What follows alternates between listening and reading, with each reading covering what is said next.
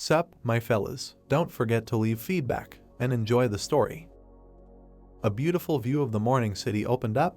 This is the kingdom of Jerira. In the stroller lay a little boy who raised his hands. This is Lazier, the only heir to the throne. A large number of people gathered in the huge hall. The king was sitting on the throne, and the queen was sitting next to him with a child in her arms, and the story told that on the birthday of the heir, a famous musician was invited to the royal palace. Looking at the boy named Lazier, he called the birth of a boy by the second coming of the holy angel and sang songs. The crowd suddenly began to clap, and the plot added that everyone, the servants, beamed with happiness and instantly fell in love with the child. The huge castle was decorated with ribbons and festive fireworks, and the plot added that the child had all the qualities necessary for a prince, ideal appearance and origin. The child laughed loudly, opened his mouth wide, and the story noted that, however, they still did not know how deeply they were mistaken. It did not take them very long to realize the scale of the impending catastrophe. The dark-haired guy suddenly received a powerful blow to his body with a sword and screamed loudly. He began to fall sharply and splashed a huge amount of blood directly onto the floor. The grown-up Lazier sat on a chair and looked boredly at the corpse, and the knight next to him began to slowly put away his sword.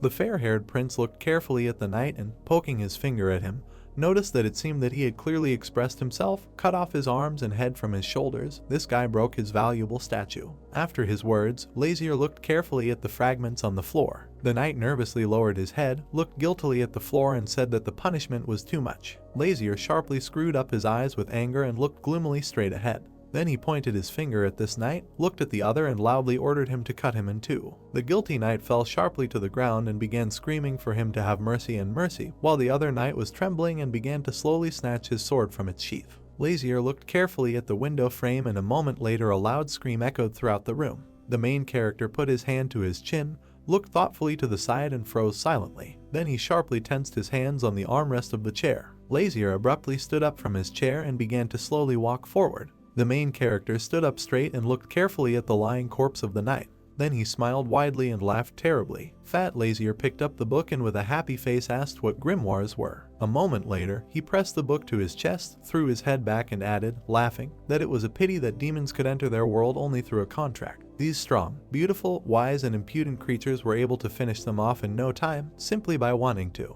The main character carefully examined the red book, and a voice behind him asked what it was. Halter looked carefully at the main character from under the hood and asked that his gift was not to his liking or did not inspire confidence in him. Lazier sharply turned his malicious face, looked at him carefully and replied that if it were so, he would have already gone to his forefathers. The main character looked down at the guy in the cloak and asked what he was saying. The book needs to be opened when he is left alone, and he lowered his head and replied that everything is right. When mixing extraneous energies it will be difficult to call.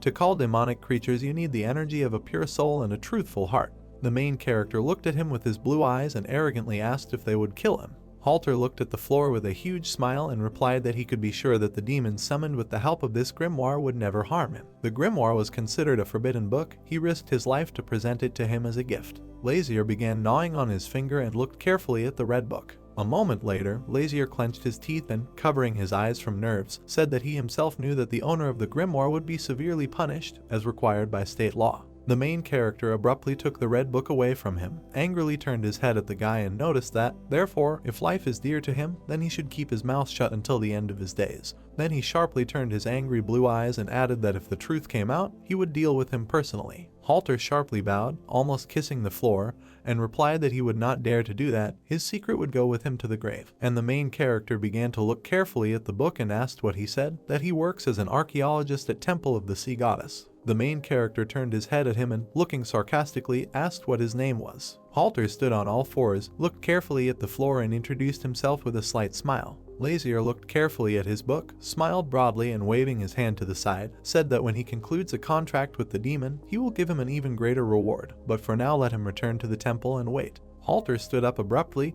put his hand on his chest and leaned away. The archaeologist began to quickly leave the room and gloomily lowered his head. Then he smiled sarcastically. The main character stood opposite the window, looked carefully at the book and thought that he would enter into an agreement with demonic creatures and take possession of a powerful force. After such thoughts, the main character opened his eyes wide and looked straight, gritting his teeth. Then he abruptly put the book in front of him right out the window and added in his head that with his own hands he would write the events of an unprecedented war into history. Lazier abruptly put the book aside, spread his arms to the side and laughed loudly. A glass of red liquid suddenly fell in the room. The main character began to turn his head thoughtfully. A frightened maid stood in the middle of the room with a tray. Lazier looked at her gloomily and asked creepily that she had heard everything. The girl suddenly fell to the floor, twisted herself and shouted that she had committed a mortal sin and was asking for mercy. The main character came closer to her, hovered over her and noticed that this was a mortal sin. The maid pressed her head to the floor and began to sob. Lazier began to quickly snatch the glowing sword, shouting that he was about to die. A moment later, blood spattered across the room. Blood slowly flowed down the sword, covered with golden runes. The maid lay dead in a pool of blood in the middle of the hall. The main character abruptly threw the sheath to the floor. Lazier began to wipe the blood on his white jacket and, looking menacingly at his hand, shouted that getting dirty with blood was an abomination. The main character abruptly looked away and hunched over. Then, with all their might, they began to kick the body of the dead maid and shout how she dared to poke her nose in here at such an important moment. Lazier turned sharply back and began to walk confidently. He threw the sword on the floor and continued walking, noting that it would be better to engage in summoning. The main character abruptly opened the grimoire and stared at it carefully. Lazier looked at the empty book and did not understand what was happening. The main character began to quickly flip through all the pages and shouted why it was empty inside. Lazier abruptly grabbed the book with both hands, raised his angry head and shouted that the guy was mocking him. After his words, purple smoke began to come from the book. Dark energy began to attract the protagonist's bloody hand. Lazier jumped sharply, out of fear, to the side and watched in horror as the sheets turned on their own. The grimoire began to climb up and slowly turn the pages. The main character followed the book with horror. Lazier fell to the floor and watched carefully as the grimoire began to glow and create a small hurricane beneath it. The main character opened his mouth wide and looked at her in surprise. A moment later, Lazier extended his hand in front of him.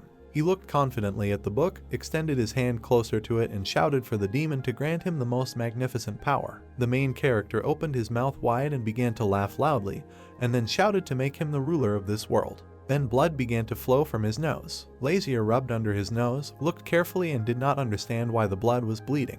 The main character suddenly became ill and staggered. The protagonist put his hands to his mouth and nose and began to bleed. The main character suddenly fell to his knees, covered in blood, and shouted why this was happening.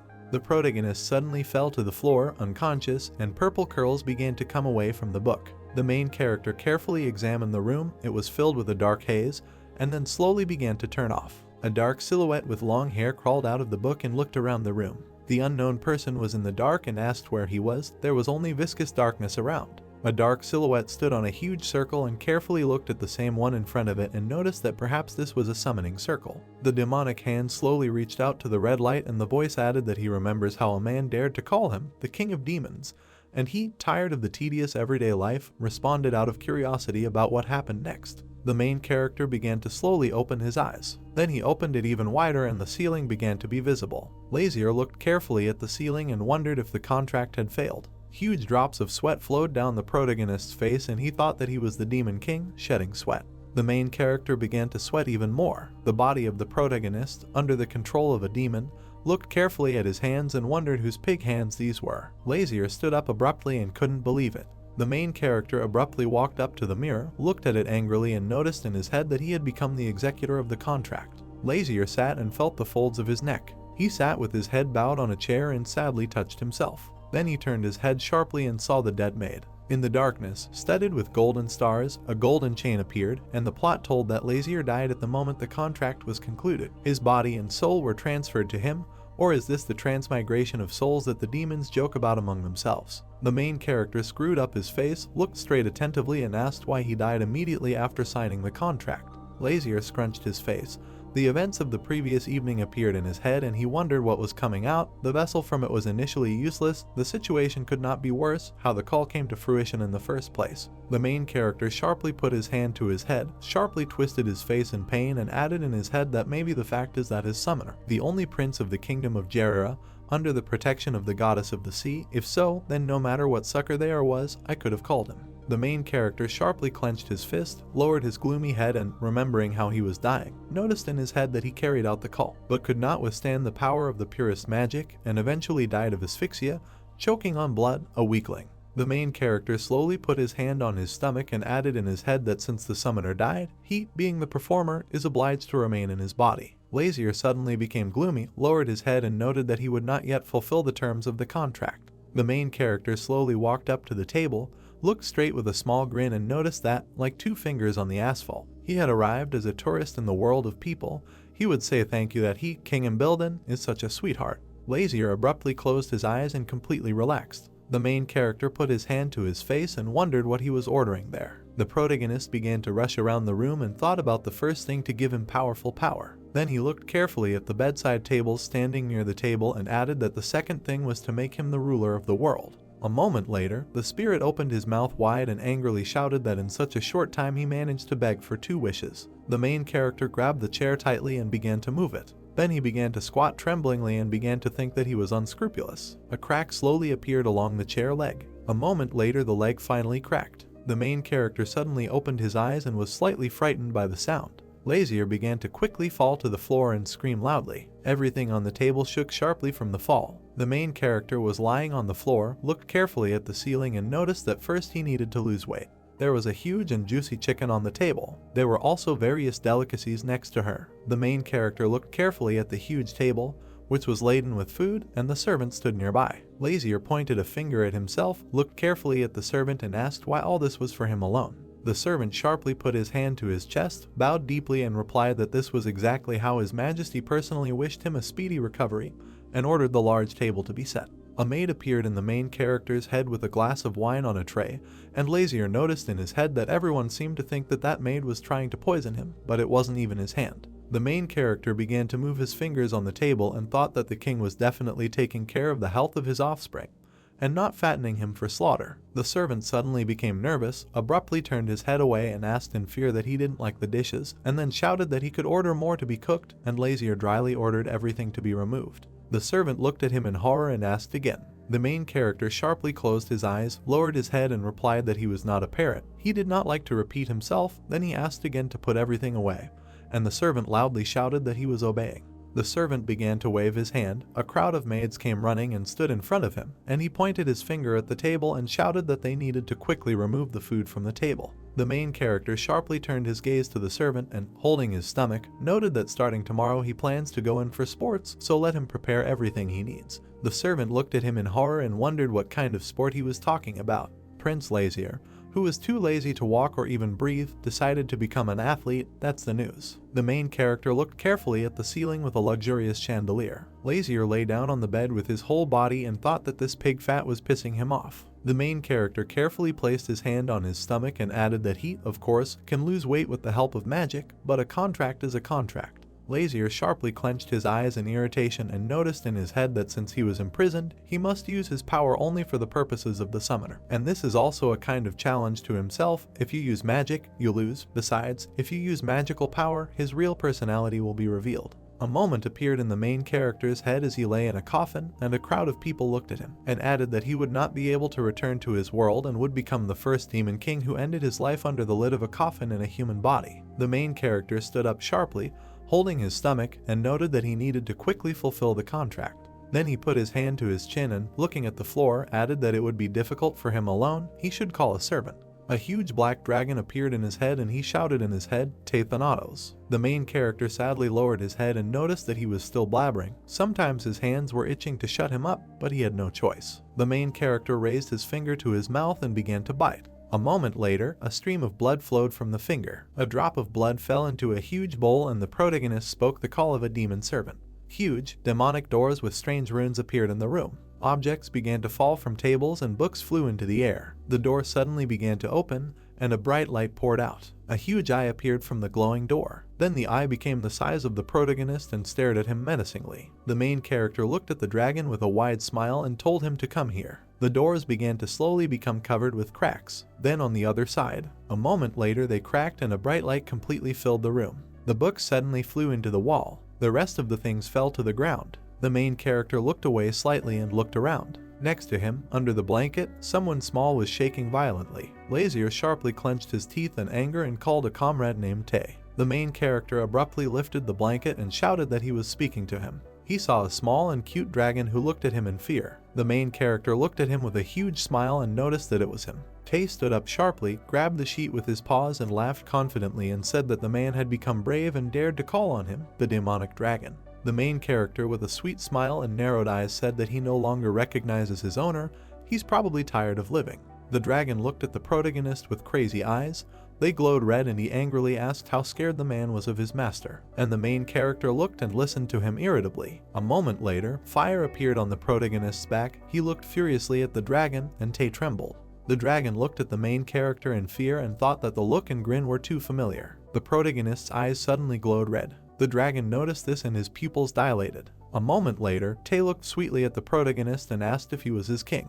The main character dissatisfiedly extended his hand, closed his eyes and replied that it was he who called him. The dragon began to cry heavily, bursting into tears, and shouted that he was alive. He could at least imagine how much nerve he had spent looking for him. After these words, the dragon sharply flew towards the main character. He began to fly around the main character's head. Love reigned around him, and asked him what he was comfortable in this body, what happened in general, how was his health. No one bothered if he missed him, and the main character lowered his eyes and calmly listened to him, and then Tae shouted that he, a lower being, would carry out any order. The main character clenched his teeth tightly and began to get very angry and thought that this is how he knew that calling him was a bad idea. The dragon looked carefully at the protagonist, slightly turned his body and noticed that he had become the executor of the contract. The main character looked at him carefully and asked what he knew about this, and Tae became all embarrassed and, putting his hands to his muzzle, noticed that he was the king's servant.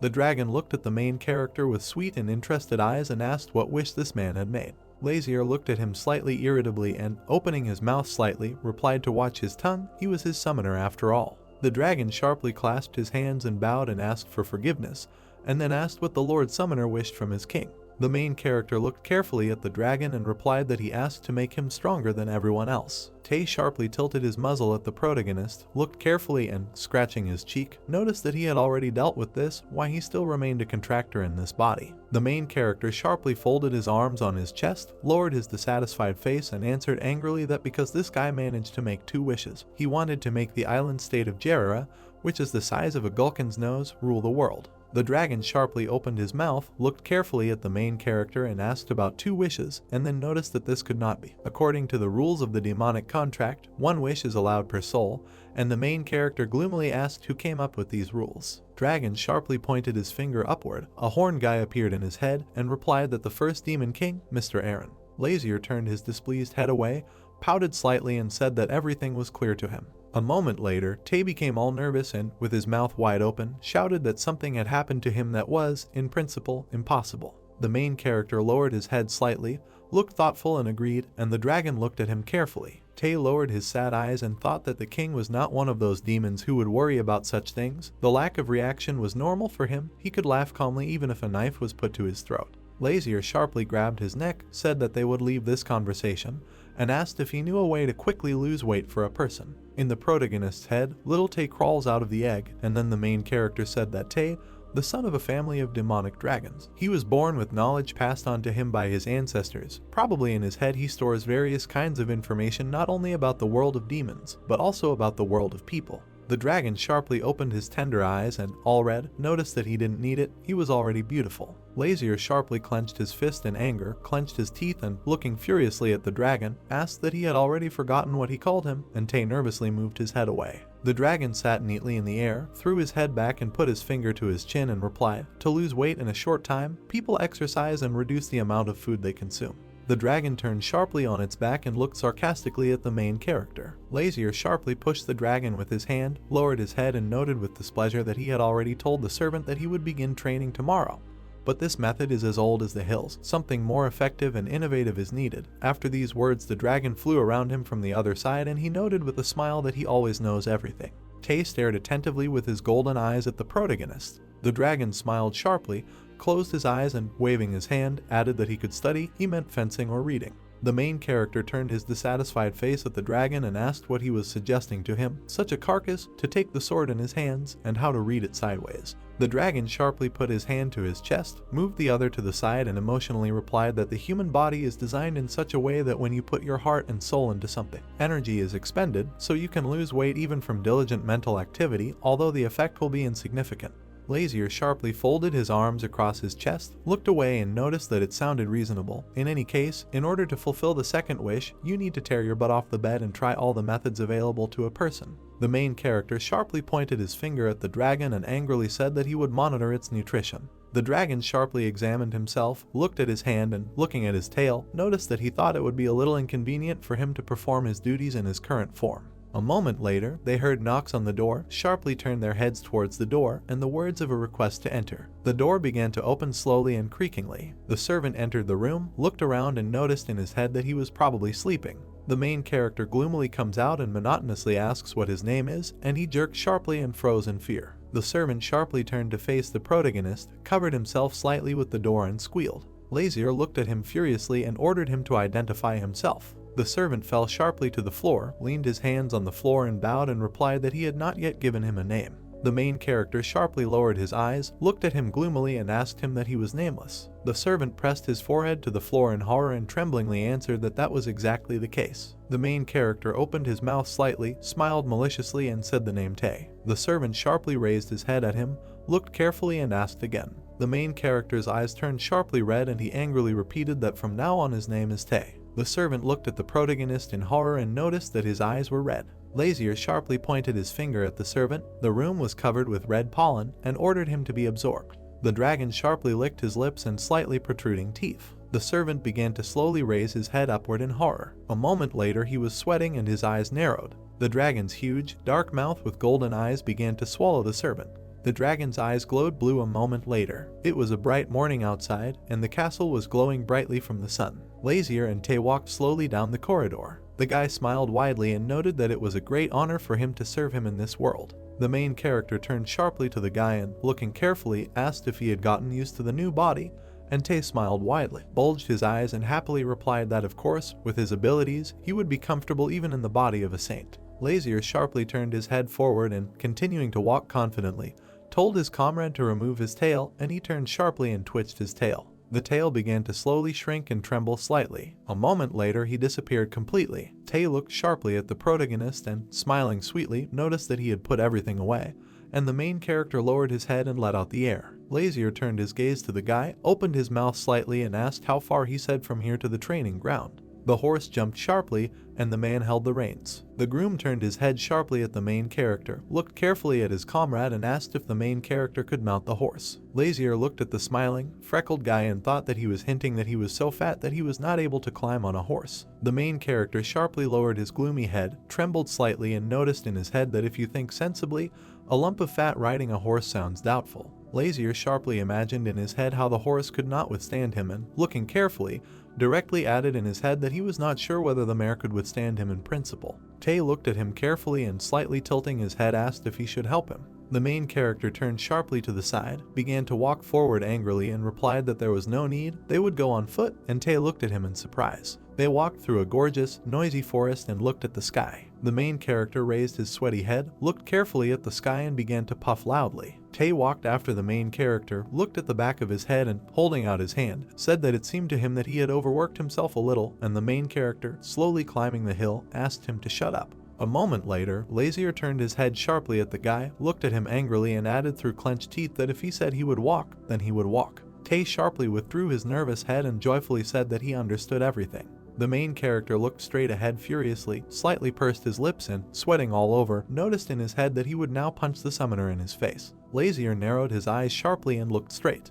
He looked carefully at the treetops. Then the whole world began to float and he wondered what was happening. The main character suddenly began to close his eyes. Then he covered it up even more. Lazier closed his eyes completely and began to stagger. Tae looked at him in horror and shouted loudly for him to wake up. The main character saw a familiar ceiling. Lazier lay in his bed, staring straight ahead in surprise. The protagonist sharply clenched his teeth, closed his eyes angrily and thought that he had been knocked out after 20 minutes of walking. I agree. This body is more suitable for a bag of manure, but the fact that everything is so terrible in terms of endurance is unexpected. Tae suddenly appeared next to the protagonist and stared at him in horror. The main character began to get up, and Tae stopped him and with pitiful eyes said that he should not get up. The royal doctor prescribed bed rest, since he had difficulty breathing and his strength was at 0. The main character sharply closed his eyes and thought about what he thought. He would take it and throw everything to hell. A moment later, the main character looked up with a malicious look, and a flame appeared behind him, and added in his head that he would reach the training ground himself,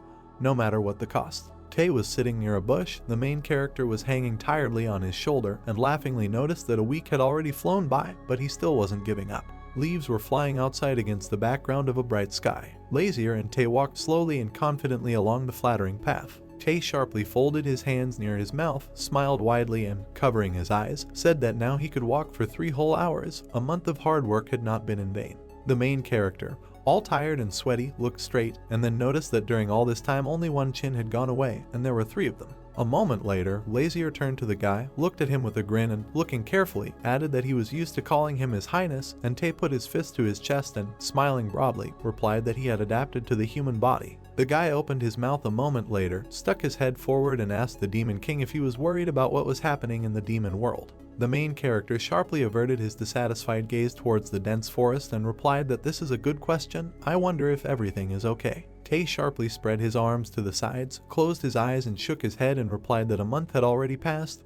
There was probably complete bedlam there. Lazier turned his head sharply, clenched his teeth in anger and, looking furiously, shouted, "Why would this happen?" Tay stopped abruptly, began to touch his cheek with his finger and looked at the prince in fear and replied that since his disappearance the situation in the world of demons had become worse than ever. This was before he called him here, and the protagonist looked at him carefully and noticed that he had passed just a month. Tay straightened up sharply, put his hand behind his back and, proudly walking forward, noted with his finger outstretched that a month was a short period, but let him not forget that in the world of demons time flows tens of times faster. The main character slightly averted his blue eyes, looked carefully to the side and asked again. The guy suddenly spread his arms wide, began to glow and, covering his eyes, replied that the dimension there is completely different. The worlds of people and demons are very far from each other, much further than the stars in the sky. The main character sharply put his hand to his chin, lowered his thoughtful gaze and said that everything was clear to him. Tay sharply put his hand in front of him, slightly twisted his face and, opening his mouth wide, added that in other words, a day in the human world is equal to 10 days or even a month in the world of demons. Lazier put his hand to his temple, lowered his head and, closing his eyes, thought that because of the contract he would be absent for a long time. Without him, of course, the world would not collapse, but what if the heavenly world began to plot something? Tay turned his head sharply with a huge smile after the protagonist called him and noticed that he needed to quickly fulfill the terms of the contract. The main character turned his head sharply over his shoulder, looked carefully at the grass and added that he needed to return back to their world after completion. The wind began to get stronger and the leaves began to fly harder. A fortress appeared with flags hanging on the walls, with the image of a shield and swords. The protagonist's hands began to tremble violently. Lazier sharply wiped his lips with his hand, rose slightly and noticed that they had finally arrived, and Tay put his hand on his shoulder and looked at him. The mustachioed man in uniform began to quickly run towards the prince, shouting. The soldier abruptly approached him, clasped his hands and, smiling broadly, noticed that he had shed so much sweat, he was still somewhat pale. Why did they walk to this outback? The man extended his hands towards the passage, looked carefully at the prince and noticed that they had been contacted in advance, so they prepared for his arrival, and the protagonist looked at him carefully. The soldier turned sharply, looked furiously at the crowd of onlookers and shouted for the prince to be escorted immediately. The main character drank water in hungry sips. Tay wiped his sweat. The soldier watched this carefully, and Lazier sat on the ground and lowered his head. The man abruptly clasped his hands, looked at the protagonist with a huge smile and asked what business he had with them. The main character looked carefully at the soldier and answered monotonously that he wanted to train his endurance. The soldier suddenly turned pale, began to sweat from nerves and asked why suddenly out of the blue. After his questions, Lazier suddenly made a furious look and began to glare at him. The next moment, the soldier bowed sharply, clasped his hands and nervously said that he understood everything, since this was his will. They would do everything, they would start preparations right away. He was very tired from the road, he needed to rest. A man in uniform climbed out in front of the protagonist, stretched out his hands in front of him and, covering his eyes with a huge smile, added that it must have been difficult for him.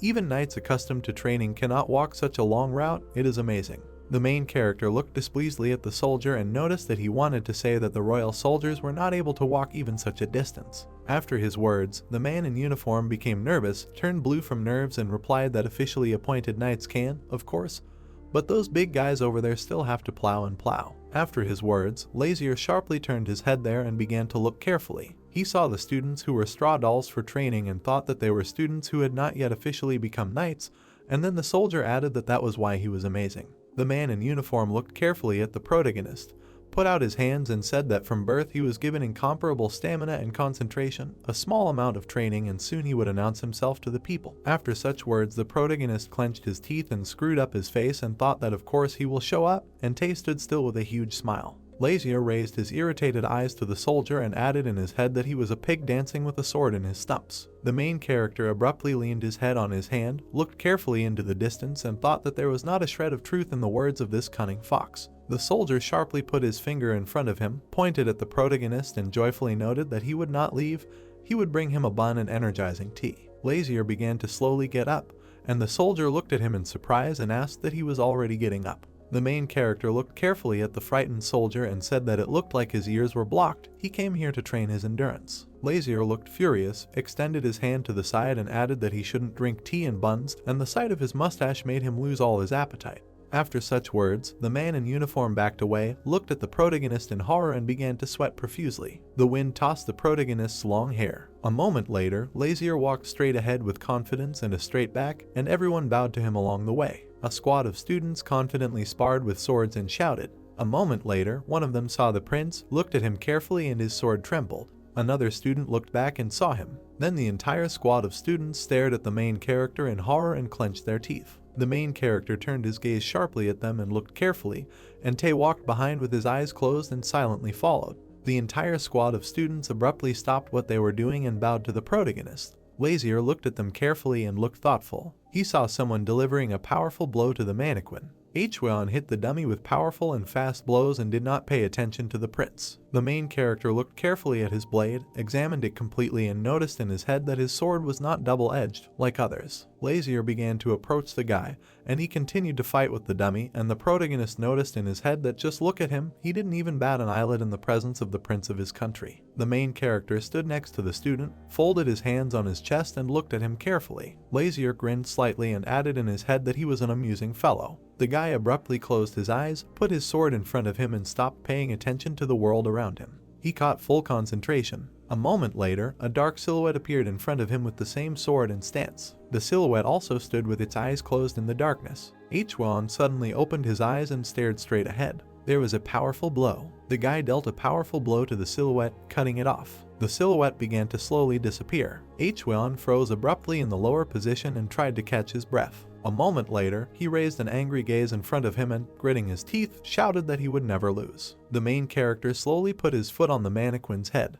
Then he turned it and broke it. Lazier turned his red eyes to the guy, looked at him carefully, and noticed that, as he said, victory was his. The protagonist's eyes glowed unnaturally red. Hwon noticed this and moved his eyes slightly. The prince's eyes slowly began to turn blue. The main character looked at him with a small smile and congratulated him. Hwon looked at him carefully, tilted his head slightly, and thought that red had just flashed in his blue eyes. A moment later, the guy opened his eyes wide and tensed. Then he abruptly put his hand to his chest and bowed deeply. A man in uniform ran up sharply, looked at the guy and told him to kneel, and then turned to the prince and asked him to forgive this guy. He is a commoner and does not know the rules of decency. The main character gritted his teeth, turned his head to the soldier, and asked what a commoner was doing with him in the same space, and then noted that, as far as he knew, this training ground was intended for honorable persons who had received the favor of the royal family. The soldier trembled sharply, put his hands in front of him, and answered with his mouth wide open that he had won the Royal Martial Arts tournament that was held last winter. The man in uniform looked at the protagonist with fear in his eyes and tremblingly added that he was a commoner by origin, but at the moment he was an aristocrat training to become a knight.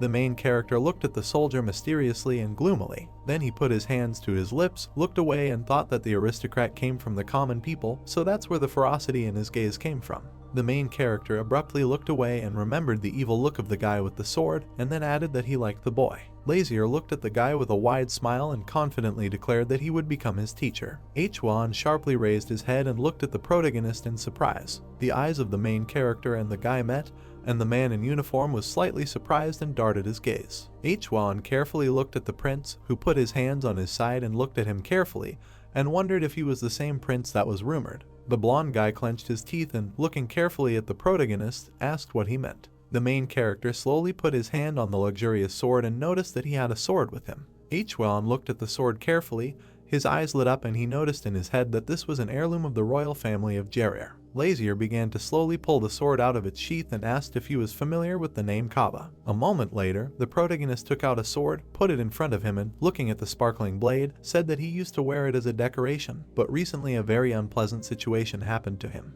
The main character began to slowly move his fingers along the golden blade and noticed that if this sword had not been next to him then, things would not have ended well, so he wants to learn how to properly wield his toy. Lazier looked carefully at his reflection in the sword and added that, however, as he could see, he had a problem. He had become too spherical. After these words, the main character quickly struck with his sword. A moment later, the tip of the blade was at the throat of the fair-haired guy. The soldier suddenly became gloomy, became all nervous, and put his hand out in front of him. The main character smiled broadly, looked carefully at the guy, and noticed that his goal would be to help him lose weight.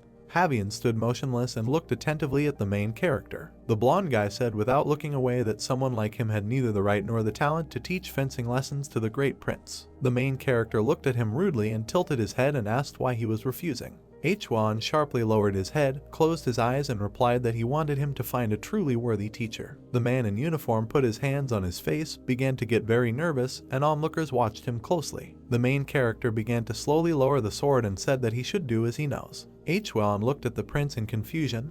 Memories of the prince's cruelty appeared in his head, and thought that the prince, who flew into a rage when something did not go according to plan, had simply given up. Lazier quickly began to sheath his sword, looked carefully at the floor near the guy, and said that he understood that he would absolutely not care if the only prince of his country died from blockage of blood vessels, swelling even more, or if someone committed an assault on him again, assassination attempt. It would be better if that maid managed to poison him, then he wouldn't have to do the dreary work. The main character sharply directed his blue gaze at the guy and asked if he was right.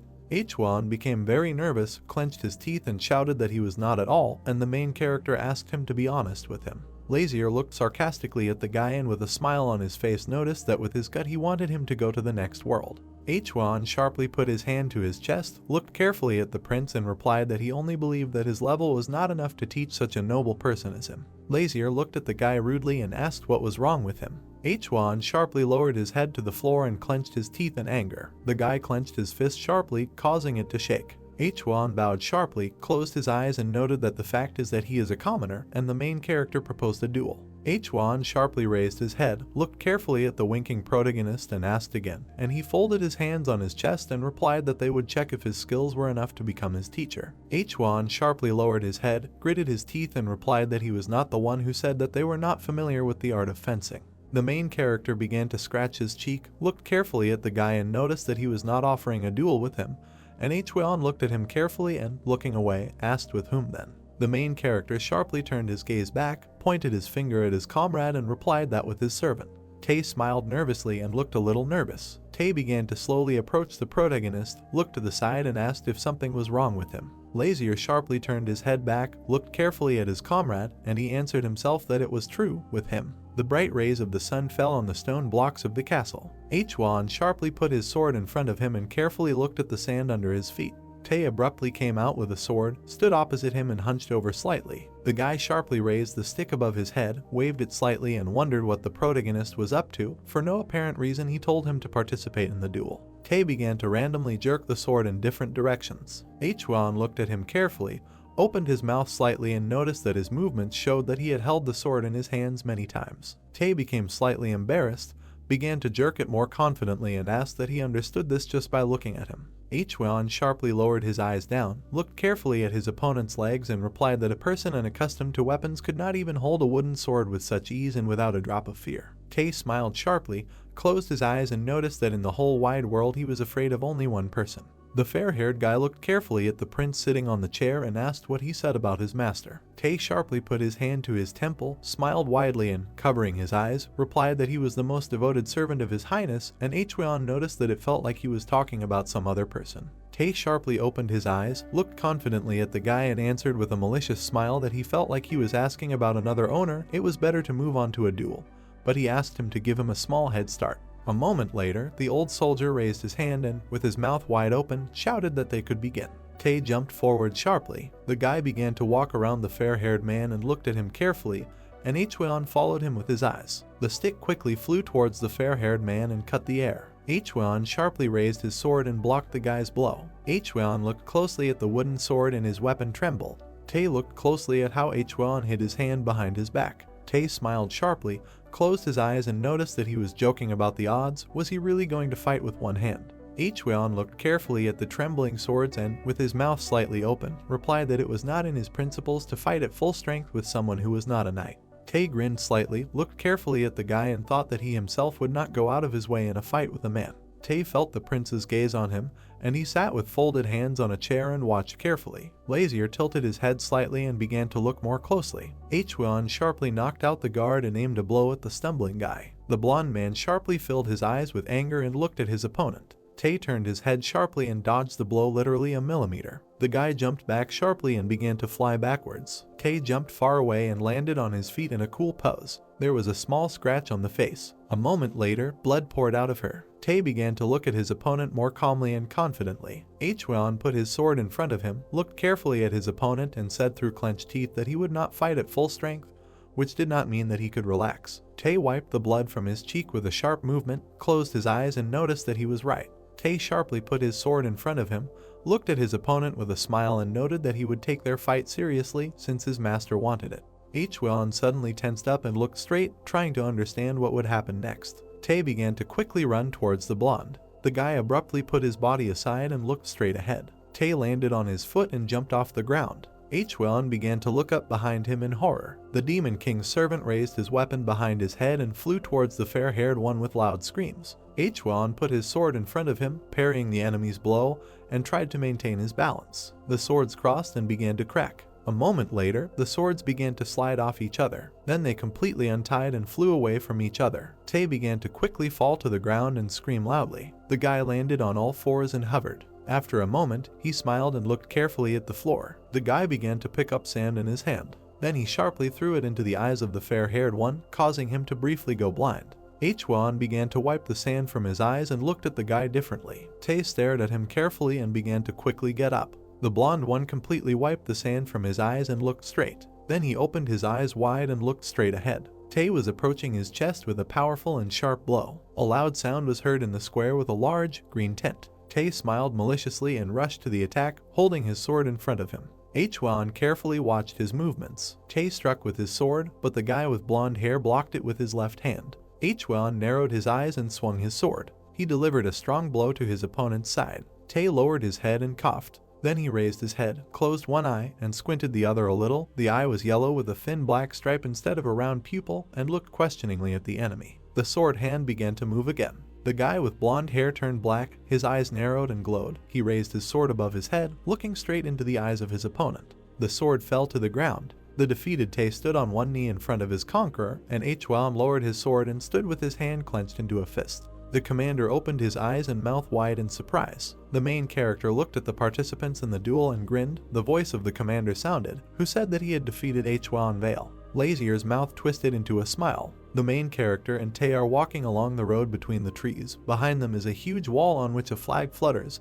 Tae raised his right hand and strokes his shoulder. The dragon in the human body grimaces in pain and holds his shoulder. Tae opened his eyes wide as Lazier told him to shut up with an angry expression on his face. The guy lowered his eyes, smiled a little and thought that the owner was probably furious that he would also have to walk to the palace. Tae ran up to the angry owner, who walked with his back bent and turned to his majesty with the words that the skills of that young man were amazing. For the first time in a long time he saw a person who handled the sword so skillfully. He remembered how Hwon parried his blow with his hand and struck a strong blow with his sword, closed his eyes, spread his arms and added that when he grabbed his sword with his bare hands, he even doubted whether he was really a man. Lazier looked at the guy with an even more angry look, pointed his finger at him and shouted that he had already told him to shut up. Steam would come out of him like a kettle, and again ordered him to shut up and go, and then called him a lizard. Tae stood scared and fidgeted with his fingers. The prince stopped. He bent over, sweat streaming from his face. Saying that he couldn't do it anymore, he fell to the ground and leaned on his hands. The frightened Tae ran up to him and asked if he was okay. Lazier looked at the guy wearily and said that he was more interested in what it was like to lose to the night student and why the guy was already glowing after the loss. Tae raised the fist of his right hand, smiled broadly and said that he had managed to force the guy to use his other hand once. The prince sat on the ground and looked at the guy, who scratched the back of his head and stuck out his tongue a little,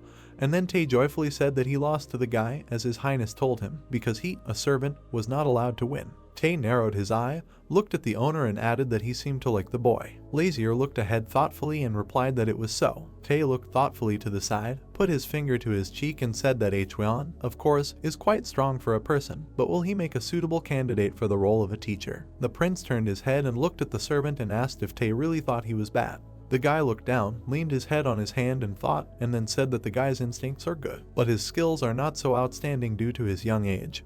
Although against the backdrop of the rags there he would be of more use, Hweon is now like an uncut gem. Tae raised his index finger up and added that the owner would have to handle the guy, which is quite tedious, and to put it differently, there is no point in using him at the moment. Lazier stood up, put his hands on his back, straightened up and expressed agreement. The prince sadly lowered his head, closed his eyes and said that if only the dog were nearby, he would not have to waste his nerves on such things. He opened his eyes and looked thoughtfully to the side. Lazier remembered his weapon and his faithful demonic dog, whose name was Ray Rabido. The prince thought that he was probably still doing an excellent job leading the demon world, as he ordered him. Lazier put his finger to his chin and thought that according to ranks in the demonic world, Ray is in 4th place, Tae is in 3rd, and Tae is in 2nd. He opened his eyes, looked forward and added that this was the sinner Lucifer. Lazier closed his eyes and said that he believed that Hweon would be quite suitable as the prince's weapon. The main character smiled slyly, looked at the servant and added that Hweon, by the way, is left-handed. Tae opened his eyes wide and looked questioningly at the owner. The servant made an astonished face, thoughts swirling in his head. Tae remembered the drag with the guy, how he fought with his right hand and held his left behind his back. Tae spewed fire from his mouth and shouted angrily that Hweon was an impudent man. But how dare he play with him? The prince in response only looked away and smiled thoughtfully. Tae continued to get angry behind the owner's back, stomping his feet, waving his arms and shouting that if he saw him again, he would kill him. Lazier looked up, light was pouring from there. He looked at the sky and said, "Sunset," when he sees such a landscape. The prince looked at the sun setting behind the forest and thought that he truly felt that he was in the human world. The sun, as if shedding blood, was breaking through the split clouds. Against the background of a sky with white clouds stands a fortress with huge walls on which flags flutter. Hweon raised his head and looked in front of him questioningly. A guy is sitting in the room, and Lazier is walking towards him with a smile on his lips. The prince looked closely at the guy, smiled and asked if he had changed his mind. Hweon turned his head and looked to the side, and then replied that even after 3 days his decision would not change. Two commanders approached the main character from behind. One wiped sweat from his forehead and, turning to his highness, said that he heard that the prince was overworked. The second commander covered his mouth with his hands and said that the prince was very thin. He was worried about him. Lazier from these words made him angry. He closed his eyes and clenched his teeth. The prince, without turning his head, asked the commander from which side he looks thinner. The man in the blue uniform made a surprised expression on his face and asked again, "What?" In response he heard that he had said that the prince had lost weight. Lazier patted himself on the stomach and asked, "Where did this barrel decrease in volume?" The commander looked at the prince with horror, opened his mouth and eyes wide and did not know what to answer. Lazier loomed over him. His eyes became red, his teeth were clenched, his hair was flying, and he shouted why he was silent, that he had asked a question, and asked again where he had lost weight. Sweat was running down the commander's face. He looked at the owner, raised his hand and said, "The chin, and also the fingers and earlobes became thinner." The main character again looked at him angrily, twisted his mouth and asked, "What?" The man in the uniform cringed, looked at the prince, pointed his index finger down and said that if he looked closely, there too. Lazier lowered his eyes, twisted his mouth with anger and asked, "There." He saw his stomach and groin. The commander grabbed his head, opened his mouth and quickly replied that no, the prince had misunderstood. A fire flared up behind the protagonist. He clenched his fist, lowered his head and ordered the commander to disappear. The man walked towards the exit, turned around and looked questioningly at the prince. Lazier looked at him with fury in his eyes. And then there was an angry cry from the prince that even the walls shook. He shouted for the commander to close his mouth and get out of sight. Hweon and Lazier looked after the fleeing commander, who raised his hands and ran away. The prince looked at the door and asked the guy if he saw how this man humiliated him. Hweon lowered his eyes and said yes. Lazier grabbed his fat belly, looked at the guy and told him to become his teacher, help him lose fat quickly. Hweon stood up, looked at the prince and asked, this was originally his goal, and Lazier replied that in his free time he would like to twirl a sword. The guy lowered his eyes and said that he would have said so right away. The prince sat down on a chair, raised his hand up, looked at the guy and asked that he suggested not to talk nonsense about the teacher so that he would tell everything as it is. Hweon replied that he did not quite put it that way. Lazier tilted his head, looked down and addressed the guy that he was a descendant of the royal family. He always needed some kind of excuse. The blonde guy looked at him questioningly and asked again, an excuse. The prince imagined how he was standing on a high staircase against the backdrop of the night city. An ornament with wings was burning in the sky, and below there was a crowd of people who were stretching out their hands to him. He began to explain that all eyes and ears were focused on the one who stood at the top, that he is the prince of this country. There is no one who could prevent him, a high-ranking official, from doing anything. But despite this, there is one thing that is beyond his control. The prince sadly closed his eyes and bowed his head, and then added that there was no one who followed him out of his own convictions. Hwan looked down thoughtfully, and then concluded that it turns out that he behaves this way towards him because of that very pretext. Lazier folded his arms across his chest, looked at the guy and said that this was partly true. The prince smiled, looked carefully and asked again whether he would become his teacher or not. Hwan thought and looked down. Tae entered the room and stood behind the owner, who was looking intently at the blonde guy and waiting for an answer. A huge gray castle with towers stood against the blue sky. There was a lot of greenery around it. The gates to the castle were open. A maid adjusts the sleeve of an expensive robe in a richly furnished room. The man is wearing expensive white clothes and a red scarf is tied around his neck, which is decorated with a large sparkling stone. Long white hair hangs to the waist. The maid continues to dress her master. She is holding a sword with a golden hilt, which is also decorated with large stones. The man stands with his back turned. Long white hair falls down his back. The maid puts on him a black cloak with a white fur collar, and he thinks that this is the result of 5 months of his labors. He holds his chin with his white gloved hand and continues to think how perfect he is. The maids bowed. Lazier, who had turned into a handsome and slender guy, raised his right hand, smiled and said that he was terribly beautiful. The maids stand near the window and bowed to the prince. Lazier proudly placed his hand on his waist. With his other hand he took his chin and thought. The prince twirled in front of the mirror and said that he was ideal. Tae suddenly approached the prince from behind, called him king and asked what he was doing. Lazier even closed his eyes in surprise. The prince's eyes were closed. He raised his hand to his mouth and asked the servant when he had arrived. Tae stood near the owner, raised his hand to his face and began to say that it was really him. Lazier turned sharply to him and shouted at him to shut up because he was interfering with his thinking. Tae extended his hands, in which lay a beautiful golden brooch decorated with stones, and said that he had brought him a decoration for his clothes. The owner angrily replied that he did not need this trinket, and ordered him to go already. Lazier turned sharply and walked towards the exit, with Tae running behind him and saying that today was an important day. The prince walked out of the room with his head down, Hwan standing outside the door. Lazier raised his head and looked at the guy. The prince turned around and walked down the corridor. Tae spread his hands behind him. Hwan bowed to the prince. Tae followed the owner. The soldier stood motionless. Hwan looked after the departing prince. Lazier, Tae and Hwan walk along the corridor near the large glass doors behind which trees grow. The prince, without turning around, asked the guy in the uniform, "Is his suit good enough? Today is a significant day for him." The guy put his hand on his chest, bowed and said that the outfit suited him quite well. Lazier turned his head to look at the guy. The prince looks at him and remembers. Hwan stands against the black sky and says that he does not plan to remain just his minion. The still fat Lazier sits on a chair, combs his hair and asks, why isn't being the prince's fencing teacher a very good position? The guy sits, sweat running down his face. He hears the prince's question about how he wants to achieve greater heights among the aristocrats. Hwan put his hand on his chest, looked down and said that he was a commoner. He remembers himself standing in the arena with a sword in his hands, and continues to say that winning the martial arts tournament allowed him to rise to his current position. But this is not what he strived for, and being the assistant to the prince is not his goal either. Hwan looked up at the prince and said that he was a man of much greater ambition. Lazier rested his head on his hand and asked how high he wanted to go. Hwan lowered his eyes again and added that to a position where he could fight the opponents while standing in the vanguard. He nervously tapped his heel on the floor. He stood up sharply, straightened up, looked seriously at the prince and said that he was up to the commander-in-chief. The slender prince grabbed his head and said that he couldn't imagine how such an ambitious young man had no interest in the current place. He was a strange shot. Hwan lowered his gaze and answered the master that he did not want to hear such things from him. Lazier turned his head and asked, "The protests have already begun," reminded him that he is his master.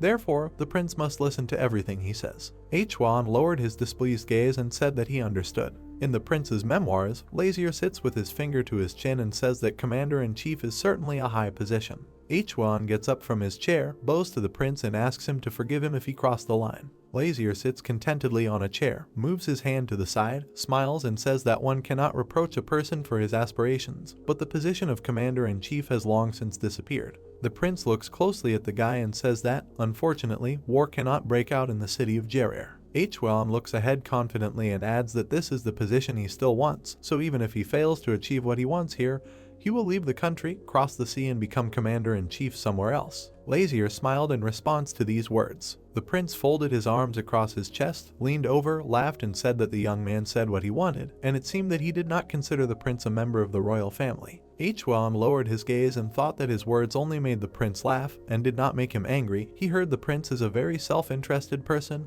It turns out that this is not entirely true. Lazier raised his head and turned to the guy with the words that he hopes that in fact escaping the country is not part of his plans, because if they fail, then without the opportunity to fulfill his dream he will have no choice but to put his head on the chopping block. The prince's eyes became red with anger. He looked at the young man and shouted, and in general, why on earth did he allow himself to be familiar with his future king, impudent face? From these words and glance, Hwan staggered back and looked at the prince in surprise. Lazier sat on a chair, with his hands on his knees, and said that if he were the same, he would have taken the guy's head off his shoulders since he was so stubborn about it. The prince stood up, scratched the back of his head and said with disappointment that, to his great regret, Hwan was perfect for him. The guy with blonde hair looked questioningly at the owner and thought, did his eyes turn red for a moment? Lazier smiled, addressed the guy formally, Sir Hwan, and asked if the guy knew what the prince wanted. Lazier approached the guy and waited for an answer. The prince looked up at the guy, placing his left hand on his shoulder. Lazier looks ahead carefully. Hwan lowered his gaze to his owner. The prince brought his face close to the guy's ear. Lazier speaks directly into the minion's ear that he wants to conquer this world. A flag flutters on a high tower, and a bell rings on it. Tay looks up with one eye, shielding her face from the light, and says that today is the perfect day for the Sea Goddess Festival. Lazier, Tay, and Hwan descended from the palace stairs. The prince asks the servant, the festival begins today. He said that it is held once a year. Tay respectfully bowed his head and replied that it is so. This is a large-scale event for the entire kingdom. It is organized in the fall during the harvest period. City market. There are vegetables and fruits on the counter. On the other side of the street there are houses. People walk along the stalls. Children run. Tay continues to explain that the festival is a kind of gratitude to the goddess of the sea, who protects their kingdom. Offerings will be brought to her for 5 whole days in the form of the year's choice harvest. At noon on the first day, the offerings would be loaded onto a huge ship and sent to her. As crates and barrels are loaded onto the ship, Tay says there is a law that a member of the royal family must board the ship first. Lazier looked thoughtfully to the side and asked, will he need to go up this year? Tay laughed and said that as far as he knows, the prince is afraid to sail on ships. He refused every time in tears and never took part in this ritual. Lazier looked forward dreamily, raised his hand to his chin and said that now he wants to meet the goddess even more. Tay looked at him, smiled joyfully and replied that he also wants to. According to rumors, she is very beautiful. They were approaching a large stone tower. Lazier asked the servant if he was interested in the goddess, to which Tay replied that he just wanted to see if the rumors about her beauty were true. Hwan walked a little behind and listened to what they were saying. The guy with blonde hair lowered his head and thought. He presented a map of an island surrounded by sea and thought about gathering troops. In the blue sky the stars are sparkling and the sign of the goddess is burning. His next thought was that he needs to get permission from the goddess of the sea that surrounds the island state of Jerir. So the festival will serve as a great chance for him. There is nothing wrong with him showing himself to the goddess with good sides. Hwan looks down and thinks that her support will only benefit him, but if it doesn't work out, then ships sail on the blue waves of the sea. He imagined the surface of the water and thought that he needed to at least gain favor so that it would allow the troops to cross the sea. Lazier, Tay, and Hwan came to the palace site. There are green trees around, and the sun is shining brightly in the blue sky. Near the palace there is a horse-drawn carriage. The young man bowed to the prince, greeted him and said that they had prepared a carriage that would take him to the sea pier. Lazier raised his hand and said that he did not need a carriage and ordered his horse, whose name was Can, to be brought. The guy straightened up, looked at the prince in fear and said that he was obeying and would carry out the order in a minute. Beautiful white mane of a horse. Lazier extends his hand to the animal's muzzle, and the horse sniffs the scent. The prince strokes the horse's muzzle and looks at it with love. The horse obediently stands. The guy looks at the meeting of the horse with the owner and thinks that this is amazing. The prince is so simple-minded, but has no love for people. Tay approached the owner from behind, handed him a neatly folded riding cloak and offered to take it. Lazier turned around and looked. A white cloak flutters in the wind. Lazier sits proudly on a horse, wearing a white cloak with a blue hood, looks to the side and gives the command, let's go. The gloomy Hwan stands behind the dragon and looks down, and Tay smiled joyfully and said, that's right. The prince's hair flutters in the wind. He looks to the side and smiles contentedly. The market stalls are full of fruit. People are walking along the street. A little boy is running and shouting to wait for him. In the kitchen, a man is cooking something in a frying pan. On the next table there is a large piece of meat, and next to him stands an angry woman with a knife and asks if everything is ready. A girl with red hair answers that yes. She goes to the exit with a basket full of food. There is a cart on which 2 guys are loading boxes and barrels. The guy, lifting the box to the cart, asked that the prince would not appear this year either. The second one answered him that this was 100%. The prince was afraid of water. The guy intercepted the box to put it on the cart, and the first one asked what about that incident that happened 10 years ago. He has a flashback to how the little prince looks into the water and watches the fish, and the guy asks what he means by the time the nanny didn't notice and the prince fell into the pond. Little Lazier disappeared into the water with only his hands and the top of his head sticking out of it. A maid runs towards him with horror in her eyes. The guy stands in the cart, holds the box in his hands, turns his head and says that this is all an excuse. Many years have passed since that day. A guy runs up to them, puts his finger to his mouth and tells them to be quiet, in case someone hears them. The guy in the cart bends down to put the box down and replies that he didn't tell the truth. Everyone in the city knows about what happened. The guys turned their heads sharply and looked. One of them said that it looked like it was starting. The man unrolled the red scroll and began to read loudly.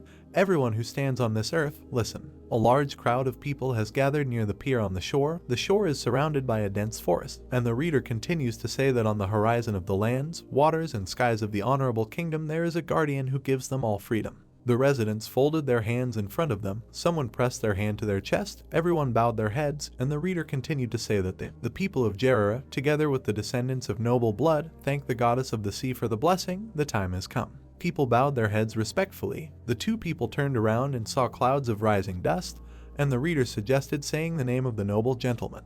A man with a red scroll in his hands continues his speech. Whoever steps on the ship and begins the ritual of offering to protect the honor of our kingdom. He sharply raises his head and looks forward in surprise. From there a cry is heard for everyone to move out of the way, otherwise he will run over. A horse in a crowd of people rears up, and Lazier holds him by the bridle and says that he is a good boy. The owner spurred his horse. A cloak fluttered in the air. Lazier stands in a cloak, a hood on his head. Knights surrounded him, putting swords at him. One of the guards looked at him and asked who he was to interfere with the sacred rite.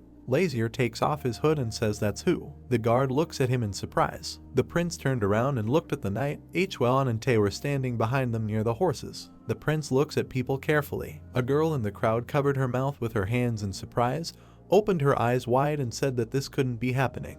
The hunched old man raised his head and said in surprise that the prince's face was exactly like His Majesty in his younger years. Lazier took off his cloak and handed it to the servant. Hwon stood slightly behind the owner and looked at the crowd, from which came the words that wasn't Prince Lazier a fat man, but this gentleman also had white hair, which is a symbol of the royal family, bestowed by the goddess. Is it really His Majesty was hiding another child? The queen sat on the throne, covered her mouth with her hand in surprise, and the crowd continued to whisper that even the queen turned pale with fright. The three women whispered among themselves, saying that he was a bastard, a second child, a poor queen. How could this be? The queen closed her eyes. Tears rolled down her cheek. She covered her mouth with her hand and thought that Lazier asked not to look for him before the festival. She couldn't believe that their boy had lost so much weight. She ran up to the king, buried her face in his chest and said that if she had known that this would happen, she would come to the prince every day and look after him, even if he was against it. The father looked at his son and ordered him to go. Lazier turned around and went. The prince's hair fluttered in the wind as he walked along the guards. Lazier walks thoughtfully, clenching his hands into fists. The king turned to the assistant and ordered him to continue reading. The reader obediently continued. He unfolded the scroll and began to read, offering to pronounce the name of the noble gentleman who would step onto the ship and begin the ritual of offering to the goddess of the sea, who defended the honor of their kingdom. The prince, Tae, and Hwon walk along the bridge leading to the ship and hear the name, Lazier Lu Jera Rodbol. The crowd began to whisper again. The women pointed their fingers in surprise and said that Mr. Prince Lazier, the fat prince lost weight, couldn't believe his eyes. The queen stood up, confidently spread her arms to the sides, blocking their path, and turned to His Majesty so that he would come to his senses. She looked at the thoughtful king and asked to look at her son. How could this happen to him in an instant? Lazier lowered his sad gaze and listened to the words of his mother, who begged His Majesty to cancel the order. The king looked at the queen and confidently said that the speech to the goddess of the sea had already been made. They could not change anything. Prince Lazier would lead the offering ceremony. The king spread his hands and turned to his subjects with the words to rejoice and beat the drums, adding that the day has come when the prince will first open the festival of the goddess of the sea. People in the crowd cheered, raising their hands in the air. The musicians played guitar and harmonica. The guy beat the drum and the people danced. Lazier approached the king from behind and looked at him. I lowered it a little and thought that they were all comedians. The prince turned around, looked again at his father, who was comforting his crying mother, thought that they were a bunch of clueless idiots, and walked away. The sound of a bugle sounded. A large ship is standing at the pier. People are boarding it. The ship quickly sailed forward. Seahorses were tied to the ship with white sails and pulled it. Tae looked at the seahorses and addressed His Highness the Prince. He pointed to the brown horse and asked if the prince thought the brown horse looked like a dog named Ray. The prince looked thoughtfully to the side and replied that he was not at all similar. Ray was much nicer. Lazier remembered the dog's angry face with burning eyes and thought that, unlike a dragon in a human body, Ray does not create problems in the demonic world and keeps an excellent eye on everything. Tay looked at the owner with big eyes, put his fists to his cheeks, smiled and asked the prince that he was nicer than the dog. There was a menacing answer from the prince, who asked to protect him from pretense, that it gave him goosebumps. Tay grabbed his head, tears flowed down his cheeks and he said that the owner only hates him. Lazier leaned his elbows on the side of the ship, looking forward at the endless blue sea, over which seagulls circled. The prince looked dreamily into the sky. Hwan approached him and addressed his highness with the words that he should not stand too close to the edge. It was dangerous, the waves in the sea were fierce, but the prince did not budge. Hwan asked who Ray was that they were talking about. The prince turned his head a little and looked questioningly. Tay and Lazier smiled sweetly, and the prince began to explain that this was his dog. He had raised him since he was still a puppy. The guy in the uniform asked, "What?" Lazier tiredly turned his head and formally addressed the guy. Sir Hwan asked how long it would take to reach his destination. The guy straightened up and answered that he thought at the current speed they would arrive when the moon rose. The goal was closer than they expected. Lazier leaned his elbows on the side of the ship, rested his head on his hand and sadly looked at the water. His two assistants stood behind him. Hwan added that they were sailing to the guardian goddess of the kingdom. The prince dreamily raised his head up and began to think whether the goddess of the sea could actually be a goddess. He wanted to meet her as soon as possible, curious to see her true face. The ship floats on the water, a lot of fish swim in the water column, and a shining creature lies on the dark seabed. The legs of this creature are chained with golden chains. It gets angry and tries to get rid of the shackles. The creature's eyes glow red with anger. The creature rushes along the bottom, gets angry and thinks that it was Prince Lazier who did this to her. She will never forgive him. The ship was sailing on the sea. The area was illuminated by a burning torch. People put candles and lanterns. The main character was standing on the ship. Lazier reported that they had arrived at the sacred territory and asked everyone to send their clothes and kneel. The main character turned around. His gaze fell on several people in cloaks. Hwan covered his mouth with his hand and began to whisper that this was a priest of the temple of the sea goddess. Frowning, Lazier asked about the Reaper in his thoughts. Examining the girl's face, the main character noted that this was not so and that person had a different face. Lazier imagined himself extending his hand. The main character emphasized that he was thinking about who gave the grimoire to Prince Lazier. He imagined dark energy emanating from the book. Lazier noted that this provoked his call. The main character asked who he really is. He watched the mysterious man in the dark cape. The main character wondered if his goal was only to transfer demonic power to the prince. Tay talked to people. Lazier said that he asked Tay to find that Reaper, but everything was unsuccessful. Putting his hand to his chin, the protagonist wondered if there was any other way to find him other than combing every temple in the country. Looking down, Lazier called out to Tay. Tay bowed his head and responded. Looking at him, the main character asked if he remembered their conversation. He ordered Tay to resume the search when they returned. A girl in a blue cloak was kneeling in front of Lazier. She stated that in order to summon the sleeping goddess of the sea, the blood of a member of the royal family was needed. Sitting on her knees, she asked to be allowed the noble bloody tongue. Standing in front of her, the main character replied that he allowed this. Lazier began to draw his sword from its sheath. There was a smile on his face. He pressed the blade to his palm. The main character looked at his sword. He cut his palm. Clenching his hand into a fist, Lazier said he had gone too far. Stunned people looked at him and said that a couple of drops from a finger would be enough. The main character extended his hand to the sea.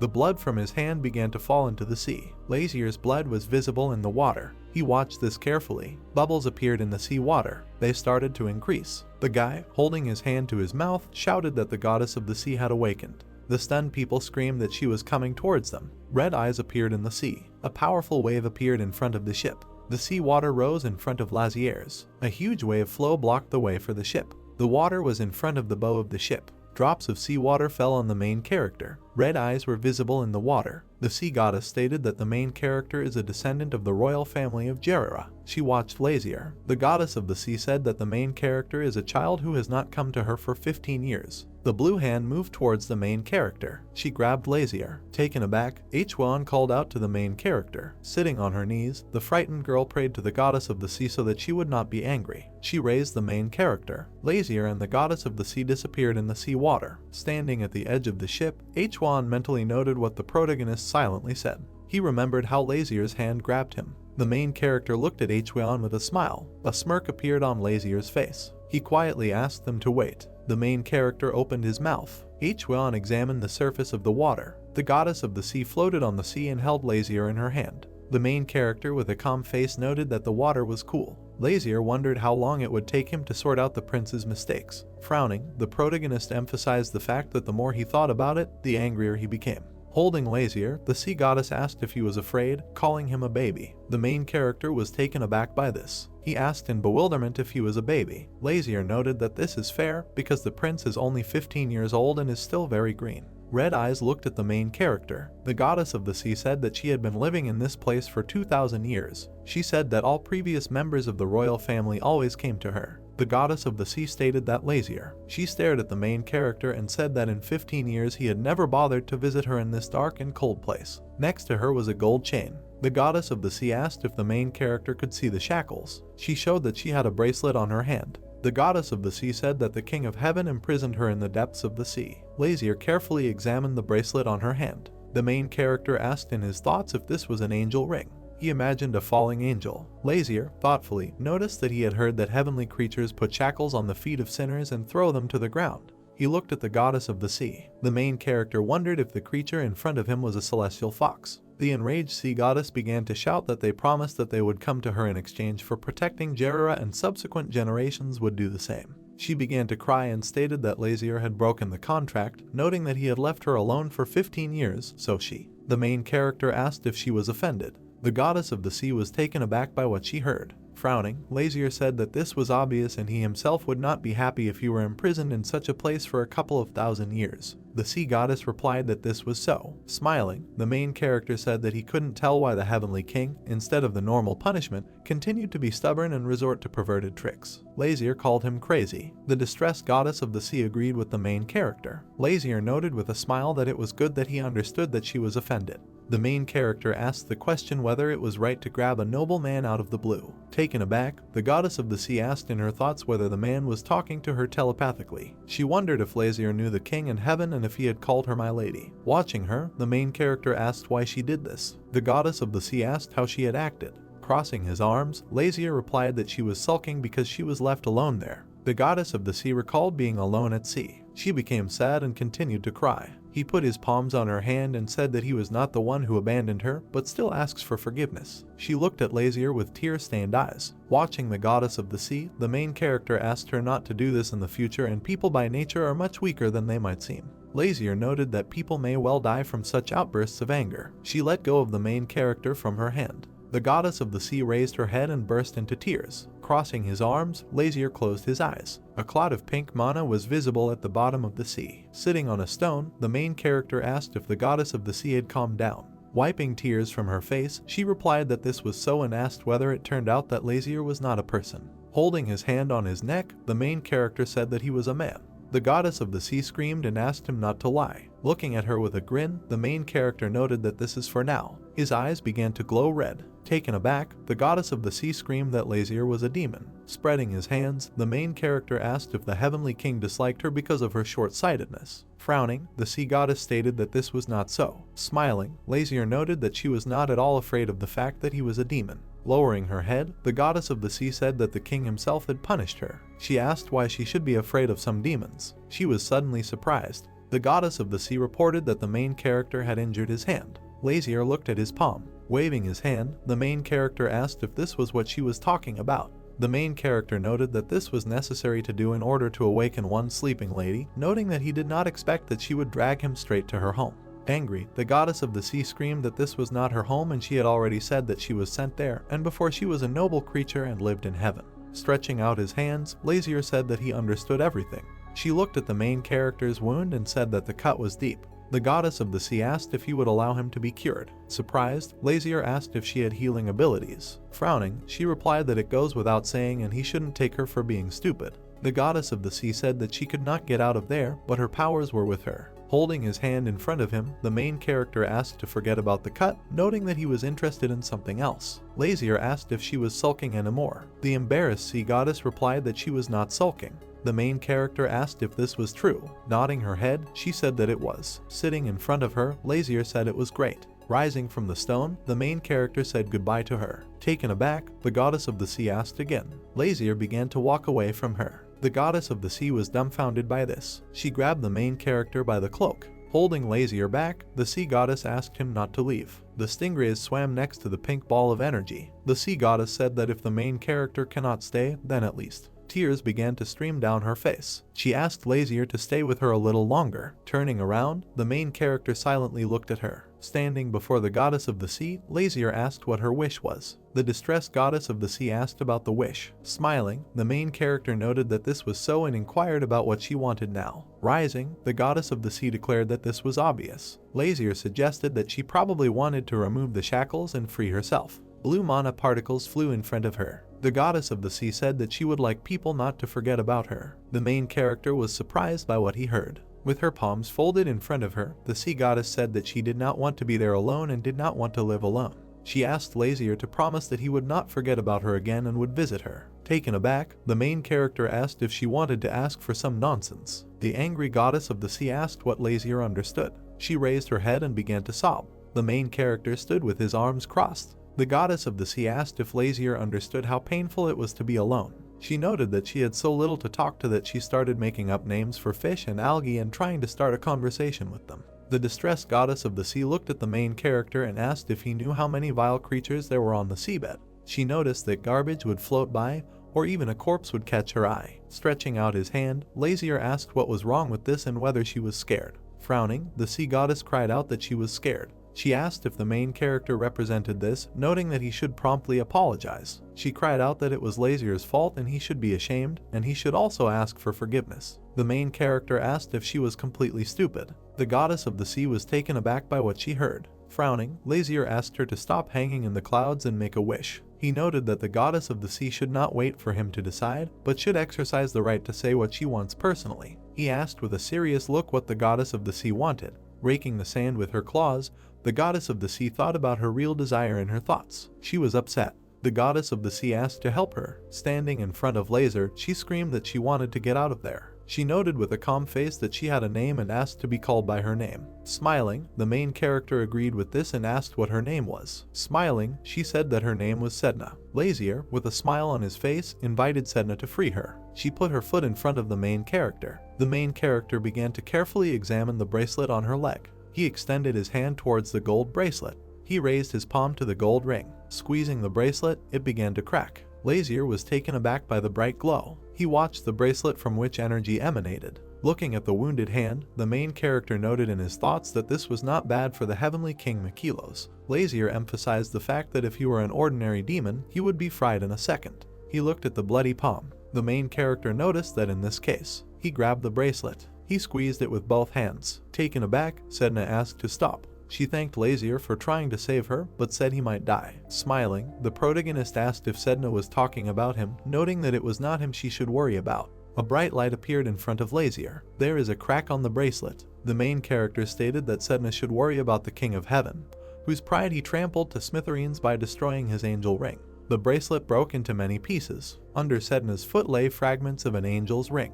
There was a smile on Lazier's face. The main character noted in his thoughts that the fact that he, a demon, managed to destroy the angel's ring proves that Machilos is weaker than him. Taken aback, Sedna asked if she was free. She began to run around looking happy and shouting that there would be no more annoying shackles. Smiling, Sedna called out to Lazier and said that he was just something. She looked at him carefully. Sedna turned to him. He stood there looking dumbfounded. The main character fell to the ground. Sedna began to call him loudly. Lazier frowned. He opened his eyes slightly. The main character noticed in his thoughts that the human body could not withstand his magic. The pink sphere shattered. Sedna swam across the sea at lightning speed. She noted in her mind that she was begging. Lazier was unconscious. The sunlight illuminated her face. A white aura enveloped Sedna's body. She was heading towards land. Sedna asked that Lazier not die. Powerful lightning flashed in the air. The ship sailed through the storm. Looking at the water, Hwan noted in his mind that His Highness said to wait. He wondered what was going on down there. A powerful stream of water appeared in front of the ship.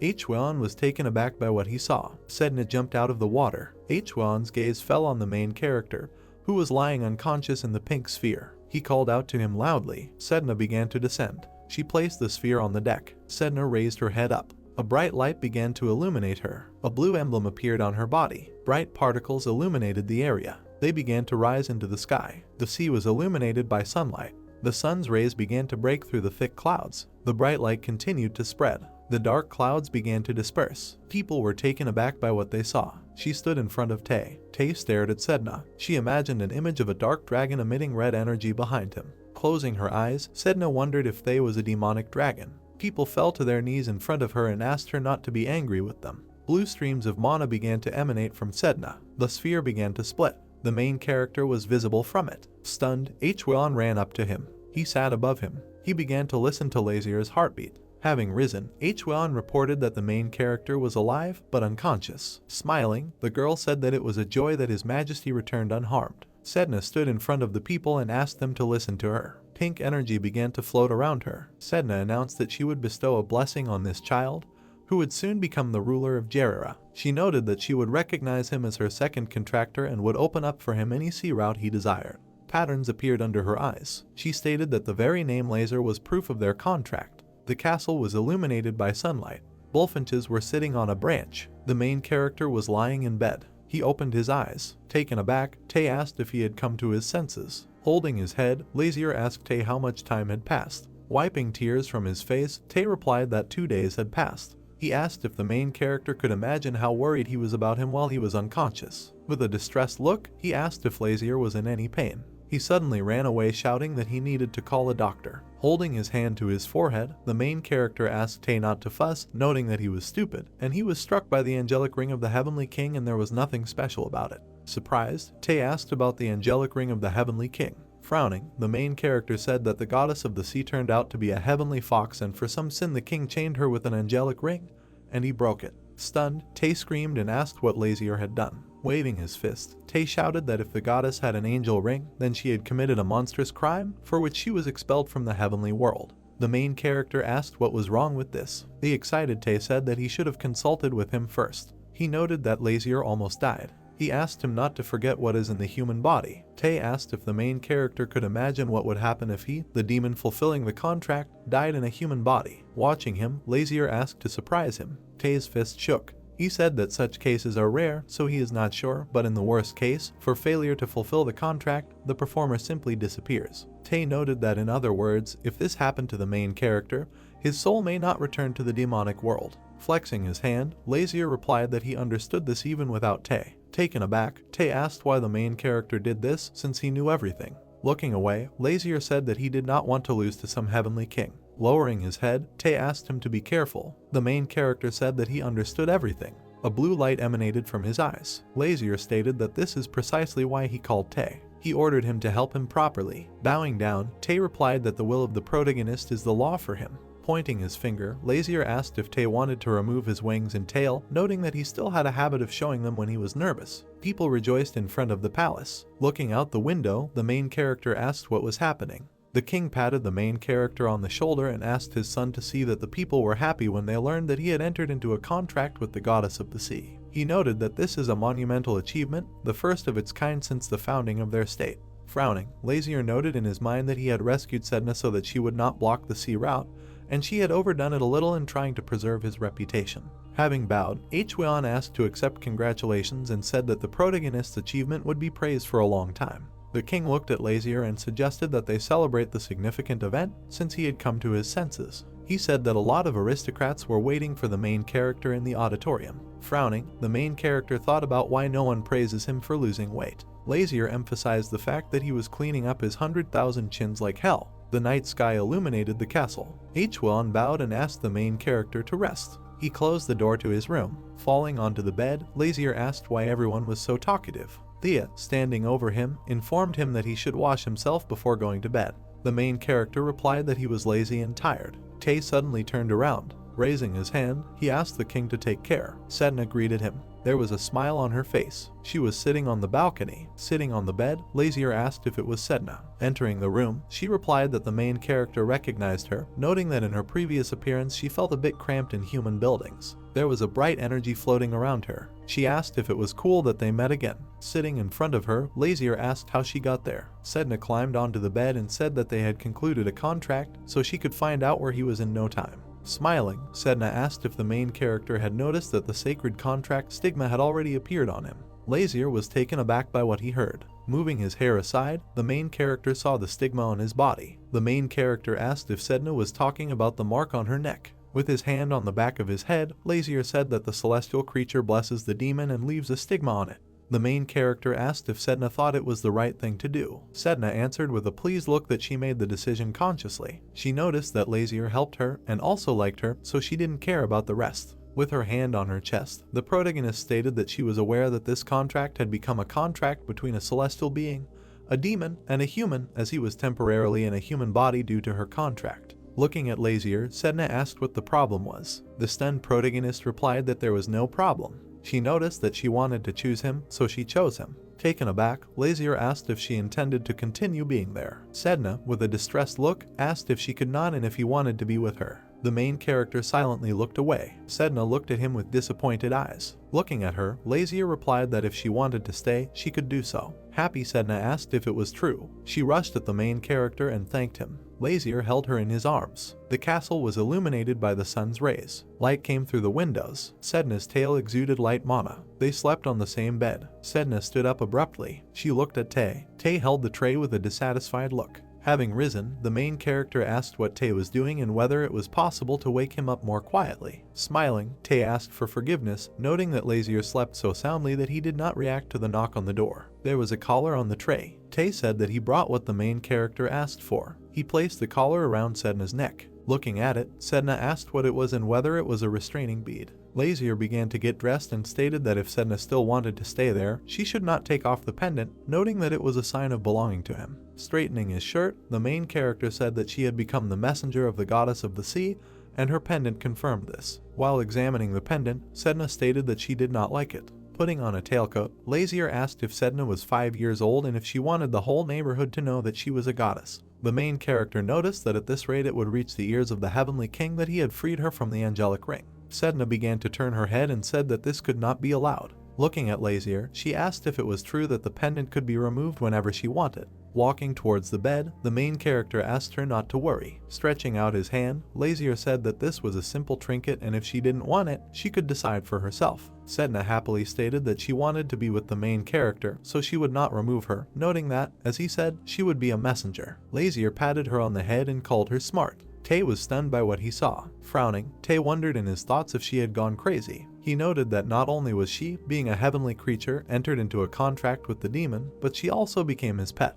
An enraged Tay watched as Lazier patted Sedna's head. Looking away, the main character wondered if everything was fine in the demonic world. Lazier noted that Ray is there, but he is still worried. The main character emphasized the fact that the demonic world is now doing without its king. Sedna walked across the white floor. The girls watched as Sedna walked next to Lazier. The surprised girl said that there was some kind of fox next to the prince. She was asked to be careful with her words, noting that this was not just a fox, but a messenger of the goddess of the sea, Lady Sedna. The embarrassed girl said that the fox is proof of the goddess's affection for the prince and Mrs. Sedna's white fur coat matches the prince's hair color, noting that they look great together. Sedna heard this. Clutching Lazier's leg, she declared that she loved him more than anyone in the world. The main character calmly asked if she loved him. Frowning, Sedna asked what was wrong and said that she liked Lazier very much. Walking along the corridor, the main character said that sympathy and love are different things. Sedna asked what the difference was. Lazier was taken aback by this question. Putting his hand to his chin,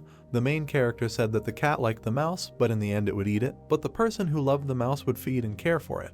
Looking at Sedna, Lazier declared that this was the whole difference between sympathy and love. Watching the main character, Sedna replied that she now understands. She noted in her thoughts that she did not want to eat him. She looked up and noted that she had given him her blessing and wanted to help in every possible way and eat different delicacies together, which means. Encouraged, Sedna declared that she truly loved her. Tay turned to Lazier. The main character turned around. Standing in front of him, Tay said that ambassadors had just arrived in Jarira and he needed to go, noting that the king was already waiting. Lazier asked with interest about the ambassadors. Looking at the main character, Sedna assumed that Tay was talking about the ambassadors of the great power of Kanas, where a new emperor had recently ascended the throne. The main character's eyes glowed blue. Lazier asked if Tay had told him that the new emperor Kanasa had taken the throne by killing all his older brothers. Stretching out his hand, Tay replied that this was so and the ambassadors had arrived to them to convey invitations to his coronation. The main character asked if this meant that he would be able to see the emperor in person. A smile appeared on Lazier's face. He said that this was already interesting. The king and queen were sitting on the throne. While reading the letter, the king asked if anyone from their family should attend the emperor's coronation. Bowing his head, the guy replied that this is so and only members of royal families have the right to attend the ceremony of the emperor's accession to the throne. Stretching out his hand, the king said that he understood everything and his son would go. The guys were taken aback by what they heard. The stunned guy turned to the king and noted that as far as they knew, he only had one son. He asked if the king had in mind the heir of Prince Lazier. Holding the letter in his hand, the king replied that it was so. The stunned envoys discussed that they had generally expected that they would be refused even before they arrived. The messenger asked if the king cherished that fool Lazier like a jewel. Holding his hand to his face, the guy noticed that they were sent there only out of politeness, and he generally believed that it wouldn't work out that way. He asked why send such a fool. The main character greeted them. Smiling, he said that he had come to accept the invitation. Turning around, the ambassadors saw Lazier sitting behind them. They were frightened by what they saw. Taken aback, the messenger said that it was the prince. Smirking, the main character asked why they were scared and the lost prince was so scary. They fell to their knees and cried out to welcome him. Lazier, looking pleased, asked if the ambassadors would like him to attend the coronation. The stunned messenger asked the main character to be generous and forgive them. He noted that they were rude and tactless. Lazier put his hand on his shoulder and said that he had heard that their state was very strong.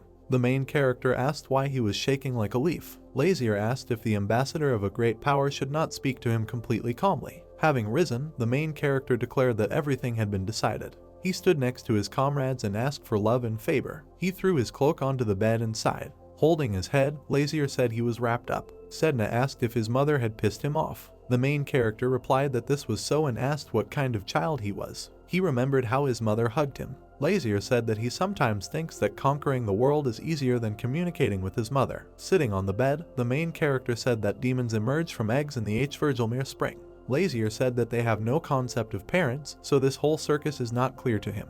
With folded hands, the main character stated that in general terms he had seen the summoner's life and realized that it sucked and he would have to clean it up. Raising his head, the main character said that he was so greedy that he wanted to subjugate the whole world, and he set sail for the next world. Looking away, Sedna said that she also did not understand the institution of family. She noticed that there were times when she and the Heavenly King got along well. She asked if family is something like that kind of relationship. Stretching out his hand, Lazier asked if she liked the Heavenly King after he threw her to the bottom of the sea for 2,000 years. Looking at the main character, Sedna replied that she couldn't stand him. Pointing his finger, Lazier asked if it was true. He asked Sedna to call the Heavenly King a fool. Sedna cried out with a serious look that the King of Heaven was a fool. The main character patted her on the head and called her smart. Tay leaned over to Lazier and asked if he could return to the demon world for a while. He noted that he was concerned about the situation there. Looking at Tay, the main character replied that such thoughts could not get out of his head either. He said that you never know who could rebel while he was gone. Lazier noted that this was, after all, a world of demons. Smiling, Tay said that if chaos engulfed him when the main character returned, he would have to deal with it. Tay noted that he meant that Lazier would have a lot of trouble. Dark mana began to hover around him. Tay stated that he is a faithful servant of the protagonist, will check how things are in their world, and return back. Lazier asked him to wait. Tay suddenly stopped. Putting his hand to his chin, the main character said that there was another way to find out what was going on there. He said that it was possible to carry out statistics on mortality and birth rates. Lazier extended his hand. He closed his eyes. The main character noted in his thoughts that he, Mbilden, was summoning the Book of the Demon King. A dark magic circle appeared under Lazier. A dark grimoire appeared in the protagonist's hand. Lazier extended his hand with the grimoire lying on it. The grimoire glowed red. The grimoire began to turn its pages, a red aura emanating from it. Sedna looked at Lazier in surprise and asked that he was a king. Lazier turned to Sedna and said that she thought she was a fool. The grimoire quickly flipped through all its pages. Magic words appeared in front of Lazier that there were no changes in the sequence of ranks, no more deviation was found in the calculation of the average number of deceased demons. Lazier closed the grimoire and said that there was nothing unusual. Tay put his hand on his chest and sighed with relief. Lazier sat down on the bed. Sedna came up to him and said that this was cool, that something like this could be checked while at a great distance. It turns out that all the entries were immediately entered into the book. Lazier picked up the grimoire and, looking at it, said that from this book you can find out everything, from the birth of demons to their death. Lazier smiled and thought that, however, among demons, the ideal contract of obedience would only work with those who swore a blood oath. Lazier continued to look at the grimoire. He thought that when the previous Demon King gave him this book, he thought that it was of no use. He even thought that it could be useful in such a situation. Suddenly Lazier looked at the grimoire in surprise and thought that he had the ability to subjugate everyone, being the master. Lazier put his hand on the grimoire and wondered if he could use it here. A bright light began to fade from the grimoire, and a blue seal appeared in its place. A second later, the grimoire in Lazier's hands dissolved. Tay, standing nearby, looked at Lazier in surprise. Lazier, with his arms outstretched, used magic, and a blue sphere appeared in his hands. And then the magic began to transform into a blue grimoire. Lazier grabbed the grimoire and looked at it. Sedna looked at him with a smile and said that there was another book similar to the first. Lazier, holding 2 grimoires in his hand, smiled and, looking at Sedna, replied that no, the first contains records about the demons he controls, and the second describes his special relationship with people. Sedna looked at Lazier in surprise and asked if there was a special relationship. Lazier, smiling and looking down, replied that since he had signed a contract with her, the first entry in the name would go to her. Sedna lit up with happiness. She smiled and asked if she was the first. Lazier replied that yes, she was the first. She began to run around Lazier, shouting for Lazier to quickly record her. A puzzled Tay stood nearby. Tay opened the blue grimoire and brought it to Sedna. Sedna raised her paw and touched the page of the grimoire, and then Sedna, removing her paw, left a red mark on the page. Tay stood up and, smiling, asked what Lazier thought the book should be called. Lazier turned around and said what to call it. Tay handed the grimoire to Lazier. Looking at it, Lazier thought that the book with the names of demons was the book of the Demon King. Lazier, frowning, thought that the book with the names of heavenly beings was the book of the Heavenly King. Suddenly Lazier raised the book above him with a smile and said that he had an idea. Looking at the book, he said that from now on it would be called Lazier's book. We are taken to a large white ship. Lazier stands on the deck with his comrades and looks ahead. A small detachment of soldiers stands below on the deck in an even formation. Lazier, frowning, looks in front of him and then asks why they followed him. Tay comes up to him and whispers that this is a knightly detachment of Sapphire, belonging to His Majesty the King. He ordered them to protect Lazier. Lazier, frowning, slaps himself in the face and then remembers the smiling queen and wonders why she was so calm. Lazier angrily turns to Hwan and asks that he can't tell them to get out of here. Hwan lowers his head and says that this will be problematic. The king himself gave them the order to be within line of sight and ensure his safety. Lazier smiled displeasedly and thought that he was hinting that it was not he who was in charge, but the king. Lazier calmly turned around and looked back. He thought that he had a principle of not keeping another owner's mongrels next to him. Lazier said that perhaps soon these dogs would show him their fangs. Hearing this, Hwan turned pale and lowered his head. Lazier took a few steps along the deck. One of the soldiers appeared in front of him. The soldier immediately fell to his knees in front of him, and Lazier said that Lazier, looking at the soldier, frowned and said that the soldier would follow all his instructions, not contradict the royal order for his protection. This is true. The soldier, bowing his head, extended his hand and replied that, of course. Lazier smiled and pulled out his blue grimoire, and then said that this is nice, then let the soldier write his name in this book and sign it.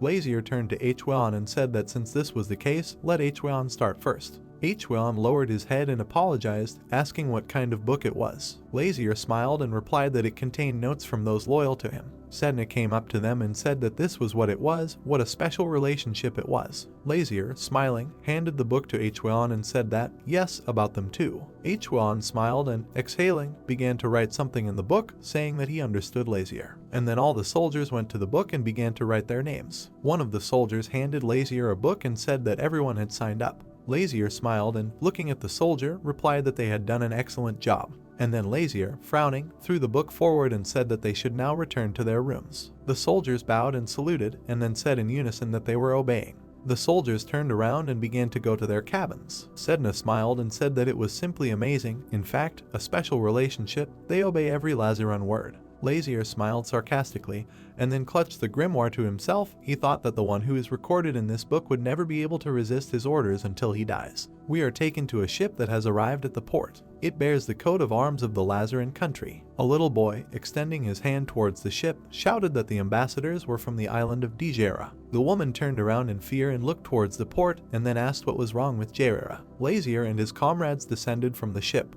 People looked at Lazier in surprise. They said that he really had white hair. They couldn't even believe that such a beautiful color existed in the world. Lazier and his comrades walked past surprised people.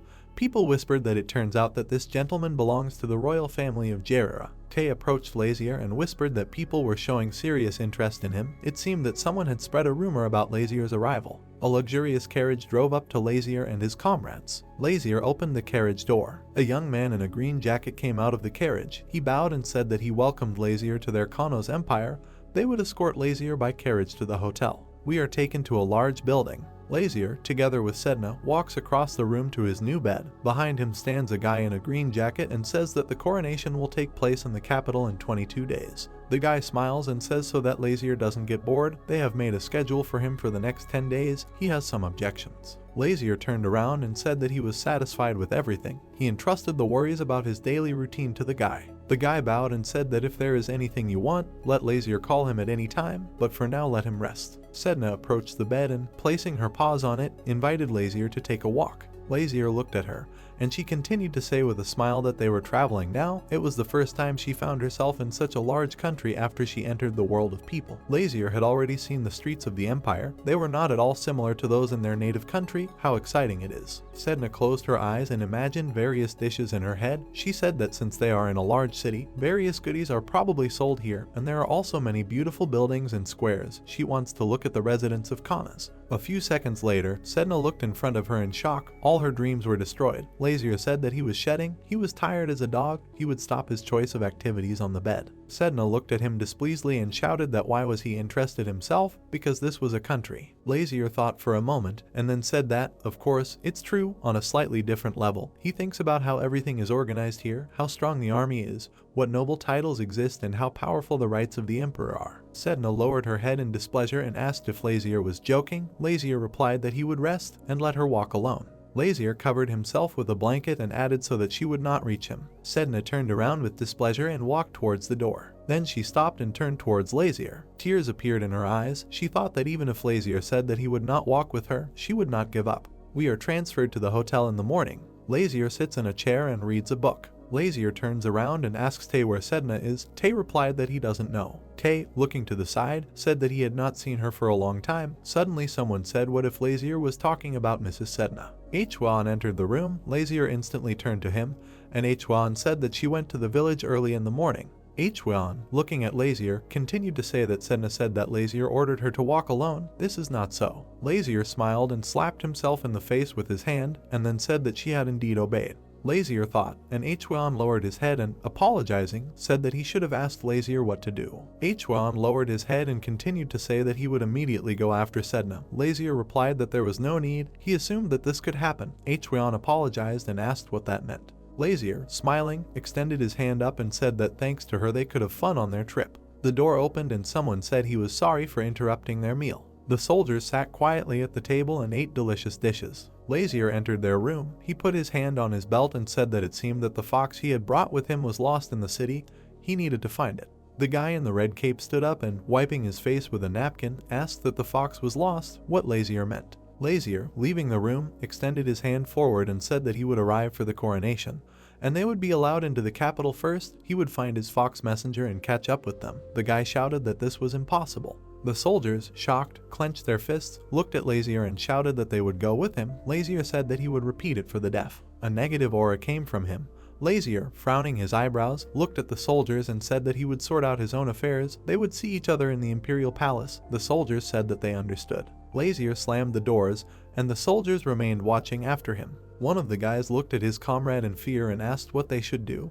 The other replied that they could not do anything. They would have to go without his majesty, but if he was not smart, let him try to dissuade him. We are taken outside. Sedna wags her tail. People look at her with delight. Sedna passes by puzzled people. A glow emanates from her. She thinks that Lazier knows that walking alone is generally fun. The girl looked at Sedna in surprise, and then said what a lovely fox she is. She wants to take her for herself. The other girl said that she wants to pet her. Little boys ran up to Sedna with a smile. One of them invited the fox to play at their house. Sedna looked away and sat down, and then, apologizing, said that she already had a close friend with whom she was playing. The boy asked what it was. Another fox. Sedna replied that no, it was not a fox. The boy stretched out his hands to Sedna with a smile and said that then let them become friends. Sedna suddenly pushed herself off the ground. She made a deft somersault in the air and slipped out of the boy's hands. Sedna landed calmly on the ground. She turned around and told them to leave her alone. She had no desire to play with them. The boys, upset, remained standing in the place where Sedna was, looking at them. She thought that before she would have been very happy if they asked her to become friends, but now for some reason she is not happy. Sedna sat on the bridge, looking around. She thought that everything around was pure beauty. Sedna, smiling widely, tasted many different dishes. She thought that the food here was delicious. Sedna sat on the fountain, looking at the people walking by. Sedna thought about it and remembered the image of Lazier. She remembered how Tay came to them with various goodies, and she sat on Lazier's lap. She thought that it was more fun with Lazier. Sedna lowered her muzzle down and, upset, thought that no matter what she did, nothing made her happy if only Lazier were next to her. Then, lowering her muzzle, she looked down. Sedna stood still, thinking that it was time for her to return. Sedna proudly raised her muzzle and thought that she should try her luck again and invite Lazier to have fun together. Suddenly, she noticed someone's beak nearby. Sedna looked away with a smile. She saw a group of pigeons sitting not far from her. Sedna, passing by them, thought that the white wings were a symbol of celestial beings. Sedna smiled and thought that it was very beautiful. Sedna ran as fast as she could towards the pigeons. They turned around and looked at her. And then all the pigeons at once, flapping their wings, flew into the sky. Sedna looked in their direction with surprise. She, looking at them sadly, thought that they were lucky they could fly anywhere and anytime, but she would not be able to return to the heavenly world, even if she wanted. Suddenly Sedna heard someone calling her. She turned around and saw a dove in front of her. The pigeon had a small green hair sticking out on its head. Sedna jumped to the side in horror and screamed that the dove was talking. The dove, looking at her, said that she was a fox, but she also spoke. Sedna, looking at him, asked how he knew her name. Dove exhaled with a smile and then replied that he was right, she was Sedna. Sedna spread her paws and looked menacingly at the pigeon, and then told him to identify himself. How did he know her name? Sedna looked menacingly at the dove, and the dove said that he was Jakiel. Suddenly, Jakiel began to glow, and everything around was illuminated with a flash. Sedna closed her eyes and covered her face with her paw. They looked at each other in different directions, and an angel with green hair appeared in front of her. Jakiel smiled and said that they had not seen each other for a long time. Sedna looked at him confused. She began to walk around Kirill, saying that he really was Jakiel. What was he doing here? Jakiel, smiling, replied that whatever it was, he was on a mission. Sedna, smiling, asked that his duties as a clerk even allowed him to descend into the world of people. Jakiel replied that the king himself personally gave him the task. Jakiel smiled broadly and said that he also had a question for her. He suddenly furrowed his eyebrows and asked what she was doing here. Jakiel, looking menacingly at Sedna, said that he had heard that the king had chained her in an angelic ring and sent her to the bottom of the sea. Sedna lowered her ears and looked nervously at Jakiel. Sedna began to turn around and look at the people. She thought that Jakiel had put up a barrier. Now no one could see them. Sedna raised her paw in fear, not knowing what to say. Jakiel exhaled and said that he thought he knew what had happened. He had no choice. Jakiel's wings glowed brighter and became larger. He extended his hand and said that he would return to the heavenly world and report what had happened to the king. Jakiel flapped his wings. He turned around and looked into the sky. Sedna looked at him in fear. Sedna, bursting into tears, lunged forward and shouted no. Sedna grabbed Jakiel's leg. Jakiel looked at her with furrowed brows and shouted at her to let go. He couldn't cast the spell while she was hanging on his leg. Sedna, closing her eyes, burst into tears. She shouted that she no longer wanted to return there for anything in the world. It would be better for Jakiel to kill her, and then they would rise to heaven. Sedna, with her mouth open, continued to scream, telling Jakiel not to say anything to the heavenly king. Jakiel began to wave his leg, shouting for her to get away from him. Where did she get so much strength from? Jakiel grabbed Sedna by the tail and began to try to unhook her from him. He shouted that he could not use magic because of her. Sedna, with tears in her eyes, looked at Jakiel and said in a trembling voice that she had spent 2,000 years in punishment. That was enough. It took her so much effort to get out of the angelic ring. Jakiel looked at her with furrowed brows and then said exactly how she managed to free herself. Sedna, hanging on Jakiel's leg, replied that the ring was broken. Jakiel asked what? How dare she? He gritted his teeth and angrily asked that she even understood how serious a sin she had committed. Sedna clung to Jakiel's leg in fear, and then she let him go and jumped off. She stood on the ground, and then, turning around, she lowered her face and said that she begged Jakiel to pretend that he had not heard anything. Jakiel, landing on the ground, replied that he was still wondering how she got out. Now it was clear to him why the situation seemed strange to him. Jakiel, furrowing his eyebrows, angrily said that Sedna should not create more problems, and until her punishment is determined, let her return instead of exile and wait there. This is her advice from an old friend. Suddenly someone said that he is afraid that it won't work. Jakiel turned around, puzzled. Lazier took a few steps forward and said that he and the fox had other plans. Jakiel looked in shock at Lazier, who appeared out of nowhere. Lazier smiled and, putting his hand on his belt, looked at Sedna and asked that she had not forgotten about their agreement. Jakiel, frowning his eyebrows, looked at Lazier and wondered who this guy was, how he was able to get inside the barrier. He has white hair, the same as Sedna. Jakiel looked menacingly at Sedna and shouted that she had entered into a contract with this man. Sedna smiled and replied that he even had a stigma on him. Jakiel turned to Sedna and, holding out his hand, asked how stigma is on a person. Does she know what it means? Sedna replied that, of course, stigma is the most significant mark in the world. Jakiel frowned and looked at Lazier. He said that the agreement associated with Sigma is even more important than the order of the Heavenly King, and she concluded this very agreement with some person. Lazier smiled and said that Sedna obeys him, so he will not be able to take her while he is alive. Jakiel clenched his teeth and thought that Lazier is clearly a difficult person. The fact that he managed to destroy the barrier does not seem strange now, since he and Sedna have a contract. Lazier extended his hand forward and told Sedna to come to him. Looking at him, Jakiel thought that, however, something was unclean here. An ordinary person would not be able to raise his head in front of such a celestial being like him. Jakiel looked fearfully as Sedna ran towards Lazier. Sedna made a dash upward, and then she jumped into Lazier's arms. Jakiel, looking at them menacingly, said that he would report everything to the Heavenly King. Lazier, Sedna, said he thinks he won't make it.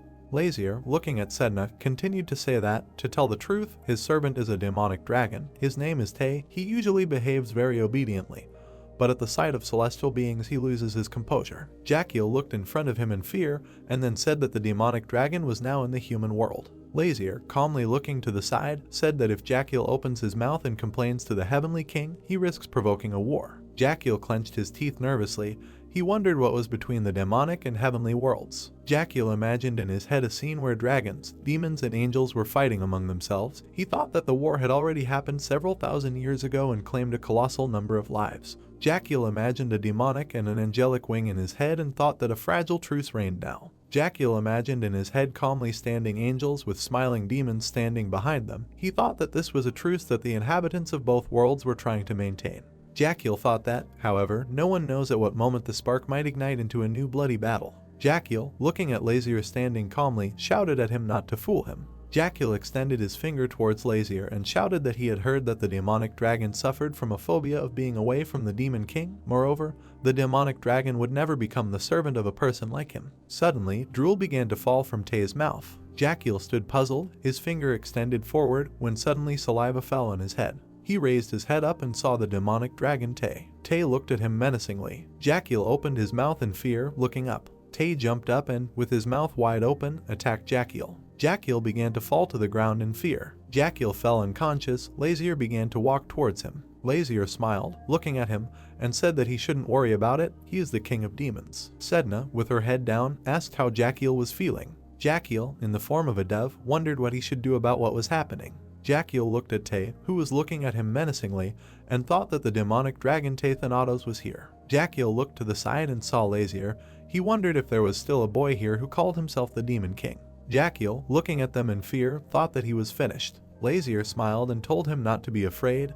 He had no intention of starting a war with them. Jakiel asked if this was true. Lazier, smiling sarcastically, replied that, of course, if Jakiel kept his mouth shut. Jakiel lowered his head down in fear, and then, looking at them, said that okay, he now urgently needs to go to one place, so for a while he will keep the information about Lazier and Sedna secret. Lazier looked at him menacingly and asked what for a while. Jakiel began to flap his wings and said that no matter what, he cannot lie to the Heavenly King. If he suddenly asks anything, he will have to tell the truth. He himself understands this, doesn't he? Lazier thought that he was right. The inhabitants of the demonic world also did not dare to disobey the order of the Demon King.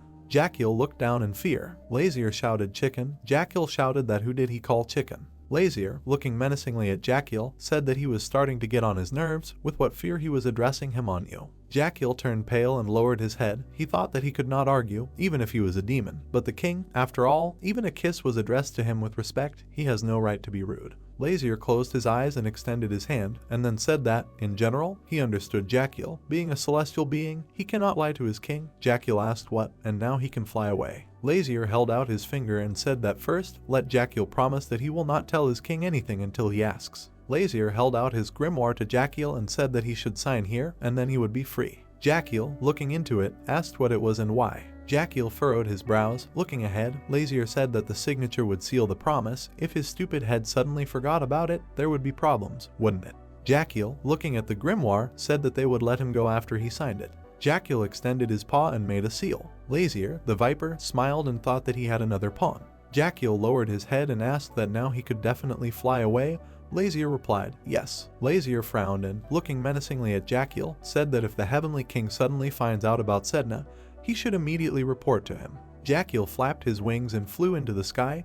Jackal, along with Sedna and Tay, looked after him. Sedna had tears in her eyes and, looking at the sky, said that thank God he did not drag her into the heavenly world. Lazier furrowed his eyebrows and, looking at her, asked what other god, her own friend, was intimidating. They were definitely friends. Sedna lowered her head and said that he is a celestial being too. They are all cold, obey only the rules and do not show any warm feelings. Lazier, looking at her, frowned and said menacingly that she was their kinsman and would do to him exactly the same as that guy if he suddenly got into trouble. Sedna, spreading her paws, screamed that she was not like that, she would never do this. Lazier was her friend and the most dear person in the whole world. Lazier turned around with a smile. Sedna, looking at him, said that she was honest. Lazier smiled broadly and, looking at Sedna, said that he was lucky to have a friend from the heavenly world like her next to him. We are taken to a horse that is riding along a night road. Lazier's soldiers and carriage ride through the forest. Lazier, lost in thought, looks out the carriage window at the night forest. Hwan drives up to him and says that there is a large bridge ahead that crosses the river. Lazier saw a sparkling white bridge in the distance behind the forest. Hwan asked if Lazier could see the bridge. Tay looked at Lazier with a smile and said that it was called the solar bridge because it glows brightly from afar, but as soon as you get closer, it will become transparent and you can calmly see everything that is below. Lazier, approaching the bridge, saw it. It really was transparent. You could see the sea through it. Lazier asked if the bridge was transparent. Tay replied that it was completely transparent, which gave you the feeling that you were walking on the sky. That is why the inhabitants of the empire, another name for it is the Bridge of Dreams. Hwan, smiling, looked towards the bridge and then said that such a large structure, crossing fierce streams of water, is difficult to build. It is even difficult to imagine how it was built. Lazier folded his hands and, looking ahead, thought that Jero was not strong in the art of construction. Tay, smiling, looked at Lazier. Lazier asked who built this bridge. Tay replied that, according to the book he read, the builders were not people. Lazier looked puzzled at Tay and imagined animals in his head, and then asked what it was then. It was unlikely to be a bull or a horse. Tay smiled and began to beat his hands on an imaginary drum. He said that, of course not, and so, who was the creator of this creation? Lazier angrily raised his fist and asked what Tay liked to get hit in the head. Tay looked at Lazier with disappointment and grabbed his head, and then said that the bridge was built by Earth Elves. Lazier angrily, clenching his fist, looked at Tay. Hwan looked out the window of the carriage and asked that elves really live here, but aren't they all extinct? Tay spread his hands and said that he was not so well informed, but he heard that the Kano's empire tries very hard to protect the elves, and with regards to those who live in other places, he does not know the details. They raised his finger and said that, however, the book says that Earth Elves make holes underground and live there in groups, their holes sometimes extending so far that they can resemble a real castle. They looked at Lazier and extended his hand forward. He said that it seemed that it was thanks to this approach to construction that the elves developed their skills. Lazier asked what they even looked like. Tay smiled. Looking at him, Lazier asked if he had seen them at all. Tay replied that he had not, but they say that they look like a cross between a butterfly and a cat and are close in size to humans. Lazier, frowning, imagined in his head a cat with butterfly wings. He asked that the cat was a butterfly. We are taken to the castle. Lazier with his knights and comrades stand near the gate. Suddenly the gate begins to open, and Lazier and his team walk across the transparent bridge. Lazier, looking at his feet, saw a stormy river in front of him. He thought that this bridge was really transparent, as if it were walking on the clouds. Lazier, looking down, thought that he would like to master the same construction skill. Earth Elves are incredible creatures. Suddenly, a frightened Hwan approached Lazier and said that carriages were prohibited from entering the other end of the bridge. He asked to understand and accept such inconveniences. Hwan's whole neck was covered in sweat. Lazier asked, looking at him, that he was scared or something. Lazier, frowning his eyebrows, looked at Hwan and asked what, the heights or the fact that the bridge was transparent. Hwan asked that Lazier was okay. He was a little unaccustomed to such heights. Lazier and Hwan continued to walk along the transparent bridge. Lazier took a step and said that if he was afraid to step on the invisible bridge. Lazier walked forward and, without turning around, told Hwan to just walk, looking at the back of the man walking in front of him. Lazier turned around with a smile and said that since there is someone ahead, it means there is a road underfoot. Hwan looked at Lazier in surprise, and then he closed his eyes with a smile and, thanking him, said that he would remember Lazier's words. Suddenly Lazier raised his head and white doves flew over the bridge. Lazier, frowning his eyebrows, continued to look up. Sedna jumped back and hid behind him, and then asked what the heavenly creatures were again. Sedna, frightened, grabbed Lazier's cloak with her paw and then asked that they had not come for her. Lazier, looking ahead, thought for a moment and then said that they were flying in a hurry, which means they were not looking for her, but for something else. Sedna, looking at the sky in fear, said that if she caught their eye, she would definitely be captured. Everyone in the heavenly world hated her. Sedna began to move her muzzle, and Lazier asked that she could not turn into a person. Sedna replied that she could not, she could only change in size. Tay appeared behind Lazier. Lazier called to him. Lazier, turning around, told him to find out in any way where the Earth Elves live. Since they built this bridge, they probably live somewhere nearby. Tay put his hand on his chest with a smile. Lazier continued to say that at the moment he could only entrust this task to him. Tay looked at the pigeons and then said that right now there were celestial creatures flying over the city with might and main. Lazier, frowning, turned around and said that he was scared or something. Tay replied, yes. Lazier smiled and looked menacingly at everyone present, and then menacingly asked that he didn't understand. Were they having a competition? Because who could lay the most bricks? Tay lowered his head and, placing his hand on his chest, replied that he really should leave his post because he would not be able to help Lazier if something happened. Lazier, turning around, replied that Tay dares to disobey him, let him go quickly to look for the elves. Tay replied that he understood. Lazier leaned towards Sedna and looked at her. Sedna blushed, then asked what he wanted. Lazier grabbed the bell that hung around Sedna's neck. Looking at her, he said that he would imbue the pendant with demonic energy. A red aura appeared around the bell. Sedna asked what it was, why, what would happen to her. Lazier smiled and looked at her, and then said that she would protect her from celestial beings. We are taken to the city. Tay walks along the dark streets and looks into every alley. And then Tay closes his eyes and, walking down the street, thinks that it is not easy for him to spot those who live not on the ground, but under. Tay lowered his head and wondered what, if anything, could lure the elves. He needed to find out. And then Tay grabs his head and angrily shouts that what should he do. Suddenly Tay stops and looks ahead, puzzled. Someone asks what he needs, if he can tell me something. Tay sees in front of him a crowd of young people sitting on the steps. The girl looks at Tay with a smile and then asks that it is his first time in their city. She, along with her comrades, approached Tay and said that if he needed help. The girl and the guys surrounded Tay. The guy with a smile extended his hand to Tay and said that they could help him. Tay folded his hands with a smile and said that, indeed, he needed to find the Earth Elves. The girl and the guys looked at each other in puzzlement and then asked in unison, Earth Elves. Tay smiled and, looking at them, replied, yes, his master gave the order to find them by any means. Tay simply looked forward with a distraught smile on his face, standing in a dark alley. A crowd of people asked each other what kind of Earth Elves they were, and they did not understand what he was talking about. Tay, putting his hand to his chest, bowed his head and said that this was his master's order. If he did not find the elves in a short time, then the master would be very angry. The guy with a malicious smile pointed his finger at him and said that he was a servant, so why was he walking around here alone without his master? Tay bowed his head even more and very slowly repeated his words that he was saying that this was the owner's order. Then he joyfully began to dance, saying that since we are talking about his master, he should note that Lazier is simply incredible, because he can do everything he wants, and he is also a very respectful and majestic person, and then there is a lot written, but in short, he idolized his master. He continued to spin around, but with a sad tone he said that if he did not carry out the instructions, how could I add, then he would be severely beaten. However, the owner beats only to such an extent that the beatings do not interfere with the further performance of the work. This crowd of people simply wilted from such a long conversation and said that his owner was still 10 out of 10. Tay put 2 fingers forward and asked that if they knew where the earthly elves were, they could tell him. Another guy with a malicious smile put his hand forward and said that they would tell you anything, but first they would have to resolve the money issue. He immediately reached into his pocket, adding that they could tell about this right away. Holding a bag of crystals in his hand, he asked how much they wanted for this information. These guys looked at each other with a very crazy look and smile, when suddenly a guy with a bat appeared behind Tay and they shouted that they wanted everything. The next thing we see is that Tay is lying on the ground with blood flowing and a bag of crystals lying in front of him. These bandits began to take this bag from him. The red-haired girl began to open it, and they looked at it with great anticipation. Many different crystals shone from the bag, and they shouted very joyfully that this was such a big catch. One of them took the ruby in his hands and asked where the servant got such valuables. They began to leave with a smile and laughter on their faces, saying that they should go to the master as soon as possible, because if he confirms that the stones are not fake, then they can leave this city and a rich life will begin for them. At this time, behind them, the bloody Tay began to rise from the floor and laugh very angrily. The red-haired girl was very frightened and, turning around, shouted what those sounds were just now. She noticed how the bloody Tay stood up from the ground and walked towards them. Bending down, he grabbed his head and said that they were bad people. His entire hand was covered in blood. Looking up at them, he said in a very creepy voice that his body was now in terrible shape. Their legs began to tremble and they did not know which direction to go. When they all saw him, they were very frightened and could not even put words together. His wings sprouted from Thay's back and he scratched his head as they asked who he even was. He also developed a huge tail,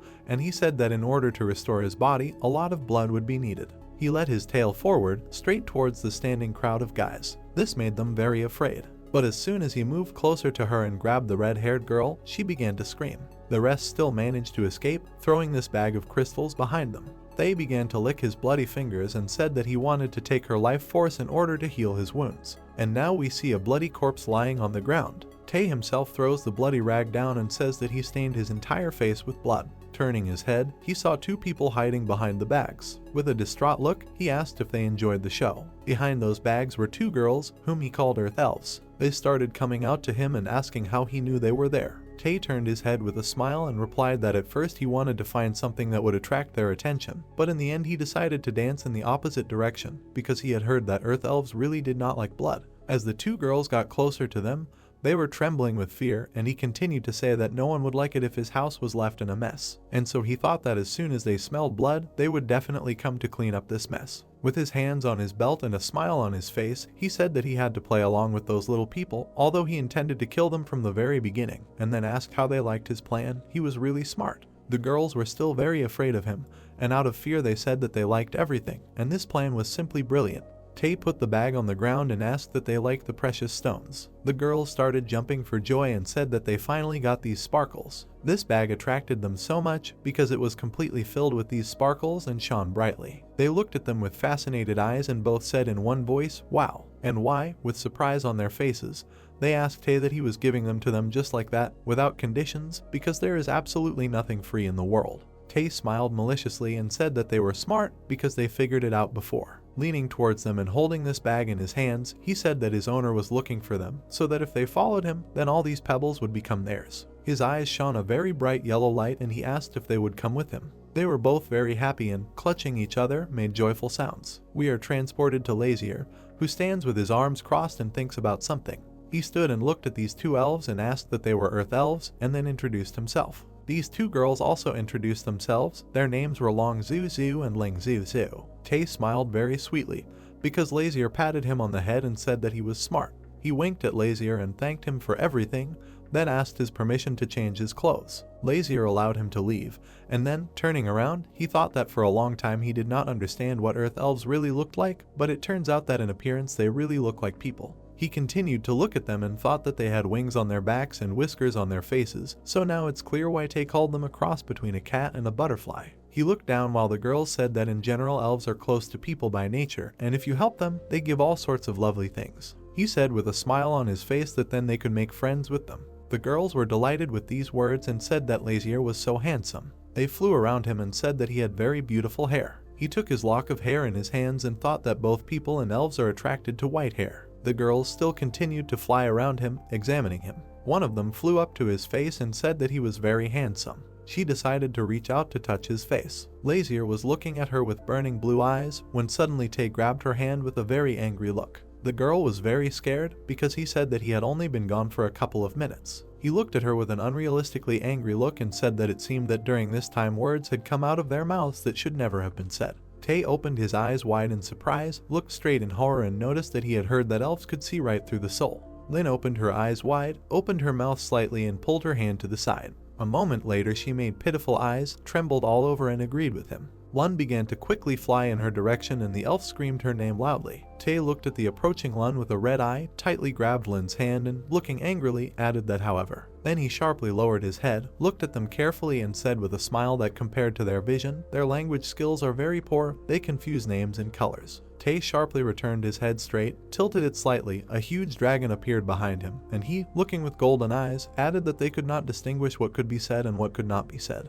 Lun flew up to her sister, grabbed her cheek and turning her head noticed that she could no longer talk about the color black, and Lin made an approving sound. Lun abruptly grabbed her sister by the shoulder, turned her head at the guy and shouted to let her go, and Lin began to struggle and also shouted. Tay narrowed his eyes sharply, looked at them carefully and noticed that he was thinking, "It's worth saying, please let me go." Long and Lin began to cry loudly, lowered their sad heads and together asked for normal. After their words, Tae sharply threw Lin away by the hand, and she hit her sister. Tae turned his dissatisfied head sharply and looked carefully to the side, exhaling air. Lin abruptly sat down on the floor, lowered her head with tears, and Lun sat next to her and tried to calm her sister. Lazier folded his hands on his chest, looked at them angrily and said that the two of them could see right through the soul, an infuriating ability. The main character abruptly looked away from his comrade, looked at him carefully and thought that he couldn't stand this, maybe he shouldn't give a damn about the construction and let them go. Sedna yawned as she entered the room, slowly took one step at a time and asked what the noise was. The fox looked carefully at the two girls with wings and asked who they were, and Tae and Lazier turned their heads at her and examined her carefully. Lun and Lin sharply turned their heads at her, looked in surprise, and the protagonist sharply looked away with a displeased look and replied that they were the earth elves he was looking for. Sedna sharply raised her paw, smiled broadly and said hello, closing her eyes, and then introduced herself. Two girls instantly appeared near her and looked with enchanted eyes. A moment later they jumped on her with joyful cries and raised dust from the floor. One began to hug the fox tightly and shout that she was cute, and Lin, on the other hand, also hugged her tightly and added that she looked so much like their queen, and Sedna tried to move her head away, smiled widely and noticed that she was ticklish. The main character began to walk forward sharply and, exhaling air, said that now he does not know what to do, the morning is wiser than the evening. It was deep night, only one fountain in the center of the courtyard made sounds. The earth elves were fast asleep next to each other on the bed. Lazier was sleeping peacefully on his bed, covered with a blanket. Tae sat alone at the table and looked carefully out the window. Lin suddenly opened her eyes and stared straight ahead in surprise. Lin also opened her eyes wide and looked at her sister. The girls rose sharply from the bed, and Lin looked in surprise at the guy on the chair. The girl looked at her sister and, opening her mouth slightly, sharply said that the queen was calling. Lun began to twitch, put her hand on her shoulder and added that the queen and their home were in danger. A moment later, their wings opened and glowed with a bright golden light. The earth elves suddenly flew up from the bed, headed straight and shouted that they needed to fly quickly. Tae raised his head sharply, looked carefully at the two girls and, smiling, noticed that they would not succeed. Lun and Lin turned sharply to him, looked attentively, and he, opposite them, looked carefully and added that without the king's permission they could not take a step from here. Lun looked at him in horror, flew slightly closer, and they shouted together for him to let them go. The two elves began to glow brightly with green light and glared at the guy. The books on the shelves began to shake from vibration.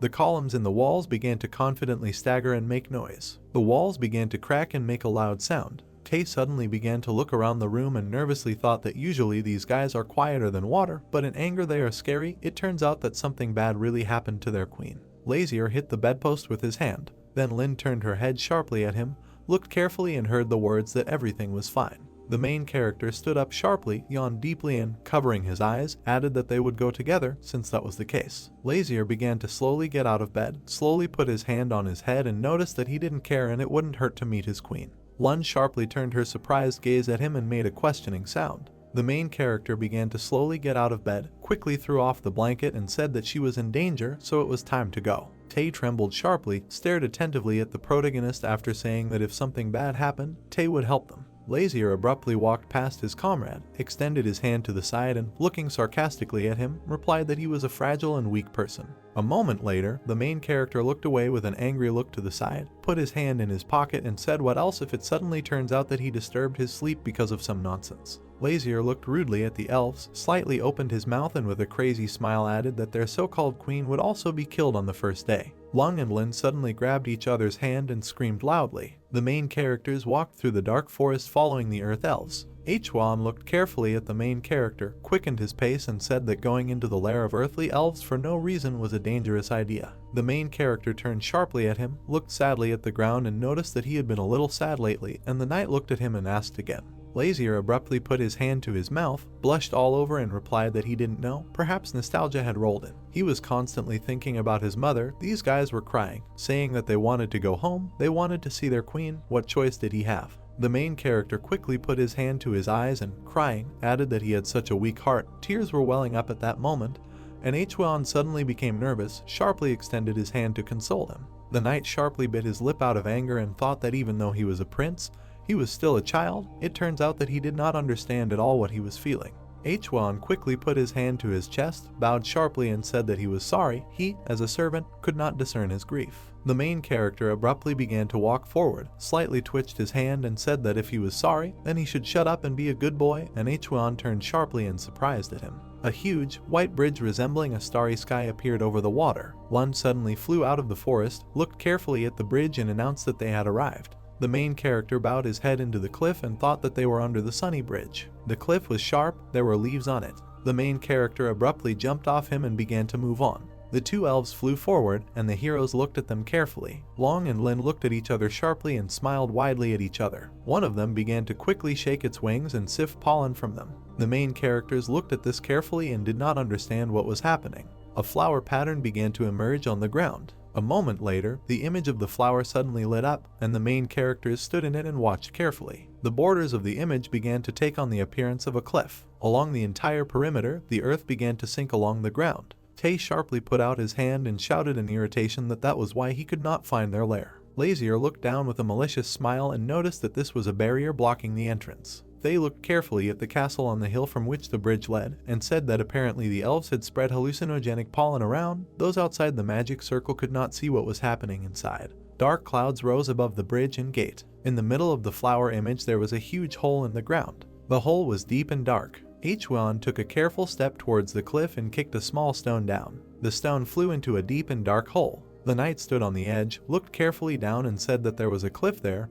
He didn't know about the elves, but a person definitely couldn't get there. Lun flew up sharply to the side of the knight, smiled broadly and noted that they don't have to worry, the queen will give them wings. Hwan looked carefully into the cliff and asked what kind of wings we were talking about. The wings of the earth elves suddenly opened and glowed with bright light in the dark cliff. The main characters flew down with the help of other earth elves. They slowly brought them down. The main character looked down angrily, became slightly irritated and said that this is what it meant to bestow wings. If he had known that he would have to come down here in such an unsightly form, he would have simply jumped down. Hwan sharply turned his smiling head, slightly closed his eyes and said that he also did not want to appear in this form in front of others. Tay smiled broadly, slightly raised his chin and, closing his eyes, noted that thanks to them they would get to the lair safely. Sedna smiled slightly, closed her eyes and laughed a little. Loud sounds were heard from the deep abyss and it began to slowly close. A moment later, it became as narrow as possible and the earth began to tighten it even more. The birds flew up sharply from the tree cannon, making loud noises and pushing leaves with their wings. White doves dived sharply from the water and stared intently straight ahead.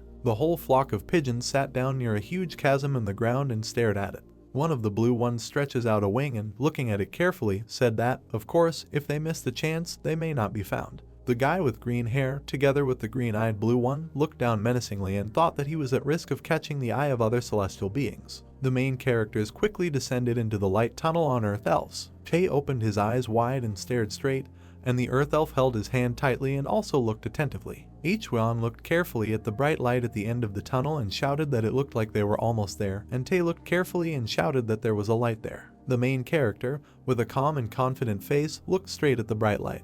After a moment, he scrunched his face and looked away from the blinding light. The light began to become even brighter. The main character was almost lost from sight. Lazier sharply lowered his head and gazed down attentively. The main character opened his eyes in surprise and looked straight. He saw a gorgeous tree in the middle of a magical park, and Lun held the protagonist tightly and noticed that they had arrived. Lung smiled broadly, looked straight and added that this is their nest, while Lazier and Lin stared straight. The Earth Elves began to slowly release the main characters to the ground, otherwise they stood up straight. The main character, Tay and Hwan, carefully looked around and tried to figure out where they were. The beautiful, colorful rose began to slowly open and make a pleasant sound. Around the park there were marble statues of different people and creatures. Hwan abruptly put his hand under the glowing rose, looked at it carefully and was surprised by its appearance. The main character began to carefully examine the statues in the park, raised his head high and noticed that the bronze statues were made very skillfully. It would be difficult for the elves to make them so accurate if they did not know what heavenly and demonic creatures look like.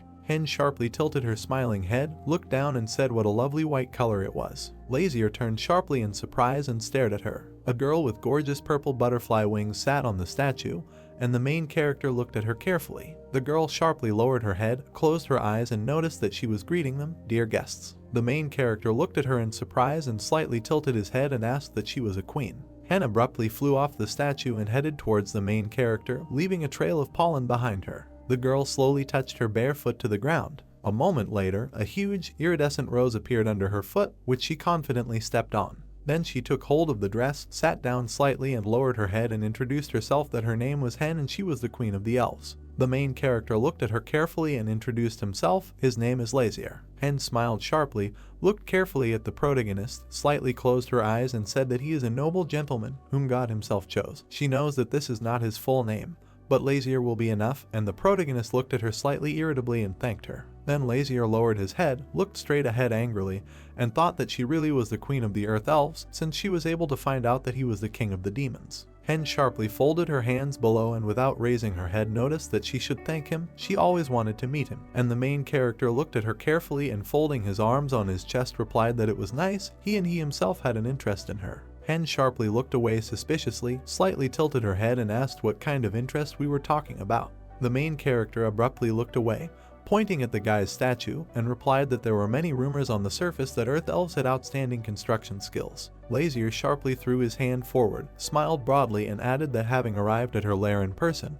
he was convinced of their authenticity. To be honest, the purpose of his visit was to acquire these same construction skills, and the elf queen was embarrassed and noted that for them it was happiness to be recognized by him. However, by asking to transfer their construction skills to him, he hints at this. The girl suddenly lowered her relaxed gaze, closed her eyes and added that she wanted to take her elves with her, and the main character agreed with her. The main character looked at her carefully, heard the question, what if she refuses, and answered that there is no trial. He is now much more interested in the fact that their lair is not really in dire straits. Hen sharply raised her head, looked at him carefully and asked again. Lin and Lin suddenly came under the influence of the protagonist's evil gaze and were slightly frightened. The girls suddenly grabbed each other's hands and everyone became gloomy. The elf queen sharply lowered her head, exhaled slightly and calmly noted that it was not a lie, she was indeed in danger. Lazier became slightly irritated, slightly closed his eyes and tilted his head and replied that, as far as he was concerned, she was fine. Hen smiled sharply and, moving her hands down, calmly noted that not everything in the world can be seen with the eyes. The queen of the elves nervously began to move her hands and said that her elves really love everything shiny. They are like butterflies that, sensing a sweet aroma, flock to insects and plants. The queen looked sharply at the people standing behind the protagonist and addressed everyone. Hen sharply extended her hand in front of her and after telling them to look, everything lit up brightly. A tall and thick iridescent root began to appear. The flower quickly blossomed and a golden fruit appeared from it. The elf queen sharply touched it and it began to glow brightly and then emit pollen. The fruit began to be covered with a golden film and shimmer brightly. The plant instantly became taller and thicker, and the fruit appeared on top. Ichwon looked at him carefully and asked what the gem was. The main character nervously looked straight ahead, stared attentively at the fruit and rudely replied that it was not him, and Ichwon looked at the protagonist slightly upset. Sedna sharply opened her mouth, looked carefully at the fruit and asked how it ended up here. The elf queen sharply lowered her head and sadly replied that the elves picked up on the ground. The pink fox looked at her sharply and asked what she wanted to say, what was found on the road. The elf queen abruptly approached the plant, put her hands on the golden fruit and replied that that's exactly what it was. They had abandoned it, leaving it unprotected. If they had left it there, it would either have collapsed or fallen into the hands of people. Sedna began to quickly shake her head and, walking straight, shouted that this couldn't be true, it was a lie. The main character abruptly put his hand on the fox's head. Lazier began to slowly stroke her head and asked her to stop. The main character sadly lowered his head, closed his eyes and thought that he knew that this should not be here, the fruit of the next heavenly king. Lazier straightened up and stared attentively at the bright fruit, from which white wings emanated and it glowed brightly. The fruit rose above the bud and glowed brightly. The elf queen sat silently and calmly on an iridescent flower. The main character clenched his fists and looked angrily at the fruit. Lazier strained his blue eyes and looked straight ahead more closely. The fruit glowed brightly in front of the protagonist's face and he thought that the fruit that opens on the tree of the heavenly world Yggdrasil and from which heavenly creatures are born. In this case is the birthplace of the next generation of heavenly king. The main character began to confidently approach the fetus and noticed in his head that the egg was still small, but he clearly felt the energy pulsations. Lazier approached the egg, pointed his finger at it and, looking at the elf queen, asked that she actually picked it up on the road, to which he received a positive answer. Lazier sharply hit his forehead with his hand, laughed and shouted that there were no words. Hen lowered her head and slowly said that she agreed. The main character abruptly put his hand to the side, looked angrily at the girl and asked that she knew how dangerous the bomb was, and the queen replied that she knew. Lazier extended his hand to her, slightly scrunched his face and asked why she had to show it to him. The elf queen raised her head, opened her mouth slightly and calmly replied that the heavenly beings had misunderstood everything. They believed that the elves had stolen their child.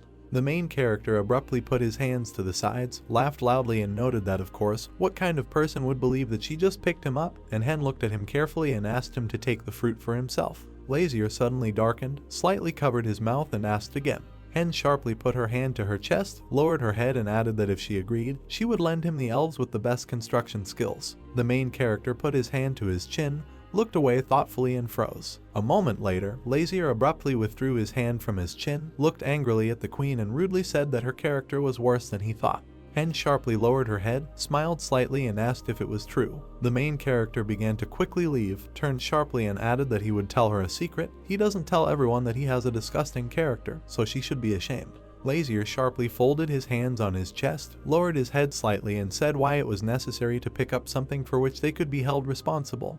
What if he destroys the fruit?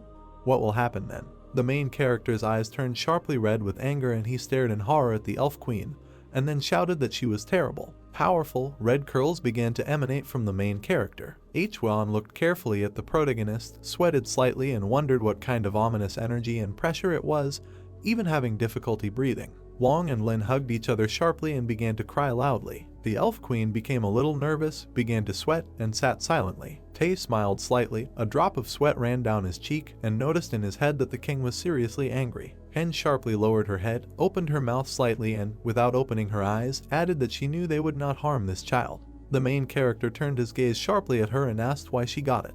The elf queen abruptly turned her head away and replied that she saw it that way. The elf queen straightened up sharply, approached the protagonist and added that if he refuses, then there will be no choice. Since the fruit came to them, it means that it is destined to become part of their family. The queen sharply clenched her fist in anger and said that there were no other options. They could not throw away the egg, just as they could not prove their innocence. Lazier abruptly waved his hand, began to leave and rudely noted that he didn't care, let him do as he wanted. Sedna sharply opened her muzzle and shouted that she was begging them to return the fruit, otherwise there would be big trouble. The pink fox abruptly grabbed the egg with 2 paws, raised her head with a pitiful look and shouted that she should at least say something. He knows what kind of egg it is, and the main character turned to her and looked. Sedna began to cry loudly, looked at the protagonist and asked that he was just going to leave. Lazier carefully scratched his head, looked at her and noticed that at this rate he would soon go crazy. The main character began to confidently walk into the egg and noticed in his head that nothing could be done. Sedna looked at the approaching protagonist with tears in her eyes,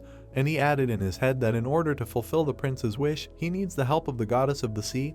If she is not calmed down, difficulties will arise. Lazier approached the gods of the sea, put his hand to his head and, covering his eyes, said that he understood. He needed to think a little about what and how. The cave was covered with light blue butterflies, and a bright light came from the tunnel. She handed the main character a bowl with unknown contents. Lazier gritted his teeth from the stench, looked closely at the bowl and heard that this was a very popular dish here underground. The main character looked angrily into the bowl and noticed that he didn't eat beetles, and Tae smiled broadly, looked at the protagonist and said that they were much tastier than they looked. There were fried hornets, caterpillars and others. Lazier sharply backed away in horror, looked at the plate and asked how he could eat this rubbish and call it delicious, and Tae put out his finger and, covering his eyes, replied that all markers taste and color differently. You need to respect other people's preferences. The main character sharply pushed the plate towards the dragon and angrily noted that this was a complete paragraph. Lazier sharply turned his head straight and looked thoughtful. He saw Sedna lying on a large bud, warming an egg. The goddess of the sea squeezed the egg tightly and fell asleep with it.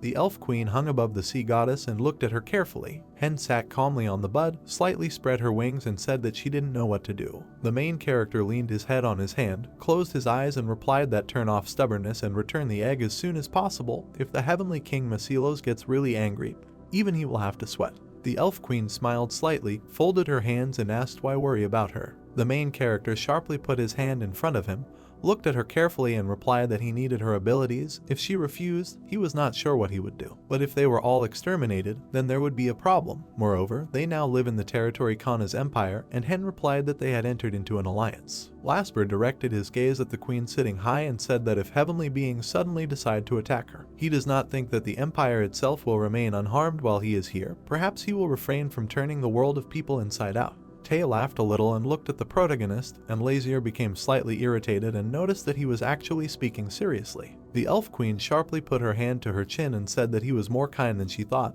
and the main character asked if she was mocking him. Hen suddenly lit up with happiness, put her hand to her chest and said that she really thought so and thanked the protagonist. Lazier clasped her hands together, looked at her carefully and said with a smile whether she was worried that the Demon King was in front of her. The Elf Queen sharply clenched her hand into a fist, taking a piece of her dress into it, and replied that she is the local queen. Even if she is scared, others should not know about it. They themselves understand this perfectly well. The main character rudely answered her that no, but she was slightly surprised, raised her head and asked again. Lazier put the fingers of both hands together, looked at her carefully and replied that there was no reason to feel responsible for the fact that she picked up the fruit. Even with a queen or king, a situation could happen that would frighten her because of responsibility for her family. The main character lit up sharply, directed his gaze directly and added that of course, he is an exception, he is not afraid of anything. Hen smiled sharply, tilted her head and laughed, noting that he was in her repertoire. The Elf Queen sharply extended her wings and began to blow pollen. She stood up abruptly and spread her arms slightly to the sides and rushed straight ahead. The main character looked carefully at her bare feet in front of him. Hen suddenly landed on the table, lowered her head slightly, and remarked that she would return the fruit of the next heavenly king to the heavenly world. Lazier smiled slightly, looked at her carefully and noted that this was a sound decision. A moment later, the main character turned his attention to the queen. He looked closely at her constantly closed eyes. Lazier pointed his finger at them, opened his mouth slightly and said that he was interested in her eyes. A moment later, everything around began to shake sharply and the queen put out her arms and tried to hold on. The stones from the ceiling began to slowly crumble. The larger stones began to crack. They then fell to the ground with a loud crash and created even more shaking. Lazier stood up abruptly, stuck his hand out in front of him and shouted what the hell was going on. The queen sharply turned her head upward, looked carefully at the ceiling and shouted for everyone to be careful. They had come to pick up the egg. The stones began to fall with greater force. Huge boulders flew straight to the ground. The main character grabbed the Elf Queen's hand tightly and ran forward. The large rock began to slowly chip away. A sharp stone flew straight at the protagonist, and he ran forward with his mouth wide open. Tae jumped up sharply and with a kick broke a stone that threatened the life of the protagonist. Tae abruptly stood up, turned his gaze to the protagonist and shouted at him to be careful. Hwan quickly ran to the protagonist and shouting asked if he was safe. Sedna suddenly grabbed the egg, stared attentively at the protagonist and shouted what was happening. A crowd of earth elves quickly flew to the queen and asked if she was okay and should leave quickly. A moment later, a huge smoke screen appeared. It quickly covered the entire room. From behind it, gorgeous white wings appeared, which glowed brightly in the cave. The guy with the wings abruptly pulled his weapon to the side and stared at the queen. Sedna grabbed the egg tightly and stared at the unknown people. The guy with green hair and wings stared straight ahead angrily. A detachment of angels stood opposite the detachment of the main characters with the queen of the elves and the elves themselves.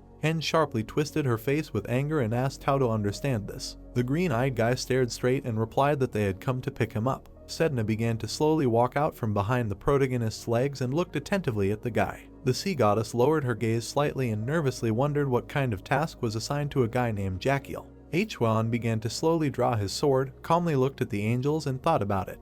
Hwan sharply turned his head towards the gloomy protagonist and stared at him. Lazier smiled sharply and blossomed. Hwan leaned over sharply and, without taking his eyes off the protagonist, thought that at this rate he would give up the ghost much earlier than he would fulfill his cherished desire. Jakiel straightened up sharply, looked straight menacingly and rudely noted that he was repeating again, they need to return him now. The Elf Queen sharply lowered her evil gaze, pinched her dress with her fingers and noted that she was unpleasant to hear such words. They were looking after the child they abandoned, and now they appeared and dared to give them a warning. Hen sharply squeezed her eyes in anger and added that celestial beings always pay for mercy this way. One of the angels put his fist in front of him and shouted, "What a mercy, they have become completely insolent, they stole the fruit, and now they are talking some kind of nonsense." The Elf Queen sharply lowered her head, looked carefully in front of her and noticed that they had not stolen it. The same angel slightly bowed his head, looked angrily at the queen and said that since they claim that they did not steal, then how did it end up in their hands, although it should be kept on the tree of life? An angel girl with red hair put her hand in front of her and shouted that they, being by their obscene nature greedy for everything shiny, stole the fruit and ran away, and now they don't want to return it, based on their greed. Hen sharply lowered her gaze, opened her mouth slightly and said that she asked them not to insult them. This child was abandoned on the ground, mistaking the egg for a precious stone. Her elves brought it underground. The dark-haired angel put his finger up high and shouted what an absurdity it was, in what sense it was thrown, and Hen noticed that her earthly elves did not know how to get to the heavenly world. The earth elf handed the egg into the hands of the queen, and she noticed that they were going to return the child right away, but they simply did not know how to do it. The elf queen sharply put the egg in front of her, opened her mouth slightly and added that in the end everything ended well, since they arrived to them in person and asked them not to take them for thieves and not to humiliate them anymore. The angels began to glance sharply at each other, and Jackal lowered his head gloomily. A moment later, he raised his head, stared attentively at the egg and said that he understood everything and would report everything to the Heavenly King. The elf queen relaxed the egg slightly and asked with a smile if they were retreating. Jackal lowered his eyes, scrunched his face in anger and answered not to relax. He doesn't know what order he will give. All heavenly creatures obey only the instructions of their king. Hen abruptly took the egg in front of her and said with a wide smile that it was time for him to return home.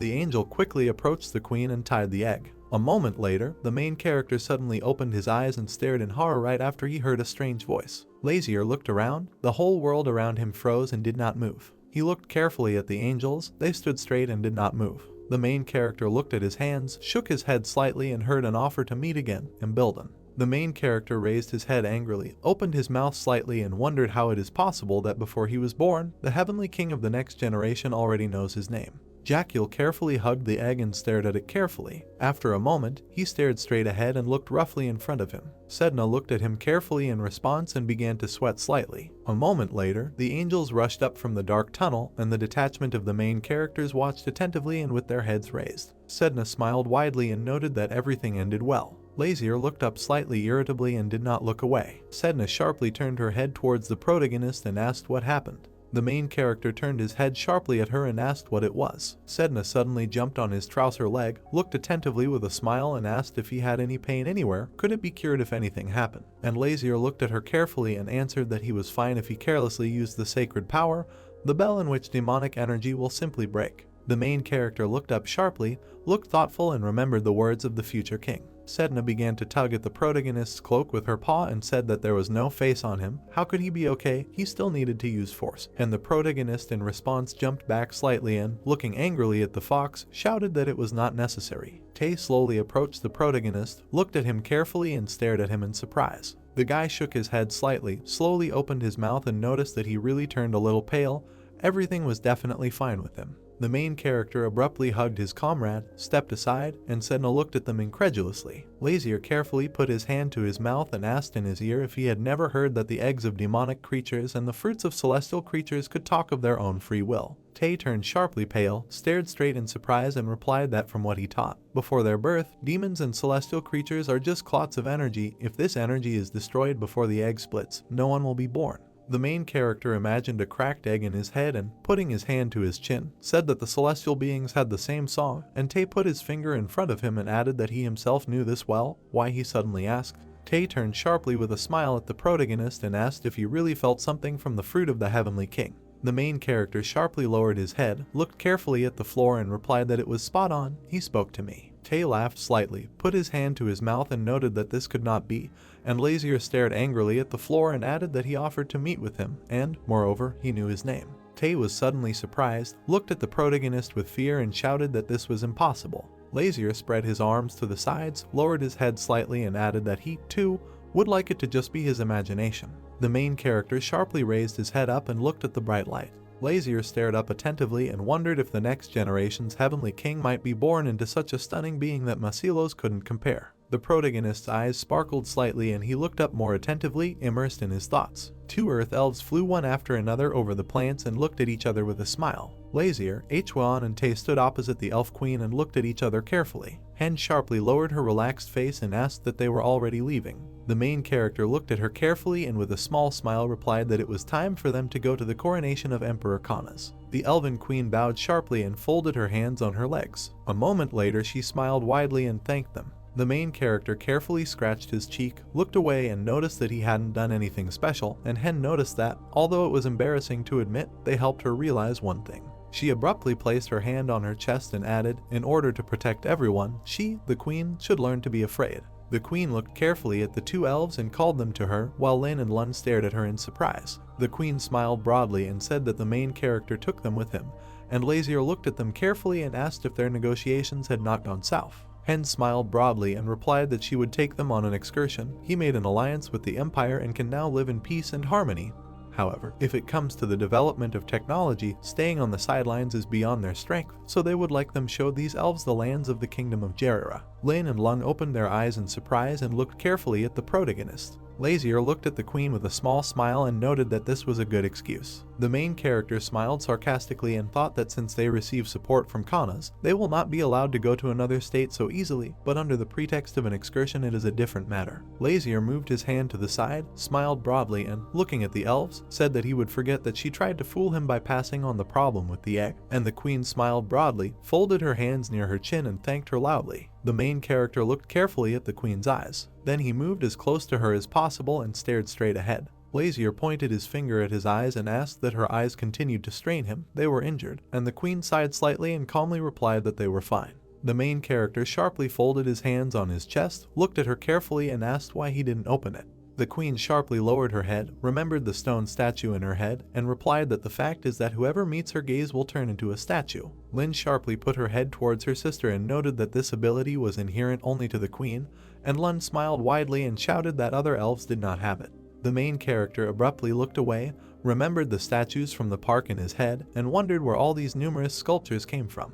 Hen sharply raised her head, smiled slightly and noticed that after the coronation, she never opened her eyes, and then noticed in her head that she no longer remembered the color of the sky and the faces of her beloved children. A moment appeared in her head of how she was sitting near a tree and looking at the endless ocean, and then she thought that she had even forgotten that beautiful azure and shining sea that she had once seen. The main character looked carefully at the queen and told her to go. Lazier folded his arms across his chest, cast a malicious glance at the queen and added that she wanted to look at the sea, so what was the problem? The queen slightly opened her cosmic-colored eyes and looked sadly at the floor. She imagined stone statues in front of her and said that if she opened her eyes, innocent people would turn into statues. The main character shook his head slightly, closed his eyes and lowered his head to stop fooling around with himself, and then shouted when she was going to live for herself. After his words, the queen suddenly caught fire and glowed with pollen. Hen stood in the middle of a dark and gloomy wasteland and wondered what it meant to live for herself. She looked carefully at her bright hand. Then she clenched her fist sharply in the thick darkness. The queen of the elves lowered her head slightly upset and, putting her hand to her chest, asked if it was possible for her, the queen, to live differently. The main character smiled broadly,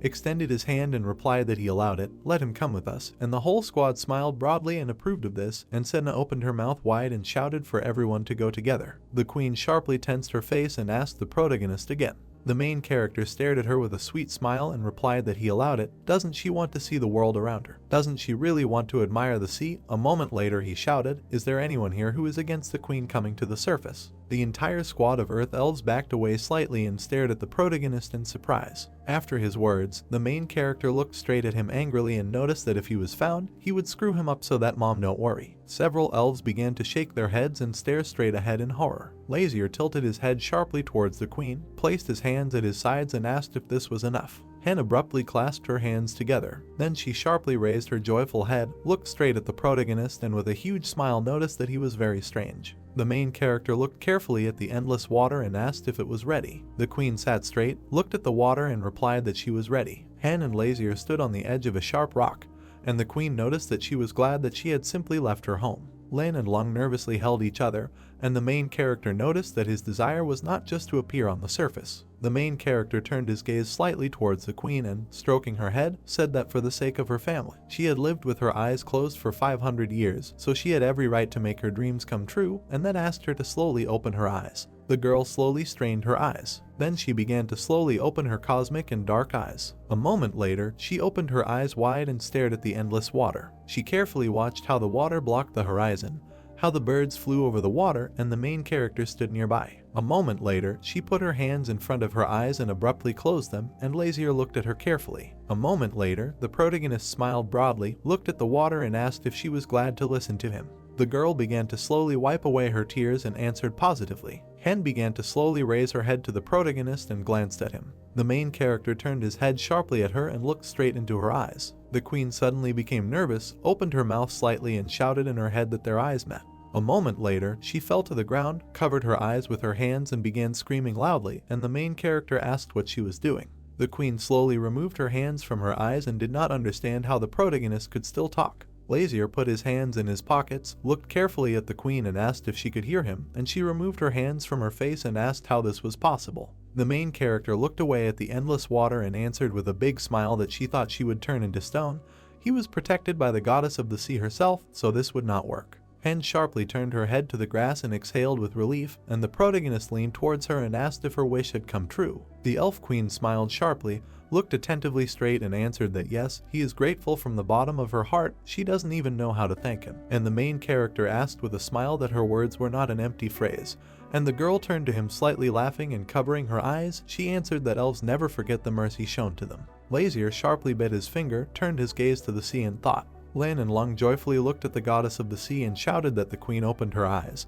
And the protagonist said that weren't they already even, she gave him those elves, and Hen noticed that this had nothing to do with her desire. Hen looked at the protagonist with a smile and loudly declared that when he needed help, she would definitely help. The main character abruptly handed the blue book to her and said that if so, then let her sign it, and then thought that, however, he was not sure that she could do anything to help him, the king of demons. The girl took the book in her hand, stared at it in surprise and asked what it was. A book with a ruby on the cover and a glowing rune in the center hung in the air, and Lazier replied that it was a book with the names of those who were bound to him by an oath.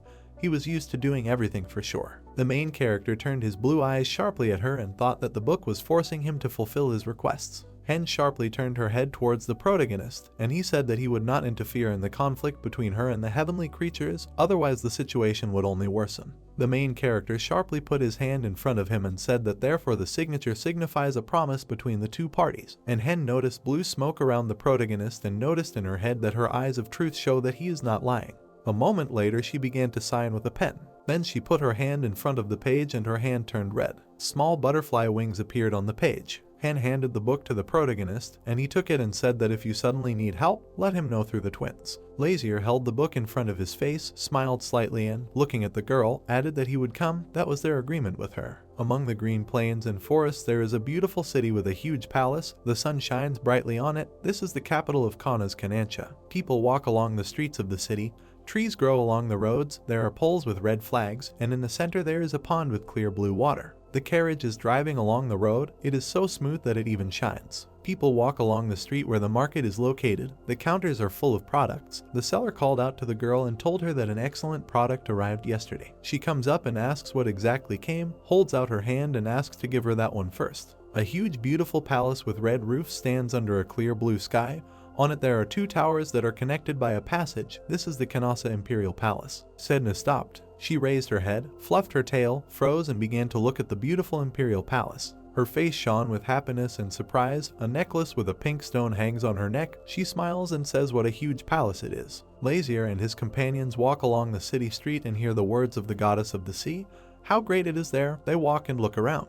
Lun and Lin froze in the air and look around with surprised eyes. Lin says in surprise that there are people everywhere, and Lin replies that this is incredible. This is her first time in such a place. They turned around and called the Earth Elves. He looked at their smiling faces and noted that it was easy to get lost there and advised them to keep up with the others. Lazier was crossing the street, and Tay closed his eyes and thought that the king, of course, had not given the order. He opened his eyes and turned around. But the thought continued to sound in his head, but Earth Elves are curious creatures to death, it is unknown what they are capable of. Tay called out to the owner that they should go there, and Lazier looked at him irritably and said that he himself knew, but if they took a shortcut, they would get there faster. Tay runs towards the owner and offers to follow the safe path. Khwan and Sedna caught up with them. The guy in the uniform turned to His Highness with the words that he also thinks so, in unfamiliar places it's better to be safe. Lazier didn't even slow down, but told them to shut up. If the carriage tries to hit him, then from there won't be a sliver of it left. Lun and Lin flew up to the window and began to look out of it. The elves turned around, looked fearfully at their departing fellow travelers and asked to wait for them. Horses were racing along the road at high speed. They were pulling an expensive carriage, on which the coachman sat and held the reins. The coachman noticed something and opened his eyes wide. Earth Elves flew onto the road and calmly flew over it. Lun and Lin turned their heads, saw horses rushing towards them and were afraid. The horses stopped and were breathing heavily. The carriage door opened suddenly. A man in an expensive white suit with dark hair and a mustache appeared from the carriage. He waved his fist and shouted menacingly what was going on there. He stopped screaming, narrowed his eyes, twisted his mouth in surprise and looked ahead. He saw two elves hugging each other. A golden light emanated from them. He was very surprised to see the elves and wondered what they had forgotten here, because the imperial family was personally responsible for them and, with the exception of construction, they could not be found anywhere. Lun and Lin turned around, looked at the man and said that the elves had disappeared. They had lost them. The man smiled broadly, rubbed his hands, and began to approach the elves, saying that they were lost. Then he introduced himself, said his name was Knock Buckman. If they told him where they were going, he would give them a lift. Two girls with wings looked at him with hope and asked if he was telling the truth. They landed on the road. The man joyfully looked at the little elves, who, standing on the road, told him that they needed to go to the imperial palace of Kanasa. Buckman looked dissatisfied to the side, clenched his teeth, and thought that he knew where else the elves could go other than the palace that protects them. He looked again at the smiling girls and thought that they would have given a lot of money for them, but it would probably be more profitable to take them as slaves. Let them build him the most beautiful villa in the world. He looked down at them, feigned a smile, raised his palm up, and invited them to go on their way. The elves looked closely at the man. There was disbelief in their gaze. Buckman spread his arms out to the sides and shouted at them to jump into the carriage. The girls thought that this man was suspicious. He was lying. Lynn covered her friend with her hand and confidently refused his order, saying that they would go look for the prince. Buckman made a face, pointed his finger at the carriage, and asked who Lazier was, then added that he would find them everyone and everything, and again ordered them to quickly get into the carriage. The elves turned sharply and began to run away, saying that they were leaving. The man shouted where they were going and reached out his hand to grab them. He grabbed the elf by the wing and shouted for them to stand. Lynn screamed in pain. He held the girl by the wing. She waved her legs and screamed that she was in pain. People stood on the street and watched what was happening, and Buckman shouted that they decided to neglect his kindness, and that he would have to punish them. He turned around, looked back, and said that if they had listened to him like the good little boys, they would have managed without it. He didn't finish speaking and opened his eyes and mouth wide in surprise. Lazier kicked him in the back, and a guy in a cloak and black mask swung his fist at him from the front. The prince looked at the offender. The masked guy didn't look up. The coachmen and horses looked in surprise at the fighting men, who raised dust from the road. Lazier and the guy in the mask made eye contact and looked at each other questioningly. The prince lowered his eyes and asked who he was. The guy in the cloak rubbed his head and asked the prince, the elves are his friends, and then added that his help was really unnecessary. The elves hid behind the owner. Lazier looked seriously at the guy, who raised his hands and apologized for interfering, because it seemed to him that they were in trouble. Lazier looked at him intently. The guy smiled good-naturedly in response. He had a scar on his cheek. There was also a trace of a cut on his palm. Lazier thought that life had beaten him pretty badly. Buckman stood near the carriage and furiously waved his arms, shouting, "How dare they touch him, an aristocrat, no matter who they think they are." He glared at them and shouted that they at least understood who he was and called them pathetic scum. The guy in the mask raised his hand up, calling the prince the mother of the elves, and asked what he was going to do now. Lazier looked at him angrily and asked him what he called him, and added that he was apparently tired of living. The guy laughed so hard that he even grabbed his stomach, and through the laughter his words could be heard, since without a mother, then just a father. Lazier turned sharply to him, looked at him and thought, what kind of psychiatric hospital did he escape from? Guards in armor ran up to the man in a white suit and asked what happened. Buckman pointed his finger at the guys and shouted that these criminals had harmed him and ordered them not to stand there, but to arrest them alive and take them away. The guard thrust his spear forward, his face covered by a helmet. The second man in armor did the same. The knights surrounded the prince and the guy in the cloak and pointed their spears at them. The earth elves clung to their master's hair in fear. The guy in the cloak smiled and calmly turned to the prince with the question of what he was seriously going to do, and Lazier thoughtfully answered what he meant. The guy stood already without a mask, with a hood on his head, looked cheerfully at the prince and assumed that the prince had someone to rely on, since he dragged the aristocrat off his feet. Lazier looked forward with an empty gaze and replied that he doesn't need anyone, he always relies only on himself. The guy in the raincoat turned away and laughed, and then said that he completely agreed with him. Lazier looked irritated and began to raise his hand, telling him to stop laughing like a horse, otherwise he would be the first to fly off. The guy smiled slightly, turned his head and said that he was sad to hear this. Lazier and the young man stood back to back. The guy scratched his chin and added that he had just fallen in love with him.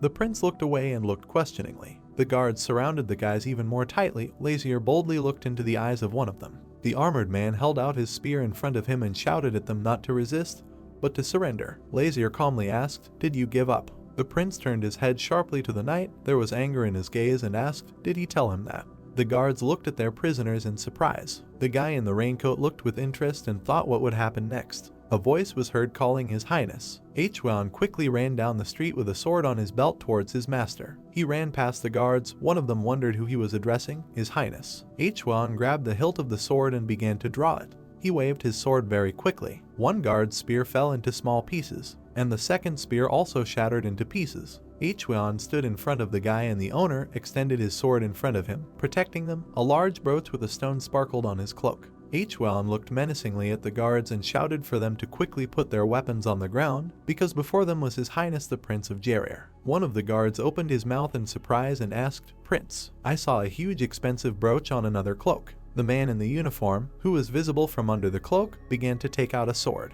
Behind him appeared another guy in the same raincoat. He also grabbed his sword. 6 men in cloaks came to the hero's defense, all of them holding swords and looking angrily at the guards. Crowds of onlookers gathered on both sides of the road. Buckman began to approach them, saying that he had heard that the prince had rare white hair. He stopped, looked in horror, sweat was rolling down his face.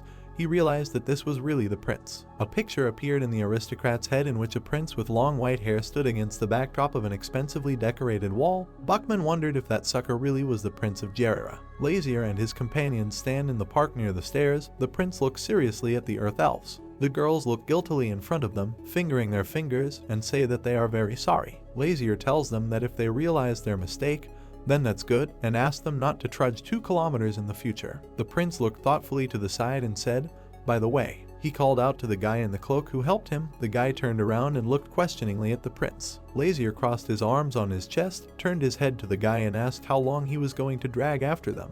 "How stuck?" The guy smiled and replied that these words sounded a little offensive.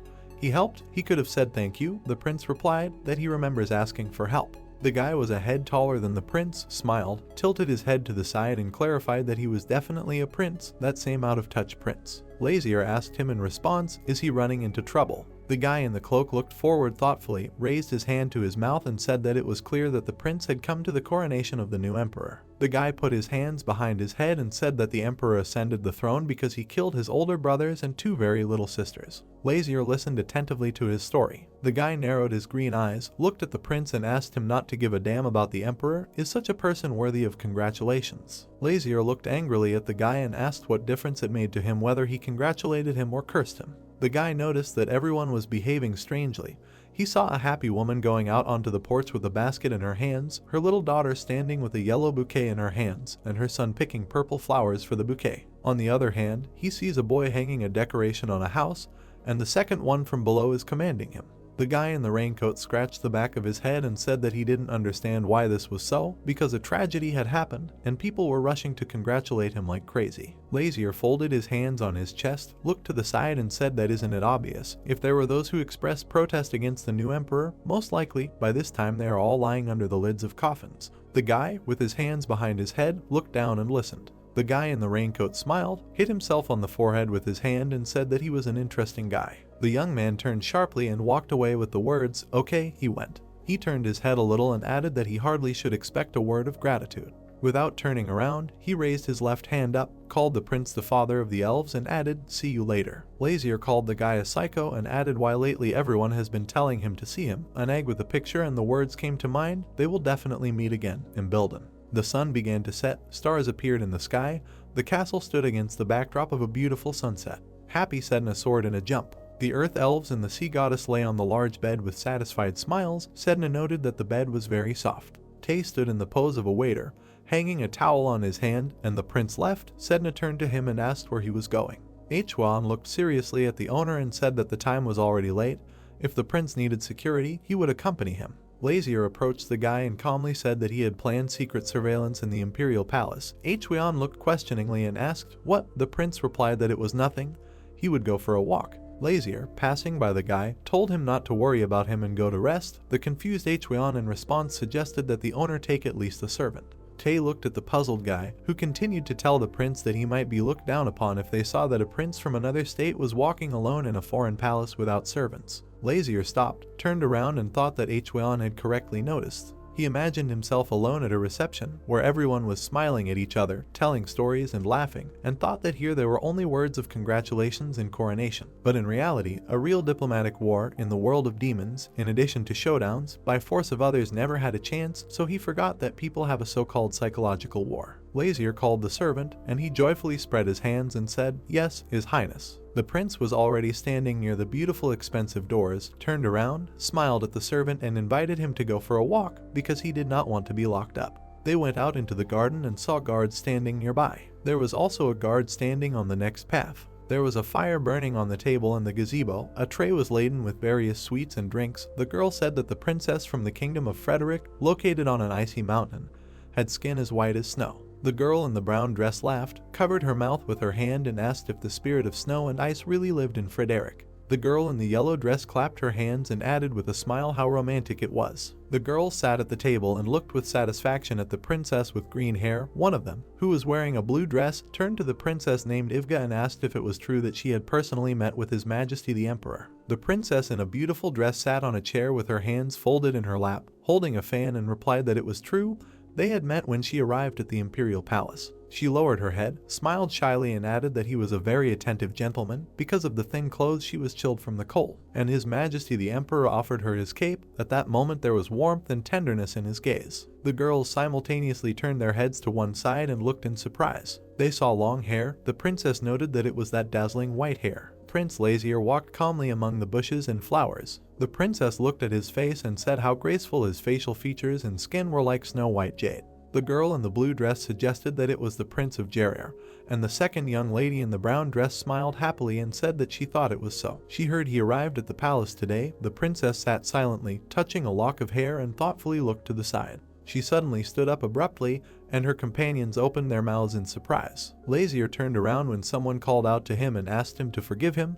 He looked questioningly. Ivga approached him and bowed politely. Tay stood behind the prince and watched this. The princess opened her fan and covered her mouth with it, and then asked, "Is he, by any chance, His Majesty Prince Lazier, who received the blessing from the goddess of the sea?" The girl smiled shyly and introduced herself that she was the first princess of the kingdom of Frederick. Her name was Ivga del Frederick. Lazier and Tay looked intently at the princess. Tall bushes grew behind them and the windows of the palace glowed. The prince looked carefully at the girl and asked, "So?" She smiled embarrassedly and apologized, because she did not understand what he meant. Lazier folded his arms on his chest, looked detached, and said that they usually contact him about some business. The princess turned her head towards the gazebo, from which the girls' voices were heard, and said that a wonderful day was coming, so they decided to talk. The girls in the gazebo stood up and bowed, and Ivga added that he would not like to share company with them. The princess hid her face shyly behind her fan, smiled, and said that, in truth, when she heard the news of his presence at His Majesty's coronation, she wanted to greet the prince in person. She thoughtfully looked at the fan with her green eyes and thought that the opportunity to meet the prince of a fantastic island, inaccessible to strangers, does not come along often.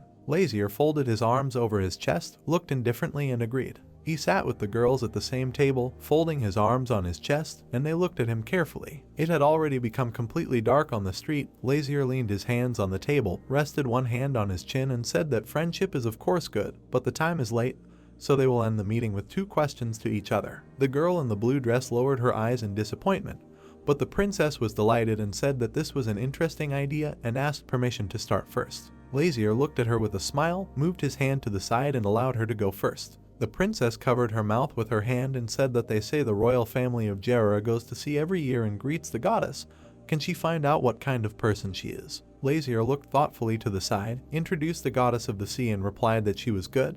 They were friends, but it was not easy when she left a stigma on him and dragged him to the bottom of the sea without permission. The girls looked at him in amazement. Ivga asked that the goddess of the sea left him a stigma. Lazier rubbed his hand on his neck and added that it was true, only he couldn't look at the back of his head. He pulled his hair to the side, and the seal of the goddess became visible on his neck. The girls looked at it in amazement.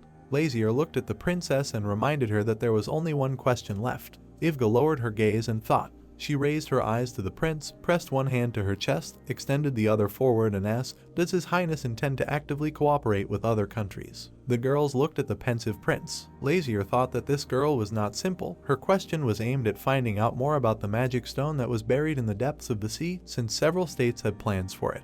He imagined a magic stone, which was sea or that contained magic. He imagined a room with burning lamps, a sheet of paper with notes on the table, and thought that if the stone was processed, it could epically change the usual way of life. In the next picture in his head, a guy stands on the seashore with a staff in his hand, which he raised high up, and the waves are breaking ships. Lightning is flying from the sky. A magic stone is burning at the end of the staff. The thought in his head says that they also say that the stone can be used as a military weapon. Lazier remembered his native kingdom and thought that it would not be easy to suddenly open the country, since Gerar had not cooperated with other states for 2,000 years. He imagined Sedna running over the sea and huge waves sinking ships, and thought that because they had a goddess who protected them from external enemies, there was no need for applied magic that would allow them to wield a magic stone. he realized that everything was different now. In his thoughts, he imagines the scientists who work in the laboratory. In order to fulfill the prince's desire to conquer the world, he will need scientists who can process the stone. Lazier returned to reality, began to trace the pattern on the table, saying that he thinks we should slowly open the doors to the world, so the first thing we need to do is build an underwater tunnel. He sat on a chair, looked thoughtfully at the table and continued the phrase, a tunnel leading straight to the Kana's empire. The princess thought sadly and realized that if the Kana's empire and Jerira made an alliance, then no one would be able to resist them. Lazier looked at the princess with interest, raised his hand to his chin and said that the questions had come to an end, now it was his turn to ask. Ivga smiled back, raised her hand to her chest and agreed with him. Lazier began to get up from his chair and said that he was not talking to her, but to the person behind her. She looked up at the prince in surprise. Lazier turned around, his hair shining from the light of the lantern, looked down thoughtfully and asked, will he answer his questions? The blonde guy wondered what he should do. The girls jumped up from their chairs in confusion and looked in one direction. The lady in the blue dress crouched low in greeting. The rest of the girls bowed respectfully, saying that they greeted His Majesty the Emperor. The Emperor turned out to be a young guy with blonde hair, green eyes and a scar on his cheek. He was dressed in expensive, beautiful clothes. Lazier looked at him and smiled joyfully, and the Emperor laughed heartily. The Emperor sat on the sofa, clutched his stomach and laughed, and the prince asked him whether it was really so fun to deceive people. The guy with blonde hair straightened up, covered his mouth with his hand, apologized and answered what he was going to tell at the next meeting. Lazier looked at him carefully and said that, having become an emperor, he mocks the aristocrats. Is this a new hobby? And then added, how exquisite, His Highness. The Emperor looked to the side, raised his fist and explained that putting bad aristocrats in their place was not a hobby, but his strong point. The Emperor looked at the prince with a smile and said, did he allow him to switch to? Don't you think it's rude? Lazier bowed his head respectfully, put his hand on his heart and turned to His Highness. Does the Emperor want him to begin to show respect to him? The Emperor looked good-naturedly at the prince, rubbed his hands, smiled and said that no, everything was perfect now. It had been a long time since he had talked so calmly with anyone. Lazier smiled in response, rubbed his chin and said, if this is what the Emperor wants, then so be it. The guy with blonde hair spread his arms to the sides and began to explain that with those with whom he initially communicated very closely, it became extremely uncomfortable after he received the title of Emperor. They all fell to their knees as if stung and began to babble.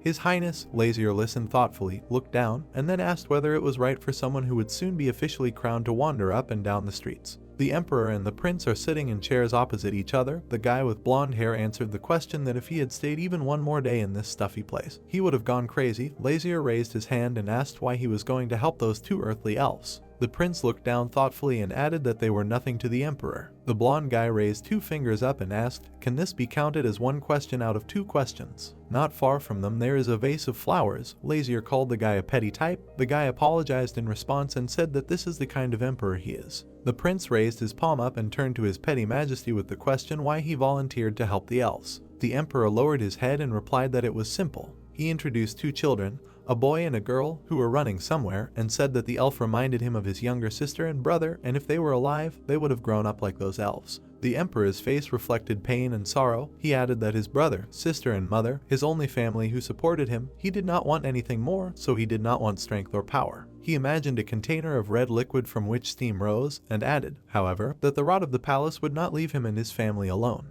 The Emperor raised his tightly clenched fist and said that he did not need the throne, since power and authority only lead to moral decay. The guy remembered how he stood and looked at the dead bodies and added, however, because of his stupidity, he lost dear people. He remembered how he stood and looked into the darkness, clutching a piece of paper in his hands, and realized one thing, to protect what he values. It is possible only if you have that very power and authority in your hands, no matter how dirty and hateful it may seem. The Emperor sat with his elbows on his knees and presented the coat of arms and the bloody silhouettes of people, then asked the prince if he had heard rumors about him, about how vile and cruel things he did in order to rise. He said the last words with anger in his voice. Lazier asked him what he wanted. The prince straightened up in his chair, folded his hands on his chest, looked seriously at the Emperor and asked what was his story. The Emperor formally addressed the prince. Lazier Lugera Rodval, the main character, lowered his eyes in surprise at these words. The Emperor looked at him with a slight smile and said that on their first meeting he felt that exactly the same smell emanated from him. The Emperor lowered his sad gaze and finished, the smell of thick blood.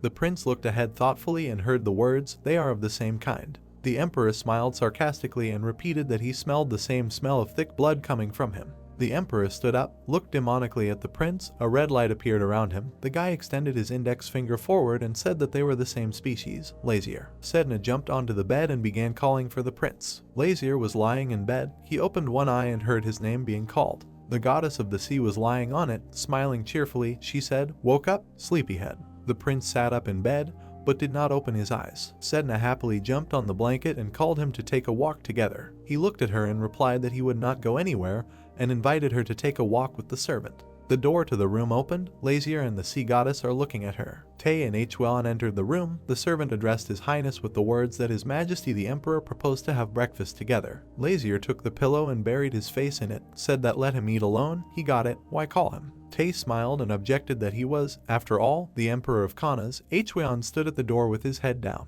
Lazier removed his face from the pillow and said, "Yes, it looks like he has nowhere to go." The sun was rising outside the window. The prince turned to the servant and the guy in the uniform with the words that he would go and wash himself and they should get ready to go out. Footsteps were heard in a beautiful room decorated with plants. Lazier walked around the room, followed by Hwan. Tay stood near the door, bowed and pointed to the door through which the owner should enter. The prince motioned with his hand to the guy in the uniform to stay there. He bowed in response and said that he would be waiting for him outside. The door to the room began to open. Lazier entered a large hall where many people were sitting at tables and maids were approaching them with plates. Guests were sitting at each table and discussing something. The prince looked thoughtfully to the side and thought, didn't he propose to have breakfast together? Lazier began to walk around the room and the people sitting at the tables looked at him in surprise. He walked past the man he had recently beaten while saving the Earth Elves. Buckman sat with his head bandaged and holding his jaw. Buckman looked up at the prince and looked at him questioningly. Lazier also glanced at him. Buckman screamed, waved his arms violently, and the chair began to wobble. The prince turned around to see where the sound was coming from. Buckman fell along with the chair and sat on the floor, looking at the prince with a shocked look. A man in a red cloak entered the room. The guests turned around and froze. People stood up from their chairs and bowed respectfully to the man who entered. The cloak was decorated with a white fur collar. The emperor entered the room and headed to his desk. He stopped and looked at the guests, who bowed their heads before him. The emperor wished everyone good morning. He walked to his chair, and Lazier, who was sitting at the next table, watched him.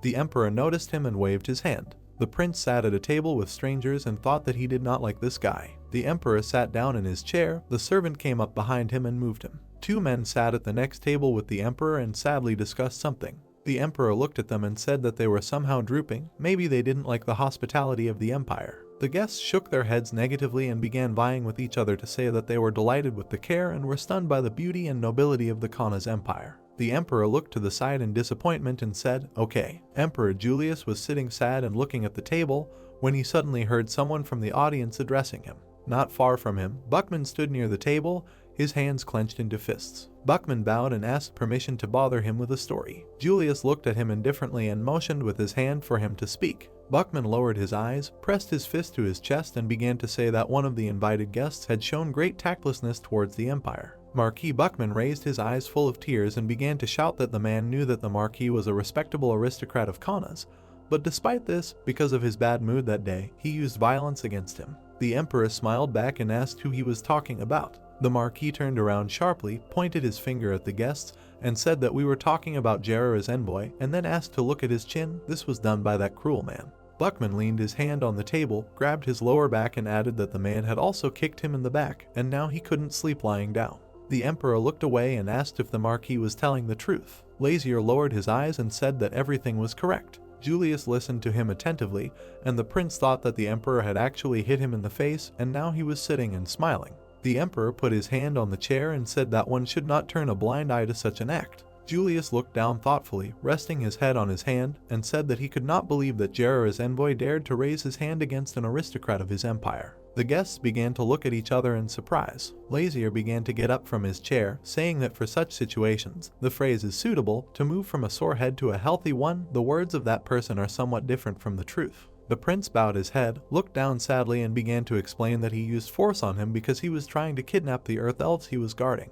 He remembered the chief Earth Elf, Loon and Lin, and added that if anything happened to the Earth Elves, the agreement between Jarrah and the Elven Kingdom would be terminated. He was only trying to protect them. Lazier glanced at the Marquis and said that his actions could be regarded as a criminal offense that could lead to diplomatic problems. Buckman waved his hands in fear, and the guests looked at him in surprise. The Marquis twisted his mouth in fear, drops of sweat flowed down his face. The emperor began to get up from his chair, saying that the race of Earth Elves and their empire had entered into an alliance. Then he asked if Jerira really had an agreement with them, and reached out with his hand to the sword that stood to the side. He looked at the prince, smiled a little, and asked what kind of agreement it was. Lazier lowered his eyes and began to say that in exchange for a tour of the outskirts of his kingdom, the elves Lin and Lung would share their architectural skills with them. If the emperor requires evidence, he can provide the contents of the agreement. Julius walked around the room, holding a sword in his hands, and said that he understood. The emperor continues to walk between the tables at which the amazed guests are sitting and says, "An excursion, then."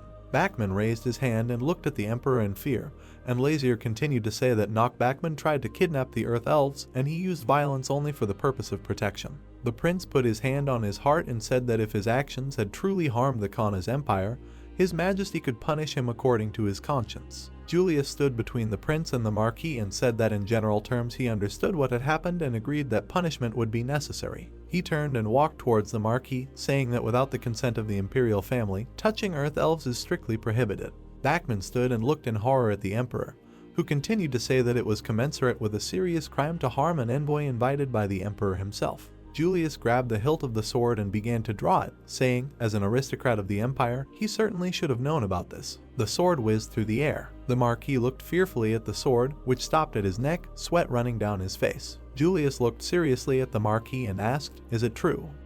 The Emperor held the blade to Bachman's neck. Taken aback, the Marquis turned to him. The Emperor said with a serious look that the Marquis had violated 2 laws, and moreover, both violations were serious crimes. He asked if the Marquis had anything to say in such a situation. Bachman clenched his teeth. Putting his hand to his chest, the Marquis proposed to first determine the punishment of the ambassador from Jerira, noting that he had shown disrespect for the Empire. The Emperor held the blade to his neck and said that this was on the minds of the aristocracy. Walking towards the Marquis, he stated that he did not understand at all what he had gotten himself into. He put his hand on Bachman's shoulder. A green light began to come from his eyes. The Emperor said that he was the one who hit the Marquis in the face. Bachman was scared by what he heard. Veins appeared on the Emperor's arm. He swung his sword and wounded Bachman's chest. Blood began to flow from Marquis's mouth. Splashes of blood flew next to the Emperor. Bachman fell in front of him. Lazier stood surrounded by a crowd of people. Taken aback, the man turned to the Emperor and said that Marquis Bachman was an aristocrat with high status. He noticed that even though the Marquis had committed a serious crime, the actions of the Emperor were unacceptable. People were frightened by what he saw.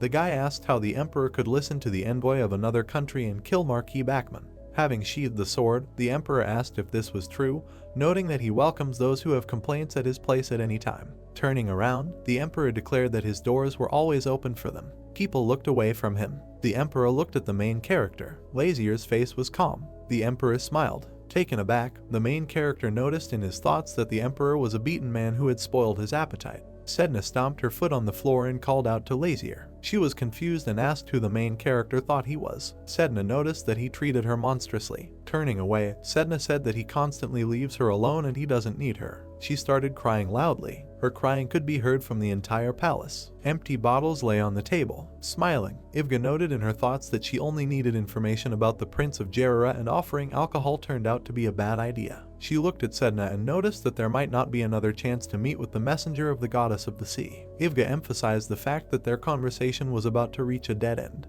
The girls turned to Sedna with a smile and said that His Majesty also did not invite them to breakfast because they were girls. They offered to have fun with them. Sedna was confused by what she heard. She jumped over the table. Sedna stood at the edge of the balcony. She looked at something and became thoughtful. Turning around, Sedna cried out that the moon had risen. Taken aback, Ivga asked about the moon, noting that it was still early. Pointing to the blue water, Sedna noticed that the moon was not in the sky, but in the pond. Sedna said it felt like she was underwater. Jumping off the balcony, she said that she would pull her out instantly and return.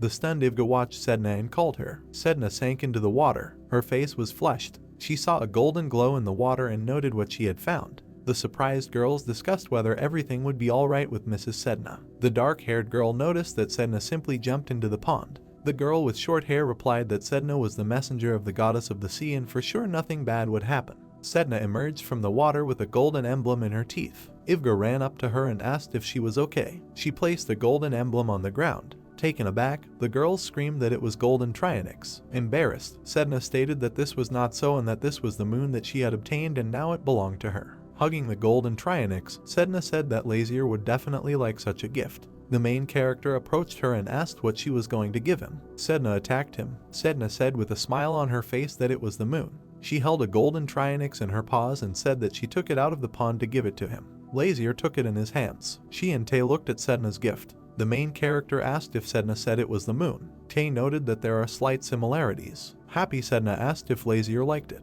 She declared that only a fox like her would get him the moon. Covering his face with his hand, the main character noted that Sedna emanated an unpleasant odor. He asked if she had been drinking. Ivga stood in front of Lazier and said that this was a fruit wine made in her country. Closing his eyes, the main character sighed. Putting his hand to his head, Lazier said that if he had known that Sedna would do something strange again, he would have assigned Khwan to her. The main character noticed that it was his fault. Sedna, lying on the floor, screamed that she was not weird. She asked why Lazier was like this with her. Frowning, the main character ordered Tae to take this drink into the room. After saluting, Tae replied that he understood everything. Tae began to carry away Sedna, who began to howl. Smiling, Ivga turned to Lazier and said that they would go. The girls began to leave the main character. Looking at Sedna's gift, Lazier asked if it was a golden turtle. Hwan replied that it was not a turtle, but a trionyx. Pulling out the trionyx, Lazier said that this is not an easy animal. He ordered Hwan to release her back into the pond before they got into trouble. Trionyx lay in the hand of the protagonist and asked him to wait.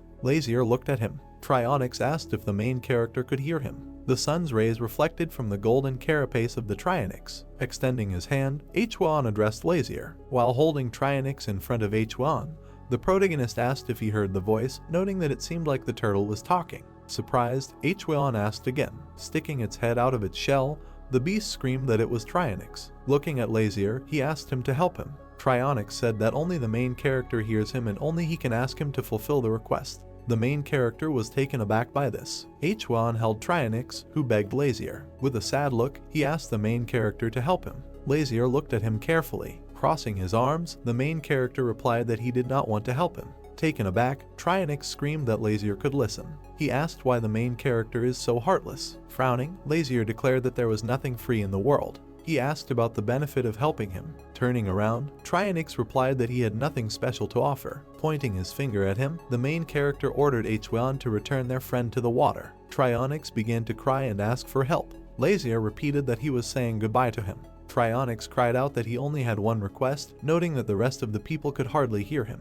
The distressed animal said that if people hear it, they run away in horror. Closing his eyes, the main character said that he would pretend that he didn't hear either. The distressed Trionyx cried out loudly whether Lazier was serious and this was cruel. He lowered his head and asked what he should do. Trionyx noted that at all costs he must convey the message to the new Emperor of Kanas. The main character's eyes glowed blue. Lazier asked about the new Emperor Kanas. Sunlight came through the window. The Emperor sat on the floor in front of the Trionyx and laughed loudly. Sedna was asleep on the bed. The Emperor declared that he was truly something. Sedna woke up. The Emperor noted that no one else would willingly order the Emperor to come and go. Opening her eyes, Sedna saw the main character sitting in front of the Emperor. She asked about who was there. She saw Trionyx lying on the floor. Sedna grabbed it and screamed that it was the moon that she had taken from the lake. Frowning, Lazier asked if Sedna still mistakes him for the moon, calling her a tailed drunkard. Looking at the main character, Sedna asked if it was the moon. The Emperor turned away from them. Lazier assumed that Sedna was still recovering and asked her to go and sleep it off. Turning around, the beast said that he was not the moon, but a Trionyx. Taken aback, Sedna screamed that Trionyx had spoken. Trionyx replied that the fox was telling him this, noting that it was illogical. The main character put his hand on his shell. Looking at him, Lazier said that their friend's name was Almond and he was a golden Trionyx who had been living in the pond for 1,000 years. Putting his hand to his chin, the Emperor assumed that everyone but him could hear Almond. He asked why this was, noting that with the goddess's fox everything was different. Patting Sedna on the head, Lazier replied that she was special and that she was the messenger of the goddess of the sea. Smirking, the Emperor said that this was insulting and that he was the only ordinary person there and felt alienated. Smiling, the main character said that it was absurd to consider himself ordinary while being an emperor. Stretching out her paw, Sedna asked if he was Emperor Kanasa. Adjusting his collar, the Emperor replied that this was so and he was asking for love and favor. Sedna, with a smile on her face, asked if he wanted to hear what Trionyx had to say, adding that she could help. The Emperor asked if this was possible. The light illuminated the Emperor. He said that for the messenger of the sea goddess, such a thing was a piece of cake. Having risen, Lazier said that since Sedna had woken up, they were setting off. Looking at the main character, Sedna asked if they were waiting for her and where they would go. Smiling, Lazier replied that they were going to the pond where Almond lived. The company walked to the pond. Approaching the destination, the main character asked Almond to tell him what kind of will he wanted to convey to the Emperor. Raising his head, Almond asked to follow him, noting that there was a sealed gate at the bottom of the pond. There was a glow coming from the seal in the pond. Almond said that inside there was a legacy left by his owner. He said that the owner ordered him to keep it and open it when difficult times came for the imperial family. Placing his hand to his face, Lazier thought about his owner. The protagonist wondered if Almond was talking about Emperor Kanasa, who reigned several hundred years ago. The Emperor thought seriously about the legacy of the imperial family. He noted that he had never heard of it. In his thoughts, he asked if it lay at the bottom of the lake. Looking at Lazier, the Emperor said that all the water had to be bailed out to get there. He asked if he should call people. Raising his hand, the main character replied that this was not necessary. Lazier turned to Sedna. There was a smile on her face. The main character went down to her. He took off her pendant. Light energy emanated from her tails. She jumped into the water. She stepped on the water. Taken aback, the Emperor asked if this was the initial appearance of the messenger of the sea goddess. Smirking, Lazier asked Sedna to remove all the water so they could pass. Turning around, she replied that she understood everything. Powerful waves arose. The water scattered in different directions. She parted the water in different directions. Surprised, Hwan said that this was an amazing ability. Tae asked with a smile what was wrong. He noticed that Sedna was, after all, a messenger of the goddess. The company began to descend to the bottom of the pond in the pink sphere. Looking at the bottom, Almond said that it was there. Their gaze fell on the seal at the bottom. Frowning, the Emperor noted in his thoughts that this was the emblem of the imperial family. Looking at Almond, Lazier called him a turtle and asked what was next. Frowning, Almond asked about how many times he had to repeat that he was Trionyx. He pointed his finger at the seal on the floor. Almond said that the Emperor needs to stand on the emblem, then the seal will be removed and the gates will open. Frowning, the Emperor noted in his thoughts that he had some doubts, but this place somehow didn't look like a fake either. He emphasized that if Almond had not told him that there was a gate at the bottom, he would never have known. Having stepped on the seal, the Emperor noticed that it was obscene to step on the coat of arms of the imperial family, but there was no choice. A red light began to emanate from the seal. A magic circle appeared under the Emperor. Taken aback, the Emperor wondered if this was a magic circle. His gaze fell on the seals. Lazier began to run towards him and called out to Yuli. Stunned, Tae and Hwan called out to him. The main character grabbed Yuli's hand. He frowned at what was happening. Lazier's henchmen ran towards him. The main character wondered if they had fallen into a trap. A bright light began to emanate from the magic circle. They began to disappear into the light. A red column of mana rose above the kingdom. A drop of water dripped from the stalactite. Drops fell to the ground. Water fell on Sedna's bow. She jumped up sharply and screamed that it was cold. After waking up, Hwan asked if she was okay. He began to turn around and ask where the main character was. Tae sat in front of Lazier. Hwan ran up to him. The main character opened his eyes. With his hands outstretched, Tae asked if Lazier had come to his senses, noting that he was unable to save him. Sitting on the ground, the main character said that it was dark as a coffin. He asked where they were. Tae put his hand in his bosom. He took out a blue stone. Purple mana began to hover around. Looking at the stone, Lazier asked if he could use magic. Tae replied that it was only practical and only a little. Julius was lying on the floor. He stood up, holding his head with his hand. Taken aback, the Emperor said that this place looked like an underground water canal. He looked at the emblem on the wall. Julius said that he heard that it had been closed for a long time. He asked how they got there. Rising to his feet, the main character replied that they teleported and it was like summoning magic using a magic circle. Reaching out his hand, Lazier assumed that it was she who had thrown them all out there. Smiling, Julius stated that it turned out that they were there thanks to the magic circle. He took the main character by the hand. Tae was suddenly taken aback. He saw blood on Lazier's shoulder. He informed him about this. Placing his hand on his shoulder, the main character said that he thought he was in pain. The main character assumed that he landed unsuccessfully with his back on a stone. Looking at the blood on his hand, Lazier noted in his thoughts that in moments like this, he remembers that he is in a human body. Stunned, Tae said that if the main character considered the situation dangerous, then he should have stepped aside. He asked why Lazier went to such recklessness. Pointing his finger, the main character asked if he should have left Julius alone. Distressed, Tae cried out as he should have. Crossing his arms, the main character asked what would happen if Julius died. Tae replied that it was his problem. Smiling, Hwan noted in his mind that he couldn't believe that these two would so fearlessly say such things about Emperor Kanase in his presence. He emphasized the fact that if the Emperor's servants were there, they would immediately be charged with insulting the Emperor. Putting his hand to his chin, Julius suggested that it be considered his joint.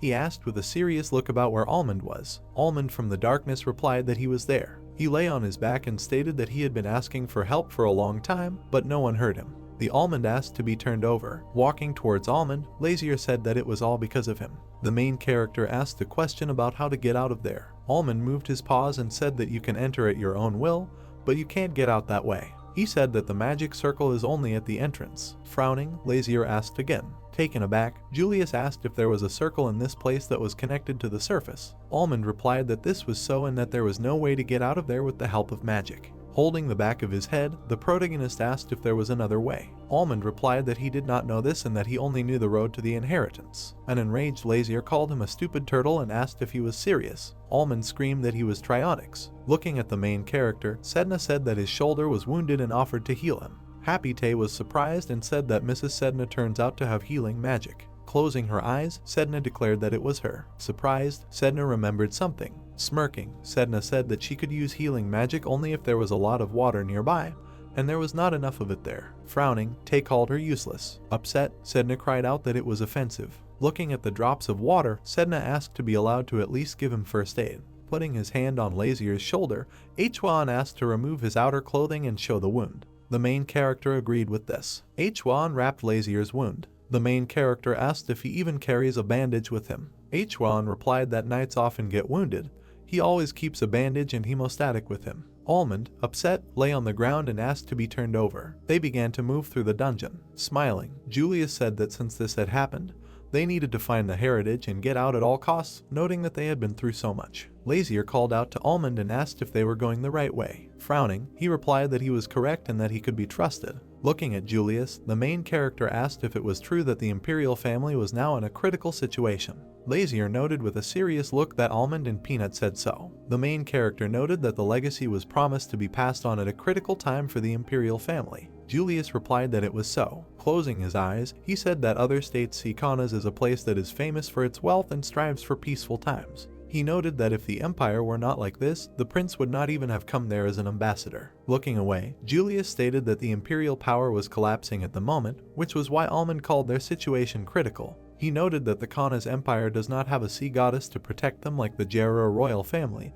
and the emperor's legitimacy is only lip service. Julius presented the outline of the people and noted that this was because the aristocrats were very powerful. He imagined himself sitting on the throne and declared that the imperial power must be much greater to make them bow their heads. His face was illuminated by a purple light. Julius suggested that Lazier himself knows what the problem is. Their loyalty to their ruler is not 100% pure. He said that everyone serves only that member of the imperial family from whom they can benefit. He imagined himself kneeling around a crowd of people. Julius noted that therefore, those of them who have rights to inheritance care about influential aristocrats and try to please them. He said that this is the Kaunas empire now. Putting his hand to his face, the main character said that it was as if the owner was lying on his belly in front of his dog in order to get even more hunting dogs. Laughing, Julius said that this was a funny association and that he would take note and use it someday. Raising his head, Julius said that in this situation, he had to pay the price for not knowing the truth, losing his mother and 2 younger sisters. He said that he could not believe that the aristocrats secretly conspired and eliminated the members of the imperial family who were obstructing them.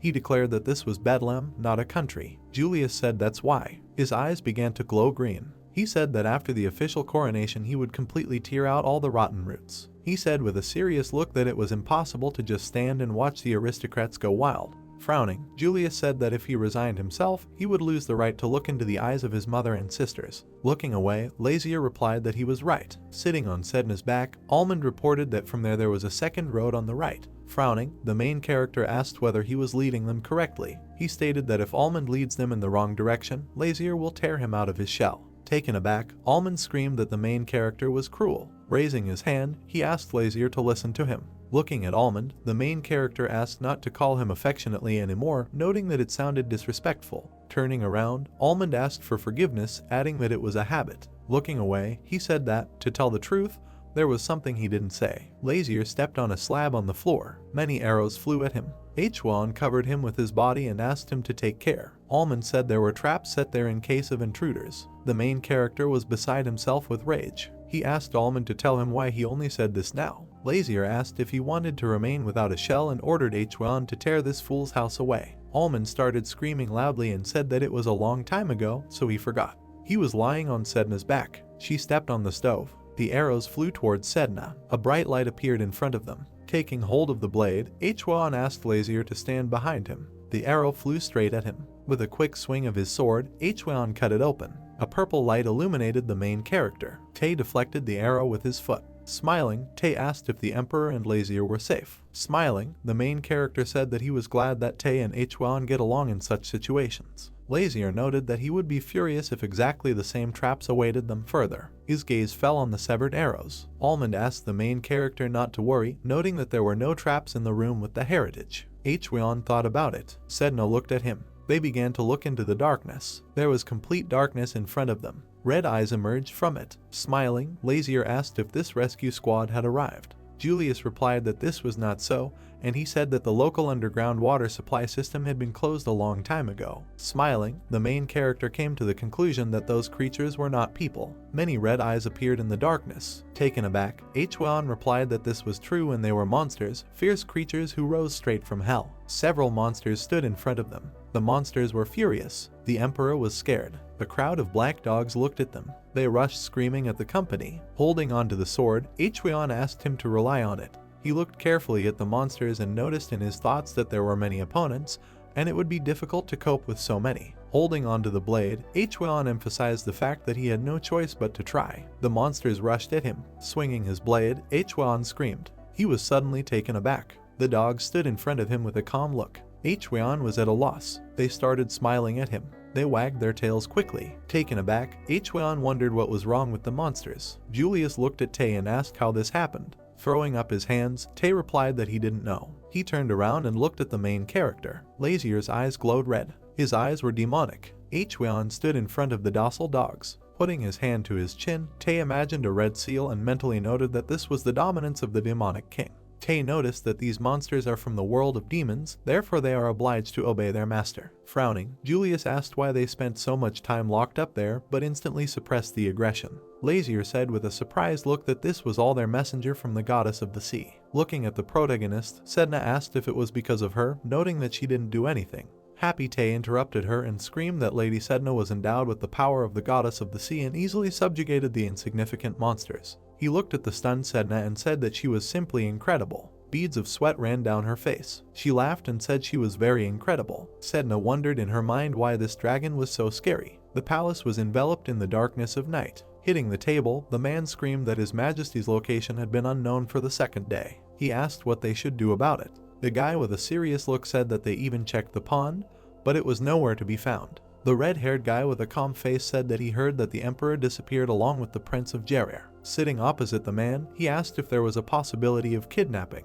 The man folded his hands and replied that he thought there was no such possibility. He imagined the girl watching Lazier and Julius standing at the bottom of the pond near the red column of energy. The man said that according to the witness, His Majesty was not taken away by force. He asked if the girl's mouth was covered. She was frightened by what she saw. The man noted that if the truth comes out, a much more serious mess will begin. The guy asked them not to worry, noting that he had intimidated the girl by saying that if he revealed the truth, an interstate conflict might arise. He noticed that the girl would not spill the beans. Crossing his arms, the man said, "What about the teleportation spell?" He wondered if scientists had yet discovered the true essence of that magic circle. The guy looked at him and replied that the place where His Majesty disappeared was a canal connected to the heritage that had been kept in the imperial family for 1,000 years. He noted that scientists will not be able to figure everything out so easily. The guys turned in different directions. The man asked why the guards of the imperial palace were so incompetent.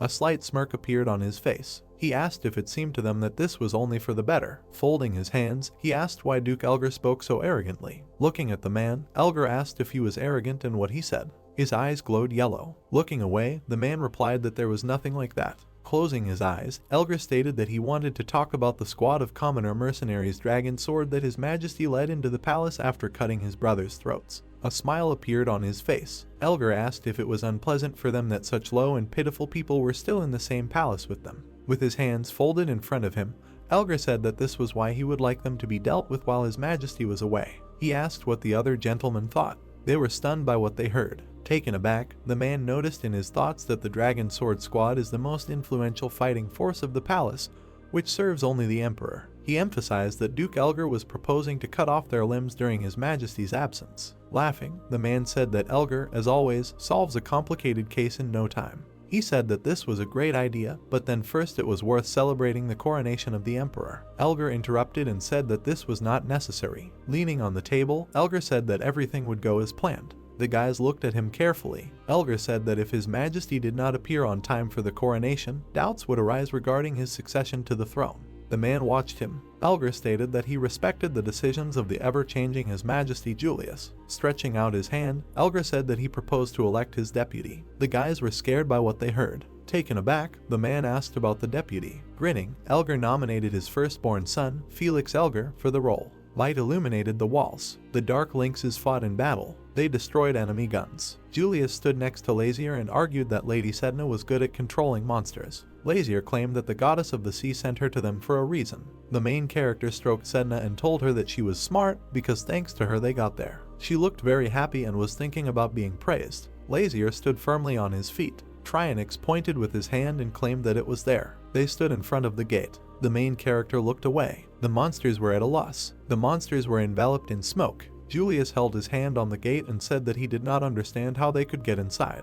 He claimed that he did not see either a handle or a turnkey connector there. The main character stood behind him and told him to break down the door. H1 said that he obeyed his instructions. Strike with turquoise mana. The dark light absorbed mana from the impact. They faced devastation. Julius looked discouraged and reflected on the fact that he had cut the gate with one blow. He recalled that there were no such craftsmen even in the Dragon Sword clan. Before him, everyone stepped through the destroyed gates. Julius reflected that he was worried about something else. The main character stood in front of him. He asked Julius not to walk alone. He noticed that it was the main character. The torch hung on the wall. Sedna walked down the corridor. The torch burned brightly. She had a turtle on her back and claimed that the torches reacted to people. Sedna claimed that she had not seen such for a long time. They walked along the corridor with torches. The main character claimed that this was the place he was talking about. On the wall was a sign of a sword with a club. Tay stood next to the main character and asked him what was depicted on the walls because he did not understand anything. Lazier strained his gaze. He took out his sword and thought about what really happened.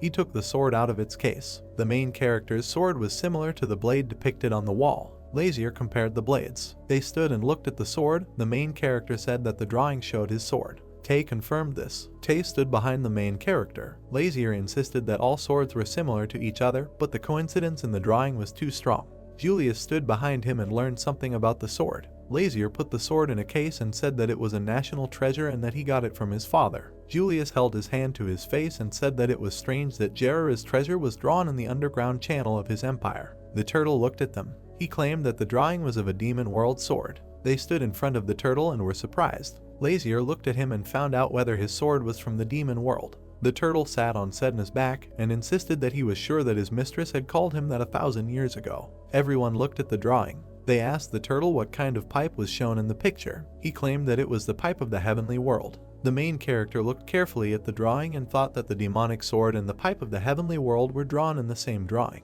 He continued to recall that people had no knowledge of celestial and demonic beings. The turtle stood in front of them and insisted that there was a pipe hidden there. He pointed his hand forward and claimed that it was in that box. At the end of the corridor, the light was running out. The box was in a cobweb. She reflected light in the darkness. They stood in front of a large box. The turtle stood in front of Julius and insisted that if he belonged to the imperial family, then he would be able to open the box. Julius looked at the box and talked about what was inside. He had his hand on the box and claimed that his family's heritage was inside. He looked very concentrated. His hands touched the lid. He opened the box. There was a pipe in front of him. He held it in his hand and reflected that this was the legacy that an ancestor had left them for 1,000 years. His friend stood behind him. He claimed that it looked like an ordinary pipe. Lazier stood in front of him and told him to blow into the pipe because no one knew what would happen because of this. They stood next to each other. Julius claimed that he did not know how to play instruments. The main character explained to him that he only needed to blow into it and not play serenades. Julius held the trumpet to his mouth and said whether he played correctly or not.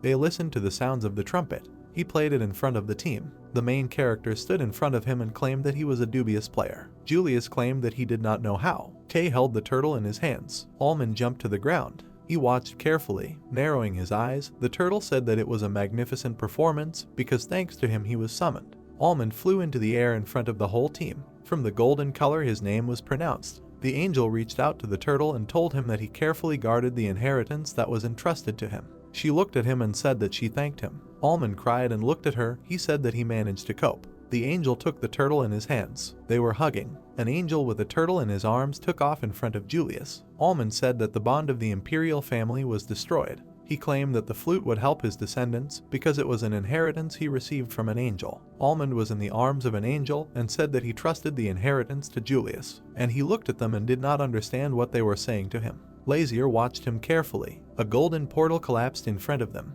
The castle was illuminated by sunlight, and all the people were in beautiful suits. The girls talked to each other. Green hair was combed. They asked her whether I liked it or not, whether it was worth changing the style. She looked in the mirror and insisted that she was happy with everything. She looked frowning and wondered if Emperor Julius had returned. The maid stood in front of her and said that he had returned because without him the coronation would have been cancelled. Ivga sat and shook. She said that she heard about Lazier's arrival. She asked the maid why the prince did not appear in public. She looked out the window and said that she had a bad feeling. The castle was covered in sunlight. People stood near the red carpet. Everyone was watching what was happening. A knight in armor stood near the torch. The knights stood opposite each other. They walked past the crowd. The girl said that it seemed to her that there were too many knights. Her boyfriend answered her that it was a major event.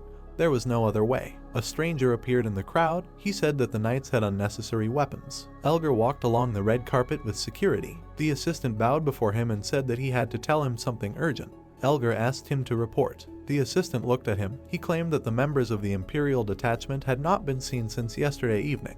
Elgar looked very thoughtful. He talked about the fact that they could find out about their plan and escape. He continued to talk about how they were going to get rid of them after the coronation. Elgar talked to the assistant. He asked him to direct people and find out locations. He claimed that the Imperial squad had lost their master, but they needed to remain vigilant. His eyes were full of rage. He said that Julian needed to be eliminated. The assistant stood in front of him and asked him not to worry because a lot of time had passed since Julius left. Julius lay among the rubble. The assistant insisted that the likelihood of his death was high because he could die of hunger or remain under the rubble. The assistant stood in front of Elgar.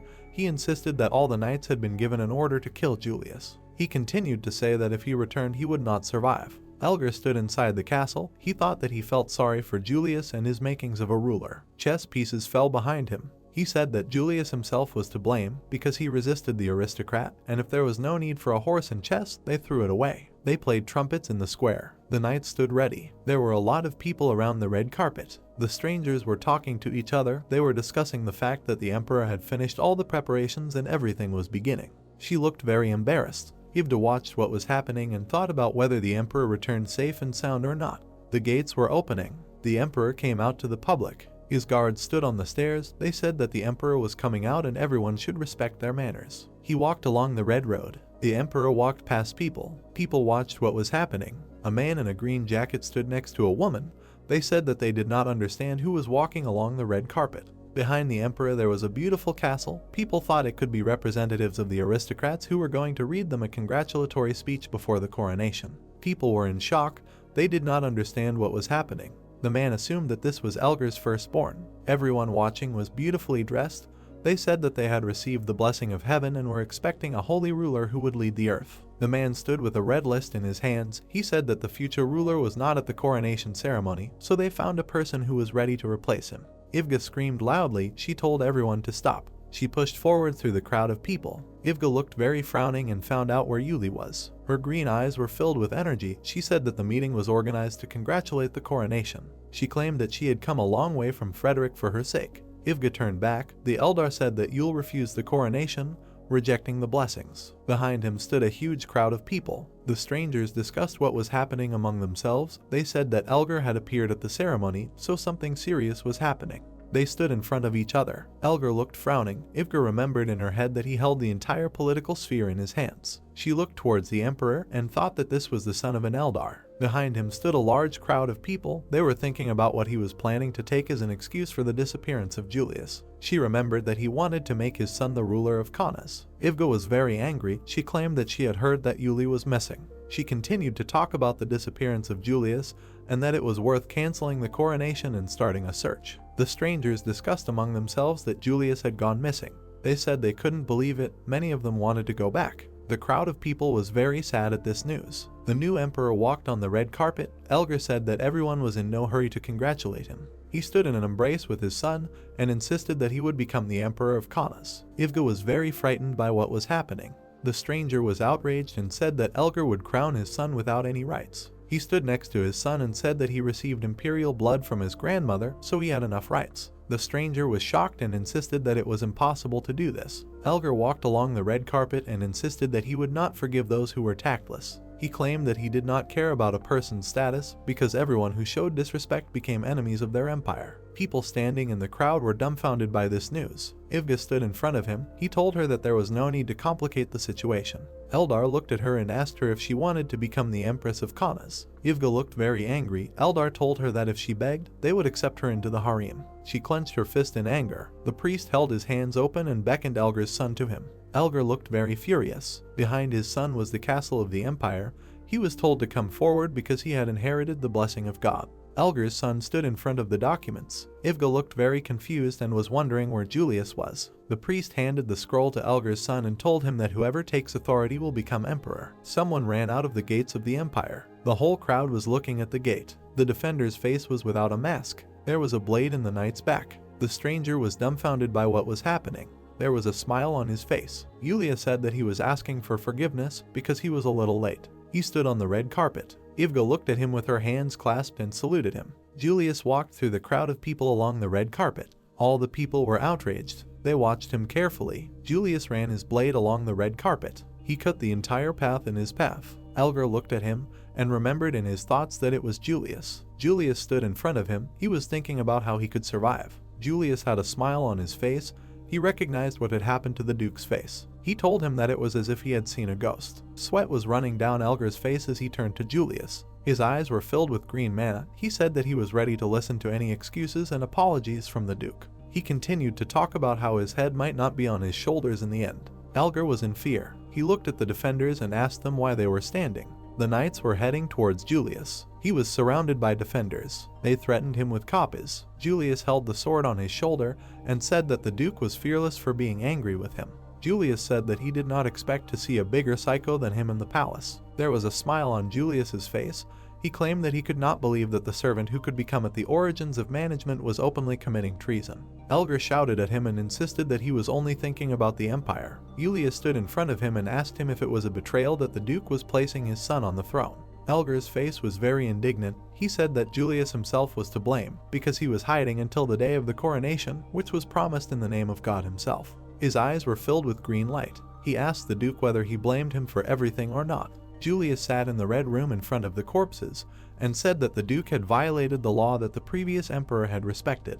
He claimed that Elgar cut the throats of both his brothers and a large number of his subjects. He pointed his finger at Julius and said that he had surrendered imperial power and stained the palace with blood with his blade. The Duke argued that they could not recognize him as overlord. Julius laughed very loudly. Ivga was in the light amidst everything that was happening. She held her hands to her chest. Julius held his sword on his shoulder and said that the Duke's words were true.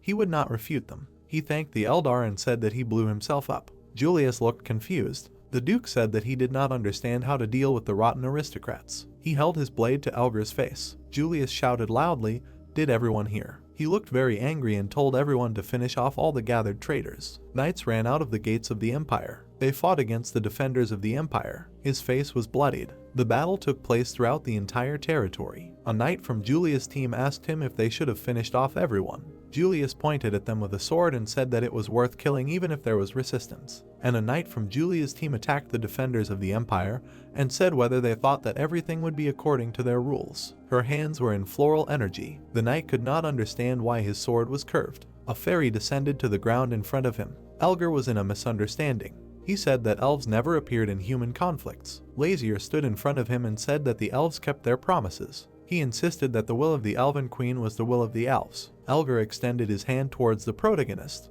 The elves flew out from behind Lazier, and he insisted that people treated the elves very prudently. 2 flying elves were holding onto his jacket. He asked the Duke if they were better than the Duke, who could commit treason a few days later. Lazier looked at him angrily and said that he should be ashamed. The Duke clenched his right hand into a fist and told the defender to kill the main character. The defenders attacked him. Hwan appeared in front of the main character. He hit his ball into the ground. The defenders flew away from the protagonist screaming. Lazier took his sword out of its protective case and said that they could try to do at least something with it. Prince Lazier began to take his sword out of its sheath and asked his opponents if they were going to do something with him. He looked up at them with sparkling blue eyes and told them they could try. The Duke, with a frightened expression on his face, screamed and took a step back. Julius stood behind him and with a smile on his face said that Elgar was pretending to be noble and powerful, but before his death he was pitiful. Sweat was running down the Duke's face. The knights waved their swords, and people ran in different directions. A guard in armor is kneeling, blood flowing from under his helmet. The dead bodies of the guests lie on the floor. Elgar shouted angrily that they should not do this. How could they commit such atrocities in a sacred place? Julius smiled, looked at the Duke and asked, is he talking about holiness, which his aristocrats like?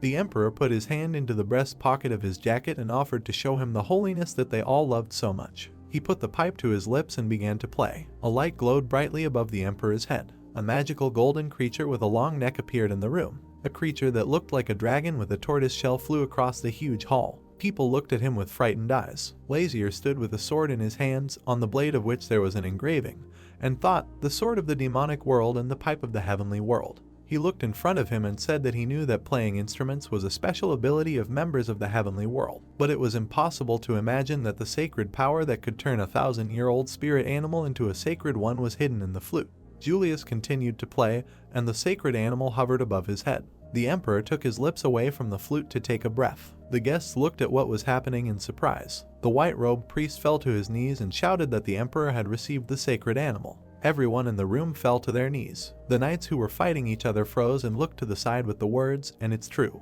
The armored guard dropped his sword and it fell to the floor. The knights of both sides knelt and bowed their heads low. The Duke of Elgar also knelt. He leaned on his hands, bowed his head and thought, sacred animal, where did it come from? Elgar looked down in confusion and realized that Julius had been recognized as the true ruler. Among the bowed people stood Princess Ivga and looked ahead. She lifted her long skirt and walked forward. She walked up to the Emperor and looked him straight in the eyes. She put her hands on her skirt and lifted it a little. Ivga bowed and said that she again welcomed His Majesty Emperor Kanas. Julius looked at her, smiled and said that he was glad to see her again. The prisoners are led along the prison corridor of the castle dungeon. Their hands are tied, they are guarded by knights. The Emperor says that the incident with the uprising of the Duke, who tried to put his son, named Felix, on the throne has been completely resolved. A knight with a sword stands over the murdered bodies. Julius explains that, under the pretext of this incident, after his accession to the throne, bloody repressions continued for several more days. He remembers a man tied to a chair, who is being tortured. The Emperor continues the story, thanks to which it was possible to uproot all the opposing forces that were hiding and waiting for the right moment to attack. Julius sits on a luxurious throne, with a sacred animal lying above his head. The Emperor said that by gaining the protection of a sacred animal called Almond, he was able to receive full recognition as Emperor from the aristocrats. 3 men from the aristocratic nobility kneel before him. In an attempt to calm down the resulting noise and confusion, several more days passed. The castle stands in the rays of the sun, and above it white clouds float across the blue clear sky. Guards with serious faces stand at the door. Lazier and Hwan bowed and greeted His Majesty Emperor Kanas. Julius looked at them carefully, and a guard stood behind him. The Emperor waved his hand at the knight, who bowed low in response. The knight walked out the door. Julius followed him with his gaze. The Emperor walked around the room. Julius collapsed into a chair, stretched his arms forward and exhaled. Lazier stood next to him, looked at him and said that the Emperor wanted to see him, and then asked where he had been all this time. Julius looked at his friend and explained that they actually had an uprising. Establishing order was not an easy task, so he decided to take a breath and at the same time look at the prince. The Emperor looked around the room. There were puddles on the floor, and asked what was wrong with his room. Lazier stood in front of him in wet clothes. The Emperor noticed this and asked, "Is it a flood?" The prince looked to the side and said that the Emperor should not ask him, but that eccentric fox. Sedna was sitting on the floor with a bucket on her head and screaming. What was she doing? She was doing it for him. Why was he sulking again? The Emperor glanced to the side and asked why the messenger of the sea goddess was so angry. Sedna sits in a bucket and cries, and Lazier looks to the side and says that she saw him applying medicine to the wound, and made a causeless booth, declaring that she would cure him herself. In the end, nothing worked out for her, and she anger went off the rails. Kay smiles and wipes the floor, saying that thanks to their beloved mistress, he now has a lot to do. Julius looked at the prince with alarm and asked, "The wound still hasn't gone away. Is it so serious that even the messenger couldn't help?" Lazier raised his hands and looked at his palms, saying that it seemed that the sacred healing power was not working on him. Sedna sat with a bucket on her head, crying and screaming that she was a brainless fox who only knew how to cause problems, endowed him with a stigma, and what next? She couldn't even heal a minor wound. Tay threw himself on his owner's neck with tears in his eyes and began to lament that he is also a useless servant who cannot help in any way and asks to be scolded. Lazier began to push the servant away from him with the words that the members of the royal family of their country have a slightly unusual body structure, which he received with genes. After these words, the emperor asked, "It turns out that he received the patronage of the goddess of the sea because of his physical characteristics?"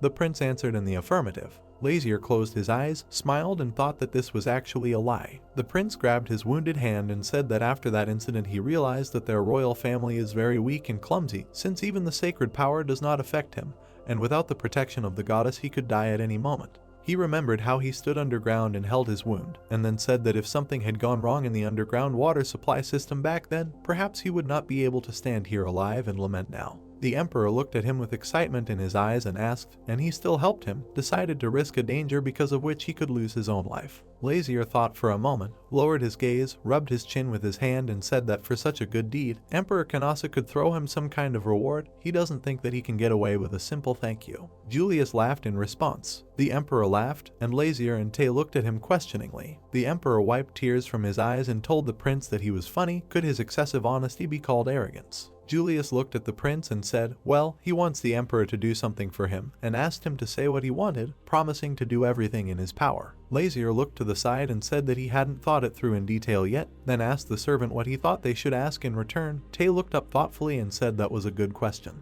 The emperor sat in a chair and smiled, looked at the prince and said that he himself raised this topic, and did not even know what he wanted. Julius did not mind thanking him, so the prince could be a little impudent. Lazier laughed in response and told him not to worry.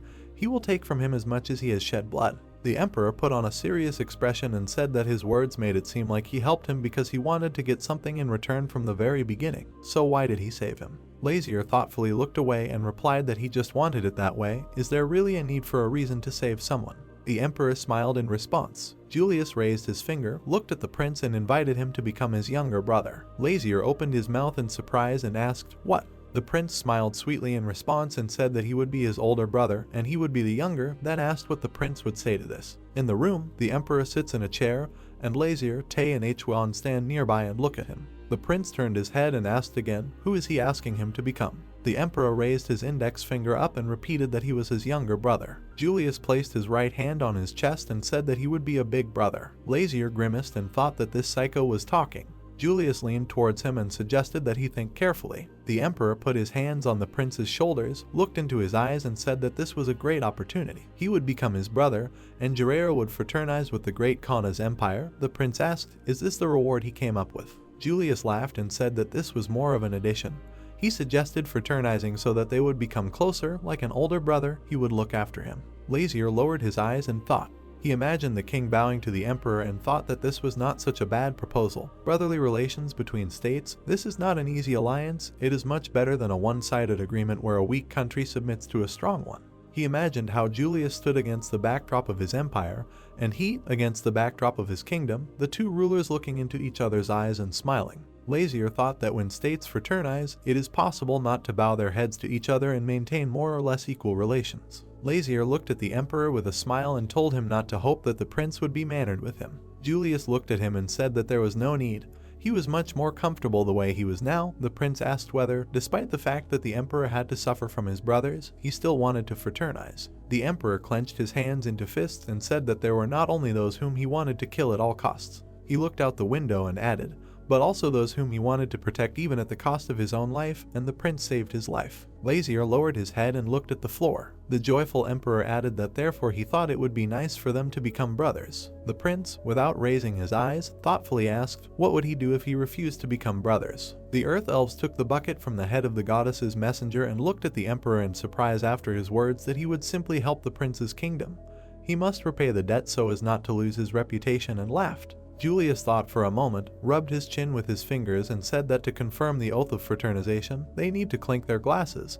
But he is 17, and the prince is 15 years old, they cannot drink yet. He looked at the messenger and offered to make her and the sacred animal witnesses. Lazier looked around and said that he did not see this turtle nearby, and asked the emperor. They no longer walked together. Julius put his hand in his trouser pocket and said that Almond was with him. He held out his palm, on which lay a small golden turtle. The prince looked at her and asked why the turtle had shrunk so much. The animal looked at him and said that although he had shrunk, he had not become a turtle, he was a Trionyx. He was tired of correcting the prince every time. The emperor patted the animal on the head and said that having become a sacred animal, it can now change in size. Because Almond is so small, it is very comfortable to carry. Julius looked at Trionix and said that he even had a sacred power of protection, with which he could repel all physical and magical attacks as long as he was nearby. He did not need the protection of the Dragon Sword Squad. Lazier lowered his eyes and thought that he himself would not refuse such an ability. The prince's body is too weak. The prince looked away. Lazier looked at the sword and thought that that kava was of no use at all. Why on earth would the sword choose its owner? It's just beautiful garbage. Sedna approached the emperor's feet. He told her that they would fraternize, and she would act as a witness. The envoy agreed. Lazier looked at the emperor and said that he had a condition. Julius asked, what condition? Tay brought the book to the owner. Lazier handed the book to the emperor and told him to sign it. Yuli looks carefully at the cover and asks, what is this? An address book. Lazier thoughtfully lowered his gaze and said that it was signed by those who are connected with him by special ties. The emperor began to leaf through the book. He looked in surprise at one of the pages with the words that there was even the signature of the Queen of the Earth Elves. Lazier handed the emperor a pen and said that verbal promises remain only in memory, and he likes to write down such things. Julius took the pen and said that the ruler could not put his signature everywhere, but since this was the request of his younger brother, he could not refuse. The emperor began to sign on a sheet of paper in the book. Lazier is watching this closely. Julius handed the book to the prince with a question. Now they are brothers. The prince took the book and answered, of course. The emperor solemnly raised his right palm and began to say that he, Julius Rancanas, swears before the sacred animal and the messenger of the goddess of the sea that he accepts the prince as his brother. Lazier raised his right palm up and said that he did too. Almond looked at them and said that even if their roots were different, from that moment on, Jerra and Kanas were bound by brotherly ties and would not betray each other for anything. The guys stood opposite each other with their palms raised and said vows. The sun shone brightly on the imperial palace. Lazier, Tay, Hwan, Sedna, and the Earth Elves came to the emperor. Julius sadly lowered his head and asked that they were leaving already. The prince lowered his eyes, rubbed his neck, and replied that all the guests had left a long time ago.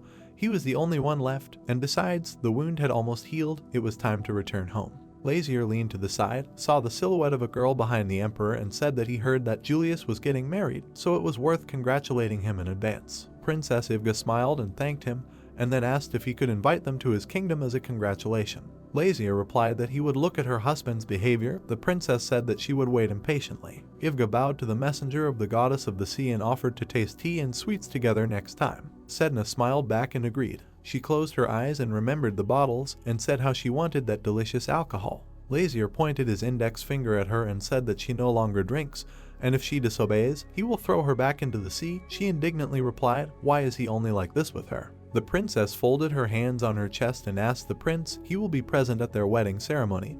Lazier turned his head and replied that he would think about it. The emperor smiled and told the prince that his only elder brother was having a wedding. What kind of wedding could there be?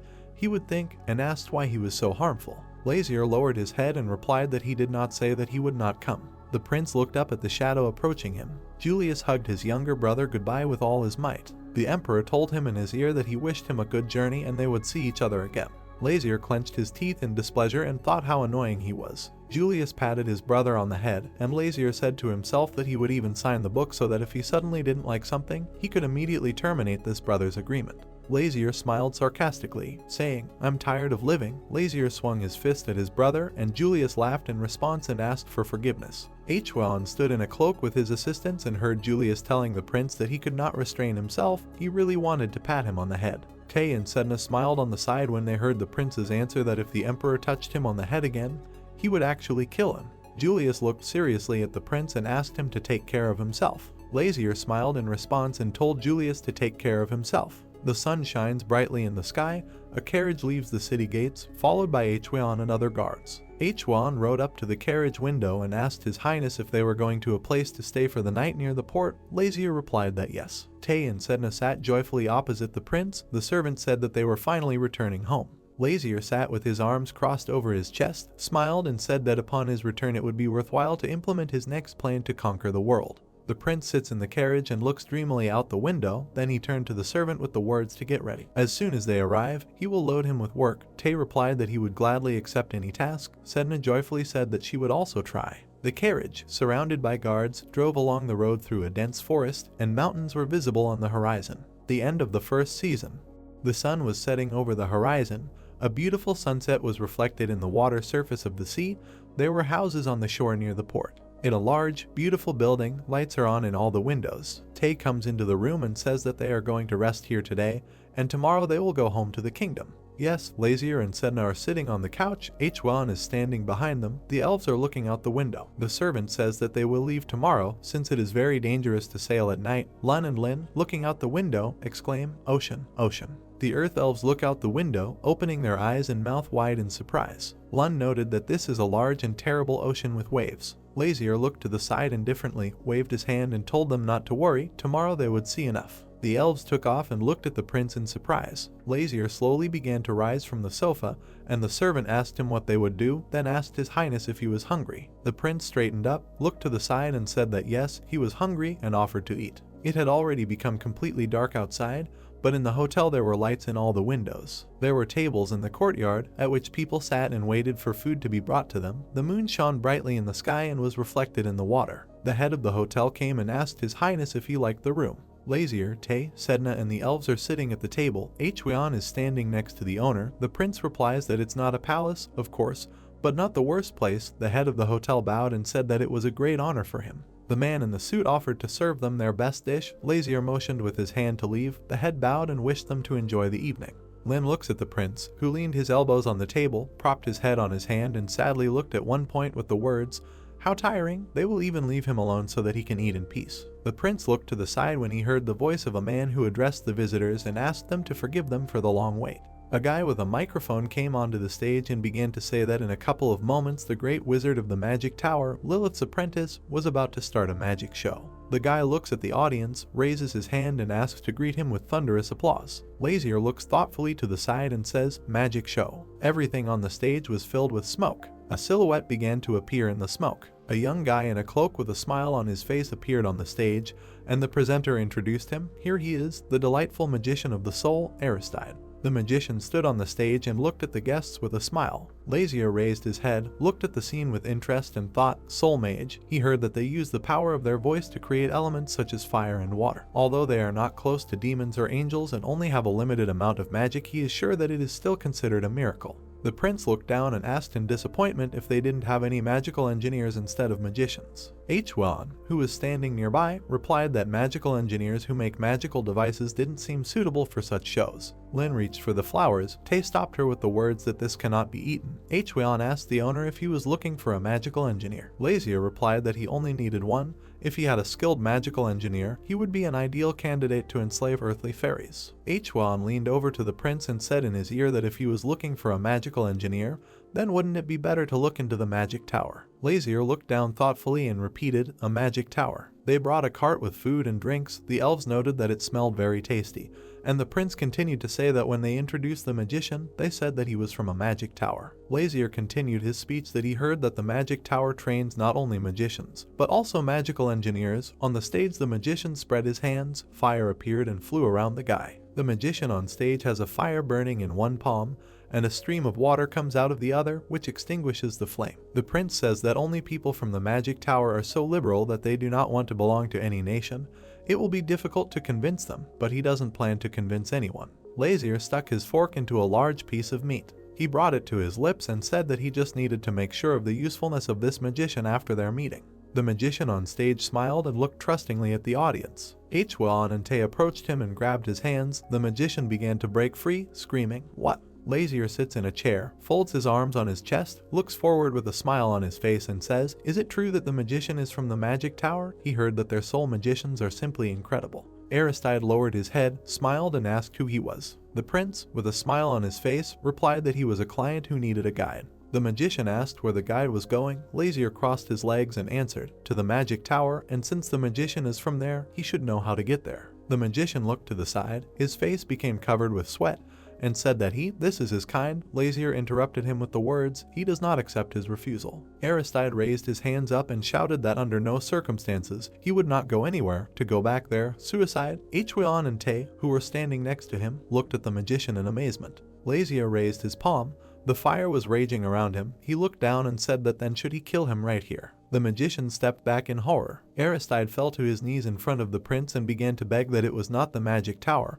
When he left, he swore never to return there again. He did not want to be a slave to magical research for the rest of his life. Lazier looked at him and asked what he was so afraid of. The guy raised his head and looked at the prince with a pleading look.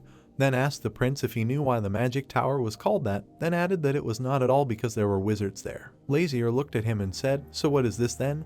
"A magical control tower." The magician looked forward confidently and said that this tower sucks all the life energy out of people. The prince indifferently looked away and asked, "Is that why he left there? Did he just run away?" Aristide stood up abruptly and shouted that this was not so. He left because he wanted to live. This place is not home. This is a living hell. He remembered the burning laboratory and added that he started a fire in the research laboratory and then escaped. He vowed never to return.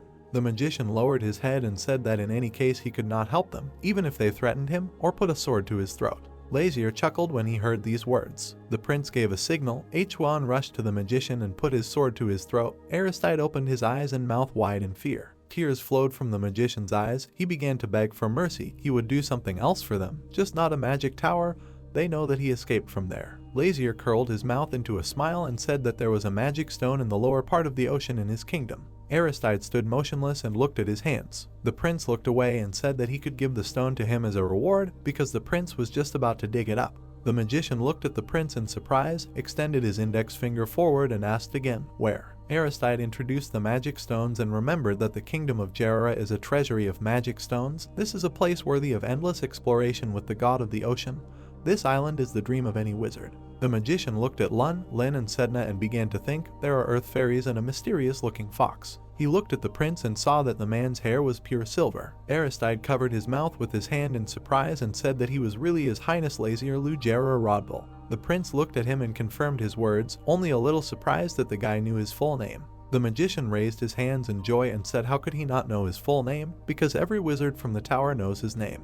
Aristide froze. The thought occurred to him that he had escaped from the magic tower, but this does not mean that he gave up research. If the prince sponsored him, he would be able to explore whatever his heart desired. Aristide closed his eyes tightly and thought that this was such a wonderful chance. The magician put his hand on his chest and bowed, saying that he would give the prince the opportunity to meet the teacher without entering the magic tower. Lazier curled his lip and asked, "Is this a grandiose clown or some kind of bastard?" Aristide lowered his eyes and sadly added that his teacher was a woman. The magician clenched his hand into a fist in anger and added that she was also the owner of the magic tower. Lazier looked at him indifferently and asked that since she is the mistress, isn't she in the magic tower now? The magician answered in an uncertain voice that they escaped from the magic tower together. Everyone around looked at him questioningly. Lazier laughed cheerfully and said that they set fire and escaped from the magic tower because they hated it.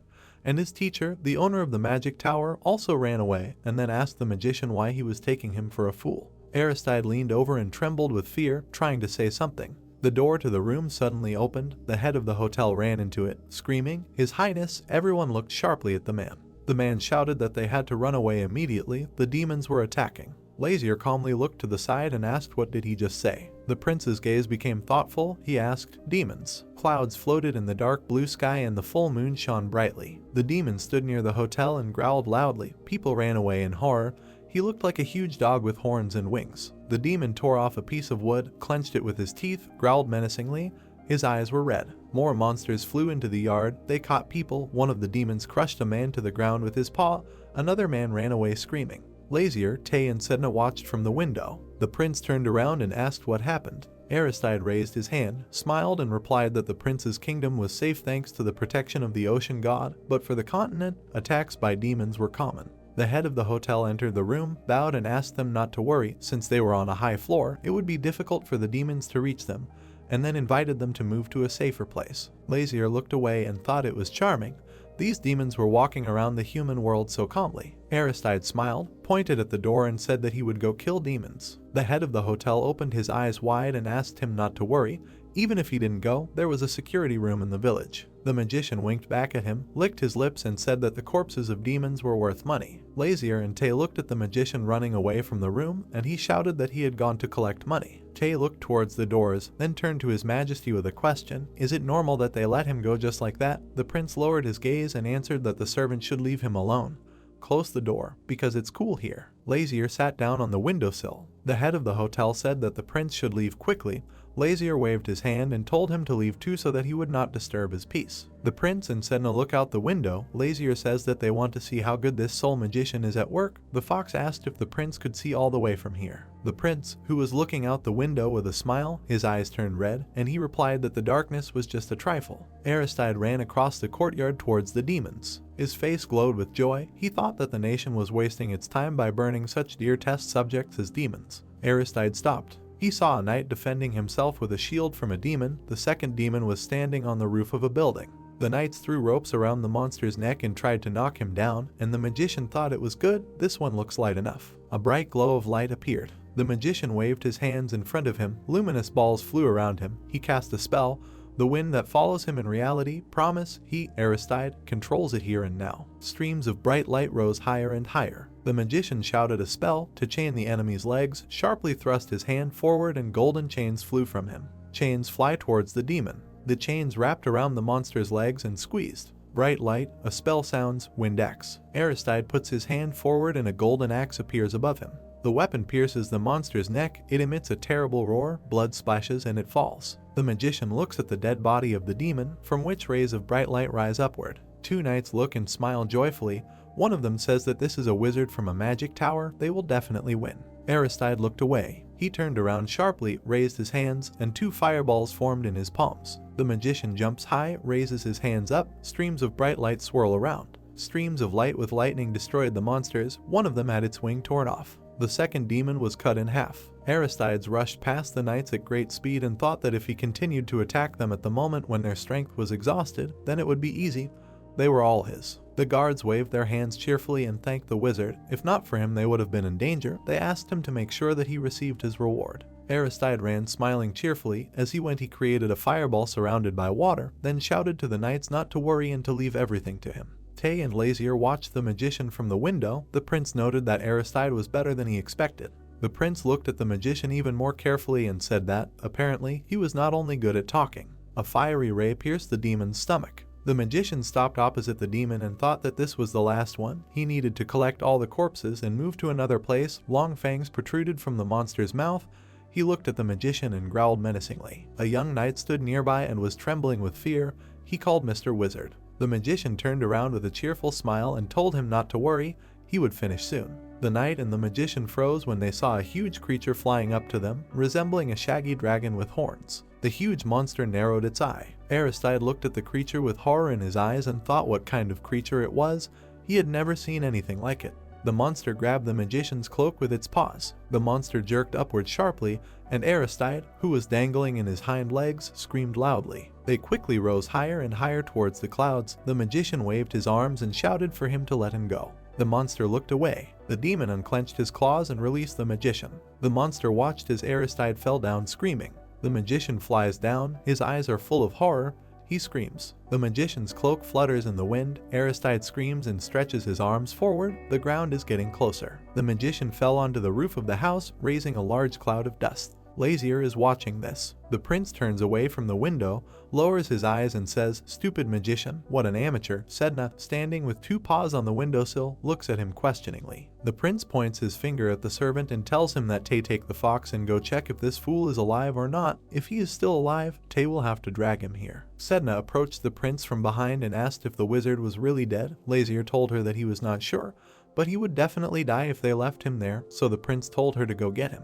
Lazier lowered his eyes, pursed his lips in displeasure, and said that he thought this idiot's teacher would appear if he was in danger, but she was nowhere to be found. Tay asked His Majesty what he was going to do. Lazier extended his hand to the sword and said that he was going to look into the same place as the guard. The servant made pitiful eyes and said that he also wanted to go with them. Lazier looked at him seriously and answered, no. The prince, holding a sword in his hand, walked up to the guy in the blue cloak, turned around and told the servant that he should go and find out where this wizard is. If Sedna goes alone, then this cunning wizard will trick her into healing him, and then he will run away. Sedna and Tay sighed after these words. Lazier, Hwon, Tay and Sedna went out into the courtyard, where a group of cloaked guards were waiting for them. The prince told the servant that he trusted him. Tay hit himself on the chest with his fist and told him to leave it to him. Lazier looked after the fleeing servant and goddess. The prince turned and looked at the assistant, saying that it was time for them to go.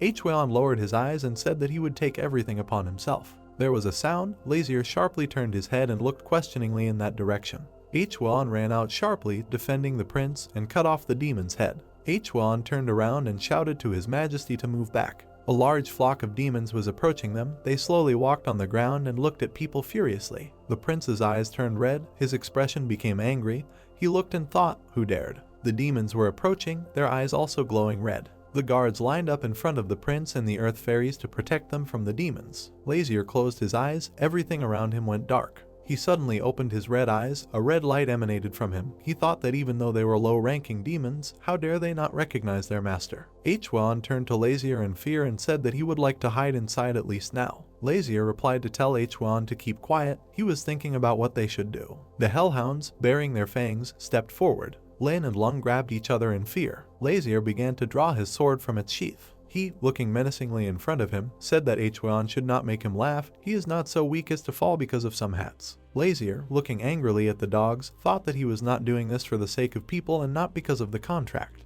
One of the hellhounds lunged at Lazier at great speed. A second later, Lazier swung his blade and cut the dog's body into 2 parts. Lazier looked menacingly in front of him, blood splashed in different directions. Several more hellhounds jumped on Lazier from the side. Hwan, making a quick jerk, cut the head of one of the dogs, cut off the arm of another and landed at great speed near Lazier. Hwan stood with his back to Lazier and said that he himself could protect him. Hwan turned around and remembered how Lazier killed one of the hellhounds. He wondered since when did his swordsmanship become so honed, as if he were slicing through demonic beasts every day. The soldiers furiously destroyed the hellhounds. Lazier lunged forward and destroyed one of them at great speed. Hwan, baring his teeth, swung his blade at the hellhound. After a few minutes, the hellhounds began to run back in a crowd. Suddenly Lazier heard something and looked up. There were red demons above, looking menacingly at Lazier. Lazier turned around and, looking at them, wondered why they didn't feel that he was their king.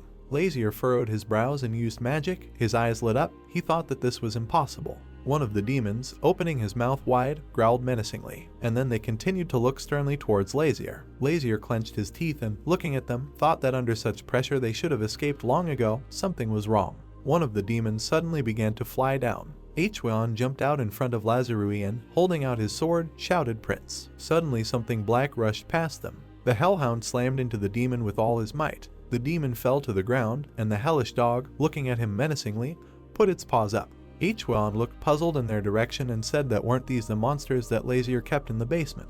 Lazier watched as the hellhound tried to fight the demons. He thought that these recognized him as his master and came to his aid, which means that only they are conscious. Lazier clenched his teeth and, looking at them, wondered whether it was the fact that the human body imposes restrictions on the use of powers. The demon dogs tried to drive away the red demons by attacking them in every possible way. Lazier, looking at this, thought that no, in that case, not a single demonic creature would recognize him. Hwan turned to Lazier and asked, Your Highness. The demonic dogs, having killed all the red demons, growled menacingly. The knights went out into the street and, looking at the dogs, shouted that there was a monster over there. They needed to be killed, every single one. The demonic dog, sadly lowering its muzzle, began to turn its head in different directions. A dark aura emanated from Lazier. He looked menacingly in front of him. The archers pulled the bowstring, and the commanders, putting their hands forward, shouted shoot. A hail of arrows flew across the sky. The hellhounds began to run away in fear, the arrows almost hitting them. Hwan, frowning, thrust his sword forward and shouted that the demons had stopped attacking. Lazier lowered his head and told Hwan to just let them escape. Hwan turned around, puzzled, and asked what, but Lazier shouted to Hwan. A strong aura emanated from him. He, looking menacingly at Hwan, added that Hwan would not force him to repeat it. We are transported to Tae and Sedna. They walk down the road with a smile. Sedna says she can't smell him. Tae is sure that they are here. Tae replied that yes, exactly. Tae closed his eyes with a smile and added that he was surprised that Sedna could smell magic. Sedna, looking at him, replied that this magician has a special smell, not like other people, but now she hears too many smells, maybe that's why she can't track him down. Tae asked with a smile what his smell was. Sedna, looking at him in fear, sniffed and saw the image of a dragon. And then Sedna looked at Tae and said that he had a terrible smell. Tae laughed and replied that he was so glad to have a real servant of his master. Suddenly a small house appeared in front of them in the distance. Tae stretched out his finger with a smile and pointed to the house, and then said that over there the magician fell there. Tae and Sedna ran to the house. They opened the door and looked inside in surprise. Having gone inside, they began to look around,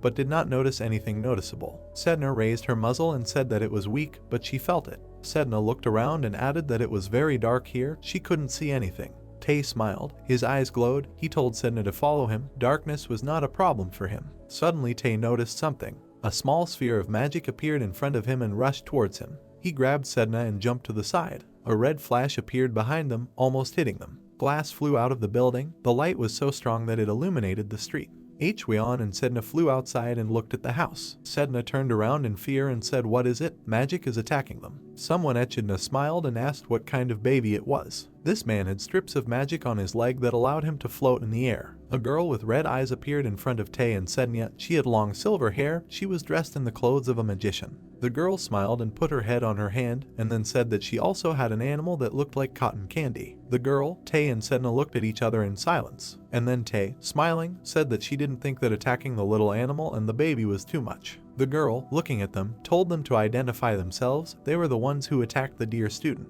Tae smiled broadly and said, "No, they actually came to save him." And then Tae looked menacingly at the girl and said that he did not think that their meeting would take place so soon. Tae, looking at the girl, continued to say that she is the mistress of the tower that sucks blood from people, Lilith 10. Lilith landed on the ground. She approached Tae with a smile and said that he knows a lot about the tower. Why doesn't she recognize his face? Tae smiled, hugged Sedna and said that they were acquaintances of Oversize 10. Lilith smiled widely and said that they were really his friends. Why did she break up so much then? Sedna, looking at Lilith, greeted and said that she was Sedna, and this was Tae. Oversize fought with monsters and fell somewhere here. Lilith scratched her head. Sedna said that they came to save him, and Lilith replied that he suffered again because of his greed. Sedna began to move her muzzle, and then said that he was fine. She could not smell him. Lilith blushed and, covering her face with her hands, asked why they were so worried. He has very good friends. She is very happy. Tae, looking at her, smiled and said that there was something strange. A dark aura began to emanate from Tae,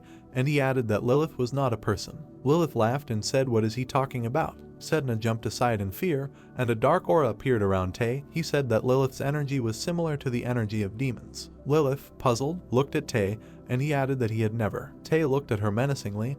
His energy became stronger. He added that he had never met such a creature. Tae examined his body and then said that he was a servant of the Demon King himself and he knew everyone in the demon world. Tae presented a red grimoire in front of him and said that all demonic minions are written in the king's book. If it is not there, then she did not take the oath of allegiance. Tae looked at her menacingly and then asked who she was and what she was trying to achieve. Lilith jumped aside and told Tae to wait. He is the right hand of the king, which means he is also a demon. Tae swung his arm and released strong energy in front of him. Lilith, looking menacingly in his direction, crossed her arms. Huge dark energy rushed forward. She approached the house at high speed, destroying everything in her path. A yellow barrier appeared in front of the energy. Lilith, scared, with her arms crossed, was in it. The barriers completely protected her. The barrier began to dissipate, and Lilith shouted for Tae to stop and at least listen to her. Tae approached her at great speed. He, looking at her menacingly, said that he would listen later. He put his hand forward, dark energy began to gather in it, and he said that he would listen after he finished it.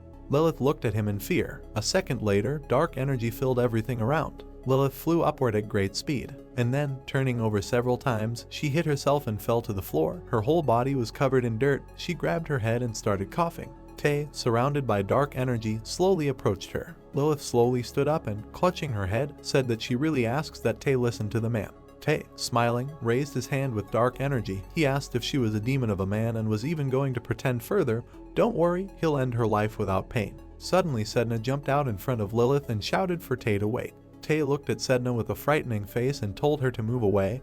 He was obliged to destroy everyone who was against his king. Sedna, looking menacingly at Tae, shouted that they had come here to find Oversize in case he died while they were fighting here. Tae looked at Sedna in fear, and she shouted that Lazier would definitely be angry with him. Tae looked at Sedna silently.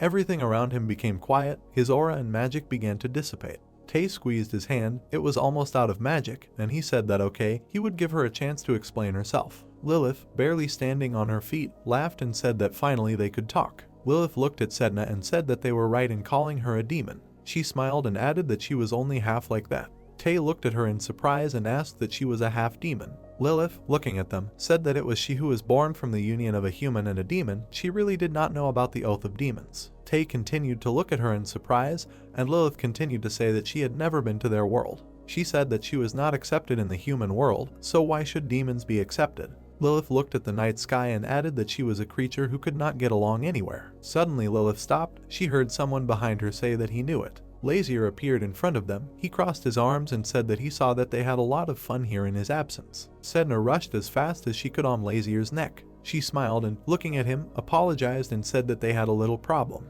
Lazier asked that maybe it was time to put out that fire. Sedna replied, okay. We are transported to Black Smoke. Lilith stands in front of Lazarui and his comrades. Lazier, looking at her, asks that she is the mistress of the Lilith Tower. Lilith blushed and lowered her head. Looking at Lazier, she thought that he had light eyes and white hair. This was the Prince of Jerira. Lazier, thoughtful, looked to the side and said that he now understood that she had the soul of a demon. Lazier smiled broadly and, looking at her, added that Arstide contains the soul of a person. Hearing this, Lilith turned pale and trembled. She spread her arms and said that wow, Lazier knew her secret at first sight. Lazier, frowning, looked at her, and Lilith asked that how could an ordinary prince have such power. Sedna, looking at Lazier, asked what he was talking about. Lazier, looking at Lilith, said that Arstide 10 was in front of them. Sedna, frightened, looking at Lilith, imagined Arstide next to her and then screamed that the man was a magician. Lilith smiled widely. Sedna looked at Lilith in surprise. Lilith raised her hand and said that yes, there are two essences in her. She imagined Arstide in her head and said that in this personality she was a person. And then she imagined Lilith in her head and said that in this one she was a demoness. Lilith imagined how two personalities are in weightlessness. She said that when one is unconscious, the other is conscious, they share one life between two. Lazier, folding his hands, said that it means they recognize each other's existence. It has been so since birth. Lilith smiled and, lowering her head, replied that no, Arstide woke up quite recently, about 25 years ago. We are transported to Lilith, who is standing on the steps. She is already 125 years old. Lilith appears before us. She looks at herself in the mirror. When she turned 16, she finally realized that she was not aging. Since then she has come to understand that she is not a person.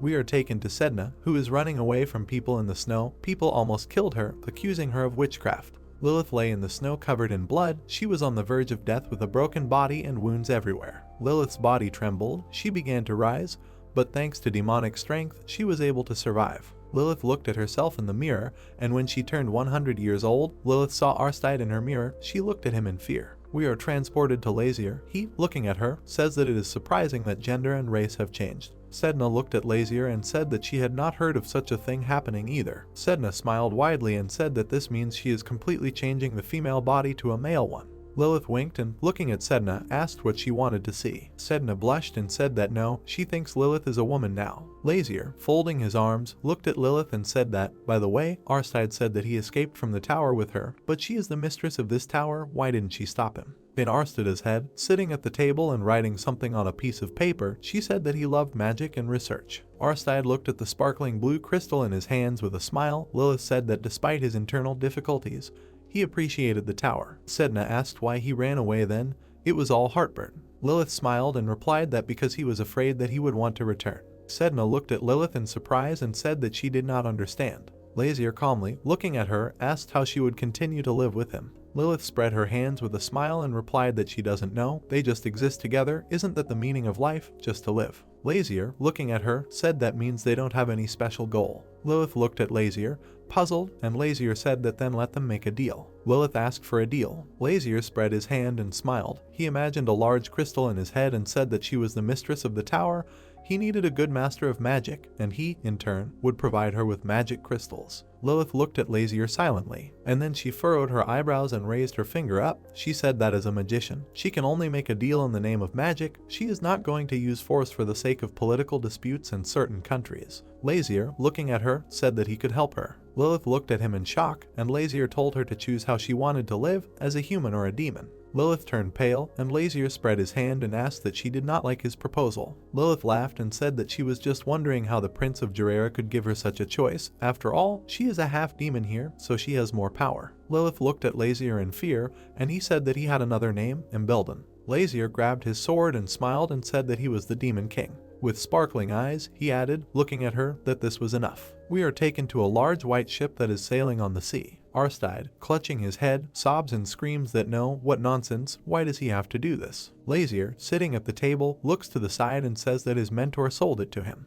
Arstide grabs his head and screams that he doesn't want it at all. We are transported to Sedna. She is sitting next to the big hellish dogs, who are smiling and looking at her. She says that, by the way, they are fine, they were seriously injured. Lazier looks at Tay and says that nothing will happen to them, a couple of scratches, but they themselves are like cucumbers. Sedna pets the hellhounds with a smile and then says that they are very cute. They will protect Lazier. Lazier exhaled and thought about how weak he was, that he needed the help of such creatures. It was infuriating. Lazier looked to the side out of boredom, and then he took his sword out of its sheath. Looking at it, he wondered that despite the battle, there was no trace of blood on it. How could it remain so clean and sharp? He smiled and said that this was an amazing toy. We are transported to a large white castle. The king sits on the throne and, looking forward, he says that he heard that he was of great help to the Kano's empire. Lazier stands in front of him, and the king continues to say that that is why earthly fairies were sent to them from there in order to conclude the brotherhood of peoples. Lazier, looking at the king, thought that they really brought him here. Lazier, looking down, continued to think that the deal with the queen of the fairies was also inhuman, so the effect would not be so strong. Marquis Bachman appears before us. Lazier thinks that in the books of demons, a demon is absolutely subordinate to another demon. Lazier imagined Khwan in his head and thought that in Lazier's book he subjugates people to himself according to the same principle. Lazier imagined a fairy queen in his head and thought that earthly fairies have their own queen. Who is more important to them than life, he will always be in second place. Lazier remembered the fairy queen who was in front of him and thought that this means she is in third place on the list of his allies. The main thing is that the first and second places remain unchanged. And then Lazier remembered Lilith and her second personality. He thought that they share one body for two, which means that the contract will also be incomplete, but even if he only gets Lilith, Arstide will simply follow her. Suddenly the king smiled and said what Lazier thought. Lazier looked fearfully towards the king. He smiled, then, looking at him, wondered what he was talking about. Lazier said he agreed. Suddenly Lazier looked to the side and saw that the second throne, where the queen was supposed to sit, was empty. He thought that where was she could meet her beloved son. The king stood up with a smile and spread his arms to the sides, and then said that he knew that Lazier would be happy. The whole castle now knows this good news. Lazier looked at the king, puzzled, and then wondered what kind of good news he was saying that happened while he was away. The king ran up to Lazier and hugged him tightly. He smiled and said that he was really proud of him. Lazier gritted his teeth and looked displeasedly in front of him, and the king continued to say that his brother or sister would also love him. Lazier looked in front of him in shock and then wondered if it was a brother or sister. Looking at the king, someone shouted that they were congratulating their king and their country. Lazier looked in front of him in shock and thought that his brother or sister was the queen now. We are taken to a snow-white window. The queen sits next to him in a large chair. We are taken to a small town. There is snow everywhere. And then the garden that stands next to the castle appears in front of us. Lazier, along with Tay and Sedna, walk along it. Lazier exhales. He remembers when he came to the queen, and she told him that she was afraid that she would not like the idea of a younger brother or sister. Apparently in vain. Everything is fine. The queen rushed to hug Lazier and told him not to worry. Lazier replied that he would always love her. Lazier added that he just wanted to congratulate her, and she latched on. Lazier was walking through the garden. He grabbed his head and, laughing, said that it infuriated him. There was no need to go there at all. Tay, standing behind, smiled and asked if Lazier was okay. Lazier replied that no, he was not okay. Don't let him talk to him. Tay approached Lazier from different sides and asked that Lazier's stomach was twisted. He needs some pills, or maybe they will use the healing power of Sedna. It's no good walking around in such light clothes. Lazier will get sick. Maybe they will just go and rest in peace, or he informed Lazier. Lazier looked angrily at Tay and replied that he asked to shut up. Tay became very upset and stared at the floor. A snow-covered Christmas tree appears in front of us. Lazier calmly looked at the sky, and then he raised his hand up and began to catch snowflakes. Snowflakes slowly fell onto his hands and melted. Lazier grabbed one of them and, looking at it, said that this meteorological phenomenon is called snow. Sedna, smiling, approached him and asked what he was doing. He was seeing snow for the first time. Lazier, looking in front of him, replied that yes, he is not in the world of demons. He is surprised. Sedna smiled and asked what is beautiful. Snowflakes are like spirits from other worlds. Perhaps the spirits of snow are really falling on them now. Lazier, looking ahead, replied that who knows. Lazier took a few steps forward. Sedna laughed and said that she thought Lazier would say that what is not visible does not exist. Lazier replied that he does not remember ever saying such a thing. Tay came closer to Lazier and asked that he was really okay. Lazier replied that why was Tay asking about this. Tay smiled and said because of the monsters. He remembered how he and Lazarui brought the hellhounds to the guy who deals with horses. Tay said that even though Sedna's power works, they are still monsters. He thinks that it is better for him to give them to that demoness. Lazier turned around and said, what kind of nonsense is this? Let him not talk nonsense. Lazier remembered the little boy who was touching the hellhounds with a smile. He raised his grimoire and said that he was collecting names in his book so that there would be someone to take care of them. Lazier, thoughtful, scratched his head and said that they already had plenty of other problems. And then Lazier frowned and, looking angrily at Tay, said that someone had decided to interfere with his rule. Lazier imagined hellish creatures in his head and said that this is terrible, strange. Demonic creatures are lower in level than any demons, and especially the king. If ordinary demons can oppose their king, then they definitely cannot. Lazier remembered how the hellhounds attacked him. He said that he would not even need the book of the Demon King, for this his words should already subdue them, but these unfortunate creatures attacked him. Lazier stopped. Frightened, he looked ahead and thought that suddenly the problem was not with them. Lazier remembered the guy in the black cape and said that the hunter was Salt. Lazier turned menacingly and looked at Tay, and then asked what happened to the man who called him here where he was. Tay, looking at Lazier with a puzzled expression, said that they were trying to find him. They had a problem. Tay remembered how he communicated with the monks. He said that among the monks no one knew about him. He couldn't tell them why he was looking for him. Lazier lowered his head, thinking that if he managed to summon the Demon King himself, then as soon as everyone found out, chaos would begin, his reputation would collapse. Lazier grabbed his head in puzzlement and said how infuriating this was. He was definitely involved in this. Lazier turned around and called out to Tay, who answered yes. Lazier, frowning, said for Tay to think for himself. Demonic creatures must obey the Demon King. Tay answered correctly. Lazier asked why they attacked him. Tay was shocked by this information, and he said what it means. Lazier, looking at him, replied that yes, they have their own king. Lazier remembered how he woke up in the middle of the night. His grimoire rose into the sky. Dark energy was coming from it. He said that it was funny that he was called into the human world. Lazier remembered how he smiled and extended his hand to the grimoire. He said that the fact that he was forced to fulfill the contract was completely lawless. Lazier walked forward. He said that suddenly this was not an accident. It was unlikely that an ordinary person would be capable of such a thing. Lazier turned around and, frowning, extended his hand forward. He said that Tay should return to the world of demons. He must have left his traces there. Tay fell to his knees and said that he was obeying. Dark energy began to flow from Tay.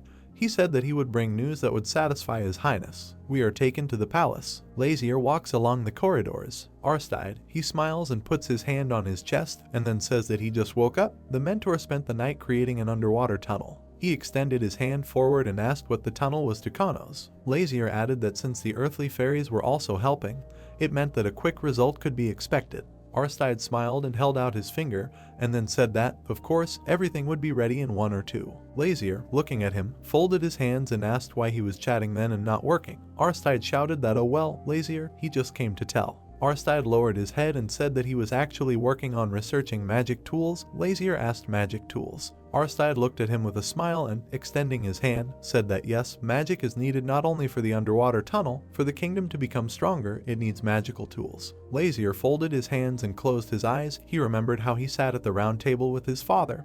He said that yes, because of the stubbornness of the elders, it is difficult to make discoveries, but the development of magical tools will indeed help the kingdom. Aristide, looking at Lazier, said that, however, they have a problem with research, so he will need Lazier to help. Lazier asked what he needs. Aristide turned pale and stuck out his finger, shouting loudly that Lazier knew how old the equipment they had here was. Lazier smiled and said that this was true, of course, but it was somehow offensive to hear such words from him. Aristide bowed and shouted that he was asking for forgiveness.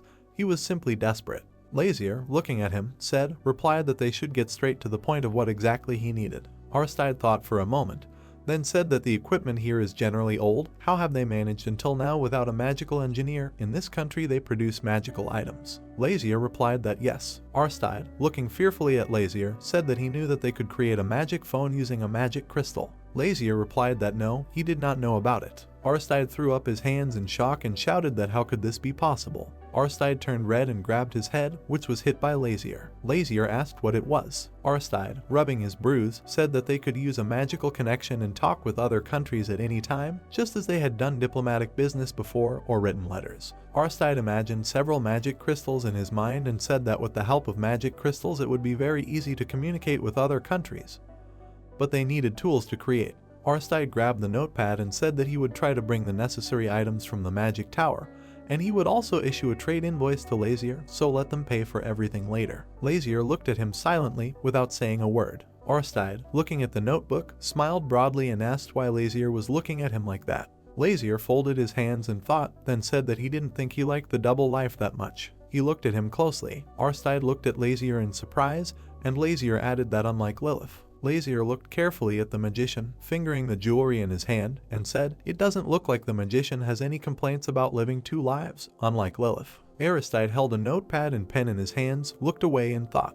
Then he looked up, smiled and said, this. Aristide put his hand on his chest and continued to happily say that he really doesn't care much. The teacher has an identity crisis, not him. The teacher can't read his memories, but he knows everything. The magician closed his eyes and with a smile added what she felt, her mood, and even the most secret things that she would like to hide. Lazier thoughtfully lowered his eyes and asked him again that the magician, at 25 years old, had all the memories of 125-year-old Lilith, and then added that if he were her, he would be very scared. The magician lowered his eyes and said that the prince was right. He was sure that the teacher also hated it at first, but despite all this, she accepted and protected him. Aristide punched himself in the chest and added, so no matter what others say, he is on her side. Lazier looked at the magician and asked, is he not afraid that he cannot live like an ordinary person?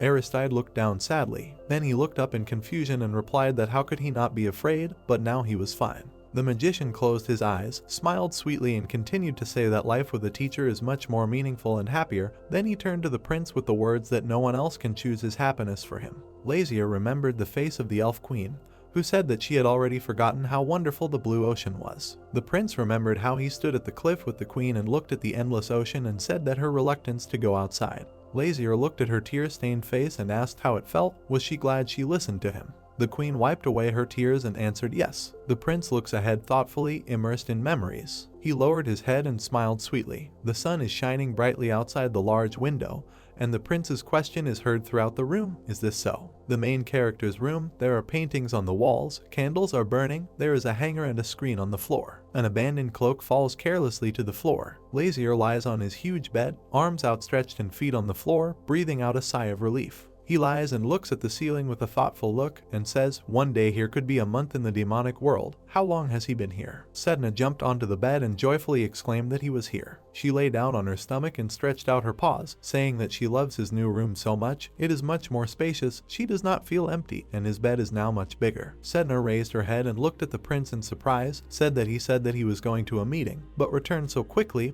Why was he tired? Lazier replied lazily because things don't work well enough. They lay on the bed and looked at each other. Sedna asked, can't he just do what he wants? Lazier replied that he would like to, but chaos will come and they will bother him and say that the good-for-nothing prince did that and this. Sedna put her paws on his hand, smiled and said that it was okay with him. Just let him do what he wanted, as he always had, because that's how he is. The prince looked at her questioningly and then said confidently, exactly. He sat up abruptly on the bed. Sedna sat next to him and looked at him. Lazier smiled and scratched his head and thought that's right. Why should he keep something inside? From the moment he became human, his brain also became human. The prince patted the fox on the head and said that she said this. Sedna closed her eyes in happiness and smiled with the words that she is all he has, she is the best. Sedna sat on the bed, looking at the departing prince, who said that yes, she was the best, and then added, why should he worry about work? Lazier stopped, put his hand in his pocket, smiled and said that if things don't work out, you need to force them to do it, and then confidently added that, from today onwards, he will be a brute.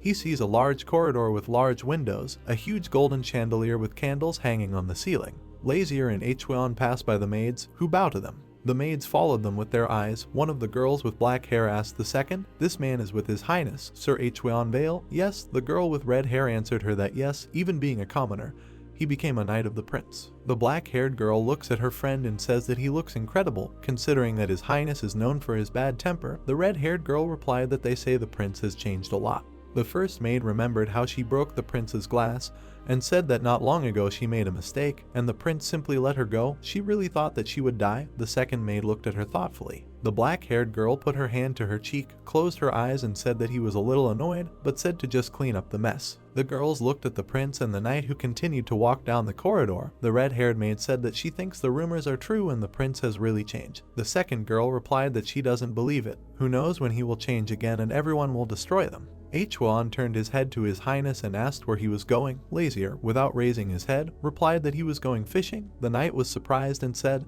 in this weather. Lazier glanced at him, smiled and asked if he had heard that the fishing was best in winter. Hweon looked down thoughtfully and replied that he had never heard of ice fishing, but that the prince wanted to catch it. The prince turned around, beamed all over and said that he was a man. They went out into the street. Next to the castle there were tall trees, all shrouded in snow. A man picks up a white fur hat. A guy in a long green kaftan raises his hat and says that this is absolutely perfect, a new fox fur hat. He looks at her carefully, saying that he can't believe he spent 2 months for her. His highness is right. The kingdom of Jerira must open its borders for the sake of progress. The guy presses the hat to his face and says, seriously, what country do you have to smuggle from to get such a hat? The guy looked at the hat again and said that this is really a little strange. Prince Lazier, who acted like a devil, has completely changed. He remembered the round table negotiations at which the prince was present, continued to say that he should have an interest in other nations and state affairs, surprisingly, and his look as if of a completely different person. The butler ran into the room and called the Lord, shouting that there was an emergency. The Lord, holding his cap in his hand, just looked over and asked what was so urgent that he didn't even knock. The butler stood with his eyes wide open, and a silhouette appeared behind him. The prince's hair fluttered as he walked. Lazier went into the Lord's room, smiled and said that they had not seen each other for a long time. The prince and the Lord sat opposite each other. The Lord greeted his highness and said that he would never have thought that the prince would come all the way here. Lazier raised his hand and asked displeasedly, does he mean that the prince should not have come? The Lord bowed respectfully and said that of course not, it would always be an honor for him to receive the prince. Croy raised his head, looked at the prince and thought, but why did the prince come here without warning? Does he hold a grudge against the Lord or something? Despite his development recently, Croy cannot rest in peace. Croy remembered the prince as a child, how he bullied the servants, how he hit him in the face, and thought, who knows when the prince will return to the time when he was the devil's son. Lazier folded his hands on his chest and asked what was wrong with the Lord's face. He must be thinking, why is the prince here? Is this the reason for his surprise? The Lord looked at the prince, put his hands on his knees and said that yes, why is the prince here? He simply cannot understand his train of thought because he is just a servant. Lazier looked at the Lord with a smile and asked, does he see him as an enemy? Croy waved his hands in horror and began to say that no. How did the prince come to this? Why does he say this? The prince narrowed his eyes and looked carefully at the Lord with the words, then he is on the side of the prince. Croy lowered his eyes and scratched his cheek, not knowing what to answer. The prince lowered his head and asked if this was a difficult question, so he served his father, the king. Croy put his hand on his chest, looked at the prince and began to explain that this is the degree of loyalty that he will gain when he sits on the throne, and asked him not to be upset. Lazier laughed and said that loyalty is something hereditary, to be passed on like this by inheritance. Croy spoke with a guilty look, everything is not as he thinks. Lazier responded by shouting for the Lord to shut his mouth and listen to him. Croy looked at the prince with frightened eyes, who said that he realized that Croy was looking down on him as a prince of trash, but he did not have time to argue with him. Lazier crossed his legs and added that he would speak briefly at the next meeting of the monarchs. He paused, thought for a moment, and continued, the Lord must agree to his kingdom's open-door policy, no matter what happens. Croy looked surprised and turned to his highness and said that if he raises something like this, why is the prince playing a meaningless game of tug-of-war against the elders? Lazier looked indifferently and asked, does the Lord refuse? The prince sat calmly on the sofa and said that then he would have to create a storm so that not a single ship would land on the shores of the kingdom. Croy raised his hands indignantly, and Lazier continued to say that since people do not want to open the borders, then they need to be closed completely. The prince imagined the ocean goddess floating in the depths and asked if the Lord knew that he had made a contract with the goddess. He will ask her to completely close the kingdom. The prince's hair began to move as if it were in water. He added seriously that when this happened, he was sure the Lord would not find a way to smuggle in the hats he liked. Croy grabbed his hat with both hands and screamed, how can he? Lazier took a lock of hair in his hand and looked at it, and then added that he wanted to raise this issue in front of everyone at the meeting, but restrained himself because of his father. The prince looked down sadly and said that he couldn't help it. If the nobles wanted to bring disaster on their country, if that's what they wanted, let them just continue to refuse the prince. The Lord furrowed his eyebrows and looked at the prince in horror. Croy remembered the smiling face of the prince and thought that this is not a warning. This is real blackmail. They say that the prince has changed, but the Lord does not think so. The prince put his hand into the inside pocket of his jacket and said that he had forgotten something. Lazier put the stamped envelope on the table and said that this was an invitation to the winter hunting competitions that would take place soon, and asked if the Lord remembered about the annual hunting competition. All nobles receive invitations at such times, and then added that it would be his first time participate. Croy looked at the prince, sweat running down his face. He clarified whether the prince would definitely participate. Lazier was still sitting calmly on the sofa, with his arms folded on his chest. He thoughtfully replied that this was a significant event, where nobles hunt animals and share meat and furs with citizens, and then asked, would it be a problem for the prince of this state to participate in this? Croy tilted his head and replied that no, it would not be a problem. Lazier asked if the Lord would participate, to which he replied of course, how could he not participate when the prince would be there? Lazier handed him the book and asked him to sign it. Croy took the book, looked at it and asked what it was. The prince asked him to think of it as a list of participants, just sign up. The Lord opened the book and began to write in it, and then asked why the prince wants to open the borders of their country. Lazier crossed his legs, leaned on his knee and said that for the development and peace of their nation, and moreover, he looked down dreamily and added that he wanted their kingdom to rule the world. Lazier and Hweon walked through the large room. The knight turned to the prince with a question: is he really going to participate in competitions this winter? The prince, without turning around, answered that yes. Hwan imagined an angry polar bear crawling out of a snowdrift, adding that it is too dangerous. Does the prince know how harsh the winters are? Even the royal knights are afraid of the cruelty and ferocity of the animals that wake up in the winter. Lazier turned to the knight and asked if he was trying to dissuade him. Hwan looked away and replied that this is not a ritual to summon the ocean goddess at all. The prince is not obliged to attend this event. Lazier closed his eyes and said that yes, this is so, but he must show something to the two conservative nobles. Hwan looked at the window where the light was coming in. The knight lowered his head and said that if the prince, as with the lord, mentioned the goddess of the ocean, that would be enough. Lazier confidently walked forward and said that it was just a threat, it meant nothing to them. Even if it was effective, it would only be against some. The prince turned around and added with a smile that it would only create hatred and hostility if he tried to control them with threats.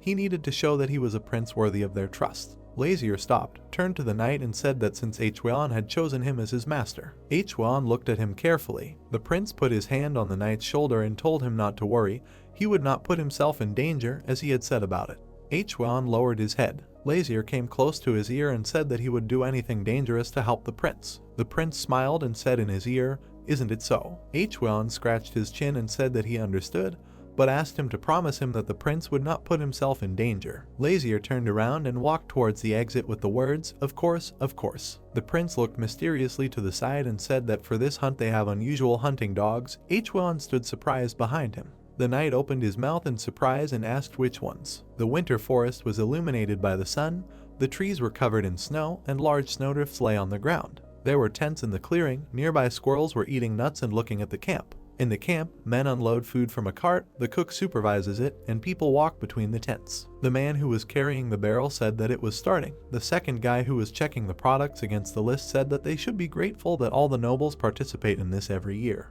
The man turned and joyfully noted that the hunt had begun. They looked to the side. One of them said, "Isn't this His Highness Prince Lazier?" The prince and Hwan rode on horses, and a winged monster followed them. The girls looked at them with amazement in their eyes. The nobles bowed in greeting and respect. Lazier sat in the saddle, and Sedna sat in front of him with an important look. A demon dog was walking right behind them. He waved his long tail, and people opened their mouths and eyes in horror. People started talking. The woman asked the man, he saw it. He replied that of course, he saw these black things, monsters. The guy scratched his chin with a cheerful smile and said that they said that the ocean goddess cleaned them up. This must be true.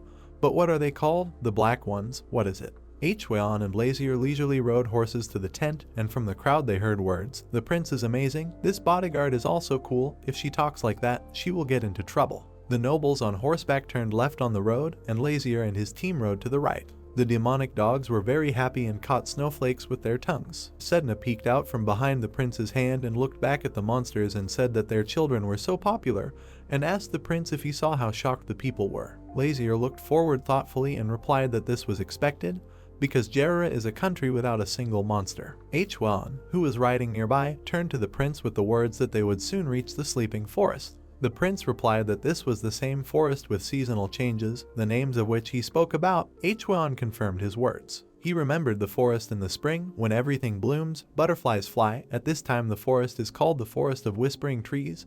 Then a picture of a summer forest arose in his memory, when it is called the Forest of Singing Trees. In the fall, when the leaves turn yellow, it is called the Forest of Lazy Trees, and in winter, a Forest of Sleeping Trees. A white hare looked out from behind the trees and looked at the hunters. Hwan said that the local bears begin to sleep in the summer, waking up at such a time. They arrived at the place where the guards were stationed. Hwan explained that this is why it is designated as a closed area during the winter.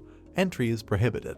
Two guards stood and dozed with spears in their hands. Hwan turned to the prince and said that the prince should be near him. The knight looked seriously at the owner and added that the place they were going to was extremely dangerous. The horses walked leisurely along the road strewn with snow. Sedna rode on a demonic dog, and ahead of Lazier and Hwan on horses. The knight told the prince that he would explain to him the rules of the competition for the last time. The hunt was limited only to winter animals with icy energy. Hwan introduced a large polar bear and a snow tiger and added that these monsters must be caught alive or dead. Lazier sat on his horse, looked indifferently to the side, and the knight said that he must return to the main camp for the hunt to count. The prince leaned forward, lowered his eyes and said, "What's the matter? Why is he forced to listen to all this, even if he doesn't hunt?" Hwan looked seriously at the prince and said that it's dangerously easy to let your guard down.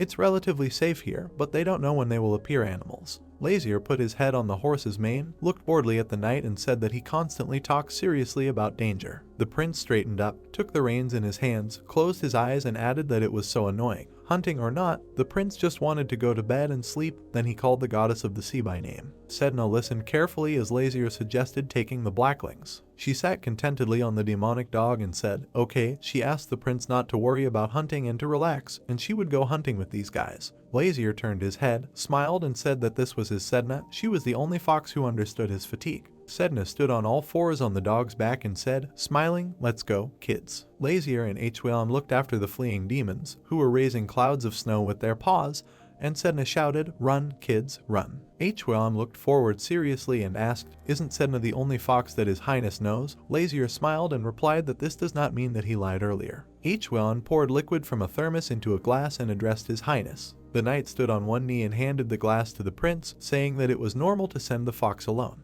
Lazier sat on a stone, crossing his legs and looking ahead. The prince took a sip from his glass and said that she said to leave everything to her, and all that remains for them is to while away the time here until she returns. Hwam lowered his head and looked down in confusion, then added that this is not what he meant. Lazier turned his head towards him and said that he could rest with him, and Hwam straightened up and refused, saying that he would stand guard. The prince took another sip and said that yes, no one could stop him. Lazier sat on a stone and drank from a glass, and Hwam stood nearby to guard the prince. The prince looked at the ground indifferently and asked how he became a knight. Hwam tilted his head a little and said that everything was exactly as the prince heard. Lazier looked at him and said that he knew when he won the martial arts tournament, but no, he was interested in the reason why he became a knight. Hwam lowered his eyes thoughtfully. The guard closed his eyes and began to explain that when you become a knight, you instantly gain power and the ability to fight within the law. Lazier put the glass down, leaned on his hands and asked. He became a knight because he wanted to fight, and he received a positive answer. The prince extended his hand to the small gray stone and said, well. Lazier picked up the stone, looked at it and added that, as a royal knight, he would not be punished for beating someone to a pulp.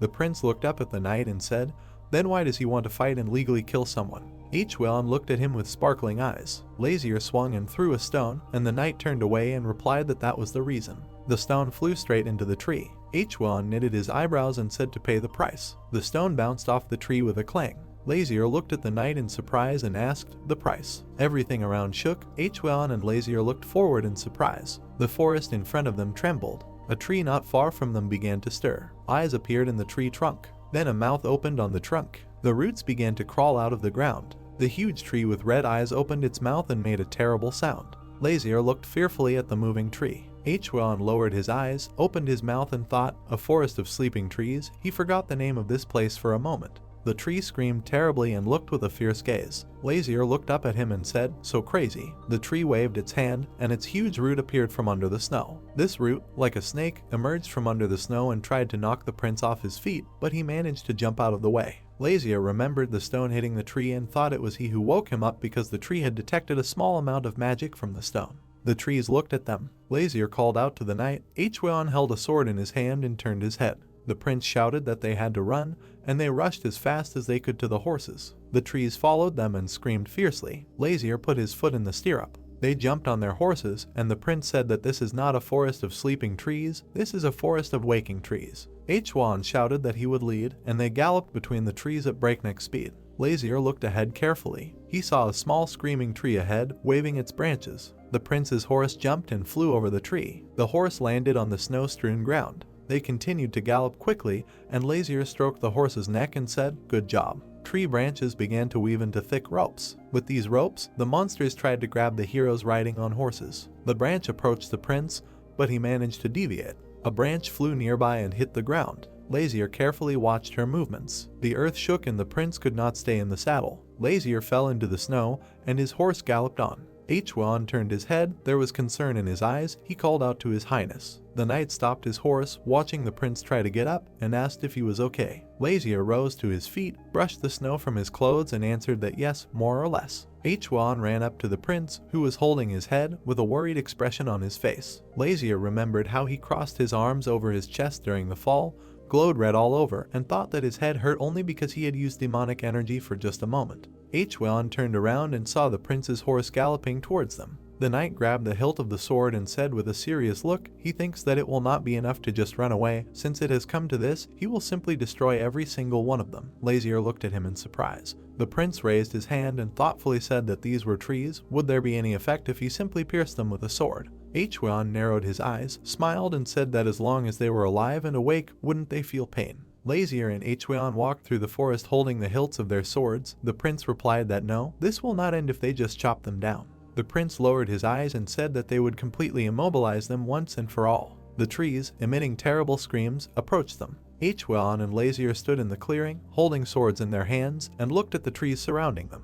Hwan in a serious voice told His Highness that he should not leave him. The prince in response asked not to worry about him, because he can take care of himself. The monsters suddenly threw branches forward, trying to grab the heroes. Hwan quickly rushed to attack. The knight cut off the branch in one motion. With quick movements, he struck and cut down one branch after another. Hwan looked away and looked surprised. The knight froze, looked ahead in confusion and thought, where is he? The branch wrapped around his hand, which held the sword. Another branch wrapped around the other arm. These wooden ropes surrounded the knight on all sides. Hwan turned his head and saw the owner standing nearby. The branches of the tree rushed towards the prince. Lazier looked at them with red glowing eyes, and Hwan shouted to him to take care of himself. A bright flash of light appeared. This powerful flash even illuminated the forest around. Hwan covered his face with his hand, and the light destroyed the branches that held the knight. Hwan opened one eye slightly to see what was happening. He looked at his hand in surprise. The branch that held it was burning and crumbling into small pieces. Smoke and ash flew in the air. Lazier stood in the smoke, head down, and blood-red streams of energy emanated from his body. The prince spread his fingers, which were enveloped in red threads of magical energy. The snow melted on the ground around the prince, and burning pieces of trees flew in the air. Lazier stood with his eyes closed, his face grimaced in pain. A frightened knight ran towards him and shouted, "Is His Highness okay? What kind of explosion was that?" Lazier lowered his eyes, blood flowing from his nose. Hwan, with alarm on his face, ran up to the prince and extended his hand. Lazier looked at his palm and saw blood on it. The prince looked down blankly, and blood flowed from his nose. Lazier raised his head. Everything around him swam before his eyes. He said that it was driving him crazy. Hwan looked at the prince in fear. Hwan called him, and the prince fell to the ground. Lazier sat on a stone and held his head in his hand. The knight stood next to him and asked if he was okay. The prince replied that yes. The main character wiped the blood with a handkerchief, looked down thoughtfully and said that he would not die so easily. Lazier turned his head and looked into the distance with the words, "Did Kang really run away?" Hwan answered in confusion that he ran away because he was afraid of the explosion. The prince looked at the bloody handkerchief and said that the horse still had all the magic stones. How unfortunate. Lazier turned to the knight and said that they need to keep moving, otherwise they will die from frostbite before meeting any monster. Hwan agreed with him. A knight's cry was heard in the forest. Hwan cut the snowdrift with his sword. Lazier asked the knight in front, will they not wake up all the animals along the way? Hwan turned his head and looked at the prince, saying that this would not help. Hungry animals would attack them as soon as they smelled blood. The main character turned his head away and said that they shouldn't have met at least someone if they were walking for so long. The knight looked at him and replied that it was strange. They stopped at a clearing where the dead bodies of the beasts lay. Hwan said that since this area is usually avoided due to its own danger, the likelihood of anyone hunting these beasts is low. The guard looked at the prince in confusion and said that he looked like he was not in the best condition, and then asked if the prince was sure that he was okay, to which Lazier smiled and replied that he should already know the answer to this question. The prince walked forward, and Hwan heard something and glanced back. Lazier turned around and saw Hwan take a fighting pose and grab his sword. A white tiger was approaching them. A white tiger, with ice spikes sticking out of its back, walked towards them with leisurely steps. Hwan looked at the beast carefully and said that it was a nice tiger. Lazier looked at the tiger indifferently and asked, "Is this a terrible beast?" Hwan looked towards the owner and answered that this is the strongest and most terrible beast that they have already encountered. The prince looked at the knight and thought, if he had known that this would happen, he would not have sent away the goddess of the sea and the blacklings. Lazier lowered his thoughtful gaze and thought that in any case, he was sure that Hwan saw him use magic, so why didn't he ask about it? The prince smiled again and thought that even if he suspected something, Lazier had already put it in the book, so it didn't matter if he could imagine that the prince, the demon king, was bound by a contract in a foreign country. The tiger rushed at them, opened its mouth, and sharp fangs protruded from it. Hwan dealt a powerful blow to the beast's stomach with his sword, and blood sprayed out. The knight froze and closed his eyes, and Lazier looked at the animal falling to the ground. Lazier walked over to the dead tiger's body, looked at it and told the guard that he didn't think they should continue down that path. The prince turned to the knight and added that the frequent appearance of monsters meant that they were moving away from people and suggested going in a different direction. Hwan said that he thought the same. Lazier looked at the ground and asked, "What then? Maybe they should move in this direction." The prince took a step. His foot suddenly falls into the snow. Lazier begins to fall with his arm extended forward. Hwan runs towards him. The knight extends his hand to the prince's cloak. Hwan grabs the very edge of the cloak. The guard holds the prince with both hands and they fall down together. They are rolling down a snowy slope. Snow is flying around. The prince's hand falls on the snow. Hwan and Lazier lie in the snow with their arms outstretched to the sides. Hwan lies in the snow, worry in his eyes, and asks if his highness is okay. Lazier lies motionless and replies that more or less, what is the situation? The prince sees the blue sky and the trees covered in snow and says that it is normal, after all, they are still alive. Lazier sits up abruptly, hugs himself with his arms, trembles all over and says that it's so cold, he's frozen, but he's not going to freeze to death before the animals attack. Hwan turns his head and looks at the prince and says that if he has a solution, he should just use it. Lazier turned and looked at the lying knight. Hwan looked at him seriously and said that he saw everything, the magic used on the winter trees. Lazier opened his mouth in surprise. Lazier looks in surprise, his mouth open, and says that he saw the magic they used against the winter trees. Hwan looks away. Lazier looks at Hwan in surprise and thinks to himself about what he saw. Hwan looks at Lazier with irritation, saying that either he should have pretended he didn't notice. Lazier smiles and, closing his eyes, says that no, and it's good that he told, and how much he was able to see. Hwan puts his fingers to his chin and lowers his eyes, thinking. While Lazier looks at Hwan, he turns his head away and says that it seems that he did not use magic crystals, and his magic is not quite like other people's magic. And while Lazier looks at Hwan in surprise, asks him if this is all, he answers that yes, everything, and Lazier says that he is not curious where he gets such powers. Lazier watches as Hwan gets up from his knees and says that he doesn't care, even if he's hiding some powers. Hwan notices Lazier getting up from his knees as well, after which he takes out his weapon. Hwan swings his blade, and the bird flying behind Lazier is cut into two parts, after which she falls to the ground. Hwan looks up and says it's his business. Holding his blade, Hwan looks at Laziera. They say that this is a battle and that's it.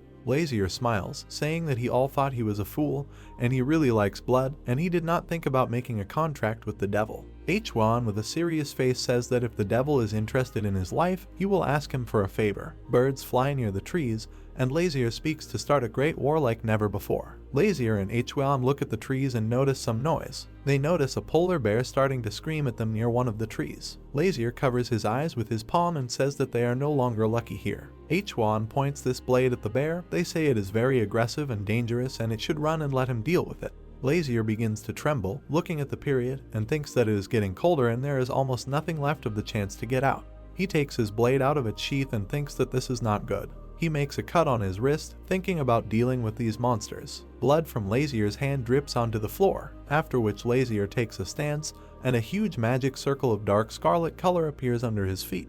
Hwan notices this and turns around and shouts to the prince in surprise. Lazier lowers his head and begins to cast spells. The polar bear runs straight at them with all his might. Hwan takes a stance and is very surprised to see the polar bear running towards them. Hwan dodges the bear's charge, and right in front of Lazier a bloody portal appears, from which a golden light is visible. Lazier peers into this portal. He extends his hand there, and a dark essence flies out straight at him. Lazier falls to the ground, after which he tries to get up and opens his eyes. He notices a small black dragon sitting on him and asks in surprise what it is. And while the little dragon waves to Lazier, he lifts him up with his hands and asks in surprise what the hell he is doing here and where he came from, to which they receive the answer that he has returned. Tay begins to look around, talking about what is happening here and where they are, because it does not look like a castle. And while Lazier is in shock, Tay smiles sweetly, remembering that he went for a walk in such cold, and does he know how much snow there is? And unlike the world of demons, people are usually very cold. And he is also cold, and nothing the same thing won't happen during his absence, and you know how everyone worries about him.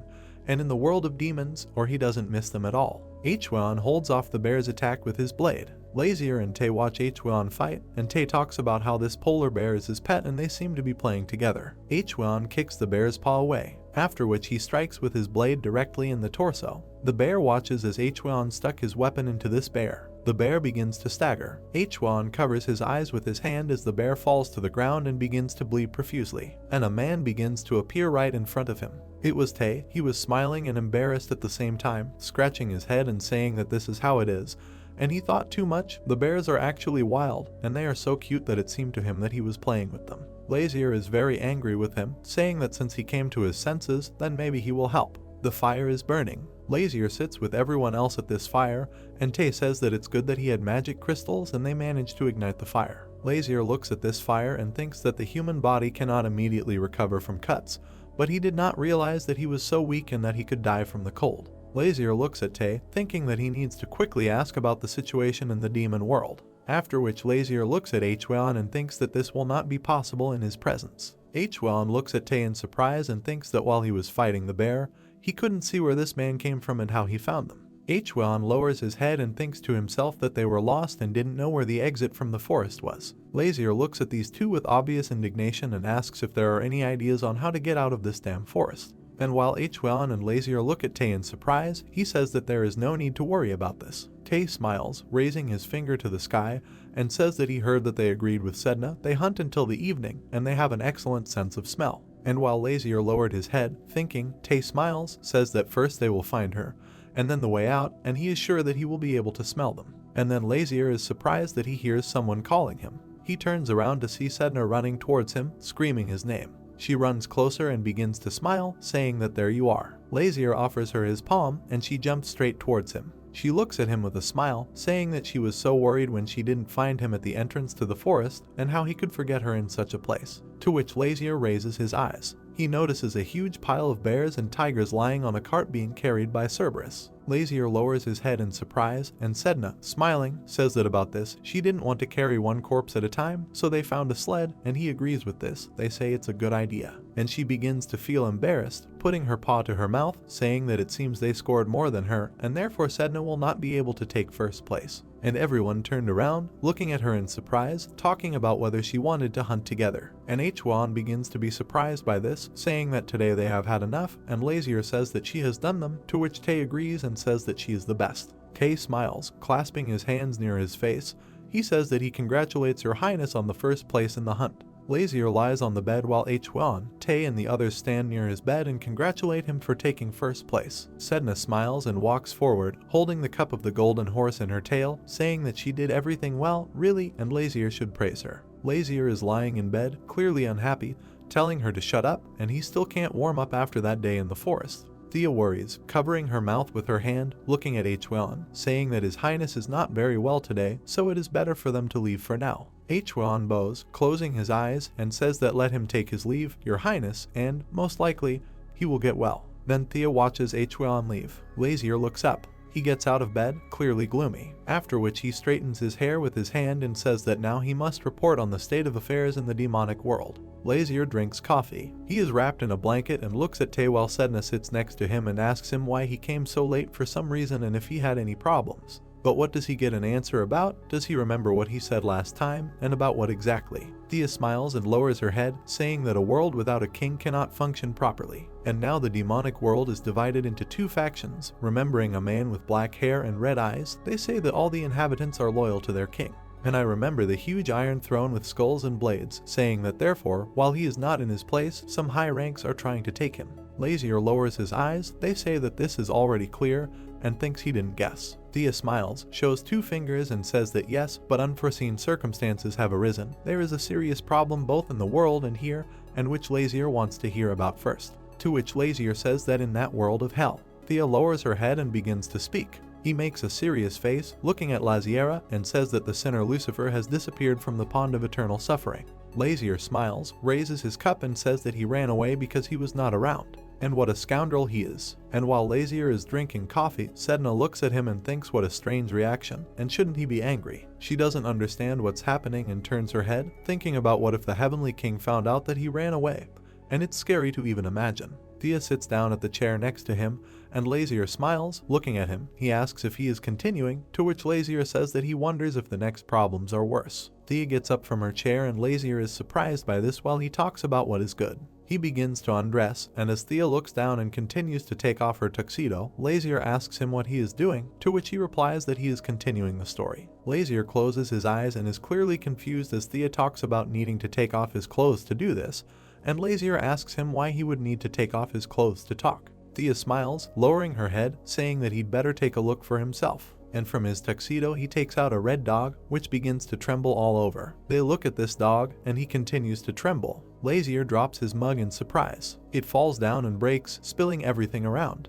Lazier runs forward. He grabs this dog and shouts that it is Ray. Sedna also comes up to them and looks at them in surprise. They talk about what happened to this puppy, and is he really sick? Lazier takes Ray and holds him with both hands, looking at him, and Thea says that he was found by the pond where Lucifer escaped from. He looks down and says that he was injured and is in critical condition, and they gave him first aid, but there is nothing more they can do, Your Majesty. And Lazier looks at Ray, thinking that he is the fourth most powerful demon in the world, on the verge between life and death. Lazier lowers his head and thinks about the fact that usually, thanks to self-healing, he easily recovers in seconds. And he remembers Lucifer saying that it was he who treated him this way or someone else from the faction, and who is trying to take his place for themselves, and it is not clear who benefits from Ray's death. Lazier looks ahead, thinking that he could easily recognize the culprit if he died. He lays Ray down on the bed, thinking that he's not going to leave him. It gets worse and he lies on the bed. While Lazier is petting Ray, Sedna is nearby and tells him to wait, and how will he be able to use his powers since he is still sick. But Lazier tells her not to worry, his strength is enough to help him. Lazier begins to draw the black aura out of Ray. It becomes more and more and it gathers around Lazier's hand. Sedna watches this from the side with great excitement. She peers and thinks that he is the Demon King after all. How Lazier closed his eyes and thought that he was a magician whose power could heal and kill in seconds. And huge black clots of magic gather near Lazier's hand. After which Lazier removes his hand and this magic begins to disappear. Lazier looks around, and Ray gets better, he stops shaking, and Lazier says that he will be able to recover on his own. Sedna extends her paw towards Lazier. She looks at Lazier with a smile and says that this is really his friend. To which he turns and says that he would not say that. And they remember the demonic dragon Thay and the demonic dog Ray walking forward, and they are his closest allies. And, remembering how he walked forward while Ray and Thea moved behind him, saying that, but he could hardly call them friends. And he remembers how Ray lies on the pillow, all beaten up. They say that since birth he was constantly near the egg, since it could not hatch normally. Lazier raises his head. He looks at how Thea stands and smiles, thinking that this is why he has been loyal to the king since his birth, and for him it is as natural as breathing. Sedna looks at Lazier with a smile as he begins to feel embarrassed. She comes closer and closer while Lazier turns his head away and says that after all, you are friends, to which she receives the answer that it doesn't matter. Lazier says with a serious face that Ray is his dog. He turns his head and his eyes begin to glow blue, indicating that he doesn't know who did this. He makes a serious look and says that he will not forgive him for this and the fact that he dared to touch his pet. 3 men are sitting at a huge table. The Duke, raising his head, talks about why the Reborn family suddenly began to support the Crown Prince, to which the man in the hat closes his eyes and says that their aristocrats want the best for this country, and since the support of the prince does not equal the support of the country. Then the man with glasses takes his chin and says that Mr. Cloy has not mixed up anything, and first of all they should be on the side of His Majesty the King. To which Cloy smiles, saying that what's the problem with supporting both at once, and considering how close they are. After which the man with glasses clearly gets angry, putting his hand on the table, and while Cloy laughs, he says that as if they are the same, don't they know what the people call the prince, that Cloy says that doesn't know, and how. After which the Duke and the other man become very angry and do not understand what is happening. Cloy, in bewilderment, extends his hand forward, remembering the prince, and says that didn't they see his victory in the hunt that took place, and he has changed and is no longer the same as before. To which the other bespectacled Duke turns and says that changes in appearance and victory in competitions do not equal global personality changes. Cloy throws up his hands and is clearly angry, shouting that this is not all, and he also received the stigma of the Queen of the Sea. He settled diplomatic relations with the Kano's empire perfectly, or this also means nothing. And the Duke begins to get angry, showing his fist and shouting that, perhaps by accident, he has forgotten what he was like before and wants to entrust the fate of the whole country to such a person. And the Duke with glasses sitting next to him says that he also thinks that it is necessary wait until the Crown Prince comes of age. And while a guard stands near the door and guards it, Cloy says that age is so important in this matter. The knight lowers his head as he hears what Cloy is saying about how hasn't His Highness already proven everything with his actions. And the knight notices Lazier walking forward and is very surprised at this. And while Lazier puts his finger to his lips and smiles, Cloy says that in any case, the Reborn family is going to continue to support the Crown Prince. The Duke gets very angry, slamming his fist on the table and shouting that he does not agree. And Lazier appears behind him. While he begins to get very worried, Lazier says that he will have to The Duke is very frightened and turns to Lazier. Lazier covers his smile with his palm and talks about who he is and is he really as terrible as you said. And all the Dukes lowered their heads, worried, while Lazier said that he came to them personally and they could express all their complaints to his face. Lazier sits down not far from them and, looking at the Duke, says why they are against him, to which he receives the answer that the prince is not that they are against it, but they are simply sharing their opinions about situations. Lazier smiles and closes his eyes as he talks about whether they think he is a danger, and the Duke hangs his head, very worried, while Lazier talks about whether he knows what will happen to the man who pulls the blanket off the sleeping lion, and Lazier says that the lion will kill him. He places both hands on the table, joining them, and, clearly dissatisfied, says that he has the feeling that today they have not gathered to discuss state affairs with his father, but are planning a rebellion against him, and therefore they must tell everyone else. Lazier looks at the Duke, indicating that he is no longer going to hold back. The Duke is very worried, placing his hands on the table,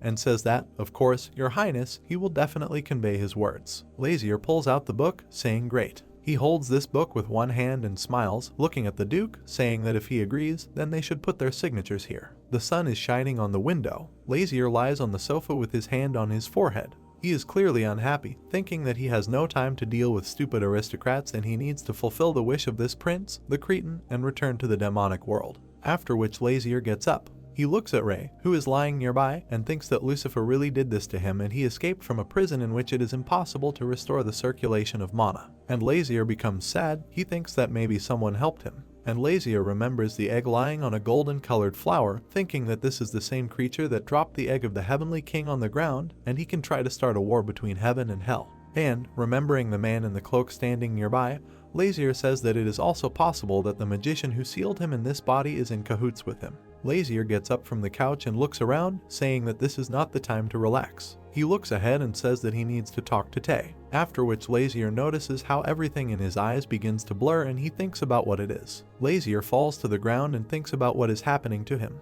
At this moment, Tay comes in with Sedna and notices this. They run straight towards Lazier, shouting his name, clearly scared. Tay tries to touch Lazier, telling him to wake up, and if he hears him, he thinks about calling someone or getting water, and Sedna starts crying, talking about whether everything is okay. Lazier starts to stand up, holding his head, and tells them to shut up, and his head, they shouldn't say anything. Then Thea notices Lazier falling again, and they both scream throughout the castle for him to wake up. Thea and Sedna are standing near Lazier's bed, on which he is lying, and a doctor is standing next to him. And while Thea stands in shock, the doctor says that he has a cold and a high fever, and he will prescribe medicine since the healing of the sea goddess and the holy power of the archbishop do not work on him. Lazier opens his eyes, looking at the doctor, while he continues to talk about how not to worry, and his highness will quickly recover, but now let me leave you. Thea tries to touch Lazier while Sedna looks on. While Thea wets a rag and talks about how people get sick easily, Lazier covers himself with his hand and talks about how it pisses him off. They put a wet rag on his forehead and say that they were very surprised when he fell so suddenly. Sedna lowers her head and says that she was also very surprised, and she asks him not to get sick. Lazier coughs, covering himself with his hand. He grabs a rag on his forehead and says that he doesn't have time to lie down because of his weak body. He can't do anything. Thea smiles and looks at Lazier. They say that there is no need to worry so much, Your Highness, and it's not like there are really big problems in the demonic world. After that, he straightens Lazier's blanket and says that he has a bunch of ravens that collect information and pass it on right away, so if anything suspicious arises, he will be informed. Lazier smiles, closing his eyes, and says that it's good and he's relying on him, but for now he'll just sleep. Thea smiles at Lazier, and Lazier says that his body is completely weak, after which everything begins to darken in his eyes, and he says that he wants to sleep. The trees near the castle are covered with snow. Through the window, many rays of the sun fall on Lazier. He hid under the blanket. Thea enters Lazier's room with a tray, and while Lazier is getting up, he comes forward, pulling out a tray, and says that you have finally woken up, King. He is very surprised and throws the tray on the floor. After this, Thea looks at him and calls Lazier to her. Lazier gets out of bed and tells him why he was staring at him, and did he really die and come back to life or something. And Thea, looking at Lazier, whose hair has turned black, asks if it's true. Thea stands in shock, looking at Lazier, who has changed his appearance and his hair has turned black. Lazier straightens his new black hair and gets angry, screaming about why he was staring at him, and is there really something wrong with him. Thea is trembling all over, holding out her hands, and says that Lazier's head, to which he scratches his head and says that yes, it doesn't hurt anymore. And he pulls out the mirror, saying that that's not what he's talking about. And Lazier looks in the mirror. He is very surprised, and his eyes begin to glow blue, and he thinks about why he has black hair. He takes his hair in his hands and looks at it, thinking about what the hell and how it happened, and this is his real color, but it showed up in this body too. Thea points her fingers together and is very worried, while Lazier examines the hair. He asks why this happened, Your Majesty, but what Lazier himself says, he does not know the answer. And Lazier remembers how he called him, saying that it was possible that the hair color returned from the angelic and demonic creatures around, and it is unlikely because he had used magic before. And while Lazier examines the hair, Thea lowered her head and thought. He raises his head and says that this may be a temporary effect. Lazier looks at Thea and asks how much, to which he replies that he does not know, but clearly senses its demonic energy. And Lazier looks up as Thea talks about how it feels like he's in his true body, and maybe if they find the reason for the power, they can control it and turn his hair back to white. And Lazier begins to flicker, very surprised. They say where this flow of energy comes from. Thea points her fingers at one of her hands and says that this energy comes from the palm. He helps Lazier untie the bandage on his palm and says that didn't Lazier say that he injured it while hunting, to which he agrees and says that he had to use blood for the summoning. And Lazier looks at his weapon. They say that it really strengthened his magic. Thea picks up this weapon while Lazier points his finger at it. And Thea says that he thinks that if you just carry it with you, then no, well, if you cut something with it, to which Lazier says that which means that if he kills himself with it, he can return to the demonic world without fulfilling the wish. Thea turns her head. They say that Lazier should not say such terrible things, and this is possible, but the risk is too great. Lazier tries to stand up, grabbing his chin with his hand. He lowers his head, looking at his hand, and says that then he needs to focus on treating both the cold and the wounds on his hands. After which Lazier removes the blanket and sees Sedna, saying that she is sleeping peacefully as if nothing had happened, and they both look at her, talking about whether it is worth waking her up, to which Lazier says that her left, and she will wake up, and there will be even more noise. Lazier sniffs his clothes, saying that he's going to go wash himself because he's sweating too much. Thea knelt down and looked at Laziera. They said that then he would prepare him a light lunch and medicine. Lazier steps into the flower bath. He lies down in it, and there are 2 bottles of wine next to him. Lazier touches his hair, thinking that if someone sees him like this, there will definitely be problems. He looks up and thinks that his hair with a blue tint, reflecting the blessing of the goddess of the sea, would turn black. He thinks that this will serve as an excellent reason for some to apply for his place. Lazier then dries his hair as he exits the bath. He looks around and says that he feels better. He sees in front of him a huge woman dressed in black and red robes. This girl covers her mouth with her hand and tells Lazier that he really wants to seduce her, to which Lazier lowers his head, telling her to shut up and close her eyes. The girl closes her eyes and lowers her head. They talk about how you are getting older. Lazier passes through her, saying that for so many years of her life she has not learned etiquette, and enters someone else's room without permission, to which she says that she is sorry and she has an urgent matter, so she came in without knocking.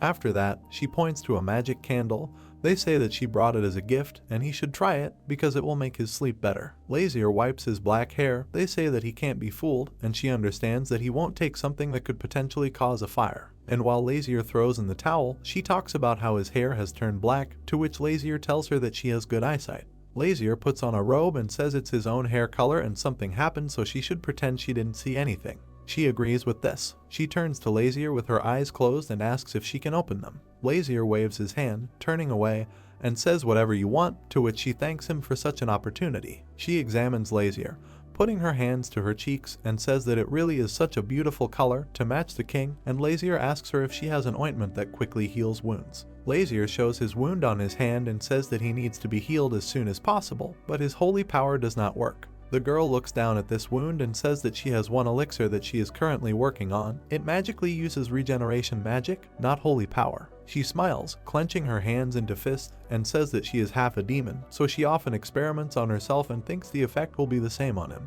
And while she is taking something out of her jacket, Lazier asks her if she can do it faster, to which she says that she has one sample with her and does he want to try it. She opens the blue jar. After that, sitting on the bed, she pours this ointment directly onto Lazier's hand. This ointment is absorbed into this wound. Lazier covers his nose with his other hand from the stench, and while the girl is smiling with her eyes closed, Lazier looks at her hand and says that since it needs to be applied to the skin, it will not help with colds, and she says that she is working on an elixir that is taken orally so she can bring how to complete the research. Sedna wakes up and wipes her eyes, talking about what's going on, Lazier, and why she and the girl are here. Sedna then screams as she looks at Lazier's face and sees his new hair. She circles around Lazier and talks about what happened and why his hair turned black and what happened to him. She lowers her head and, clearly displeased, says that the world could have collapsed while he was sleeping and snoring, and what should she do now? because she was worried about him all night and did not sleep, and what now? After which everyone looks at the entrance together. Thea is clearly worried and enters the room. They say that your highnesses, your parents have come to you, while the king is standing behind him.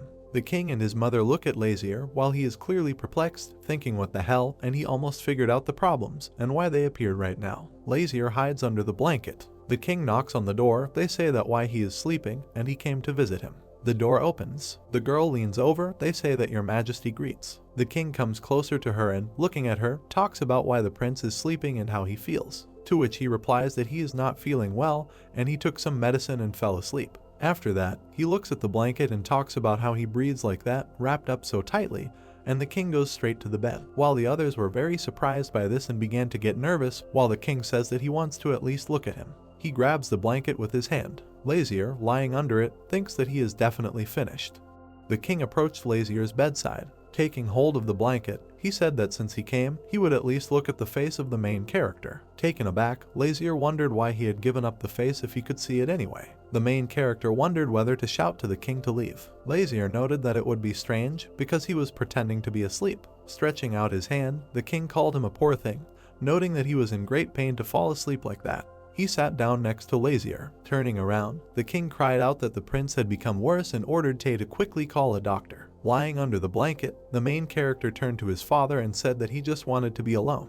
Bowing, Tay suggested that the prince had no time for guests now and it was better for him to be alone. Putting his hand to his chin, the king agreed and stated that the wishes of the sick man must be fulfilled. Bowing his head, Tay said that he would not leave the prince a single step, so the king need not worry. The king agreed with him and asked to provide Lazier with the necessary rest. Looking at the main character, the king asked him to rest properly. He left Lazier's room. Tay smiled with a smirk. The main character was hiding under the blanket. Stunned, Lazier jumped out from under the blanket. Exhaling, the main character stated that he almost got caught. Sedna asked if he was so worried about his hair color. She asked why they turned dark. Lazier looked perplexed and didn't know what to answer. He sneezed loudly. Sedna sighed, looking embarrassed. The main character's hair returned to its original color. Tay held a mirror in front of Lazier. The main character said that the color had really returned and it was difficult for him to believe that a minute ago they were black. Looking at the hand, Lazier imagined the image of Lilith. He noticed that the wound had healed and apparently Lilith's elixir had worked. Smiling, Tay said that this means that the reason was still in the wound on his hand, noting that it is not for nothing that the sword is called demonic. The protagonist's gaze fell on the blade. Lazier noted in his thoughts that it was now clear to him for sure that if you hit a person with a demonic sword, it would work like a simple sword, but if you hit a demon with it. The main character imagined how his two faces with different hair colors stood with their backs to each other. Lazier noted that it is possible to expose a demon if it is hiding under the guise of a person, like him. The main character emphasized the fact that you can increase your powers if they are blocked. Lazier took the blade in his hand. In his thoughts, he noticed that if he learned to use it correctly, then, depending on the situation, he would be able to control his capabilities. Taking the sword out of its sheath, Lazier said that he took back his words that the blade was just beautiful garbage. Tay was taken aback by these words. Exhausted, Ray lay on the couch. Opening his eyes, he asked in his thoughts where he was. Ray tried to get to his feet. He fell from fatigue. Watching him, Tay asked if he had woken up. He sat in front of him, shrouded in a demonic aura. Tay's eyes lit up with a yellow light. He asked if Ray remembered that he almost died and that his master saved him.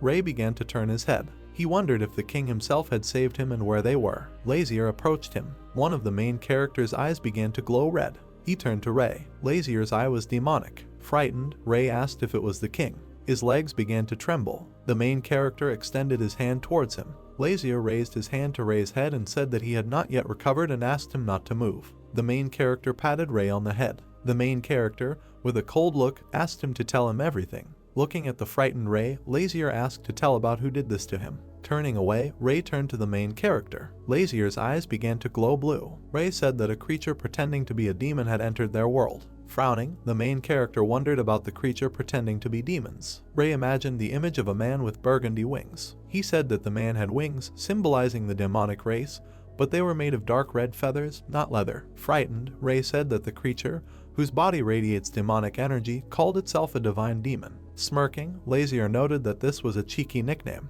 The main character remembered that demons were flying over his head. He wondered if those monsters were looking for him. Holding his hand, Lazier noted that this was a divine demon who was not a demon and would need to think about it. With his arms crossed, the main character said that it doesn't matter who he is. He turned to Ray and said that he was a strong demon who was not so easy to defeat even with ancient magic. Red energy began to hover around Lazier. He asked why Ray lost. The main character noticed that only he could bring him to such a state, or at least a terrible battle. Ray's paw began to tremble. He reported that he, frightened, Ray asked for forgiveness and said that he did not remember it. Lazier covered his face with his hand. Closing his eyes, Ray said that the main character should kill him because he could not keep his oath. Tears began to stream down Ray's face. He said he remembers being in prison. Ray began to look around the room. He said that after that, for some unknown reason, all the memories disappeared, as if they had been removed on purpose. Ray lowered his head. Lazier was enveloped in blue mana. He turned to Ray. Ray flew into the air, surrounded by the protagonist's mana. Smiling, Lazier stated that it doesn't matter whether Ray is good or not, he is still his dog. The main character noted that Ray should not ask for death. Stretching out his hands, Lazier said that he was choosing Ray's fate. Putting him in his arms, the main character asked him to simply obey. Patting Ray on the head, Lazier declared that no matter what happens, he must survive. Golden energy began to hover around them. The main character noted that this is the first rule that Ray needs to follow. A bright light came through the window. It illuminated Ray as he lay on the bed. Sedna watched him, examining Ray from all sides. Sedna stated that no matter how much she looked, she never ceased to be amazed. Watching Ray sleep, Sedna cried out that he was a very cute demon puppy. Approaching her, Lazier said that he was more surprised by her attitude. Covering his smile with his hand, the protagonist asked if Sedna thought Ray was cute, noting that it would be better for her to immediately discard such thoughts. Lazier introduced an enraged Ray and said that one of his bites would be enough to kill or deprive a limb, noting that he was a terrible creature. Sedna was taken aback by what she heard. The main character said that in the demonic world he was called a crazy dog. A distressed Sedna asked if Ray would listen to her. Looking away, Lazier replied that Ray would have to behave around him. Holding the tray in his hands, Tay asked if he was called. Pushing Tay away, the main character stated that it was not his name. Looking at the contents of the plate, Lazier asked if it was that medicine again. Tay replied that this was true, noting that the main character would get better much faster. Waving his hand, Lazier refused, adding that he was already feeling good. Pointing his finger, Tay noted that the main character was coughing this morning and needed time to recover. Tay said it was important not only to take medication but also to drink plenty of tea to help him recover. Lazier noted in his thoughts that there were too many words to say that he was sick. Sedna was dumbfounded. Approaching Ray, she said that he was too sweet for a crazy dog. An idea came into her head and she asked if they were from the same family. Lying next to him, Sedna said that now it seemed to her that they could become friends. Lazier and Tay walked along the corridor. Raising his finger, the main character said that firstly, a heavenly demon has appeared, whose identity they do not know, and secondly, he is collaborating with Lucifer. Frowning, Lazier noted that thirdly, they were most likely targeting him. Tay was surprised by what he heard. The main character said that this needed to be dealt with and asked Tay what he thought. Putting his finger to his face, Tay said that Lazier could kill Lucifer, but now he is bound by a contract. Smiling, Tay stated that first it was better to fulfill the prince's wish and regain his true form. Smiling, the main character replied that he agreed and suggested that they hurry up. Lazier imagined many people sitting around the table. He noticed that at today's meeting, the main character stated that he needed to break down Jarira's closed door. Smiling, Lazier noted that this was necessary, even if it meant cutting off the heads of all opponents. Opening his eyes, Ray wondered if he had fallen asleep again. He assumed that his body had not fully recovered. Sedna cried out with a happy look that Ray had woken up and greeted him. Looking at Ray, she asked how he was. She looked at him from all sides and asked questions about his well-being. Sedna was taken aback. She was scared to death. She asked why Ray was ignoring her. Ray began to turn his head and asked where His Majesty was. Smiling, Sedna said that the main character went to a meeting, and she was looking after him, so it was just the two of them. The frightened Sedna noted in her thoughts that Ray was very distant and it would not be easy for her. Ray started to walk away.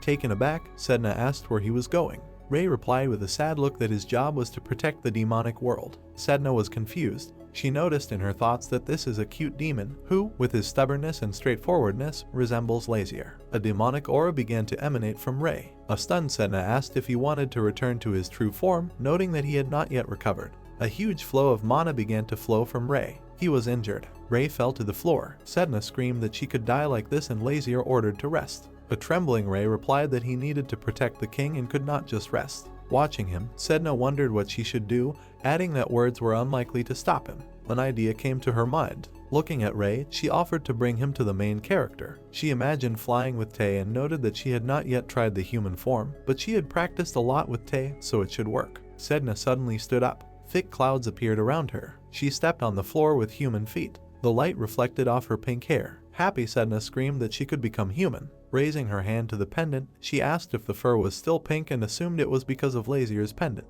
Ray, watching her, asked if celestial creatures also knew how to transform. She picked him up. Holding Ray in her arms, Sedna asked him not to worry, noting that she would bring him to the main character. Ray looked at her calmly. Raising her fist in the air, Sedna screamed that they were moving out. Snow lay on the treetops. Sedna was hiding around the corner from the maid. She jumped out and greeted her. The maid was scared. Throwing away the basket of laundry, the maid ran away. Falling to the floor, Sedna was perplexed. Tears started streaming down her face and she asked if she looked that scary. Fox ears appeared on Sedna's head. She screamed and asked what it was for. She began to cry loudly, hugging Ray and saying that she did not want Lazier to be afraid of her and hate her. Ray asked with a straight face, thinking about why all the Celestials were so annoying. As she collected the laundry from the floor, Sedna said that she was sorry that the maid had run away so quickly. Sitting on the floor, she assumed that everyone would probably be angry that the maid had dropped everything, noting that she needed to collect it and return it. Sedna picked up the laundry basket. Looking at Ray, she suggested asking someone where to put it.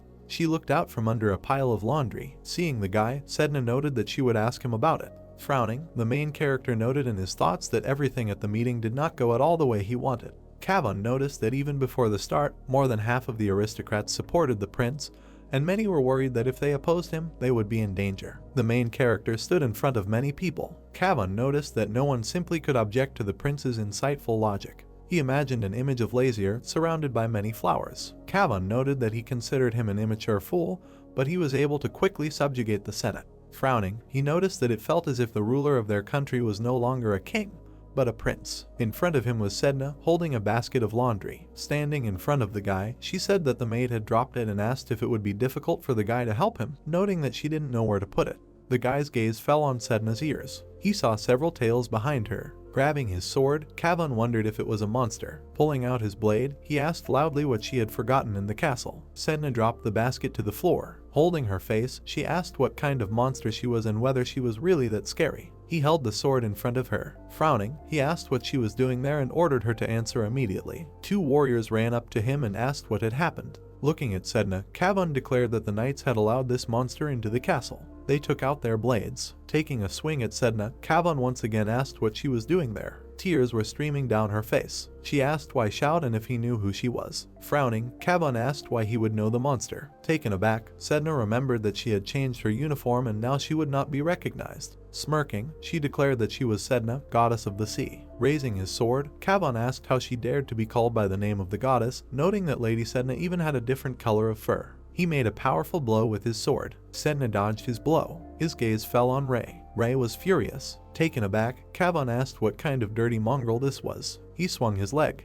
There was a sound of impact. Ray flew into the wall. Stunned, Sedna called out to him. Frowning, Sedna declared that she would never forgive him, even if he was a knight of Jarera. Frowning, Kavon said that they were both vile monsters and he would kill them in one fell swoop. He stood over Sedna. She closed her eyes. Energy began to emanate from Sedna. Streams of water appeared around her. She looked at the guy with fox eyes. Frowning, Kavon declared that the vile abomination was finally showing its true form. He looked at the two soldiers and ordered them to kill Sedna and Ray. The three of them swung their swords. Sedna was furious. Their blades shattered. Kavon fell to the ground. He started shouting loudly about how dare she was. He was dumbfounded. Standing in front of him was Hwan, who sheathed his sword. Kavon asked what he was doing. Taken aback, Kavon wondered if Hwan was there. Lazier appeared behind him. Kavon asked what Hwan and that girl were doing. Smiling, the main character interrupted him and said that Sedna was the same monster as him. Lazier asked if the guy had the courage to kill him. Surprised, Sedna called out to the main character. Moving away from Lazier, Kavon asked why he was protecting them. The main character assumed that Kavon was confused. Smirking, Lazier said that he was protecting him, noting that just a little more and not a piece of his body would be left. Puffing out her cheeks, Sedna confirmed the protagonist's words, adding that she definitely wouldn't have held back if it weren't for him. The guy's gaze fell on Sedna's pendant. Patting her on the head, Lazier said that this pendant suits her even in human form. She screamed that it was because it was a gift from the main character. Taken aback, Kavon asked if this creature was Sedna. Frowning, Lazier replied that she was a priestess of God. He asked if it mattered what shape she was in and whether Kavon realized how badly he had failed. Kavon fell to his knees and cried out that he had committed a mortal sin and asked Saint Sedna to spare him, noting that he was wrong when he failed to recognize her. Sedna replied that she did not want to forgive. Sedna stated that Kavon hit Ray, who did nothing at all. Lazier's eyes glowed blue. His gaze fell on Ray. He turned his gaze to the guy. Kavon cried and bowed, saying that he had made a mistake and was ready to accept any punishment. Approaching him, Lazier asked if he was really ready to accept any punishment. The main character's eyes glowed with blue energy. He ordered the guy to raise his head. Taking a swing, Lazier declared that he would hit him himself once. The main character's blow was heard throughout the castle. Ray lay unconscious. A distressed Sedna asked for forgiveness, noting that Ray had suffered because of her. Sitting on the bed, Lazier asked her not to worry, because he was not so easy to kill, noting that he was simply unconscious. Tay remembered how the aristocrat was carried away by a soldier on his back and asked what happened to him. The main character replied that he, too, would not die from one blow. Tay began to cry and talk about how things had turned out so seriously. He asked what would happen if the aristocrat tried to accuse Lazier of using force. Smiling, the main character replied that he would be afraid to even open his mouth, noting that attacking a goddess is a serious crime and now he knows its weak point. Ray called out to Lazier. The main character looked at him. A tearful Sedna rushed at him. Hugging Ray, she said that she was very worried that he felt bad because of her. Holding Sedna's hand, Ray stated that he was too careless and was of no use in this form. Crossing his arms, Lazier asked why Ray was even hanging around there since he told him to rest. Ray asked for forgiveness. Looking at the main character, Ray said that he was afraid and could not help Lazier in any way. Red energy began to emanate from him. The main character carefully watched what was happening. Sedna fell to the floor. Ray began to turn into a human. A bright glow emanated from it. Ray appeared before them in the form of a man. His eyes were empty. Hwan stood with a calm expression. Leaning over, Hwan said that he took Sir Kavon home and he had already come to his senses. Lazier praised him, noting that now Hwan can go and rest. Hwan looked at Ray in human form. Looking at him, Hwan wondered who it was. He noticed that he did not have a sword. Hwan wondered if this was a martial artist. He began to turn his head, saying that he did not see any puppy. The main character, with a straight face, said that this was the puppy. Looking at Ray, Lazier introduced him and said that this was his faithful dog. Taken aback, Hwan wondered if the main character was mocking him. He thought about Ray's energy. Red mana emanated from Ray. Hwan noted that she did not look human. Staring intently at Ray, Hwan wondered if this was the killer the prince hired and that's why he was calling him dog. Pointing his finger at Ray, Lazier asked to remember his name, noting that they would see each other often. Bowing, Hwan accepted the protagonist's request and said that he would go. Standing on the table, Sedna asked if Lazier's meeting went well. The main character replied that it was so. Tay brought tea and asked if Sedna had returned to her normal form. Sedna replied that it was very uncomfortable to be in human form. She looked at Tay carefully. He said that soon Jero would officially announce the start of friendly cooperation with the Kana's empire. Lazier presented an underwater structure. He said that the key to this would be the construction of a canal. The light illuminated the main character's room. Sedna asked if it would take too long, noting that it would be faster to start with water transport. Lazier responded that if the sea was opened, other countries would also want to sail in it, noting that they only wanted to open the sea to ships that received permission. Raising her paw, Sedna stated that in the human world, the Kana's empire is the strongest in the east, and in the west, as they say, it is very difficult for it to influence. Raising her head, she said that they had her, the goddess of the sea, so everything would be fine. Leaning towards her, the main character asked what she would do with ships that appeared without permission. Pointing to Ray, Sedna asked if she and Tay could solve this problem for me, noting that Ray and his demonic forces were now with them. Crossing his arms, Lazier replied that he wanted Jiraiya to become more open to the world, but if demonic powers were used, it would turn out that the world would belong to the Demon King. Holding his shoulder, the protagonist noted that this was a violation of his contract, noting that the wish must be fulfilled while being Prince Lazier and not the King of Demons. Looking at the main character, Ray asked why not improve their army. Lazier lowered his gaze. He started to smile. He imagined a snow-covered kingdom and replied that there had been no war in Jera for 2,000 years. He imagined splashes of blood and noted that if you suddenly start gathering an army, nothing will come of it. The image of the emperor appeared in Lazier's head. He stated that he did not really like this idea and they needed to subjugate the small states around with the help of Kanas. Looking at the main character, Sedna asked if there was a task for her. Lazier grabbed her by the muzzle and asked her to just be there and protect him so that everything would go perfectly. Sedna smiled and agreed with him. A voice began to be heard from behind the doors and addressed Lazier. Astrid opened the door and asked if they could talk. He grabbed his head. The main character replied that they can only talk if he has something important.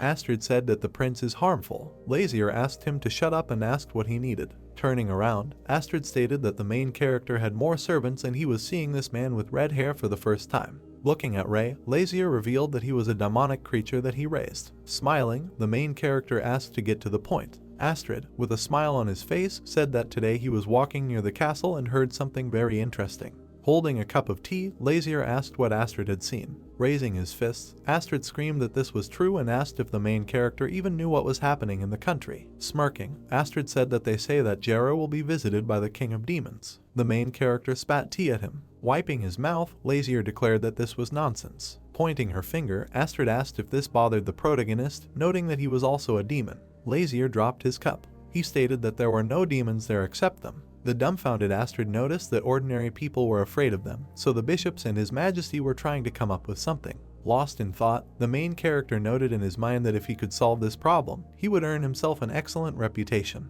Lazier imagined his human form colliding with a demon. The main character noted in his thoughts that he understands that this is nonsense, but why not check who is impersonating him? Tay was hiding behind the sofa. He leaned over and began to whisper that this might be related to the sky demon that Ray was talking about. Smirking, Lazier said that this was great and then they would try to find the culprit. We see a carriage driving through a snowy forest. The carriage is accompanied by 4 riders on horses. Aristide sat in this carriage with a smile on his face and said that he was the one who made it. That's why it's very warm here.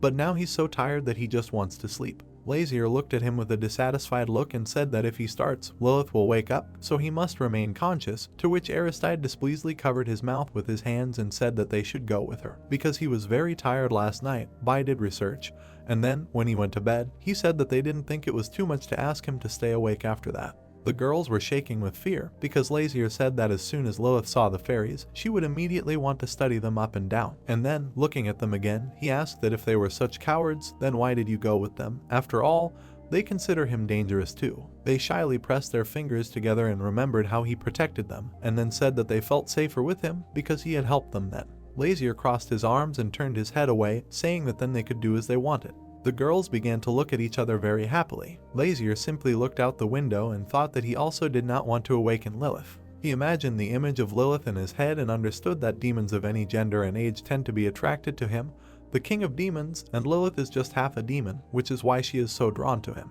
He remembered how she talked to him and invited him to have lunch together. Then he remembered how she showed him the potion and said that it was a new elixir of strength that she had made. Then he remembered how she joyfully and with a smile on her face shouted that the weather today is just super, so maybe they should take a walk together. Lazier was very embarrassed and looked down, thinking that the situation was aggravated by the fact that he was the first demon in her life, so it would take time for her to get used to his energy. Hwan opened the door to the carriage and announced that they had arrived. Lazier began to get out of the carriage and, holding his head, said that they had finally arrived. Aristide followed him out and said that in words he did not seem so huge. Lazier looked forward, squinting his eyes. Right in front of him there was a huge black tornado, and Hwan said that this was the same dragon tornado that he had already talked about, and he noticed that it was quite strange that it was spinning only in this village. Lazier turned his head because someone called him and asked him to help. These were the residents of that very village, who cried with grief that it was destroyed by this very tornado. One of them even fell to her knees and began to beg for his help, saying that her husband was still in the village. Raising her head with tears in her eyes, she said that if he could not save him, then at least let him go there herself. The rest of the people also began to kneel down and say that they left their relatives there. Aristide, with an awkward expression on his face, said that apparently many residents did not have time to evacuate, and that everything was much worse than they could have imagined. Hwan put his hand on his chest and said that he was told that the entrance to the village was cordoned off by the military to prevent residents from returning there. The girls cried and wiped tears from their faces, begging him for help and to save their relatives. The girls and Senna looked at him with upset faces. One of the residents came out of that crowd and shouted that the Jerers were to blame for everything, and all because of their rulers and aristocrats. He clenched his fist with all his might and shouted displeasedly that because of people like him, the sky was angry with them and sent the Demon King here, so their country is now over. He dedicated these words to Lazier. After which Lazier turned to him with such a look as if he was about to tear him to pieces. Then, with all his might, he received a blow to the stomach from Aristide. He looked at him displeasedly and shouted, "How dare he behave like that in the presence of his highness? Did he forget that slandering the royal family is punishable by death?" Lazier stopped Aristide with a wave of his hand. While that guy was kneeling, holding his stomach, Lazier came closer to him, and then with a malicious smile on his face, he said that he hated him to death since he was ready to give his life just to speak out. Lazier sat down to him and put his hand on his knees, saying that stupidity had given him fearlessness, but he even really liked it. The man raised his head and was covered in sweat, and Lazier said that he was at least more honest than those screaming people with a crazy look. He said to consider himself lucky because if he were the old nasty prince, his head would have already fallen off from the shoulders. The man looked at him with a very frightened look. After such words, they sat opposite each other, and Lazier said that now he was a completely different person, because he was wondering what exactly made him so angry, and the man, lowering his head, said that he, his wife and daughter were unable to leave the village, and then begged Lazier to save them. These words provoked Lazier very much, and he simply smiled maliciously, and then, putting his hands on his belt, he said that he would solve the problem, so they should wait here. Looking at this huge tornado, Lazier shouted for the Sapphire Knights and fairies to protect the villagers. After some time, we see his squad standing in that same village right in front of the tornado. Aristide, standing near Lazier, asks if they shouldn't have taken the fairies with them, because they could help, to which he received the answer that they would rather have suffered too, so they'd better stay with the knights. Tay, raising his head and holding his chin, said that he did not like it at all, and Sedna added that the sky was too black.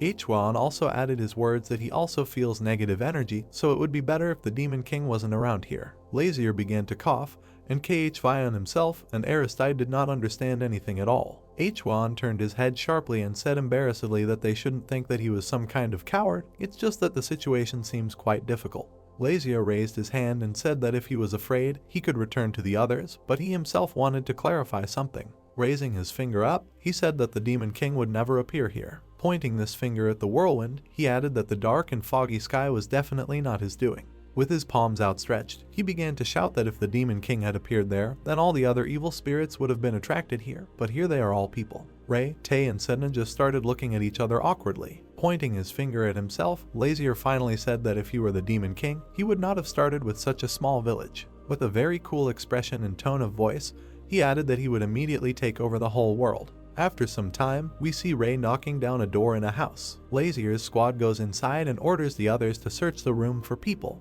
Aristide enters one of the rooms and notices something. He saw several people just lying on the floor unconscious, so he started calling out to the others. He sat down next to her and was glad that they were at least alive. Aristide began to whip her on the cheek so that she would wake up, but she just lay there with her eyes closed and let out sighs as if something was bothering her. Sedna noticed something and said that she thought she was having a bad dream. After these words, it dawned on Lazier, and he began to guess who it could be. They stood opposite this sleeping girl and looked at her. She lay with bruises on her cheeks and made all sorts of sounds. Aristide peered at her even more intensely and said that Sedna was really right and was having a bad dream. Lazier scratched his chin and said that demons are capable of casting such a spell, and Sedna shouted that she knew such a thing, it was most likely the nightmare demon succubus. Lazier turned to the side and said that these were two demons, a succubus and an incubus. He began to look out the window and think that there was a rather strange dark energy here. While everyone stood around that girl, he said that it didn't look like it was their doing. It features two beautiful demons, and the story goes that nightmare demons operate inside a person's dreams and cannot influence reality. Turning his head with half-closed eyes, he said that if it were them, they would definitely not frame the Demon King, otherwise he would immediately catch them in deception and kill them. Hwan and Aristide looked at him and simply remained silent. Hwan looked at him with great fascination in his eyes and thought that the prince knew so much about the world of demons. Apparently Lady Sedna told him. Lazier left that room and began to walk forward. He began to come much closer to that tornado, and Hwan chased him from the wrong building. He began to cover his face from the specks of dust flying at him and told Lazier not to come closer because it was dangerous. Lazier, turning his head a little, asked him that this tornado would not disappear with the blow of his sword, right? Sweat appeared on Hwan's face and he said that he probably couldn't do it. Sedna, next to her, joyfully cried out for them to entrust this matter to her. She began to use her magic, ringing the bell. Water began to appear around her, and Lazier sat down next to her. Immediately she noticed a well of water and realized that she should use it. Water began flowing out with tremendous force right from inside the well. This water began to swirl into a vortex right in the air. A dragon emerged from the water. This dragon flew forward straight to its death. Flying closer to him, he began to bite this whirl to dispel it.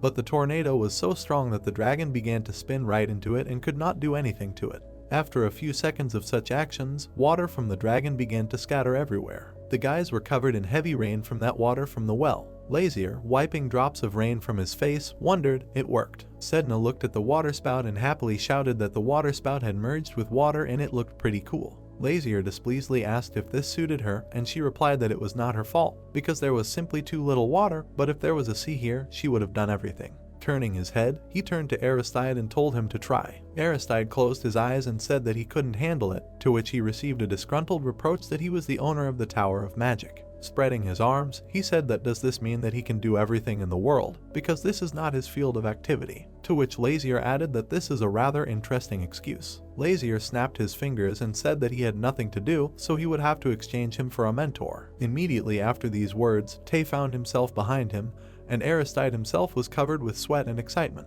Grabbing him by the collar, he dragged him into the house, and Aristide himself shouted that his time was not over yet.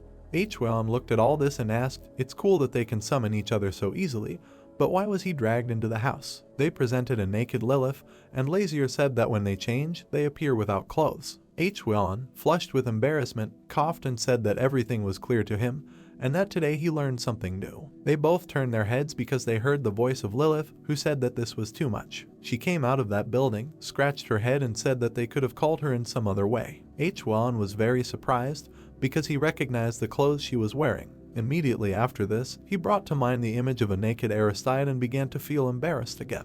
Looking up, she said that this tornado was quite huge. Lazier stood next to her and asked if she could handle him. She started flirting with him and asked what she would get in return. Lazier closed his eyes and crossed his arms, saying that he would get what her heart desired. Lilith began to smile very hard, saying that she agreed. After these words, she began to call the staff to her hand and said that it would not be easy for her. A huge glowing staff appeared in her hand and she said that in principle she could do it. A lot of lights and flying runes began to appear around her, and this was her ability Shroud. A fire whirlwind began to form around her staff. She began to release enormous fiery energy forward, shouting, "Forward, my cleansing fire." This huge fiery energy flew straight into the vortex, but the fire simply passed right through and did nothing. Sedna began to look at her and back at the vortex, asking what happened, so maybe she couldn't perform the spell. Lilith turned to her with glowing red eyes and said that this was just the beginning. Immediately after these words, that same whirlwind began to crack, breaking through the rays of the sun. Cracks began to appear stronger and stronger, and soon it completely dissipated, leaving behind only sparks, like fireworks. A few seconds later the sparks disappeared, leaving only gusts of wind. They turned around in surprise at the same time, because someone asked them how they dared to touch his creation. This is a man who bowed his head and said that very soon they would regret what they had done. Behind him were huge red wings, and he himself was dressed in black clothes, and he introduced himself, saying that he was the Lord of the Abyss and the most powerful demon. He looked to the side and said that he was ready to oppose the Demon King. He began to walk closer and closer to them, repeating his words that they would regret it. We were again shown a slide where he looks to the side and says that he is ready to oppose the Demon King. All the guys looked at him and were simply silent. Tay looked at him displeasedly and asked who he even was. He just grabbed his head and laughed, saying that he didn't even recognize him, which was quite a shame, but he didn't have long to live. With burning eyes, he said that very soon this side would become the property of him, the Demon King Imbilden.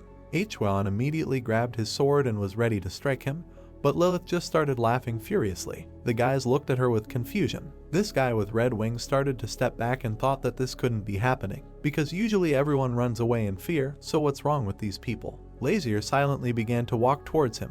The guy with the red wings began to tremble with excitement as Lazier moved closer and closer to him. Standing face to face with him, Lazier asked him that he, it turns out, was replacing the Demon King. Sweat appeared on his face and he said with an awkward smile that he was a great and powerful Demon King.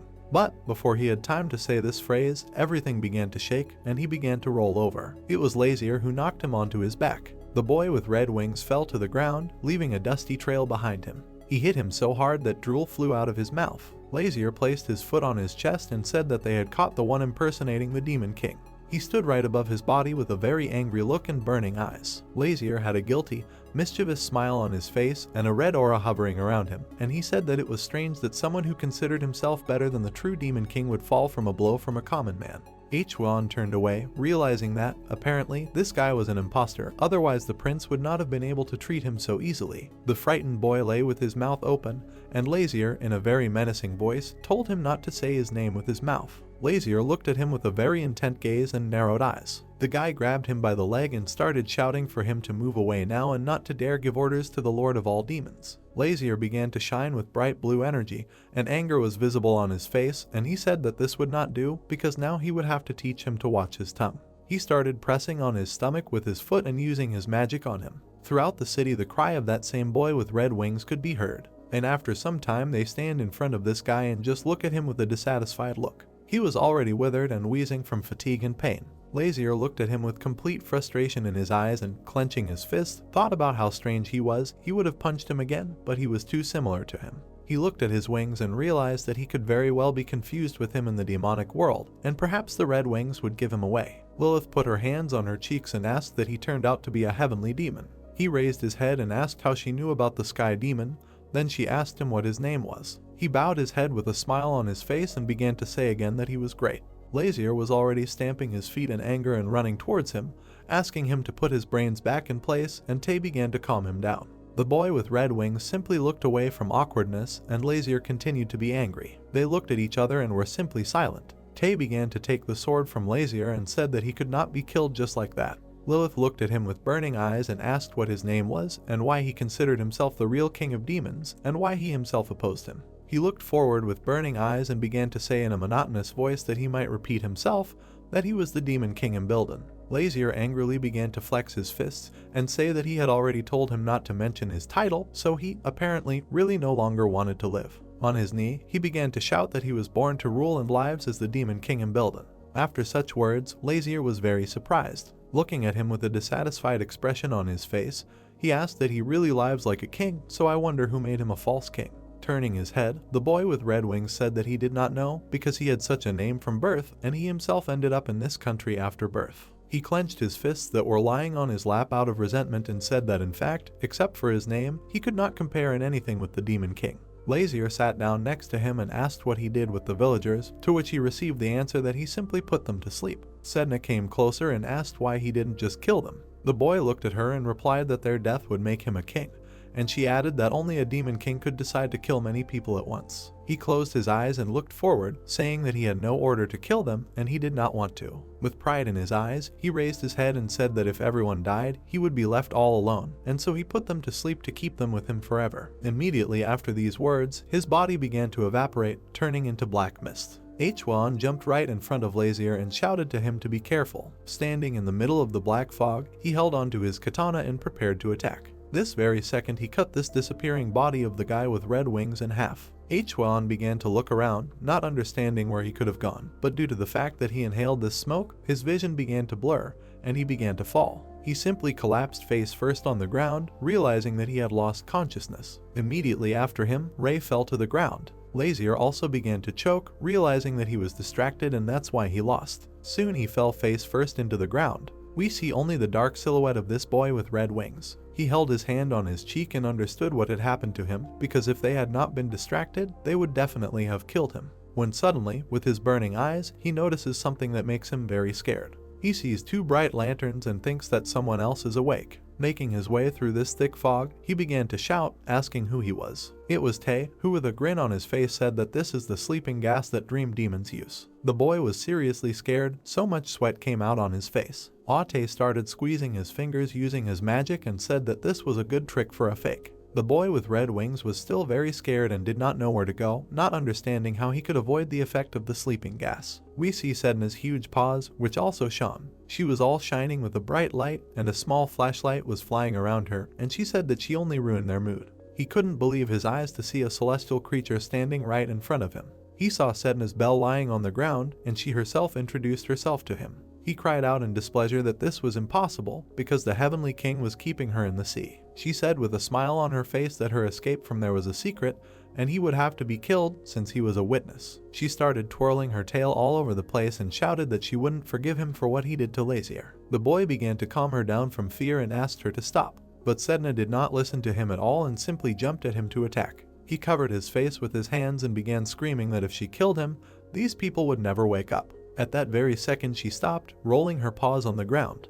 Looking at him, she asked, "What does this mean?" He imagined the people who were sleeping in the houses and said that all the people in the village were now trapped in a dream that he had created. A lot of them were just lying on the floor. He put his hand to his face and, blushing a little, said that if she wanted to kill them, she could do whatever she wanted. Sedna began to shout in displeasure for him to wake them up. He waved his hand and said that then she would immediately kill him. At that same second, that same huge beast began to turn back into a small animal. She looked at him with a dissatisfied face and said that she would not kill him, and if he woke everyone up, she would let him go. She could certainly promise him that. Suddenly Tay appeared behind him, who frightened him with his question that he simply did not know how to awaken them. With such a sudden appearance, the self-proclaimed Demon King began to squeal in fear. Tae thoughtfully scratched his chin and realized that he really looked like a king, although he looked a little clumsy and too young. The self-proclaimed Demon King took a fighting stance, preparing to fight off the villain Tae. Sedna, baring her teeth, asked that he really didn't know how to awaken them. He looked at her with sweat on his face and said that, to be honest,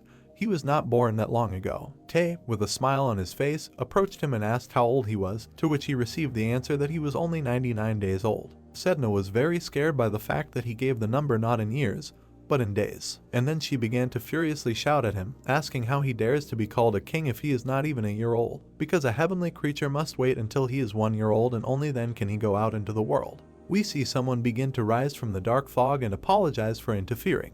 It was Aristide who asked if this person was a new demon or some kind of race. Tae, touching himself on the cheek, said that after Lilith, Aristides woke up. The boy with red wings was very scared when he saw him, not understanding why he looked so scary. Aristide ran up to him with scissors in his hands and a smile on his face, asking if he could study it. They talked to each other while he shouted that under no circumstances should they touch him, to which Aristide asked to give at least a strand of hair. We see how Lazier falls into the abyss through the deepest ocean. We see small reflections of drops on the surface. Then again we see Lazier drowning and drowning.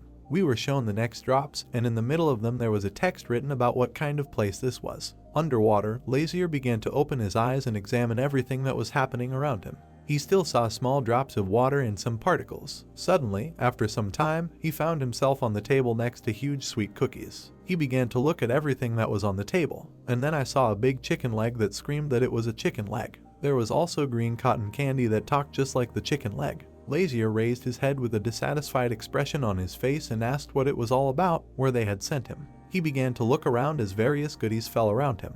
He still sat in the middle of the sweet cookies and thought that the new demon had tried his best and, apparently, he was sending people into the most terrible nightmares filled with pain. He began to get up and continued to think that he could leave this place if he were in his real body, but in a human one he is not capable of anything.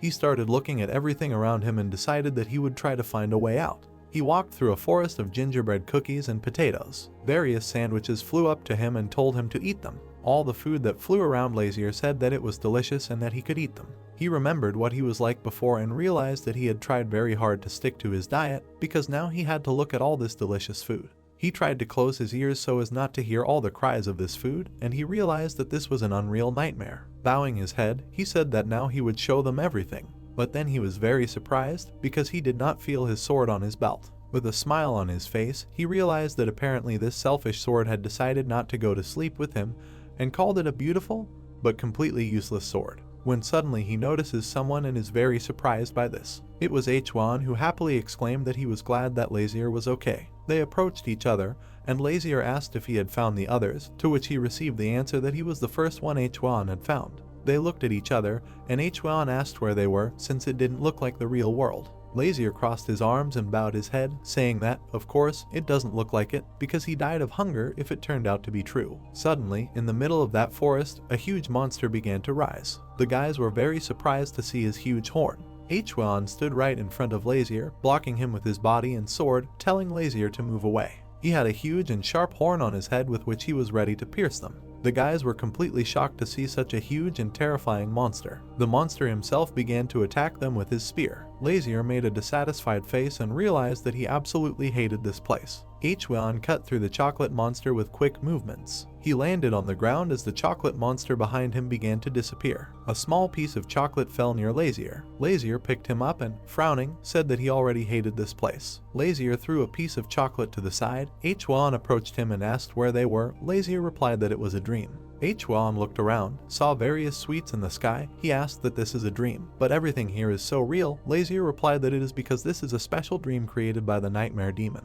Lazier put his hands on his belt and, looking at Hwan, said that he has very strange taste preferences. Why did he put them in his childhood dream? Hwan, walking behind Lazarui, asked what it means that he and Lazarui have one dream for two. Lazier replied that yes, it is possible. All the people in the village are in the same dream. Lazier turned around and added that they couldn't just wake up at will. If they made a mistake, then there was a high chance that they would never be able to get out of here. Hwan became nervous and asked what exactly, and then Lazier pointed his finger forward. What Hwan saw amazed him, and Lazier told him to look for himself. A little girl appeared in front of Hwan, sitting on a mushroom and eating sweets. Lazier and Hwan approached the girl. She, smiling, said that there were so many goodies here in the morning. Hwan extended his hand to her with a smile and told her to come with them, he would take her home. The girl scaredly pushed the sweets away and screamed that she didn't want it, she liked it here, there weren't such goodies at home. Hwan, looking at her puzzledly, was silent, and the girl continued to say that she didn't want dry and hard bread anymore and she was tired of the same soup.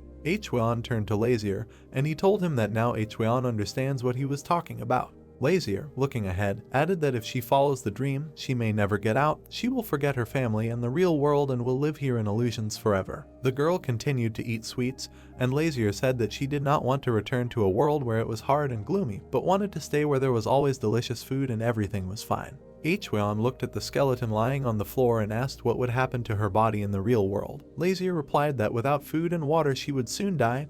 This is the real truth about the nightmare demon's dreams. Hwan, looking at Lazier, said that he was surprised that Lazier knew so much about him. Lazier turned around and said that he just knew a couple of nightmare demons. Hwan asked that since when were they friends with the demons. Lazier, frowning, turned away from Hwan and said that he did not know from those whom he himself became a demon. Hwan, looking puzzled at Lazier, thought that, apparently, Lazier was talking about his teenage years, when they began to call him a demon in the flesh. He was definitely an unusual person, since at such a young age he had made such interesting acquaintances. Lazier turned to Hwan and asked why he was standing.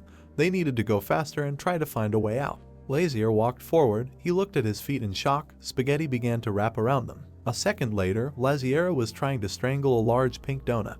Lazier, together with Hwan, clenched his teeth and ran away from the sweets flying after him. After some time, Lazier lay on the ground and tried to catch his breath. He angrily began to wave his fists, shouting that while they were all tormenting him, it was because of his successful diet that they were bullying him. Hwan, looking at Lazier, became thoughtful and asked if the others were okay. Lazier fearfully remembered Ray, who was lying on the bed. Lazier remembered Sedna and Thea and wondered that the magic of nightmare demons did not work on other demons and celestial creatures like Sedna. And then Lazier remembered Lilith and Arstide. He thought that Lilith had lost consciousness, which means Arstide would wake up, so there was no need to worry about them. Lazier imagined Ray falling in the darkness and thought that he had lost his magic and was very weak in his current state, so he ended up in a dream. Lazier brought his fingers to his mouth. A loud whistle was heard throughout the entire area. Even the flying cakes heard this whistle. Lazier closed his eyes and a white aura appeared around him. Hwan looked at Lazier and wondered what he was doing. Sometimes he didn't understand him at all. Lazier opened his eyes and thought that there was no reaction, which means he was not in a dream.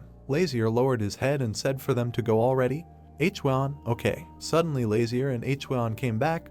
They heard someone bark. Little Ray appeared in front of Lazier, running towards him with a smile. Lazier knelt down with a smile and raised his hands to him, and Ray happily jumped into them. Lazier hugged Ray and then stroked his head. Lazier, smiling, said that he thought that Ray would be here too. Hwan, looking puzzled at Lazier, said that it was a dog. Lazier replied that it was Ray. He did not introduce them. Hwan furrowed his eyebrows and remembered the guy with red hair. And then the shocked Hwan looked at Lazier and asked what it means. He is also a magician. Lazier, smiling, answered that not really, one might say, he changes, like Sedna and almonds. Lazier put the ray on the ground, and Hwan said what it means, and he is a sacred animal. Lazier replied about that. Lazier, looking at Ray, called him. Ray turned around and Lazier said he could find a door outside. Ray lowered his face sadly, and then he started sniffing everything around. Ray raised his muzzle and looked somewhere ahead, and then he barked and ran at full speed. Lazier turned to Hwan and told them to follow him. Hwan said okay. They ran together. Hwan looked at Lazier and asked what it meant. The door really existed. Lazier asked that he didn't believe him. A tall tree appeared in front of them, a huge branchy tree with green leaves that did not suit the environment. Ray approached the tree, followed by Hwan and Lazier. Ray, smiling, turned around and barked, and Lazier asked what the door was on that tree. Ray began to walk towards the tree. It began to glow. Lazier, frowning, looking ahead, said that they need to check together. Hwan agreed with him. Lazier and his comrades looked carefully at the tree. He smiled and said that ordinary trees stand out against the backdrop of candy ones. Hwan walked up to the tree and touched the trunk with his hand, and then said that he looked around, but did not see anything like a door. Hwan looked up and asked that maybe it was somewhere above he could climb. Lazier looked at Hwan and asked what for. He just needs to be cut down with a sword. Hwan furrowed his brows and began to draw his sword, then said that he understood Lazier. Hwan swung his sword and cut the tree trunk. The tree quickly began to fall down, and then, completely collapsed, she fell to the ground. Lazier approached the hollow of the tree, and Hweon called him. Hweon, looking down, said that it was a door. A flat door with a small handle on the side appeared in front of him in a tree trunk. He asked that it should be white and round. Lazier, looking down, said that the door was really in the trunk. It's good that he decided to cut it. Lazier kicked the door with all his might. The fragments of the door began to fall into the abyss. Lazier, smiling, looked at Hweon and said that he would go first and let him follow him. Lazier jumped into the darkness and, smiling, added that it was time to get out of this sweet hell. Lazier opened his eyes slightly and saw Taya in front of him. He asked that he could hear him if he could open his eyes. A second later, Lazier opened his eyes. He jumped out of bed in fear, and Tay jumped to the side. Tay looked at Lazier with a smile and said that he had returned. Lazier grabbed his head and, closing his eyes, said that it was a terrible dream. Lazier looked at Tay and asked where they were. Tay replied that they were in an empty house in the village. Lazier looked at the bed next to where Ray lay with Hweon. Looking at them, he said that, apparently, those two needed a little more time. It was raining outside. Tay, looking at Lazier, said that Lazier had a strange dream. He added that this heavenly demon, it turns out, was only 99 days on Earth, and another one had already passed, so 100. Lazier, frowning, shouted that there were only 100 days. White clouds appear in front of us. Lazier, with his head down, thought for a moment and then said that he understood. Tay, looking at the thoughtful Lazier, said that while he was sleeping, they tried to interrogate him in different ways. Tay looked around the room and said that they never found out his origin. He is cowardly and lonely, but he wanted to look like a strong demon king and even better. Tay smiled and remembered the demon who, smiling, ran forward. He said that because of his boasting, he had wasted all the demonic energy and was now recovering. Lazier, lowering his head, smiled and sighed, and then said that only his stupid magic worked on him. Tay raised his finger up. Lazier asked where this windbag is now. Tay said that he was outside with Sedna. Lazier went outside. Sedna appeared in front of him, looking into space. Sedna turned around and said to Lazier in surprise, and then she happily ran to him and jumped into his arms. She said that he was fine. She was so worried. Lazier hugged her with a smile and asked why. She thought he was easy to defeat. Imbilden looked menacingly at Lazier and, extending his finger forward, shouted how Lazier was able to get out. Imbilden looked menacingly at Lazier and shouted that no one had ever gotten out of his dreams on their own before. Lazier laughed and let go of Sedna, and then said that he was so sick of his stupid dream that he had to. Imbilden lowered his head and then laughed and said that a stupid person would never understand the magic of a great demon. Imbilden looked at Lazier with a smile and said that he was going to try all the food in the world and create a perfect dream with it, so he would conquer the whole world with food. Lazier, looking at him, smiled angrily and said that he understood. Imbilden raised his hand. Lazier, looking at him, said that it's good, he will conquer the world, but what next? Imbilden nervously looked around, and then said that he could feed everyone delicious food, and they would live happily together. Lazier, frowning, folded his hands, and then asked what he was. A fool? How can one be happy in a dream? People don't live long, they will die without real food and water. Imbilden grabbed his chest and shouted that no, he couldn't be wrong, he would make people happy. Lazier looked angrily at Imbilden and said that he should not dare to decide what happiness is for others. He is a fool. If it is so cool there, then let him sit alone in his sleep. Imbilden replied that he was very lonely. Lazier lowered his head and calmly said that his name was Lazier, but what was his real name? Imbilden lowered his eyes and hesitated, asking that his name was just a fake. His father immediately said that he was just expendable. Imbilden looked at the mountains and said that this is why he cannot have a name. He doesn't remember exactly, but he heard that there are not many sky demons like him. Lazier glared at him, and Imbilden continued to say that maybe at least they have names. Lazier asked what it means. He doesn't know how he ended up here and who gives him orders. A large golden egg appeared in front of Imbilden. He said that he had not met it, but he heard that it was in the egg. His father probably didn't even know about it.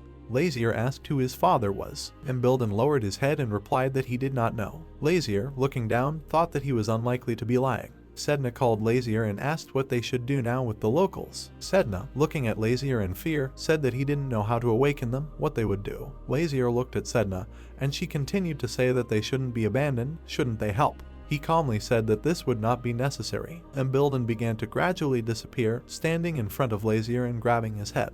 His wings gradually began to fall apart into small pieces. Lazier, calmly looking ahead, said that his life was over. Imbilden, looking down in fear, could not do anything about the fact that his body was falling apart. Sedna looked around in fear, and then asked where Imbilden had disappeared to. Lazier, calmly looking ahead, said that he was originally made like this. Imbilden looked at his disappearing body. Lazier continued to say that demonic energy was simply added to this body, so he could not last long. Imbilden smiled widely and replied that it was true.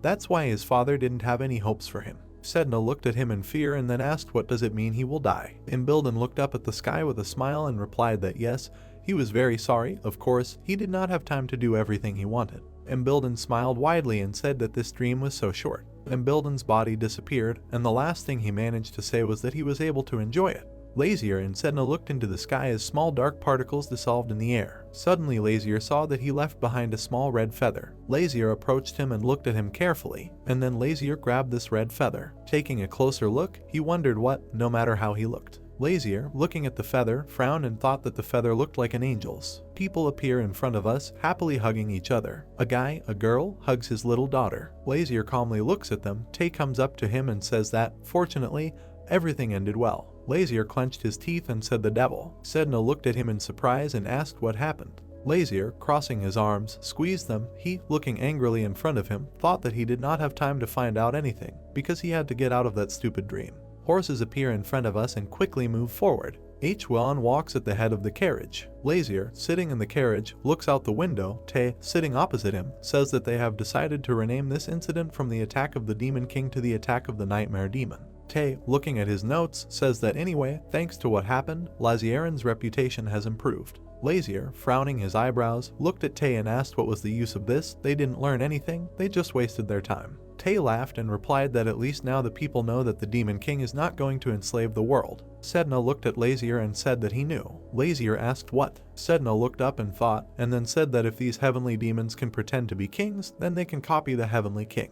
Lazier opened his eyes wide and looked in front of him in surprise. He thought that the heavenly king was Makilos. Lazier remembered the heavenly king, who stands with his back and looks at the light. He frowned and thought that, as he remembered his face, he would definitely feel better. And then Lazier remembered the golden egg and said that, by the way, what if that egg was a fake? Tay looked to the side and, thoughtfully, replied that he did not think so, that it was so easy to create such a perfect fake. Tay remembered Imbilden and said that this one had a short life and little strength. A clone cannot become an exact copy. Sedna raised her ears and said that yes, he has unusual strength, but it is quite weak. Tay, looking ahead, added that if counterfeits were created so easily, the world would end. Arstide, sitting next to Tay, asked that even if they were weak. Tay smiled and raised his hand in front of him, and then said that of course, if the Demon King started appearing everywhere, wouldn't that throw the world into chaos? Tay frowned and approached Sedna, and then said that, most likely, the angels would begin to act, and again there would be a war between heaven and hell. Arstide lowered his head, and then said that it means that someone is deliberately engaged in incitement. Sedna looked in front of her in fear and imagined a war of demons and angels. She thought that there was another war of angels and demons. She definitely would not help. She hated the heavenly king. The war was pointless, so she would not interfere. Sedna looked at Lazier in fear and thought that if it started, Lazier would have to participate in it. Sedna panicked and lowered her face, and then thought that even though she was a heavenly creature, no matter how strong her hatred for the king, she would have to follow his orders. Lazier looked closely at Sedna and noticed her concern. He patted her on the head and told her not to worry. Sedna looked at Lazier in surprise, and he said that nothing had happened yet. There was no reason to worry. Tay gave a thumbs up with a smile and said that they just had to be on their guard. Sedna pressed herself against the seat and, covering her face with her paws, shouted that she still couldn't stop thinking about it. Arstide clenched his fist with a smile and said that when they returned to the castle, he should try to create a clone of himself. They would at least know what they were like. Arstide looked at Lazier with a smile and then said that he hoped Lazier would help him fund his research. Lazier punched Arstide in the head. He grabbed his head in frustration, and Lazier told him to stop begging and just do his job. Ray slept peacefully on the couch nearby. Opposite him sat the earthly fairies Lin and Long. Lazier stopped talking and looked out the window, and then, looking into it, he said that he needed to meet the heavenly king. Everyone present immediately looked at Lazier in shock. Sedna asked in fear why so suddenly. Lazier smiled and, looking at her, replied that she should not worry. He was not going to quarrel with him. He was not crazy to run into a war and meet him in person. Lazier folded his hands and added that perhaps when he finds out that Lazier is now trapped in a human body, he will challenge him to a fight. For now they do not know if there are heavenly demons in heaven. Sedna looked at Lazier in surprise, and Lazier said that they should convey important information to the king. Sedna asked what. Lazier raised his finger and said that first, someone is creating a new race of heavenly demons. Tae and Hwan continued to listen to him attentively, and Lazier said that secondly, someone is creating clones that look like demons, but with the wings of angels. So far the clones look more like demons. Lazier put his hand under his jacket and said who knows what will happen next. Lazier pulled out a red feather and said that judging by his wings, they were most likely angel clones. Looking at his comrades, he said that this fool needs to say something more. Lazier smiled broadly and said that the Heavenly King needed to be vigilant because someone could impersonate him. Everyone looked at Lazier in shock. They wondered why Lazier was so angry. Sedna, looking at Lazier, asked that if he doesn't go himself, then who will he send? Tae smiled and, raising his hand up, asked that isn't it better to send a heavenly creature, for example, her? Sedna said in fear that no, if she gets there again, then she's done for. Lazier smiled and lowered his head. Sedna asked who would then act as a diplomat. Lazier replied that he had a very suitable character in mind. Lazier smiled widely, looking at everyone present, and then said that this is one chicken with heavenly wings. Lazier imagined the image of Jackal in his head. On Lazier's hand sat a white dove with a bandage on its paw. Lazier told the dove to give him everything. The dove quickly rose up and flew into the sky, and Lazier stood silently and watched him. The image of Jackal appeared in front of Lazier. Lazier thought that he heard from Sedna that Jackal is a good information gatherer. If he tells the rumors about the coming of the Demon King and that he received information about the Heavenly Demon, the Heavenly King will definitely believe him. Lazier smiled and thought about what he wrote, that a new race had been discovered, so his reaction or response letter could be expected soon. Lazier took out his blue grimoire and, looking into it, thought that it was good that he had the signature of this bird in his book. Lazier looked to the side. Suddenly someone asked where Lazier was. Hwan approached Lazier and asked if he was feeling better. He was very worried when Lazier said that he was feeling sick and needed to stop the carriage. Lazier, passing by Hwan, raised his hand, and Hwan said that he had found a cure for nausea. Lazier replied that he did not need it, he was already better. Lazier and Hwan walked past the snow-covered cliffs that this was the very eastern coast. Hwan replied that yes, this place is known for its large cliffs and rugged terrain. Lazier, looking at the sea, said that if so, there should be no houses nearby, so there would be no problems with the construction of tunnels. It's good that he decided to inspect this place. Yes, he looked at Lazier with a smile and said that there was a village in the neighborhood. Lazier, frowning his eyebrows, looked around in puzzlement and shouted, "What?" We are taken to Lazier and Hwan. They are standing near a huge cave. Lazier looks inside with displeasure and then asks Hwan, seriously, there is a village inside? Lazier adds that it feels like a monster's cave. Lazier angrily raises his fists up and says that they all have one life, why spend it in a terrible place where there are only rocks around? Hwan, calmly looking towards Lazier, replied that it was an important place for the locals. Lazier turned to Hwan and asked that they had no choice, that's why they lived here. Hwan replied that he did not know the details, but perhaps the poor and disadvantaged lived here. Lazier exhaled and, smiling, replied that this means that for people, too,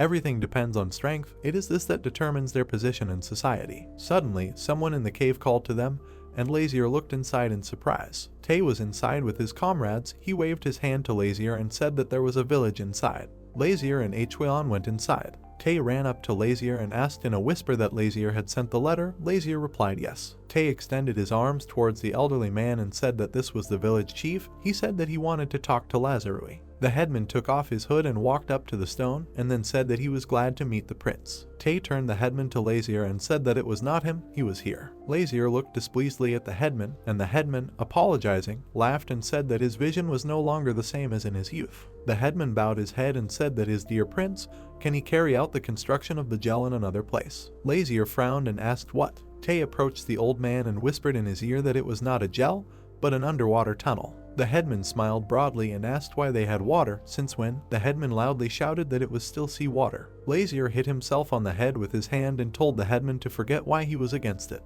The headman bowed his head and replied that he wouldn't dare to be against it, he just could only beg him. Suddenly something began to approach Lazier at great speed. Hwan managed to put out his hand and at the last second caught the stone that was near Lazier's face. Hwan clenched his fist and, coming forward, shouted who did this. The guy stood far away on a rock. He shouted that Lazier was a monster. The guy clenched the fist in which he was holding the slingshot and asked that they decided to destroy their home village. The headman turned around in fear and shouted that it was Adele. It was him. Lazier frowned and asked what kind of monster he was. Adele quickly descended from the mountain and replied that, of course, who else? Adele frowned and clenched his fist, and then said that Lazier should not dare touch the merman. The headman began to fall at his feet and bow, and then, apologizing, said that this child still does not understand anything about life. He asks Lazier to forgive him. Adele looked at his old age. That is, he shouted that there was nothing to forgive him for. He had done nothing wrong. Lazier folded his hands and, looking displeasedly in front of him, told Tay to bring him and tell him to eat.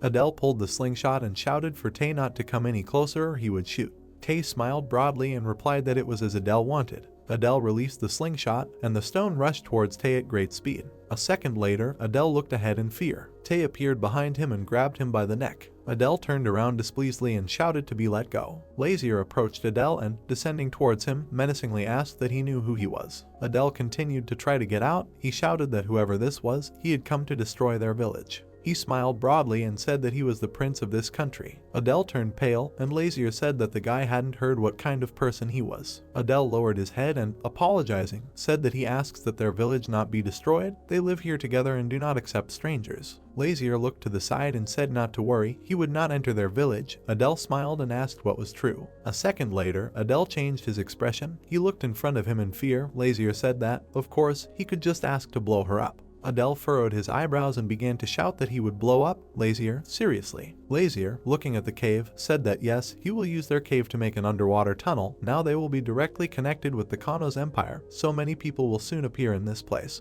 Adele began to burst into tears and shouted that no, without this cave they would all die. The merman would not be able to endure life outside. Adele hung his head down, tears flowing down his cheeks. He said that no, his cave. The elder, upset, looked at Adele, and he said that it was not necessary. Lazier, frowning, waved his hand and asked who the mermen were. Tay released Adele. Adele turned to Tay and then looked at Lazier and said that he meant mermaids. Sedna walked up to Adele with a smile and asked what mermaids were. She was very knowledgeable about mermaids, and she was interested in the fact that they called them mermaids. Adele pointed fearfully towards Sedna and shouted that the fox was talking. Sedna looked to the side with displeasure. Lazier, looking at her, asked what kind of mermaids these were. Sedna smiled and replied that they are a special race that have the lower part of the body from a fish.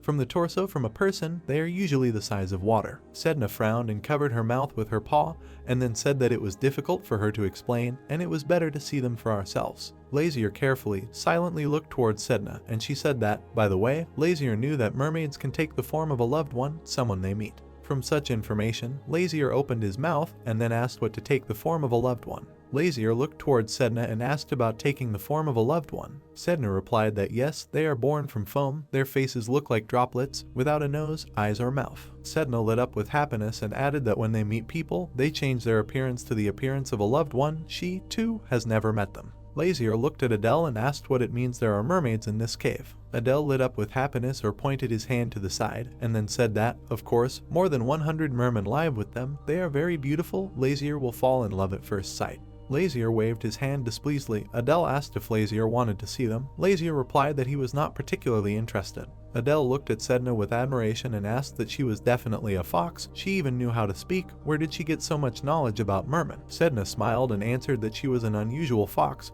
but something like an assistant to the god sea, so nothing special. Adele looked at Sedna with delight and said that she was the assistant of the god of the sea. Sedna raised her muzzle and smiled widely. Lazier, folding his arms, looked at the elder and said that stop beating around the bush. Let him try to transfer everyone from here in 10 days. He is sure that the palace will provide the village with housing and land. Adele looked at Lazier and shouted that he didn't want to. They wouldn't leave the village. Suddenly the elder slammed Adele's mouth shut.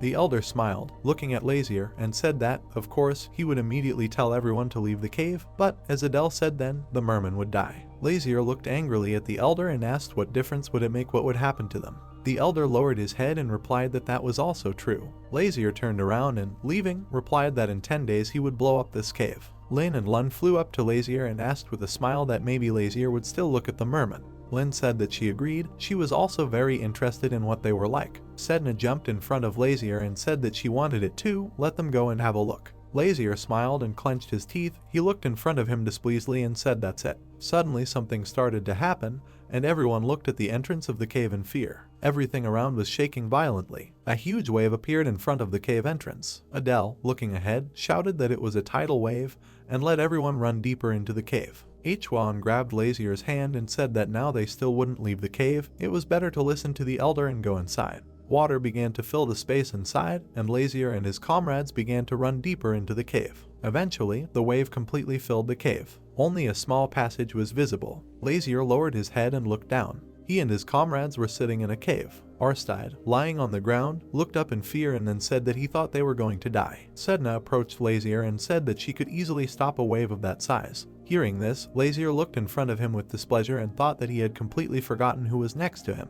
Lazier stood up and, brushing himself off, looked at Adele and asked what kind of wave it was and why it was safe inside the cave. Adele turned away, and Lazier, folding his arms, looked at him displeasedly and asked why he didn't answer. This often happens here, why is it safe in the cave at such a time? The elder appeared, he smiled and said that he could explain everything instead of Adele. Lazier looked at him calmly, and the elder added that it would take a lot of time. Lazier did not mind going to the village. Lazier and the others went deep into the cave and saw many houses standing on the rocks. We are taken to the elder's house. He, sitting at the table, smiles and says that large and small tides constantly occur on the rocky shore, which is why only some species of animals and plants survived here. The elder, lowering his head, introduced pigeons, sparrows and fish with red eyes. He said that several birds and aquatic creatures they live in a cave, which has a unique structure that can withstand the tides. The elder looked at Lazier and said that they settled here and even began to help the mermen so that they could live with them. The elder remembered how he and the villagers stood near the outgoing tide. There were mountains of fish in front of them. The elder said that the mermen have the unique ability to sense when the tides will be, and they easily find food. The elder, looking ahead, continued to say that that is why they live calmly and have enough food, but in return they support the life of the mermen. Sedna looked at the elder and said that this is indeed a rocky area, but doesn't the wave look too suspicious? The elder lowered his head and said that many people in the village believed that the god of the sea was expressing his hatred towards them in this way. Sedna, shocked, looked at him and shouted that no, that was definitely not the case. Oversize and Tay looked at them with a smile, and Sedna said that the god of the sea wouldn't just send waves to people, he's not that diligent. Tay smiled and thought that Sedna literally called herself lazy. Sedna looked to the side with displeasure and said that they think that if the god of the sea was angry, he would simply send waves, and he would lower all of Jiraiya under the water. Lazier, looking at the elder, asked why water did not penetrate into the cave at all. He saw that the walls and ground were wet. Lazier asked what was wrong with the cave. Adele suddenly approached them and said that even if water gets in, it immediately collects below. Adele continued to say that, in addition, light and air penetrate through the top of the cave, so it is light inside and it is quite comfortable to breathe. This is amazing, isn't it? Lazier lowered his head and thought about the waves that are drawn to the cave, and the cave that is protected from the waves. Lazier clenched his teeth and wondered if this was possible without magic. Something was wrong here. Adele looked at Lazier. Lazier asked that the cave ends at the village. Adele replied that no, you can go a little further. Lazier stood up and, smiling, said that then let them escort him out. The elder lowered his head and said that mermen live there. They are not afraid of people, but they may be surprised by a stranger. Let them be careful. Lazier, smiling, replied that that was great. They would check out their favorite merman. Ling Long and Sedna looked at each other with a smile and said that this is great.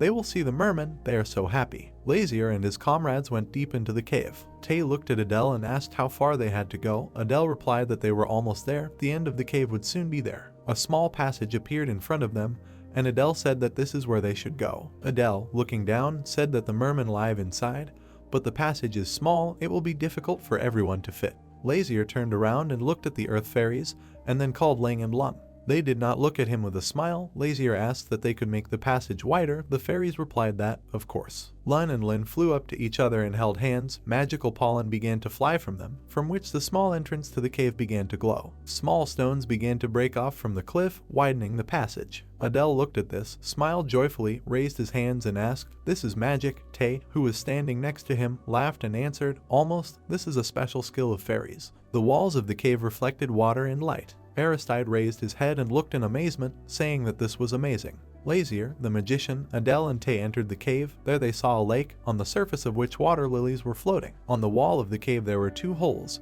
From one of them light penetrated the cave, and from the second, water flowed, resembling a waterfall. The prince walked calmly through the cave, looking at the water, and thought that this means there must be mermen here. Sedna caught up with him. Jumping joyfully, she said what a beauty. The fox looked into the water. Her appearance was frightened. She screamed as a head appeared among the lily pads. A head looked out of the water, looking like a round drop of water, shoulders and chest, like a girl's. Sedna said that these were mermen. The goddess of the sea smiled widely, looked at the merman, called the guys and said that they were here. The merman looked at the fox. He dove under the water, throwing up a splash with his tail, and Sedna sighed in disappointment. Lisa, with a sad expression on her face, lay down on a stone, lowered her ears and said that he ran away, but she was not going to do anything bad. Adele ran up to her and said that they shouldn't be scared, they have a weak body and heart, so they could die from fright. Sedna raised her head, looked at the guy, apologized and said that she didn't know. Lazier approached them and asked why he had a face in the shape of a drop. Shouldn't it have taken the form of a loved one? Adele looked carefully at the prince. The guy looked at the water with admiration and replied that they change only with people they like. Lazier said how confusing everything is. A merman emerged from the water almost at full height, illuminated by the light from a hole in the rock. Adele, eyes wide open, looked at him. The head of the merman began to turn from a drop into the head of a woman. A woman in a long dress appeared on the water surface, straightening her hair. Adele looked at the woman with sadness in his eyes, and then said, "Mom." Lazier approached the boy and asked, so his favorite person is his mother. Adele lowered his sad eyes and said that apparently, yes, she died immediately after his birth, and he does not remember her face at all. Adele imagined a beautiful woman with a baby in her arms in a flowering garden and said that this is why the headman told him that she looked like that. The boy looked at the prince and asked if he was not interested in seeing the face of his loved one. The prince, with longing in his eyes, replied that he was not particularly interested. Sedna approached them, looked at the prince and said that she was very interested in who his ideal was. Lazier looked at her and asked why she needed this information. The goddess raised her paw and, looking into the prince's eyes, said that she would simply know who he really loved. The prince looked at her and said that it would not work, and everyone around him was surprised. Lazier turned his head to the servant and added that he keeps everyone he cares about close. Sedna looked at the prince with hope and asked that even her, and in response she heard that her too. The goddess lit up with happiness. Aristide turned and asked him too. Near the prince's feet stood a puppy, to whom he said that you too, Ray. The dog raised his eyes full of love and looked at his owner. Lazier turned his head and looked at the knight so that he understood that Hwan was also dear to him. Hwan bowed to the prince in gratitude. The merman again took on his usual form. He dived and disappeared underwater. Adele desperately rushed to the water, stretching his hand forward. The merman swam to his relatives, who emerged from the water nearby. There were many of them there, among them there were even small mermen. Sedna and Lin looked at the water in surprise. The fox said that there are so many of them, this is really a house for mermen. Lazier looked carefully at the water and asked what it was. Some kind of glow appeared under the water. The prince thought that there was some kind of light under the water. Lazier pointed there with his finger and asked the servant, "What is there?" Tay scratched his chin and replied that it might be a stone. "You need to look closer," and then added that shouldn't a glowing stone be magical. Aristide closed his eyes, raised his index finger up and said smartly that the stone had to be activated for the stone to start glowing, so it must be a mistake. The magician remembered how the wizard in the laboratory raised his hands up, saying something, and a glowing stone was floating in the air, and said that only with the help of a spell can the stone be made magical. Lazier looked at the servant and told him to bring it, and Tay opened his eyes wide and asked what, him again. The prince crossed his arms over his chest and angrily said that the servant was inviting him to dive. Tay smiled and ran, saying that he would be there soon. The servant ran and jumped into the water. Tay dived into the water, only the waves ran around. The servant sank deeper and deeper to the very bottom. Underwater, Tay opened his eyes wide in surprise and thought that the water was warm. Isn't this a lake that fills from the sea? He saw a square glowing stone at the bottom and thought that the stone was so hot and glowing. An untreated magic stone could not look like this. Tay swam towards him with the thought that he would try to lift him, although the stone was very large. The servant's path was blocked by the merman, who held hands. The merman held hands, a large stone shone behind them, and Tay thought how fearless they were. He froze, looked at them and realized that they were trying to protect the stone. Tay looked at the stone, which was partially hidden under a layer of sand at the bottom, and around it there were many small balls glowing. Luga emerged from the water and began to inhale air through his mouth. Tay looked towards the prince and said that there was a problem. The mermen were protecting the stone, and he could not take it away, and it was also simply huge. Lazier looked at the servant indifferently and asked, couldn't he cope with them? An upset Adele ran up to the prince, grabbed him by the sleeve, looked with a pleading look and shouted that this was impossible, asking him not to touch them. Lazier looked down at him and heard a plea. The boy said that they were family for him. The prince looked in front of him and thought that if this strange stone is the cause of all the tsunamis, then it is better to remove it, but suddenly the merman will die because of this. Lazier put his finger to his chin and thought that then rumors about his bloodthirstiness would begin again. He imagined himself fat again, with sharp teeth and red eyes, all splattered with blood, and realized that he would again be considered evil. Lazier closed his eyes, put his palm to his face and said that it was clear that he did not know what to do now and which path to choose. The prince looked at the servant and asked why he thought they were protecting the stone. Tay looked at the owner in surprise and said that they could not talk, but he thought it was about the egg. Lazier looked carefully at the servant and asked, in the egg, mermen have eggs? Tay replied that yes, he saw a whole bunch near that stone. He remembered many small balls around the stone and added that the water was very warm, especially around the stone. Apparently, aquatic eggs grew there. Lazier lowered his thoughtful gaze, rubbed his chin with his fingers and said that it means that by taking the stone, the temperature will drop and they will die. Lazier turned to the goddess of the sea with a question whether she could regulate the temperature of the water. Sedna sadly lowered her ears and replied that no, she could control the water, but not make it cold or hot. Lazier was lost in thought. Head down, he thought that the eggs needed warm water and mermen to protect them, but this stone calls it tsunami. The prince called the boy. Adele looked at him with eyes full of hope. Lazier crossed his arms over his chest, looked seriously at the boy and said that he should call all the villagers here right now. He would send the fairies with him? The boy asked in surprise. All the villagers. Lazier smiled and replied that yes, absolutely everyone. The prince looked at the earthly fairies and told them to return with the boy as soon as possible. The satisfied Lun and Lin replied that it was good. The fairies flew up to the boy, grabbed him by the arms and pulled him. Adele opened his eyes and mouth in surprise. The fairies lifted him off the ground and flew. Adele screamed, waving his legs. Surprised, Hwon looked at the prince and asked why he needed the inhabitants. Lazier smiled and replied that they loved the mermen. The prince lowered his eyes and added, so only together they can influence them, and asked them to leave the lake to examine that strange stone. They stood and looked at the water surface flooded with light. Lazier continued to say, if the stone remains, the construction may be delayed, or they will even have to look for another place. They saw green rays appear from the water. Sedna looked first at the prince, then at the water and shouted that the magic stone shone with a green light. The stone turned green, and waves began to rise around it. The water level in the lake began to drop sharply. Aristide knelt down, looked down and shouted that the stone was absorbing water. Lazier looked down with a smile and said that he knew it was all in the stone. The water had almost all disappeared. The stones that lay at the bottom were completely visible. Lazier and his assistant stood and watched what was happening. Glowing balls floated near the green stone. The merman swam up to the eggs, looked at them and did not know what to do. Sedna turned her head sharply to the prince and asked what to do. Is he going to just watch? Lazier turned around and saw the villagers running, shouting what was happening. Lazier raised his hand and calmly said that they were just in time, suggesting that they remove the eggs before it was too late.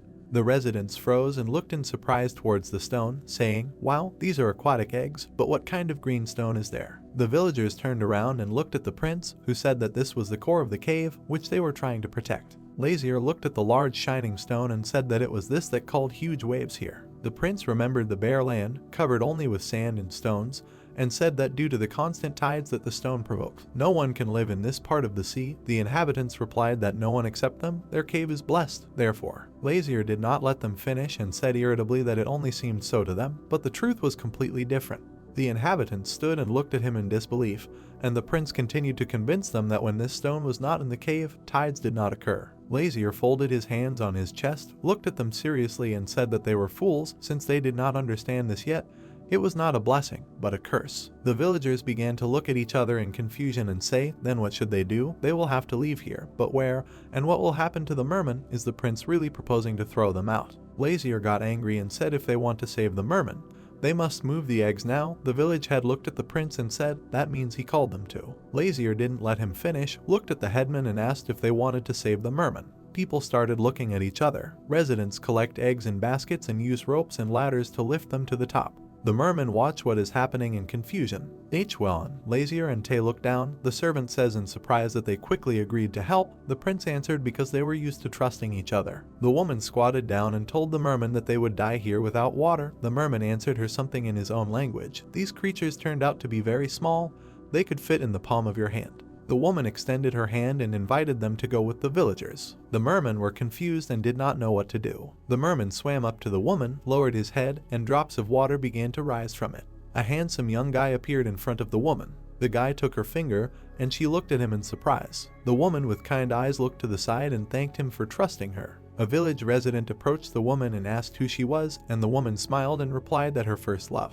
Each villager held a merman in their hands and looked at them with kindness in their eyes. Hwon and Lazier stood nearby and looked at the residents.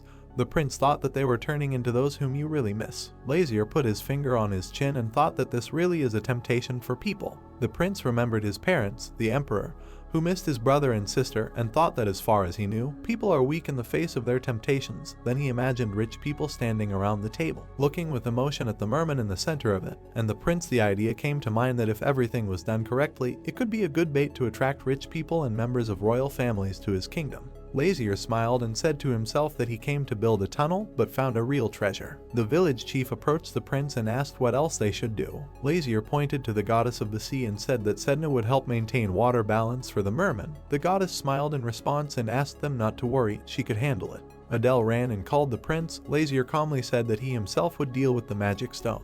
The prince looked at the boy and said that it would be dangerous to leave him here. Adele understood everything and replied that then he and the merman would wait outside. Lazier hurried them by telling them to leave quickly. Adele bowed and thanked the prince loudly. Lazier looked at the boy, who apologized for thinking the prince was a bad person. Adele ran to the exit, turned around and waved his hand, saying that they would see each other outside. Lazier raised his hand and asked the knight standing next to him why he didn't go with the goddess. Hwam lowered his eyes and replied that he didn't want to. Hwam lowered his head and added that he was actually his knight and therefore should be nearby, especially when the situation is dangerous. Lazier looked to the side and thought that he was in his book, but his sense of duty is already too strong. The prince wanted to be left alone, so what should he do now? Lazier, Hwam and Tae approached the magic stone. The prince looked at it thoughtfully. The prince put his hands to his sides, looked up and said what should they do with this cobblestone. Hwam also raised his head and suggested maybe cutting it.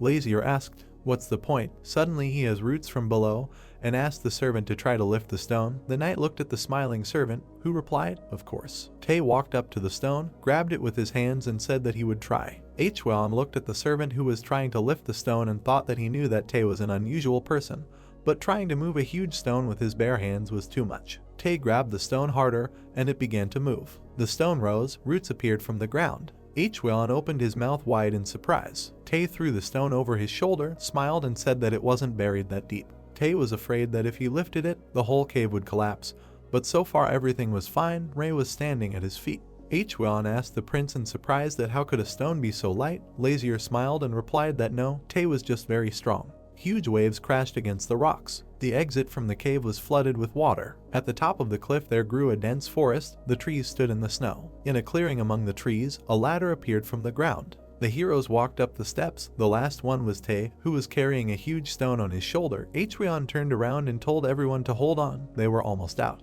They came out into the clearing, tired but happy. The knight fell to his knees. The magician raised his hands up in joy, and Lazier bent over from fatigue. Tae smiled, holding the stone on his shoulder, and said that everyone was great. Aristide approached the fairy and said that they had incredible powers. They created a staircase to the top. The magician joyfully raised his hands up and ran up to the prince, saying that with the fairies they could quickly build a tunnel. The fairies rubbed their eyes. Lun said that she was very tired. Lin replied that she was too. The guys watched the earth fairies sink wearily to the ground. Ray looked up when his master called to him. The next moment he lit up and began to take on a human appearance. His long hair and cloak fluttered in the wind. Ray extended his hand to the sleeping fairy. He picked up the earthly fairies in his arms and pressed them to him. Aristide looked at the sleeping girl and said that they were very exhausted, which was not surprising considering how much energy they had to use. Lazier looked into the night sky, smiled and said yes, it's time for the children to go to bed. The prince looked at the stars sparkling in the sky and added that time passed quickly in the cave, that's for sure. Kay still held the stone, smiled and told the prince that tomorrow was the new year. Lazier looked at the servant in surprise and asked if he was serious. Kay put the stone on the ground and replied that yes, according to the continental calendar, that's exactly how it is. Lazier looked up sadly and thought, clearly, this is his first new year in the human body. Aristide introduced the lizard and said that the animal of the year, the black lizard, and dragons are related to lizards. Lazier turned to the laughing servant and asked if he was happy about this. Tae raised his finger to his nose and replied that yes, it would be a good year for him. Tae looked at the sky and said that there was a shooting star. Hwam and Lazier look up at the star. The knight turned to the prince with the words that it may be inappropriate on his part, but he wishes the prince a happy new year. Hwam, the magician, Lazier and Tae stand and look at the falling stars in the sky. A huge castle with towers stands against the backdrop of the blue sky, surrounded by trees, bushes, flowers, everything around is in bloom. The words of the prince are heard from the castle that he will soon lose consciousness. Lazier sits at a table on which there are large stacks of papers. He holds 2 sheets of paper in his hands and asks the servant why there are so many documents here.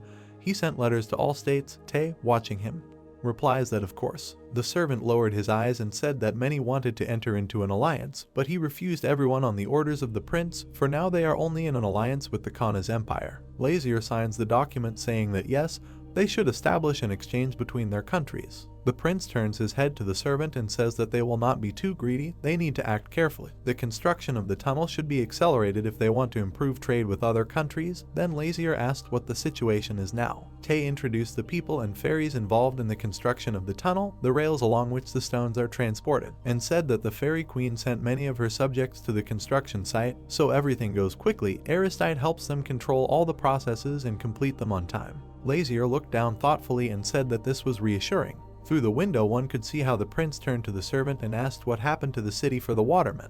Tay asked again, is he talking about a cave city in the rock? Adele looked in front of him in surprise and asked, should he become a caretaker of the mermen? The villagers sat on the ground in the cave and listened carefully as the magician told them that yes, His Highness wants to create a city for the watermen in this place. Aristide spread his hands, imagined the mermen swimming in the water, and said that this way they could be close to them and even get a job. They planned to make this place a popular tourist area and open a theme park here. This will help in establishing diplomatic relations with other countries. The village chief and its residents looked in surprise at the magician, who continued to say that they would build them a new home. When it was ready, they would be notified, and until that moment he asked the residents to look after the mermen. Aristide remembered the guy who mocked the merman, for which he was seized by the guards, and added that the prince ordered to punish everyone who even thinks about causing harm to the merman. The residents do not have to worry about this, now they are fully responsible for them. The magician showed people a small bag of money, winked and said that many would have to empty their wallets to see the merman, they would become rich. The headman lowered his head and asked how they could thank His Highness. The villager looked at the magician and asked,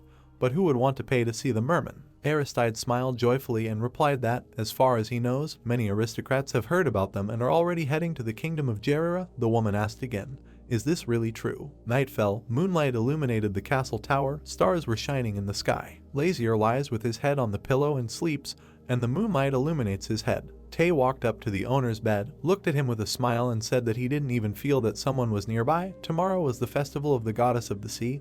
Would he have time to sleep? Sedna slept on the bed next to the prince, Ray slept on the floor in a small basket. Tay decided that he would start by preparing his clothes. The holiday has begun, the city is decorated with garlands, fireworks are visible in the sky, people leisurely stroll through the market. Lazier made a displeased expression on his face as he lay in bed with his eyes closed. Tay happily said that it was time to get up and rang the bell. The servant pulled back the curtains on the window and sunlight illuminated the room. Tay joyfully said that a new bright day had begun and asked the prince to get up. Lazier pulled the blanket and turned on his side. Tay said that he needed to be faster and asked the guys to get up. Sedna and Ray raised their heads and looked at him. Lazier opened his eyes displeasedly and told the servant to shut up and not wake him. He would rather die than leave the bed. The prince buried his face in the pillow, and Tay leaned over him and said that today was the beginning of the festival. How could the great prince miss such an important event? Lazier continues to lie face down in the pillow. Sedna stretched on the bed, and Tay looked contentedly at the prince, who sat up in bed, but did not open the gas. Lazier said that okay, he will get up. The prince covered his face with his hands and said irritably, will he really have to do this in the new year? Sedna looked up at him and said that if he doesn't want to, then don't do it. Lazier turned to the goddess, took her cheeks with his hands and said that he would gladly, if it were possible.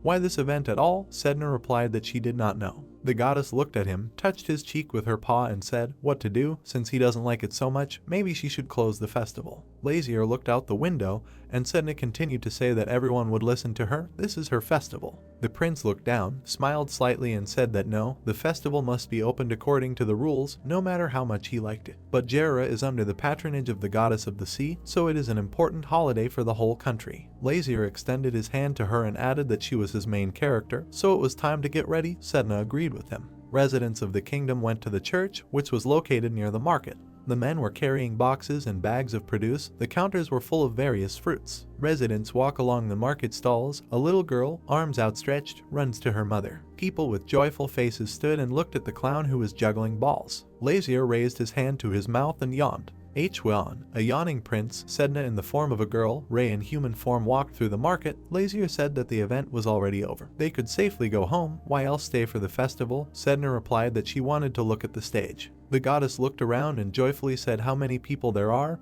it's a lot of fun here. Lazier lowered his head and looked at the happy goddess, who grabbed her face with her hands and said that the festival of the goddess of the sea has been held for 2,000 years, but she had never been to it. She was deciding where to start, first to eat something delicious or go to the circus. Hwan leaned towards the prince and asked why they were following the lady goddess today.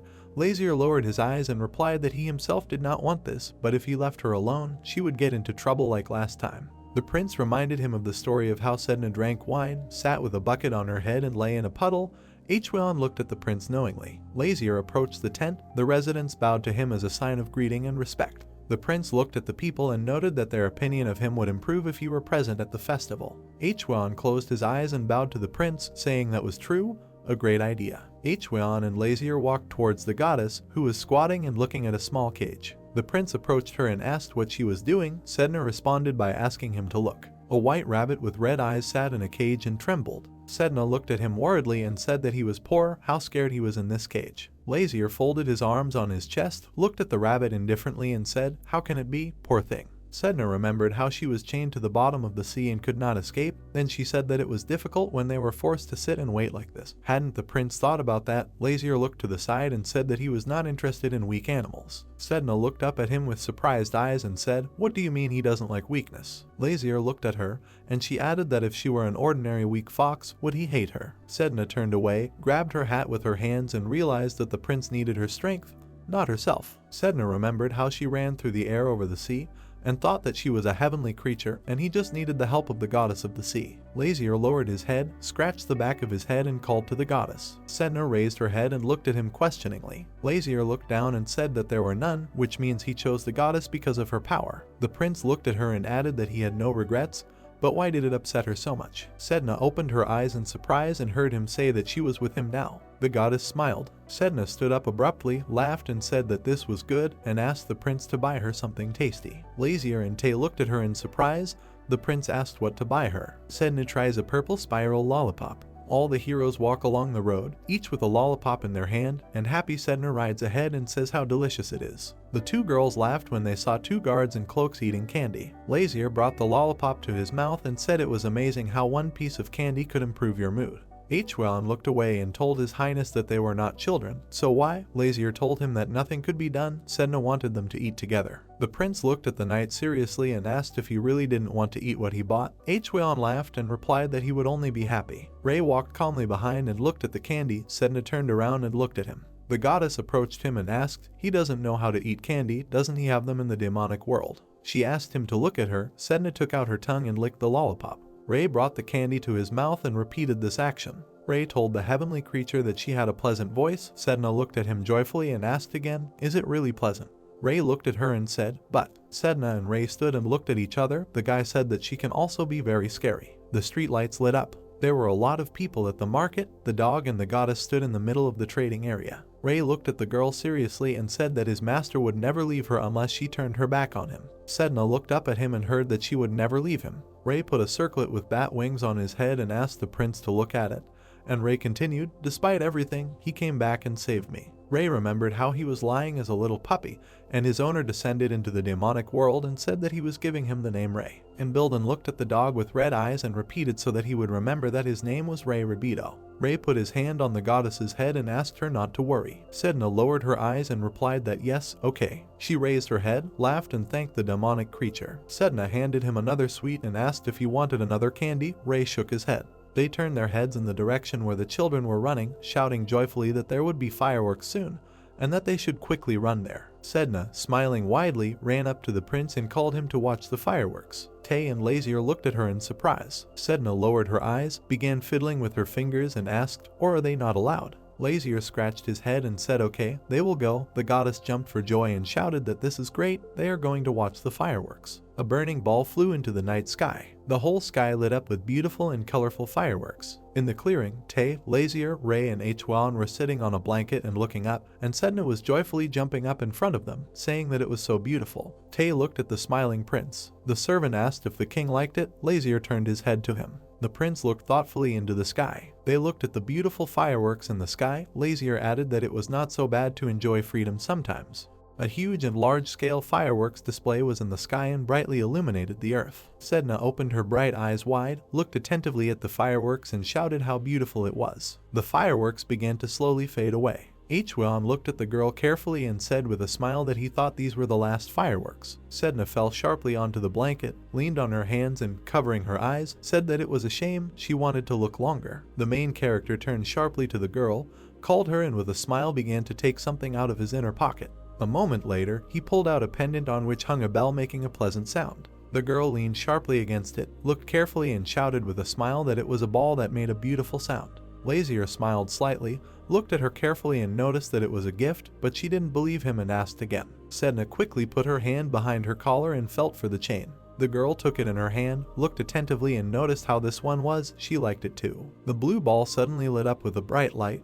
and the main character noticed that all things with demonic energy have their own lifespan, so it is better to change them in advance. The main character turned his head sharply at the dark-haired guy and asked if he could give him a sword, and he loudly replied that he could. A moment later, the knight passed the sword of the protagonist into his hand. Lazier pulled it out of its sheath and, taking it in his hand, began to carefully examine the blade. Hwan sharply opened his mouth, stared in horror at the protagonist and shouted to him. The main character made a small cut on his hand. Then he formed his hand into a fist, raised it over the ball and began to drip blood onto it, creating red smoke. Lazier looked carefully at her strands of hair, which she took in her hand, and noted in her head that he thought so. Causing him pain does not necessarily provoke a change in hair color. The main character held out a ball on a pendant in front of him, with a smile, and added in his head that such an amount of demonic energy was a mere trifle for him. Sedna abruptly pulled it around her neck, and Lazier noticed that everything was ready. The main character looked sweetly at the girl, smiled even wider and noticed that blue suits her even better. Sedna took the pendant with her fingers, raised it closer to her face and, carefully examining it, thanked the protagonist. Hwan abruptly handed the protagonist a handkerchief and noted that it was for his wound, and Lazier looked at him carefully. The main character abruptly pulled out a bottle of liquid from his inner pocket, looked at the knight with a smile and noticed that he was fine, he had the elixir. The main character dripped a little on his hand and the wound disappeared without a trace. The main character threw an old pendant right at his friend, and Tae leaned back in surprise and tried to catch the pendant, after the protagonist told him to throw it away. Sedna looked at them carefully and asked if they had to throw them away, they couldn't give them to her, and Lazier, in response, clenched his teeth with anger, looked carefully at the girl and asked why, if she had a new bell. Sedna pouted sharply, looked at the protagonist in embarrassment and replied that this was his expensive gift too, she wanted to take both. The main character abruptly extended his hand to her with the old pendant and said that it was good if that was the case. Sedna brightened up, smiled widely, and pressed the pendant directly to her cheek. A moment later, a knight in armor appeared next to the blanket, bowed sharply and sat down on his knee and shouted that he had an urgent message from the castle. Her Highness the Princess had just been born. The main characters backed away sharply and looked at the knight in surprise. The maid was holding a small child in her arms and, showing the protagonist, said to him to see what a beautiful princess he now has. The main character looked down at the child with a smile and asked what she said about her. The maid with a wide smile turned to the protagonist and asked if he wanted to support, and Lazier looked at her carefully and thought that how could one talk about his sister like that. The main character lowered his head slightly, clenched his teeth and sharply refused. The main character looked carefully at the two maids, one old and the other young, and thought that maybe this was teenage jealousy. They were 16 years apart. Lazier folded his arms across his chest, looked roughly at the child and froze. The main character looked carefully at the baby's hair and noticed that he had golden hair, not silver, like his. Sedna abruptly entered the room, looked at the protagonist and asked what he didn't know, and everyone in the room turned sharply to her. The pink fox looked at the protagonist with a big smile and added that not all members of the royal family receive the blessing of the goddess of the sea. A distinctive feature of the royal family of Jerira is silver hair, but this is not always the case. The main character began to turn to her, looked attentively and asked again about the score, not always. A girl sitting on a chair next to the windows appeared in the head of the sea goddess, and Sedna replied that silver hair is determined during pregnancy, so a child with such hair will inherit the throne. Lazier sharply folded his hands on his chest, looked carefully at the fox in the middle of the room and asked that this was the goddess's decision. And Sedna replied that this was not so, the first child is always born with silver hair and then it can be different. Sedna looked carefully at the small child who smiled widely and added that he was the crown prince, so the second princess did not need silver hair. The main character turned his head sharply at the child, who was in the maid's arms, and looked at them rudely. After a moment, he walked over and lightly stroked the baby, running the back of his finger over him. The princess began to smile widely and twitch from the protagonist's touches. Lazier looked at the girl with a small smile, looked away slightly and noticed in his head that human children were very weak. The main character looked sharply at the young maid and asked if in this country a princess could inherit the throne, and she sharply backed away from fear and asked him again. The two maids bowed sharply and the older one first apologized, and then noted that the question was so unexpected that they did not immediately understand it. The main character sharply put his hand to his chin, looked thoughtfully at the princess and asked that he would only clarify if he dies or disappears, will she be able to become a queen? In this country men and women are not equal in their rights. The head maid abruptly fell to the ground in a bow and shouted that they dared to discuss the right to inherit the throne, which is determined in heaven, and then added that she asked not to ask them about such things. The maid sharply raised her head, wet with sweat, and added that she was sure that this would definitely not happen. 16 years ago the goddess had already given them a handsome prince, the future king. She stood up sharply, looked carefully at the protagonist and, without removing her hand from her chest, said that he was chosen by the goddess of the sea, so there is no need to worry about your future. Lazier nervously put his hand on his head, lowered his gaze slightly and noticed in his head that as soon as the prince's wish was fulfilled, he would be able to leave his body, but he himself would die. That's why he asked, and they decided that he was going to kill this child. The two maids nervously looked at the protagonist thoughtfully. The main character sharply bent over the young maid, who was tightly holding the child, and looking straight into the eyes asked that her name was Sherilyn, and she answered yes, slightly mumbled. The girl abruptly looked away from the child, grinned slightly and added, Princess Sherilyn Lu Jirera. Lazier gently poked his fingers into the child's cheek. The main character sharply pulled back his hand, pointed his gaze at the maid and said to watch her carefully so that she would always remain healthy and happy, and the maid looked at him in surprise and asked again.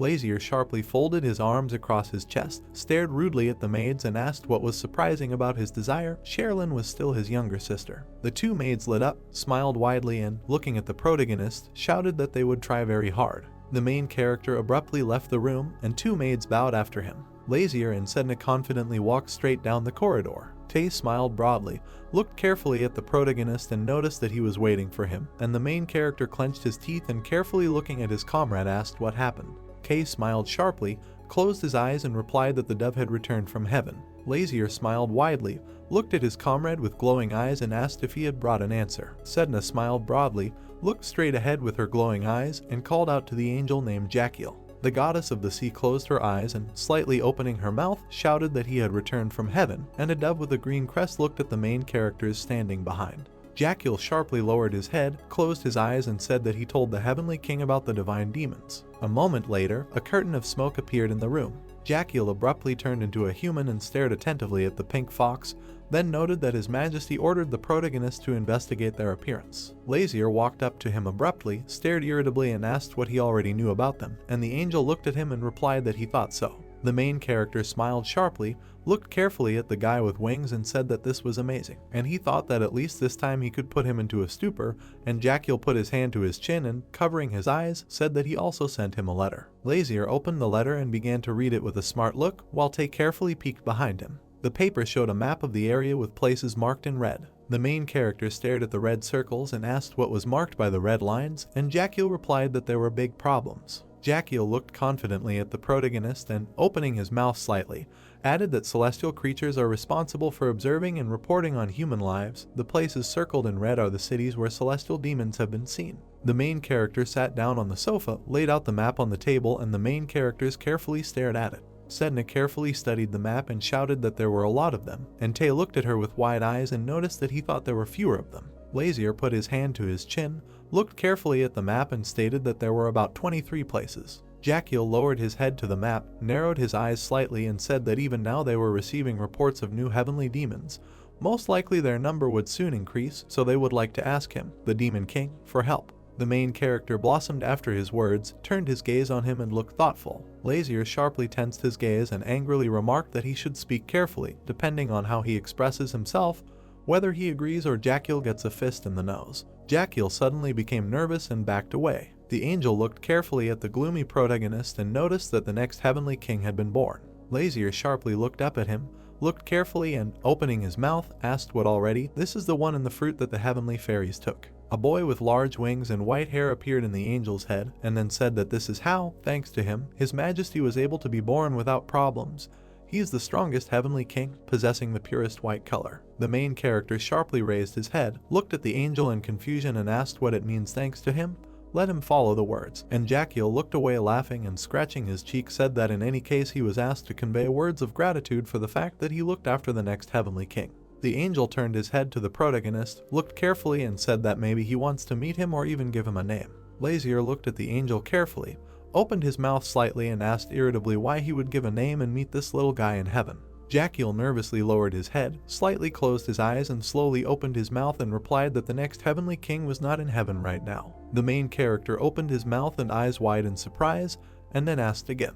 Jackal put his hand to his face, slowly lowered it and sadly replied that he decided to leave his home before he was officially recognized as the king of heaven. Tay looked at the angel in surprise and fear and asked that he had run away from the house, and Jackal replied that he had left the house. Sedna began to slowly approach the angel, looked at him pitifully and said that the future heavenly king had really left heaven before receiving his name. Jackal lowered his head in irritation, looked angrily at the floor and said through clenched teeth that as they know, usually a newborn king receives a name from the previous one. Like demons, this is an important ritual because names have enormous power. Lazier began clapping slowly and sarcastically. The main character smiled widely, looked joyfully at the angel and asked that the heavens would fall soon. Jackal looked sadly at the main character and asked him not to laugh because it was already hard for him, and Tay began to nervously scratch his cheek. The main character sharply turned his head to the map, put his hand to his chin and thoughtfully asked why he should leave heaven. They did something wrong. The angel sharply lowered his head, nervously looked at the floor and gloomily replied that he said that he wanted to meet the protagonist.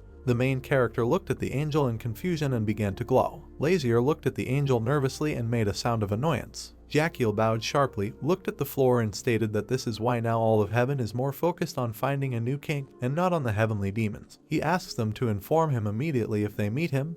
The main characters stood straight and listened carefully to the angel. Lazier sharply spread his arms, looked carefully at his comrades and said that he really hoped that this would not happen, and Jackal put his hand to his chest, looked carefully at the main character and noticed that he too. Jackal bowed sharply, folded his hands at his sides and said that he had orders to investigate the places where heavenly demons had been seen, and therefore asked him to assist in their investigation and report if he discovered anything. After the words, the angel suddenly released a smoke screen. A moment later, the white dove quickly flew outside into the sky. Tay leaned towards the protagonist and, looking at him carefully, asked what he thought. The main character leaned down sharply, put his hand to his chin and replied that this heavenly king was not helpful at all. Sedna folded her ears, looked sadly at the main character and noticed that she hated the current heavenly king. If only a new one would begin to rule, but now the future king seems strange. The main character looked at his hand, clenched his teeth and said that the problem was with the future heavenly king. Lazier abruptly folded his arms across his chest, leaned back in his chair and, looking at the ceiling, said that they would not think about it when he himself found him, caught him and sent him to heaven.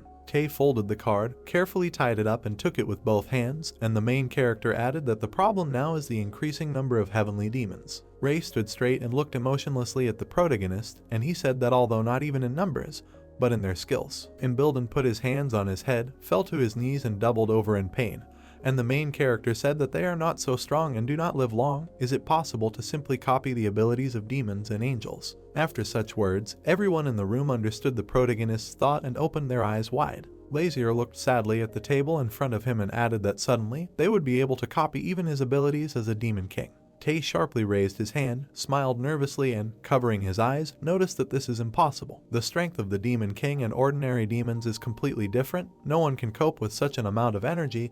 His very existence is the basis of all demons. Sedna raised her muzzle, looked at the protagonist with a huge smile and, covering her eyes, noticed that she agreed. He, too, was in the state of an egg before birth, so he should know. A gloomy silence hung in the room. Sedna looked questioningly at the protagonist. A moment later, the main character slowly opened his mouth and said that he was the future king of heaven. An egg in bright colors appeared in the protagonist's head, and a dark demon appeared from below in his hands with the egg of the future king of heaven. And Lazier added that he was no longer able to egg, but was still not an official ruler, and what if he fell into the hands of heavenly demons? A moment later, the main character backed away sharply and began to shake. Tay and Ray looked carefully at the protagonist after he called them. Lazier turned his head sharply at them, smiled broadly and sarcastically noticed that they had urgent business. A magnificent view of the castle, brightly glowing from the sun, opened up, and Hweon and it says that the same cannot be done. Tay carefully puts the camisole on the protagonist, and he replies that it's impossible. Let him stop repeating it.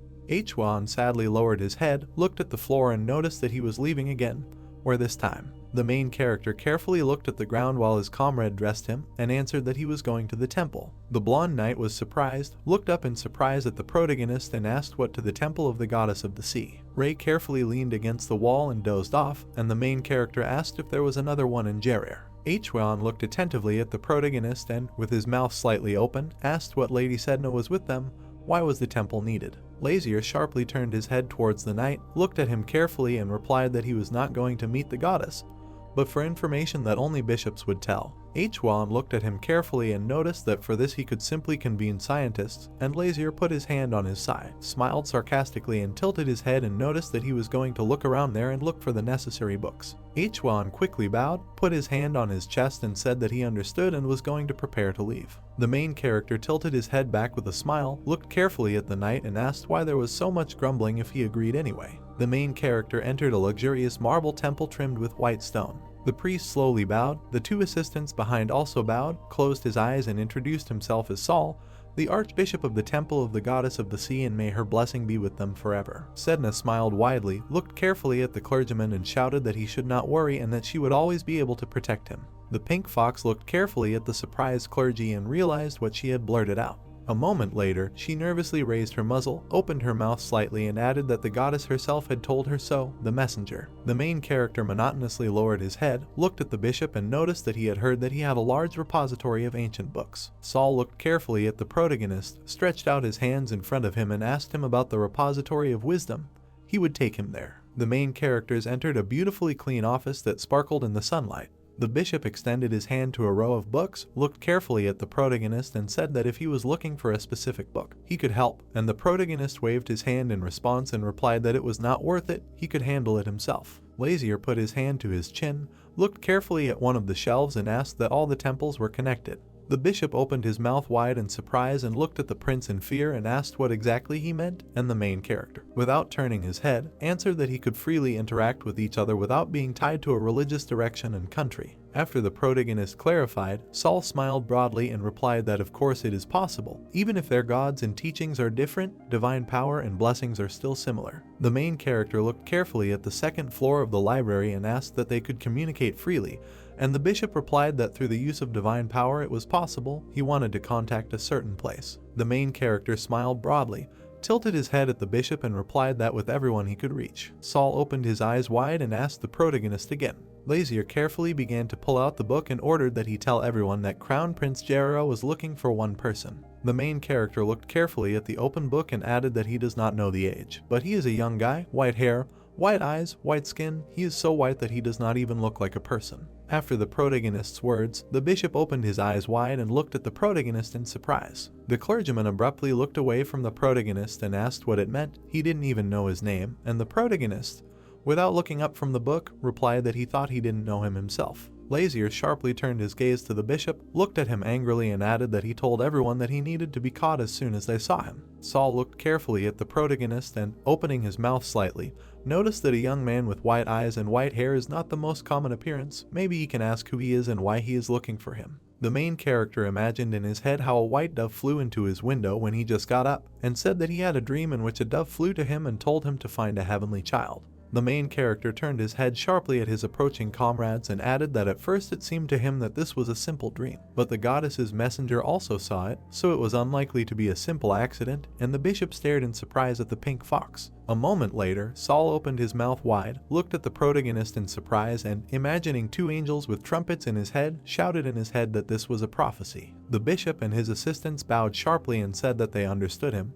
He would immediately convey his words to all the churches. The priestly servants abruptly left the library, and the main characters carefully followed them with their gaze. Sedna looked carefully at the protagonist and said with a smile that this is why he came to the temple. It's very smart. Lazier turned his gaze sharply on her and replied that she needed to use her title of prince to the fullest. The priests would not ignore the prophecy. The main character sat down on a chair near the shelf, stared attentively at the book and added that since the heavenly creatures are so concerned about their reputation and power, their country should not do everything right, and the whole squad looked at him carefully and listened. Sedna puffed out her cheeks, looked at the protagonist and noticed that this was true. She was kicked out precisely because law and honor were above all else for them. For her recklessness they even called her the disgrace of all heavenly beings. Tae put his finger to his cheek, looked away thoughtfully and said that now temples around the world will begin searching. Lazier carefully reads the book, then turns the page and notices that contracts with people are not only made by heavenly creatures. It is because of this that he is locked in the prince's body. Then he asked the blonde knight to keep all suspicious people away from here. Hwon looked at him carefully, straightened up and announced that he would protect the entrance from the outside.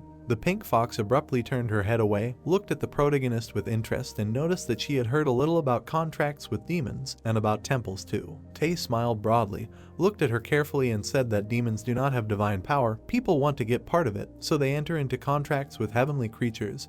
This power is part of God, so people believe them. Ray lowered his head sharply and looked at the floor with cheerful eyes. Sedna turned to the dragon, looked carefully at the ceiling and asked that don't demons use demonic power according to the same principle. And Tae spread his hands and replied that this is true, but no one knows whether the great creator is a demon god or a heavenly god. The goddess of the sea sharply put her paw to her chin, looked thoughtfully at the floor and noticed that they say that God created the creatures of heaven and the creatures of hell using both divine and demonic power. Tae smiled broadly, threw his head back and, covering his eyes, noticed that such things. Temples do not want to do anything about the fact that the opinion about demons is extremely negative. When they talk about demons, they think not about a blessing, but rather about a curse. Sedna shook sharply, looked fearfully at the guy next to her and noticed that she was afraid of curses. Sedna came closer to the protagonist, looked at him carefully and asked what he was reading so carefully. The main character, carefully studying the book, began to turn the page and replied that the records were about contracts between people and demons. Sedna suddenly sat down on the floor, looked at the protagonist with interest and asked why he needed them, and Lazier replied that he wanted to make them his own, and the goddess of the sea added that is this possible in the human body. The main character looked carefully at his comrade and noticed that she was right. He is very weak now, so Tae will replace him, and the guy opened his eyes in surprise and hid his hands behind his back.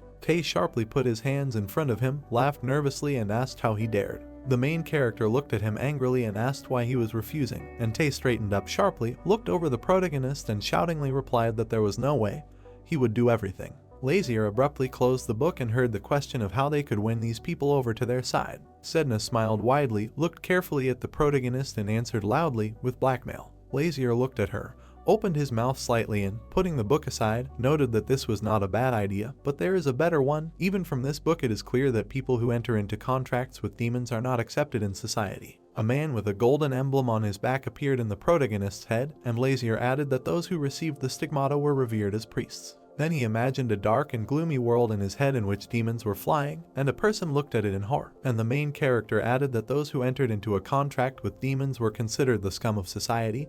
They were usually portrayed as villains and exterminated by those who entered into a contract with celestial beings. Lazier looked carefully at the pink fox and noticed that they were either expelled or they committed suicide. The main character carefully stared at the book in his hands and said that he could look for other records, but in any case, the life of a person who has entered into a contract with a demon is definitely not to be envied. The main character asked the goddess of the sea why this was so, and Sedna began to shake her head negatively. Lazier smiled evilly, looked at her carefully and, raising the book to his mouth, noticed that when the desires of such people are fulfilled, they die. Sedna raised her gnarled face, looked carefully at the protagonist and asked why the terms of the contract with demons were so cruel. The main character pulled out a book in front of him, looked at the fox and replied that who knows, they themselves are going to do this. Knowing that they could lose their life and soul one way or another, he made a conclusion and now knows how to lure those who signed the contract. Sedna blossomed all over, looked at the protagonist with glowing eyes and asked again. Ray and Tae looked attentively at the protagonist and heard that they were in a territory where demon summoners would be welcome.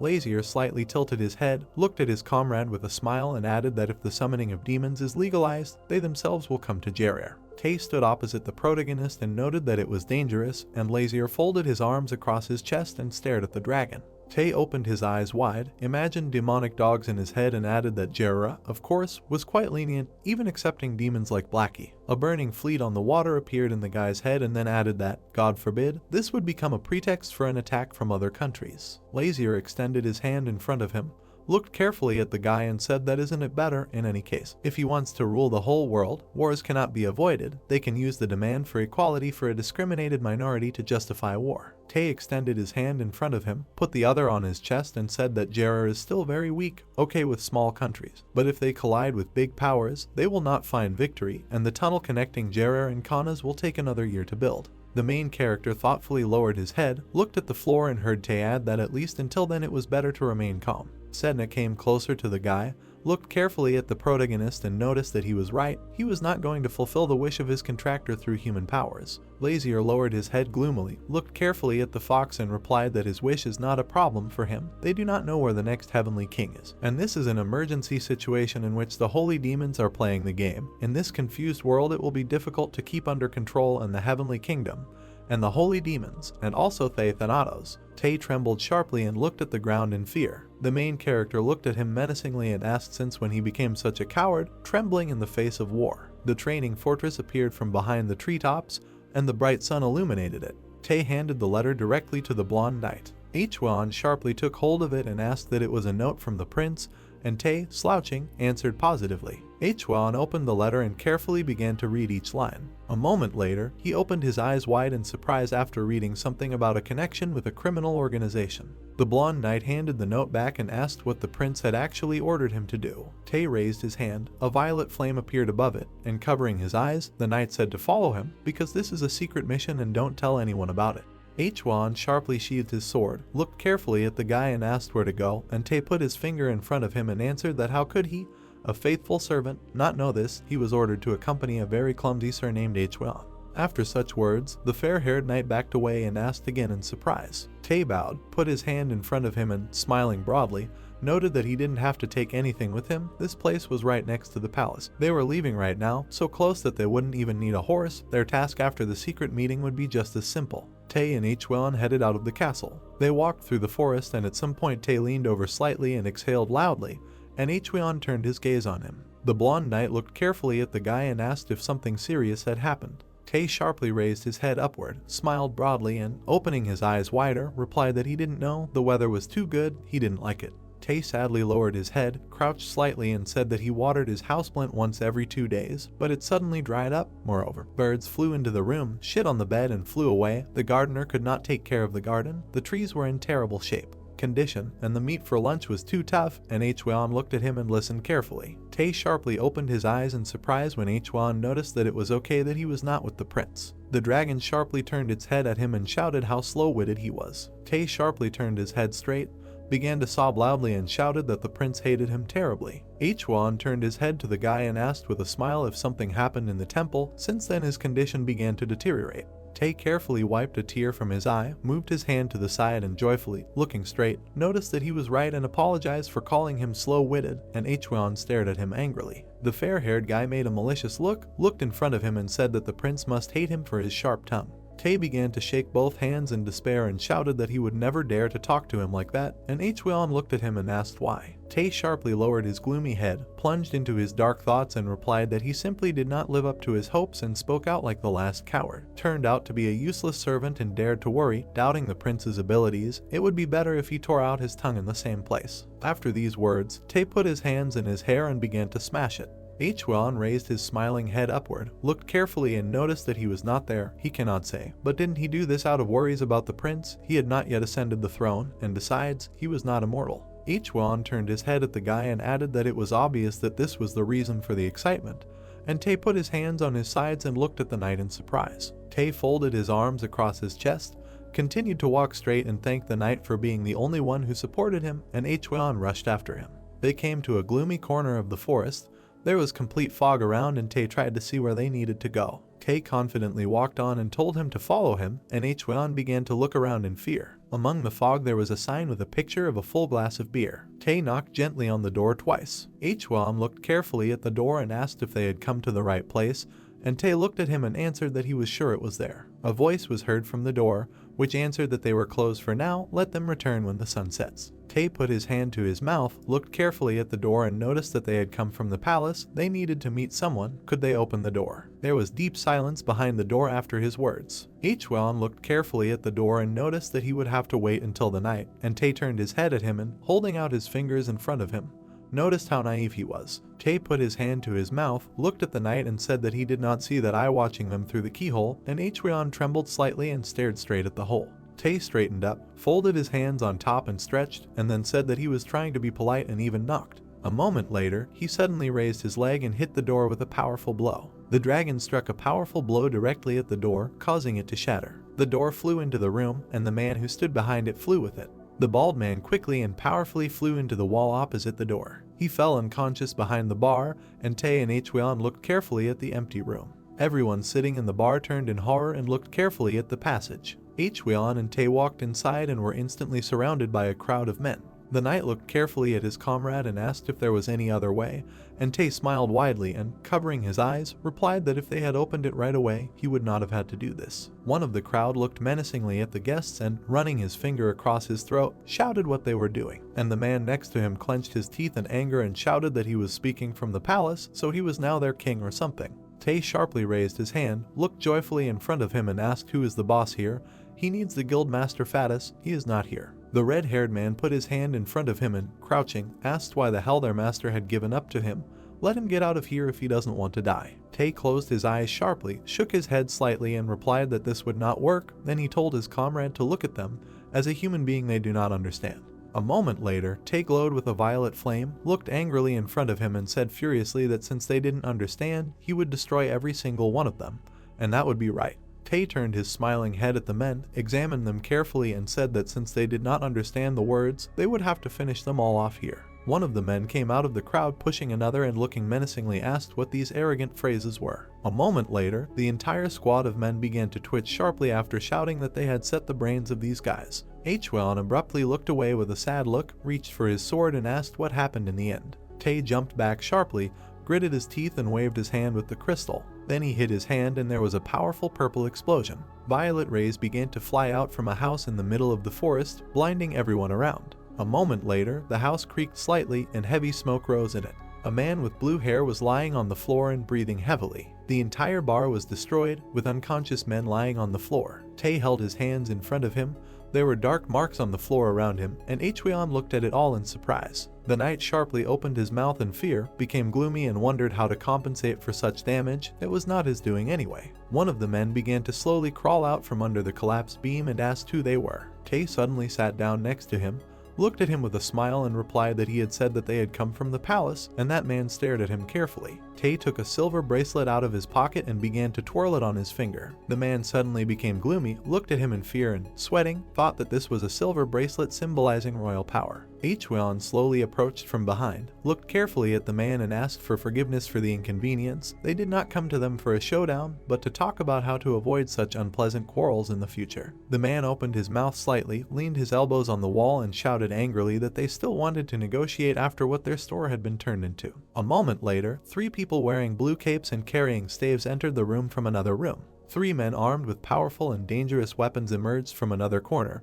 and then the main one shouted that they should not even think that they would leave here alive. Hweon slowly reached for his sword, stared attentively at the store owner and noticed that it seemed that his guesses about possible negotiations were wrong. The blonde knight suddenly crouched down, grabbed the hilt of the sword and with glowing eyes shouted that they asked for it. One of the magicians opened his mouth wide, put out his hand on which fire appeared, and shouted for everyone to attack. 3 armed men stared sharply in the direction of the protagonist's servant, shouting. Hweon suddenly appeared behind the magicians and fiercely raised his sword behind his head. A moment later, he hit all 3 on the back, causing them to fall. Tae watched carefully as 3 furious men jumped on him. He abruptly withdrew his hand, his eyes glowing purple, and turned his back to them. With powerful blows, the guy cut off the hands of one of the men and he stared at it in horror. Tae turned to them and stared with a malicious smile. One of the 3 fell abruptly to the ground, while the other fell to his knees and began to groan. 3 men fell to the ground unconscious. One of them looked at the severed hands, and Tae looked at him carefully. The main character confidently took a step into the room and called his servant. The magician was lying on the floor and, looking carefully at the protagonist's feet, he heard that Lazier did not send the servant here for this. After realization, the magician opened his eyes wide and stared straight ahead. He imagined a magical barrier around the store in his head and wondered if they had installed a protective barrier. He couldn't just enter. The main character confidently and quickly walked towards his servant. Tae looked at him in fear, backed away slightly and addressed him as a king. Hweon sharply turned his attention to the protagonist and stood up in fear. Lazier turned his head sharply at the knight and noticed that he was also disappointed in him. Hweon sadly lowered his head, sweated slightly, and apologized. The owner of the store nervously looked straight, carefully studied the protagonist and wondered if this blue silver hair could be Prince Lazier. The main character stared furiously at the store owner. Lazier suddenly stepped on the owner's head, trampled him into the ground, and told him to lower his eyes to the floor if he recognized him. The main character turned sharply to the servant, looked at him carefully, and noticed that he was worried, came, and they seemed to have broken free. Tae sadly lowered his head, let out a few tears, and noted that he had done something stupid. He just couldn't hold back any longer. Lazier put his hand on his head, tilted it slightly, and closed his eyes in irritation. The main character sharply pointed his finger towards the servant and noted that he was to blame for everything. Let him figure it out himself, and Tae sadly lowered his head and replied that he understood everything. Hwan slowly approached the prince from behind and said that the influential man whom he ordered to find, it seems, the guildmaster is not here, and Lazier sharply turned his head at him. The main character lowered his head, looked at the floor, and replied that it doesn't matter. Even if he is not the master of the guild, the main thing is that he has at least some kind of power in the fattest guild. The man on the floor said that if they need a guild master, he can contact them with him, and the main character and the knight looked at him carefully. The man on the floor smiled sarcastically, opened his eyes slightly, and confidently noticed that he was the owner of this tavern. The protagonist's castle glowed brightly from the daytime sun. The main character sat down on a chair. He was surrounded by his comrades, and they stared at the tavern owner on his knees. The main character asked if he had contacts with the guild master. The tavern owner raised his head, smiled broadly, and replied that he had. Just let him tell him. He would give him everything he needed. The owner of the tavern moved slightly towards the prince on the floor, looked at him carefully, and added that he would just not kill him. Lazier lowered his head, rested it on his hand, and thoughtfully stared at the floor and replied that he didn't care about him. He brought him, a member of the fattest guild, with a request. The tavern owner looked at the prince nervously and, all sweaty, asked what the prince himself was asking him to do. The man looked carefully at the smiling protagonist and wondered what to do. There are many cases when the requests of royalty led to wars, but he does not involve him in some kind of disaster. Lazier smiled creepily and, looking at the man, noticed that he had found out a little about their guild fattest. An unknown hooded man appeared in the protagonist's head, killing a man in the neck, and added that the guild was international in scope, bringing together people from all over the world. Then he imagined how people were handing boxes to unknown people on the boat and said that it was a dark organization engaged in illegal activities, from murder to smuggling. The main character leaned forward, put his chin on his hand, and said that, in addition, he was transmitting information that could harm national politics and, in general, I heard that they are vile guys who are ready to do anything for money. The tavern owner abruptly put his head on the floor and nervously noticed that he was exaggerating, and the main character looked at him strangely and noticed that it was not a compliment. The man raised his head sharply, looked carefully at the prince, and asked what request he had of him. The main character looked at him mysteriously, lit up all over, and, looking away, replied that he wanted him to check some advertising. Looking at the symbols, the guy asked what the content was. Stretching out his hand, Lazier stated that he did not care about the content and asked to simply pass it on to every country that has a fattest guild so that none would be missed. Smiling, the guy said that he would ask for the appropriate payment and then immediately give an accurate answer. Handing out the book, the main character replied that they had agreed and asked to put his signature there. Covering his face with his hand, Lazier noticed that this was a book confirming their deal. Tae walked through the dark room and said that almost everything was ready. He remembered the angry face of the main character and in his thoughts asked if his king was still angry. Tae looked into the room. He began to walk along it. Sleeping, Sedna muttered about delicious chocolate. Tae looked at the empty bed and called out to Lazier. Moving along the path, Tae noted that there were traces of the main character on the bed. He asked where he had gone. Stunned, Tae turned his head and asked in his thoughts where Lazier wanted to go at such a late time. Tae noticed that lately the main character has been so tired from work that if he falls asleep, you can't wake him up with a tank. Putting his hand to his head, he noticed that Lazier had left without Ray. He wondered if something had happened while he was gone. Faye's eyes began to glow blue. He looked at his hands. He grew wings, after which he noted that he should not transform into his previous appearance in such a place. Tae's eyes began to burn. He emphasized the fact that his king would be very disappointed. Tae suddenly turned around. He saw a frightened maid behind him. She was horrified by what she saw. Tae stood on all fours and looked at her. His body began to become covered with dragon scales. Tae noted that if people saw him like this, his king would be even more angry. Tae stated that the maid needs to be devoured before this happens. He rushed at her with his mouth open. Lazier called out to Tae loudly. The maid was trembling with fear. She fainted. Tae stood in front of her in the form of a dragon. Turning around, Tae addressed the main character. Holding his head with his hand, Lazier noted that this is why they joke in the Demon Kingdom that Thea should not be left unattended. Looking at Tae, the protagonist asked if he had made him worry again. Tae returned to human form. He turned to Lazier with a distressed look. Smirking, the main character asked if Tae thought that he had run away somewhere. Lazier stated that Tay had completely lost his sense of smell, noting that it was so close and he couldn't find it. Falling to his knees, Tay asked for forgiveness. Bowing his head, Tay said that Lazier hated him and he thought that he had abandoned him like he had disappeared from the demon realm in the past. Looking at Tay, the main character replied that this happened because he was bound by a contract and was forcibly drawn into this world. The main character ordered him to stand up. Wiping away tears, Tay accepted the order. Placing his hand on Tay's shoulder, Lazier asked him to listen carefully. The main character said that as soon as they fulfill this cursed wish that caused him to be stuck there, Lazier, with a smile on his face, invited them all to return to the demon realm together. Smiling, Tay agreed. Ray watched this in bewilderment. Stretching out his hand, the main character said that Tay should know something. Tay replied that he was listening to him. Frowning, Lazier said that soon all the devils who came to this world would appear there, but he was going to behave like a human in front of them. The main character noted that therefore they will be controlled by Tay. He was taken aback by Lazier's words. Stretching out his hand, Tay asked if this meant that the main character used those guys from the guild and what he would do. Smiling, Lazier asked to be introduced as the dragon demon who signed the contract with him. Tay turned to him. Putting his hand in his pocket, the main character said that Tay must act convincingly so that they believe in everything. Frightened, Tay screamed that this was very dangerous and asked what would happen if he made a mistake. Tay covered his mouth with his hands. Lazier replied with a smile on his face that he understood his concern. The main one asked if Tay was afraid that he could be harmed in this body. Closing his eyes, Tay asked for forgiveness. Lazier noted that if the Demon King suffered from such pathetic abuse, everything would end. Smiling, the main character said that there was no need to be afraid. Lazier said with a satisfied face that Master Thea is very strong. Tay was embarrassed by what he heard.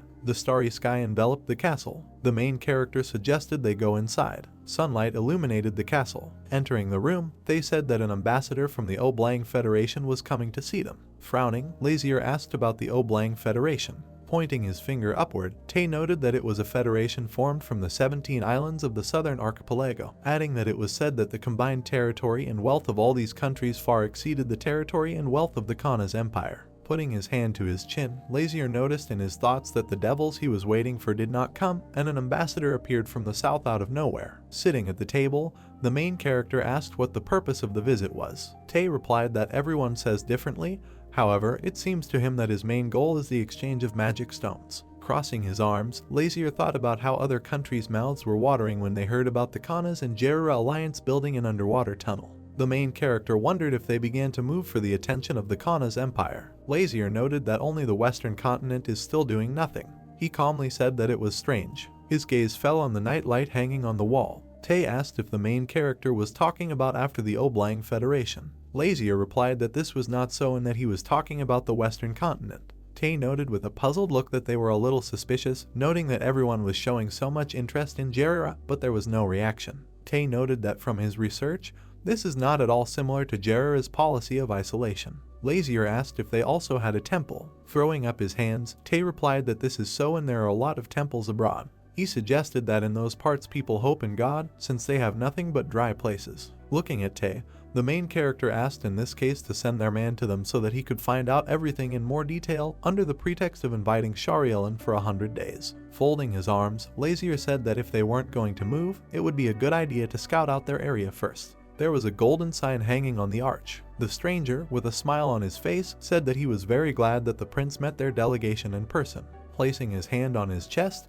the man said that Jerira, who was under the protection of the ocean god, was simply beautiful. The girl noted that this was true and much more beautiful than she could have imagined. Smiling, Lazier thought about their pronunciation. He said that he wanted to show off his area to them so that they could feel at home.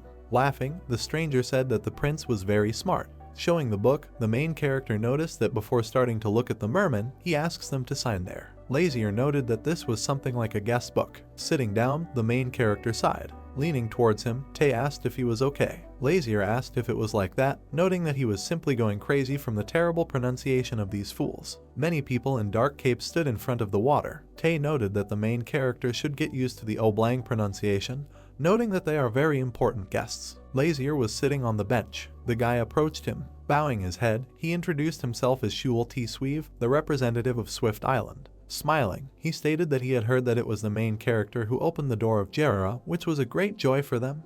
his guests. Lazier, with a serious face and thought, asked why his pronunciation was so clear, noting that he was also much younger than the others. They stood opposite each other. Shutchel said that in order to share their joy with the main character, they prepared a small gift. Behind him appeared a man holding a chest. Lazier's gaze fell on the objects in the chest. Shutchel noted that this is a figurine made by the hands of their craftsmen and a candle that relieves fatigue. Frowning, the main character said that it was trash. Shutchel was taken aback by what he heard. The frightened Shutchel noted in his thoughts that Lazier did not like the gift. Smiling, the main character thanked him and asked him to give the gift to his servant.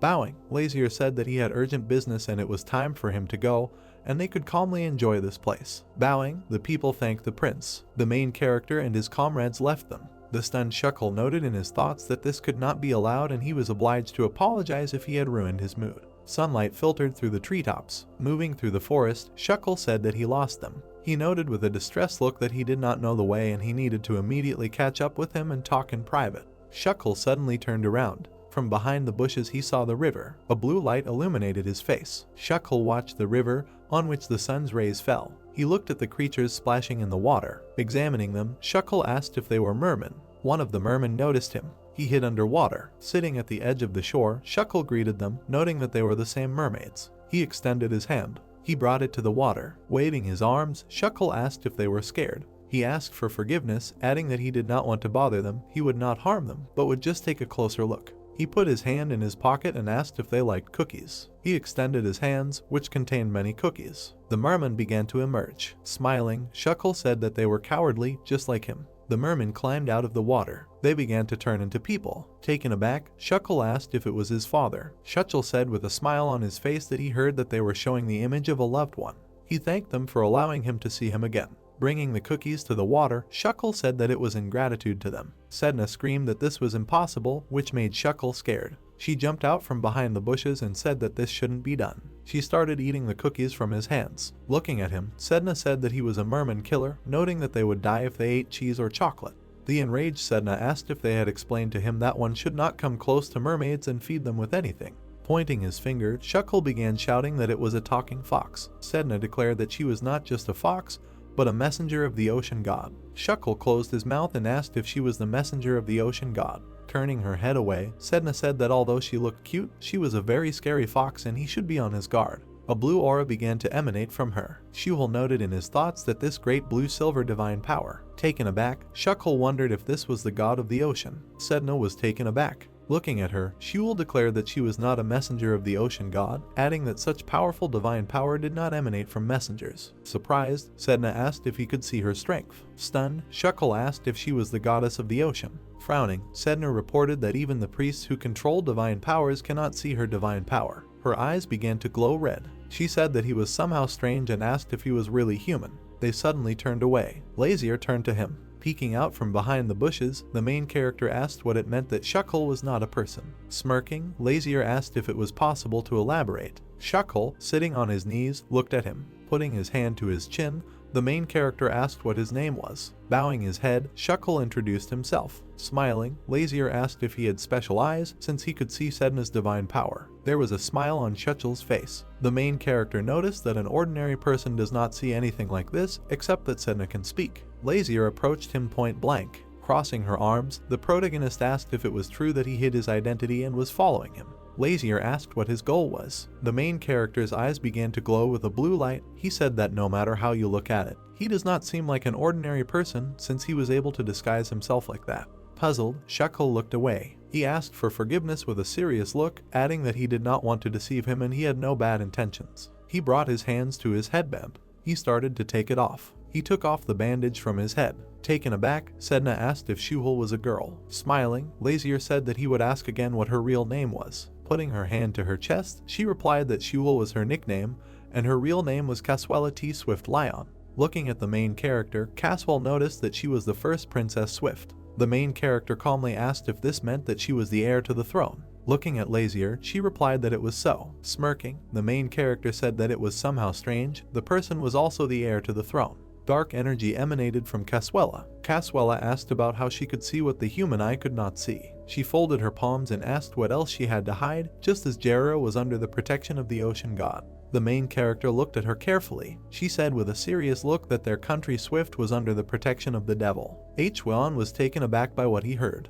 Lazier said with a grin on his face that he was pleased to hear that. Stunned, Caswella cried out, what if he didn't believe her words? Stretching out his hand, the protagonist said he believed, noting that he had made a deal with an absurd joke called Ocean Goddess and carried it with him, so he had no reason not to believe it. Smiling, Lazier noted that she clearly did not want to boast that their country was under the protection of the devil. Caswella began to turn her head and said that in fact, he ordered her to come there. Caswella stood there looking dumbfounded while Sedna hovered around her feet and sniffed her. The main character asked who he is. Sedna noted that she understood where the smell was coming from. They looked at the treetops, where the voice came from, asking them not to offend Caswell. A black cat rushed at them. Sedna jumped up. Upon landing, she asked who he was. Her gaze fell on the demonic cat and asked if it was a cat. The enraged demon screamed that he was not her cat. Putting his hand to his face, Tay noted that he looked like a devilish elf. Taken aback, Sedna asked if such a thing existed. Spreading his arms, the demon said that at least someone recognized him. He noted that that was right, they were devil elves, proud of the fact that they had not lost the top spot in the field of demonic curses for decades. Sighing, Sedna stated that this was unusual for a cat. The enraged demon screamed that he would curse her now. Lazier picked him up by the scruff of the neck. Bringing it to his face, the main character asked him to stop. The demon began to spin around and asked a question about how the pathetic man dared to touch him. Smirking, Lazier asked him to shut up. Taken aback, the demon wondered why he had such a familiar anger. Bowing her head, Caswella asked for forgiveness, noting that Naya was a little mischievous. Enraged, Naya screamed, her words sounding very rude. Looking at her, the main character asked if this cat's name was Naya. An enraged Naya reiterated that she should not be called a cat, calling Lazier a person who entered into a contract with an elf. Tay clapped loudly. He angrily stated that this was a demonic elf speaking, incapable of anything other than cursing, noting that her tongue was too long. Thay's eyes began to glow brightly. He asked if Naya thought that they were avoided on pain of curses, adding that this was not the case, but because they were disgusting to everyone. Naya was taken aback by what she heard. She was very scared. She saw the image of a dragon behind Tay and wondered if it was a dragon devil. Stretching out his hand, Tay noted that if you leave this curse-bearing creature nearby, it will only get on your nerves and asked if you should finish it off. Placing Naya on the ground, Lazier noted that despite everything, this thing is important to the Princess of Swift Island. Sedna stood in front of him and said that he was a very interesting demon. Naya lunged at Caswella. She began to cry and say that she was being offended. Smiling, Caswella said that Naya had said that she wanted to talk to the Prince of Jarrah. She looked dumbfounded and said that she was scared and would talk later. Caswella looked at Lazier and noticed that she wanted to talk to him as Princess Swift. Crossing his arms, the main character asked if this was a dialogue between representatives of the two states. She said with a calm face that they wanted to invite Lazier to Swift. The main character listened to her carefully. Caswella noted that she was inviting him along with the god of the ocean protecting him. Lazier replied with a serious look that he did not want to. Caswell was taken aback by his answer. Looking away, the main character asked if this was the southern island, adding that he did not want to go there. Stunned, Caswella asked if he was refusing only for this reason. Lazier asked if his desire was the most important reason. Looking down, Caswella asked if it was because the main character didn't want to interact with a small country like Swift. Putting his hand to her chin, Lazier noticed that she was quick-witted. Caswella stated that after visiting Swift, the main character interrupted her and asked if she was going to drop the bait and invite him. Smirking, Lazier said that in a country the size of a booger, at least something must be to his taste and only then will he act. Caswella was dumbfounded. The main character asked a question where it was written that he must unconditionally accept such a pathetic invitation. Placing her hand on her chest, Caswella noted that in this case, she hoped that the truth would become bait for the prince. Stretching out his hand, Lazier said that this was where she should have started, adding that he would listen to her. Caswella began to talk about white eyes and white hair. The main character began to listen to her carefully. Holding her hand to her chest, Caswell noted that it was a child, painted white from head to toe, whom Swift was protecting. Frowning, the main character noted in his thoughts that this was the next king of heaven. He asked if Caswell said she was protecting him. Naya flew next to her. Caswella said that no one knew about this yet, adding that it seemed to her that this was the child that Lazier was so desperately looking for through the temple.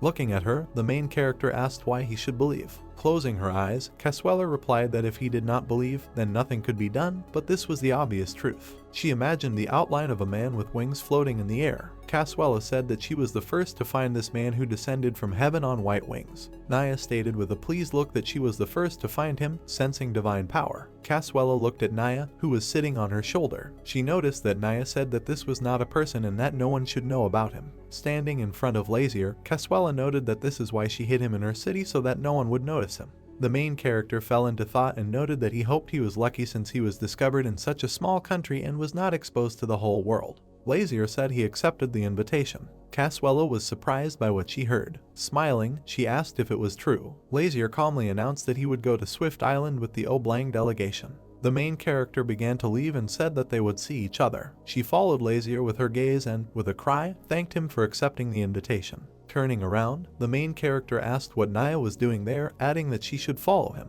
Taken aback, Naya asked if he was talking about her. Lazier's eyes began to glow red. He said that they still had a conversation. Naya was taken aback by what she heard. She began to fly towards the main character. She flew up to him. Naya sat on Lazier's shoulder. The main character said that he would borrow it for a while. Caswell was surprised by what she saw. She was confused. Ray ran towards Lazier. Looking at him, the main character asked if he had a good rest. Lazier took him in his arms and told him that Ray was fine now, but due to the constant use of magic, his condition was getting worse. He held him in his arms and asked him to rest in this body until he recovered. Ray was upset. Naya watched him. Taken aback, she asked if it was the devil dog. Naya began to quickly fly away. She looked out the window and asked about what it was, noting a demon dragon, a fox angel, and a demon dog. Naya asked what kind of devil's palace this was. Sedna looked at her and said that fox angels do not live in devilish palaces. Looking away, Naya wondered what the demon dragon was doing there, noting that she had heard that he never leaves the demon king.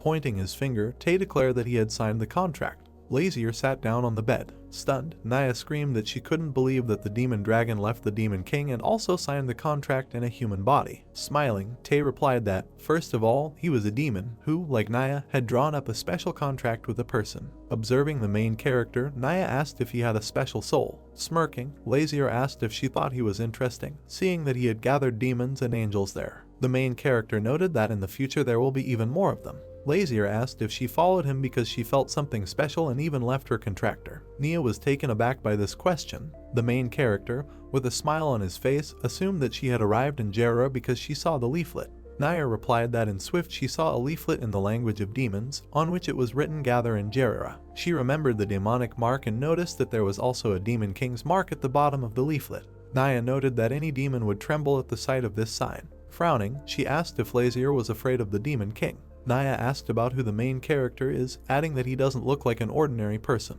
Looking down, Lazier replied that he didn't know. Naya, with a puzzled look in her thoughts, noted that the main character smelled of danger and it was strange that he was not even afraid of the demon king. Tay looked at the main character in surprise. Smirking, Tay said that since Naya had come because of that leaflet, the conversation would be short and he would give her an order from the demon king. Taken aback, Naya asked him to speak. Tay said with a smile that for now she continues to fulfill the contract with the person. Tay's gaze became distraught. He ordered her to report immediately as soon as she discovered those calling themselves holy demons. Stunned, Naya asked about the holy demons. We are taken to large white doors at which there are guards. Lazier, along with Tay and Hwan, go inside. Tay moves on, followed by a small crowd. The woman looks at her friend and says that she has heard about Lazier, but he is truly incredible. Her friend replies that judging by the fact that he convinced them with just a couple of words, his negotiation skills are simply something. Lazier turns around and hears the two women talking. He smiles looking around and then thinks that this is due to the fact that they signed Lazier's book. Arstide raises his hands with a smile and meets Lazier. He says that the prince has finally mastered it. Lazier angrily clenches his fist and, looking at Arstide, replies that he scared him greatly. Arstide lowers his head and says that for several months he has been working on his research. Couldn't he have been greeted? Lazier angrily approached him and replied that of course, he must work hard. He knows how much money goes into one snot-sized laboratory.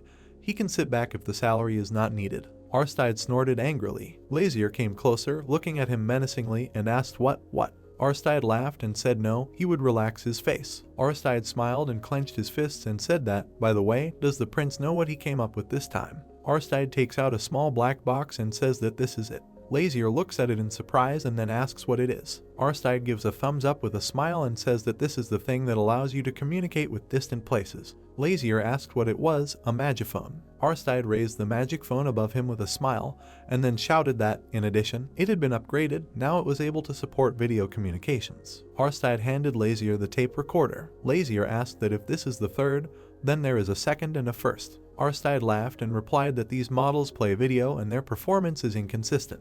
Lazier, looking into the audiophone, thought that currently international calls are only possible in Kanas and the Ablan Federation. That is, thanks to this thing it is possible to maintain contact with various countries. Arstide threw up his hands and began to say that the third developed microphone has a large amount of memory, including the history of calls and video recordings. Lazier waved his hand and told Arstide to get straight to the point. Arstide winked and gave a thumbs up, and then said that the third magic phone can be taken anywhere and called anywhere in the world at any time. It is a perfect magical gadget that saves and records images. Arstide looked at the tape recorder and said that for security reasons he had to get the prince's approval. Lazier replied okay. Lazier raised the magicophone with a smile and said that Arstide was a great guy.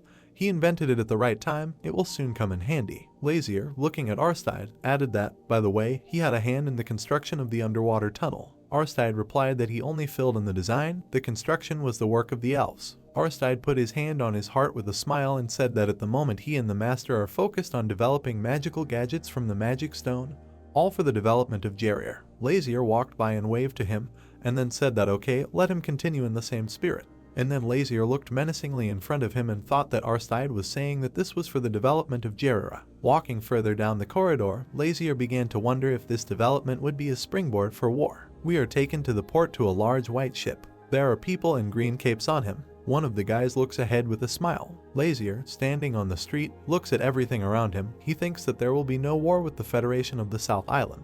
Lazier presented his grimoire and thought that as soon as he received the signatures of the rulers of the countries with whom he would interact in the future, he would immediately be able to take them into his own hands. Lazier smiled and thought that first they need to go to Swift to find the Heavenly King, return him to heaven and deal with these annoying holy demons, then he will fulfill the wish of this damned prince. And it will all be over. H1 approached Lazier and said that everything was ready. Lazier looked at Ray and said they had to go. Ray barked with a smile. Lazier, climbing onto the ship, asked where Tay was. H1 replied that he said he would prepare a room for Lazier so he could rest. Tay turned around with a smile and said that they had arrived. Lazier entered the room along with his friends. He asked that the four of them would live in the same room. Cashwell entered the room. She lowered her head and apologized, saying that they did not have time to prepare the room and Lazier might feel uncomfortable.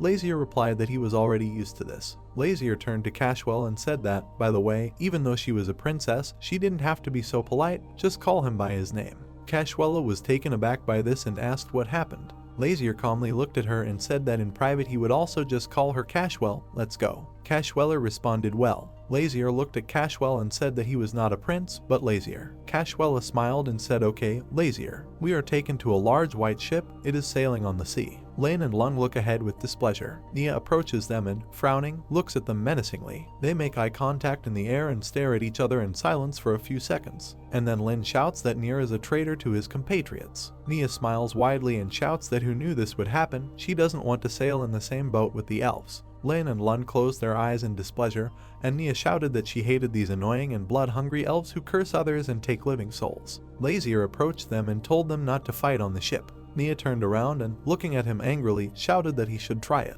Lin and Lung flew up to Lazier and hugged him. They, clinging to him, began to say that it's good, if Lazier wants it, they won't. Nia, looking angrily at them, shouted that they were the first to start, and they made her look bad. Lin said that Lazier said not to fight, and Lun added that if Nia fights, Lazier will hate her. Nia, raising her paws angrily, said that if Lazier told them to die, then they would die, pathetic elves without a sense of pride. Lazier, along with the elves, turned around and began to leave the room, and Nia shouted what kind of ignoring was this. We are taken to Sedna. She stretches out her paws and says how noisy it is here, they don't let you sleep. Sedna jumped out of bed and, looking at Nia, said that she slept so sweetly, and she took it and disturbed her sleep, now she is responsible for it. Nia replied that why only her again, let her go to these unfortunate elves and find fault. Sedna imagined a large cake in her head and said that in just a little more time she could eat Lazier's special 10-tier chocolate cake. Sedna closed her eyes and pressed her paw to her mouth, and then said that for the next festival of the ocean god she would ask Lazier to make the same one. Nia, looking at her, thought that they got along with Lazier, and Lazier, who is he anyway? Nia raised her paw and said that, by the way, she was interested in something. She heard that when drawing up a contract, angels do not take the soul.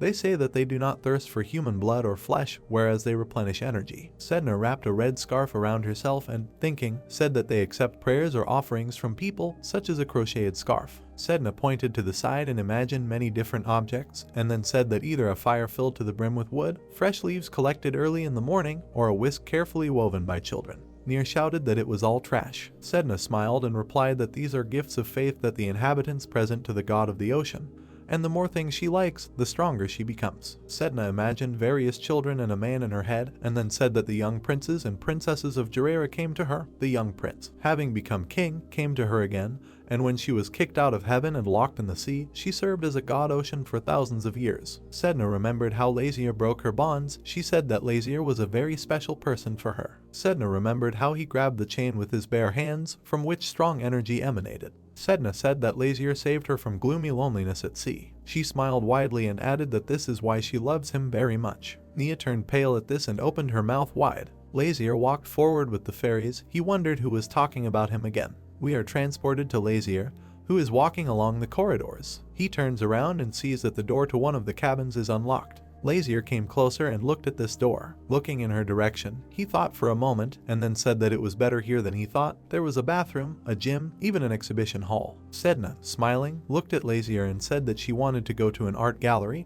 They would go together. Lazier replied that they would have a look. Suddenly a girl approached Lazier and said that she was asking for forgiveness. The girl smiled broadly and, folding her hands, said that in accordance with safety rules, pets are prohibited from entering. Ran and Sedna looked puzzled in the direction of the girl, and she continued to say that they would have to return to their cabin. Sedna looked menacingly at the girl and shouted that she called her pets a pet. The girl shouted in fear that it was a talking fox. Sedna's eyes filled with tears and she said she was treated like a pet. Cashwella looked at Sedna and replied that the rules here are very strict. She will talk to them. Sedna replied that everything is fine. She will just turn into a human. Suddenly, someone at the end of the cabin said, looking at them, that there was a fool on the ship. Naturally, you need to walk in the guise of a person. Nia appeared in front of them, who, leaning on the shelf, continued to say that where is the logic? It seems that in Jarera they do not observe such etiquette. Complete disappointment. Sedna looked at Nia in shock and screamed that she was a girl.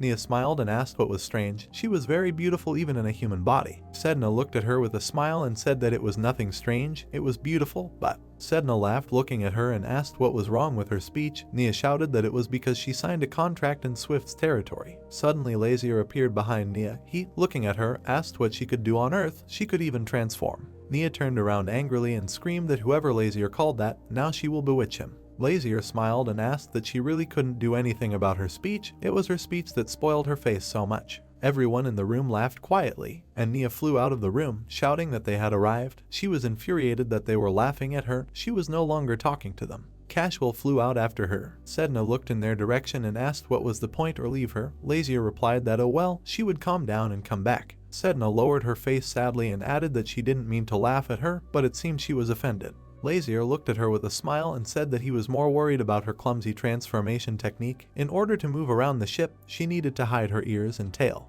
A cloud of smoke filled the room. Sedna appeared in the form of a little girl with pink hair, ears and a long tail. She grabbed her cheeks and said that it's strange. But her ears and tail don't disappear, she just feels somehow empty without them. She really wants to go to the gallery. Ren stood silently near Lazier in human form and looked at Sedna. We are transported to a gallery, beautiful paintings are hanging everywhere. People are walking and looking at them. Sedna ran to look at them, and Lazier, exhaling, said that Sedna could not hide her ears and tail and was so happy. Sedna turned angrily to her friends and replied that if she was not detected, then there would be no problem. Tay approached Sedna and, smiling, said that he needed to be quiet here. Sedna raised her finger to her mouth and said that she understood. Lazier continued to look at the picture. He thought that he would have noticed such a mystical picture anyway. Tay, standing near Lazier, looked at the picture in shock and asked what it was. Well, Tay asked that this picture was familiar to him. Tay raised his finger up with a smile and said that, most likely, there was a flower inside it. Lazier, looking at Tay, asked what this flower was. Tay replied that Lazier had probably never seen it. It was called Kiraz and grew in the kingdom of demons. Tay looked at the painting and continued to say that each petal contains dozens of deadly poisons. The weakest races can die just by looking at it. Lazier lowered his head and, frowning, thought that in the kingdom of demons there are many plants and animals unknown to him. Tay is the only one who knows everything about each of them. This picture was drawn by a man. Lazier looked carefully in front of him and thought that perhaps he had made a deal with the devil and heard from him about this flower. Lazier turned around and thought that there was another option. He called a girl not far from him. The girl approached him and asked what he needed. Lazier extended his hand and asked who painted this picture. The girl examined the picture carefully. She smiled and apologized, but if it made Lazier feel uncomfortable, the girl said that, honestly, it was so ugly that she didn't want to hang it in the gallery aisle. The girl bowed and, apologizing, said that because of the client who supported the painting of this artist, she had to hang it. Even if this brings Lazier discomfort, she asks for understanding. Lazier, frowning, looked at her and asked that is, she knows who the author of this picture is, who he is. The girl, lowering her head, replied that his name was Cork Ewan, an artist from the island of Erf. Lazier looked at the girl and asked what does it mean? He is now on the ship. The girl waved her hands and replied that no. He is an ordinary resident of the island, and he has no right to be on this ship, so when the ship docks at the island, he only gives your paintings and everything. Lazier, looking at the picture, thought that this was suspicious. The artist who painted a flower from the kingdom of demons, he needed to find out more about it. I called the girl. She nervously answered yes. Lazier, looking at her, said that since the artist sends his works here, it means that there are more of his paintings on the ship. Let the girl bring everything to his room now. The sun appears in front of us and goes into sunset. Nia's anger runs around the deck in circles. Nia, gritting her teeth, approaches the railing and, looking out to sea, says that none of them will come for her. Suddenly someone calls her name and Nia turns around. Cashwella appears in front of her. She says that the sun is already rising. She needs to return to her cabin. Nia, looking dissatisfied in front of her, was silent, and Cashwella said that it was difficult for her to move in daylight, so let her calm down and come back. Nia, clenching her fists, walked up to Cashwell and, frowning her eyebrows, shouted that she didn't want to let her move away, otherwise she would curse with all her might. They think that she won't be able to. Nia lowered her head and called out to Cashwella. Cashwella walked up to her and asked if she wanted something. Nia folded her hands angrily and said that she couldn't stand them and hated them. Cashwella asked what Nia meant. Mr. Lazier. Nia started with her head, shouting that it was him, until he himself came and apologized to her. She would not go anywhere. Nia angrily turned her head away, and Cashwell, looking at her, said that Nia hates him, but at the same time continues to call him master. Nia grabbed her head and thought that she was crazy. Why was she calling him master? An image of Lazier appeared in her head, and she thought that it was very strange what he did to her, and why she felt so depressed. Cashwella looked at Nia, and then Cashwell, head down, wondering what, by the way. She remembered the smiling Lazier and Sedna. She thought that it seems that Mr. Lazier is very close to the goddess of the ocean. He and Niam also entered into a deal, but their relationship is completely different. Lazier together with Sedna looks so cool and confident. Cashwell imagined an image of Lazier walking forward. She thought that it was because their country was under the protection of the goddess of the ocean. Unlike her, she would never be at the beck and call of anyone and would not bow her head to anyone. Cashwell, lowering her head, thought that they were both from royal families, but they lived such different lives, she was a little envious. Suddenly Nia called out to Cashwella, who said yes with her eyes wide open. Nia frowned and asked that she didn't need Mr. Lazier, but the goddess of the ocean, to bring her to the island of Skiff and somehow tie her up. Cashwella lowered her head as Nia continued to say that this is what she wants. Nia looked at Cashwella and said that she knew that if her wish came true, her soul and body would disappear. Cashwella smiled and replied that she knew. She closed her eyes and thought that yes. Cashwell imagined herself turning around with dark energy around her. She wondered if she had come this far not because of a stupid decision. She had been ready for this since she signed the contract with the devil. Cashwella smiled and said that they were almost there, but until then, let Nia help her. Nia folded her hands and said that Cashwella is crazy. Even after death she will be by her side. In exchange for her wish she will give her her soul. Cashwella smiled and replied that it was very good. Nia spread her hands, and then said that it was necessary to initially wish for Scythian to become a strong country, then she would become royal Scythian and enjoy this life. Cashwella turned her head and replied that it was pointless. No matter how strong Skiff was, the enemies around them would become even stronger and threaten them. Cashwell, lowering her head, added that perhaps world domination. Looking at her, she said that this was beyond her strength. With such a desire she could not help her only if she became the king of demons. Cashwella replied that she knew, and that was why. Cashwella, frowning, clenched her fist and added that first she would destroy Oblang. Nia stepped aside and looked at the sea, and then said that after talking with Cashwell she felt better. They need to go back. Cashwella turned around and looked at Nia with a smile. Nia walked along the deck with Cashwella. Suddenly they turned around and heard someone shouting that there was blood. Cashwella ran up to the frightened girl, who was pointing her finger forward, the girl's trembling hand pointing to numerous pools of blood. Cashwella walked up to one of them and touched it with her finger. Having felt the blood, she said that the blood had not clotted yet. Suddenly Cashwell noticed something and turned around. A bloody handkerchief appeared in front of her. She said what it was. Lin and Lung approached Lazier. He, sitting on a chair, crossed his arms and said that he asked to bring him paintings, not a dirty piece of cloth. The guy with the bloody napkin said that his name is Lucas, he is the head of the ship's headquarters, he asks for forgiveness, but he needs Lazier to help. Lazier furrowed his eyebrows and said that Lucas came to him early in the morning, having only a bloody handkerchief with him, and he was also asking for help. Lucas squeezed the handkerchief and said that a person went missing this morning. For the safety of customers, they are trying to figure out the culprit. Lazier, sitting opposite him, smiled and asked that he had disappeared from a ship surrounded by water. Lucas pulled out a bloody handkerchief in front of him and said that it's good, if only he was missing. At the scene they found a pool of blood and a handkerchief, the owner of which is unknown. Lazier lowered his head and replied that isn't this a luxury ship that only royalty and aristocrats can travel on? Is it possible that murders are committed even on such a ship? Lucas gritted his teeth and lowered his head, and then apologized and said that he had no excuses about this. For the protection of clients, they went from room to room and counted the number of people. Tay ran up to Lazier and said that everything was ready. Tay, with his arms outstretched, the amulet that lay on his hands began to open, and information about Lazier appeared in front of them. Lazier, looking at Lucas, added that he is responsible for everyone who is in this room. Such information will suit him. Lucas bowed and said yes, thank him very much. And then Lucas raised his head and said that there was another person enlisted in this room. He was not here. Lazier furrowed his eyebrows and said that he didn't know, and Lucas opened a notebook and nervously began to write something in it, and then said that then they would put him on the list of absentees and start looking. Lucas turned around and started to walk away. Lazier looked angrily at Sedna and asked what, where did she go again? Sedna turned around and smiled and said that there had been a murder on the ship. Wasn't he curious? Lazier angrily replied that not at all. Lazier, lowering his head, put his hands on her and said that Sedna, if she does something again, he will be responsible for it. Sedna sat down and said that okay, she will sit quietly, she won't take a single step from here. Lazier is happy. Sedna then looked at Lazier and said but Lazier told her to speak. Sedna raised her finger up with a smile and said that if there were killers roaming the ship, Lazier was also in danger. Lazier smiled and replied that he was in danger. On the contrary, this killer was in danger. Lazier cut his throat with his finger and said that if the killer just tried to set his sights on him, there would be no living space left on him. Sedna looked at Lazier with admiration, and Lazier continued to say that, according to the calculations, the criminal cannot be human. Sedna is shocked. This information asked that how does Lazier know about this? He's just like a detective. Lazier smiled and leaned on his arm, and then replied that she was wondering where the information came from.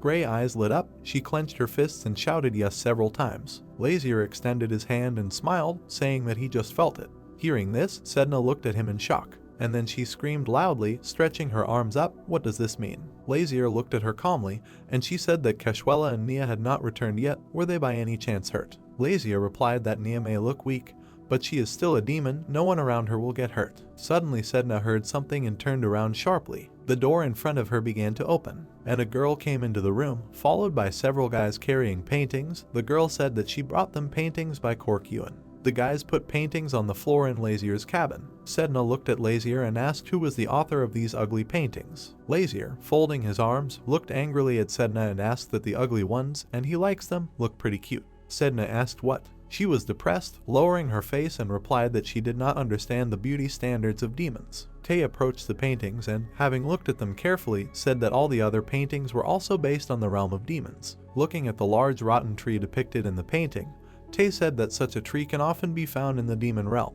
Then he looked away at another picture which depicted large centipedes and said that he often appeared where Tay lived. Lazier, looking at the paintings, thought about it and then said that with this arrangement, it seems that 7 paintings create a common scene. It is impossible to create something like this without visiting the kingdom in person. Lazier looked at the painting, which showed a red moon and a small rock on which a burning creature stood. Lazier said that especially this painting, it was like it was painted right there, looking at Ray. Sedna approached the picture and, looking at it, said that this is what the real Ray looks like. Sedna turned around and looked at the silent Ray. Sedna, looking at the picture, wondered why Ray seemed kind of angry in the picture. It looked more like he was not angry, but sad. Sedna turned to Lazier and asked if the demon realm really looked like this. Lazier, frowning his eyebrows, looking at the paintings, replied that yes, almost the same. The painting was painted as if being in the kingdom itself. H-Wan approached Lazier and, looking at the painting, asked that Lazier had ever seen the landscapes from these paintings in real life. Lazier replied that yes, he saw it. H-Wan looked at the picture and said that then this burning monster. Lazier interrupted H-Wan and said that he was not a monster, but a demon, a dog. Lazier smiled and, looking at H-Wan, added that he was very close to him. H-Wan asked what in shock. Somewhere in the corridor they shouted that there was another murder. The guy walked down the corridor and shouted that they needed to go quickly to the dining room. The girl, frightened, looked at her friend and asked that 3 more people had disappeared, how to understand this. Another girl added that exactly what was going on here. Tae overheard all this. All the people gathered in the dining room in fear and looked ahead in shock. In front of them in the dining room there were 3 pools of blood on the floor. The guy stood in front of the people and, stretching out his arms, told them to step back. Lazier and his comrades stood behind the people. Someone said that this was definitely a murder, but there were no corpses, so perhaps it was a kidnapping, and not even a day had passed, and already 4 people were missing. The woman, frightened, looked at her friend and asked that suddenly their ship was cursed by the gods of the ocean. Another girl grabbed her head and asked what was cursed, which meant they would all die or the ship would sink. The man looked in fear in front of him and said that perhaps the god of the ocean had cursed the ship and was taking people to the bottom.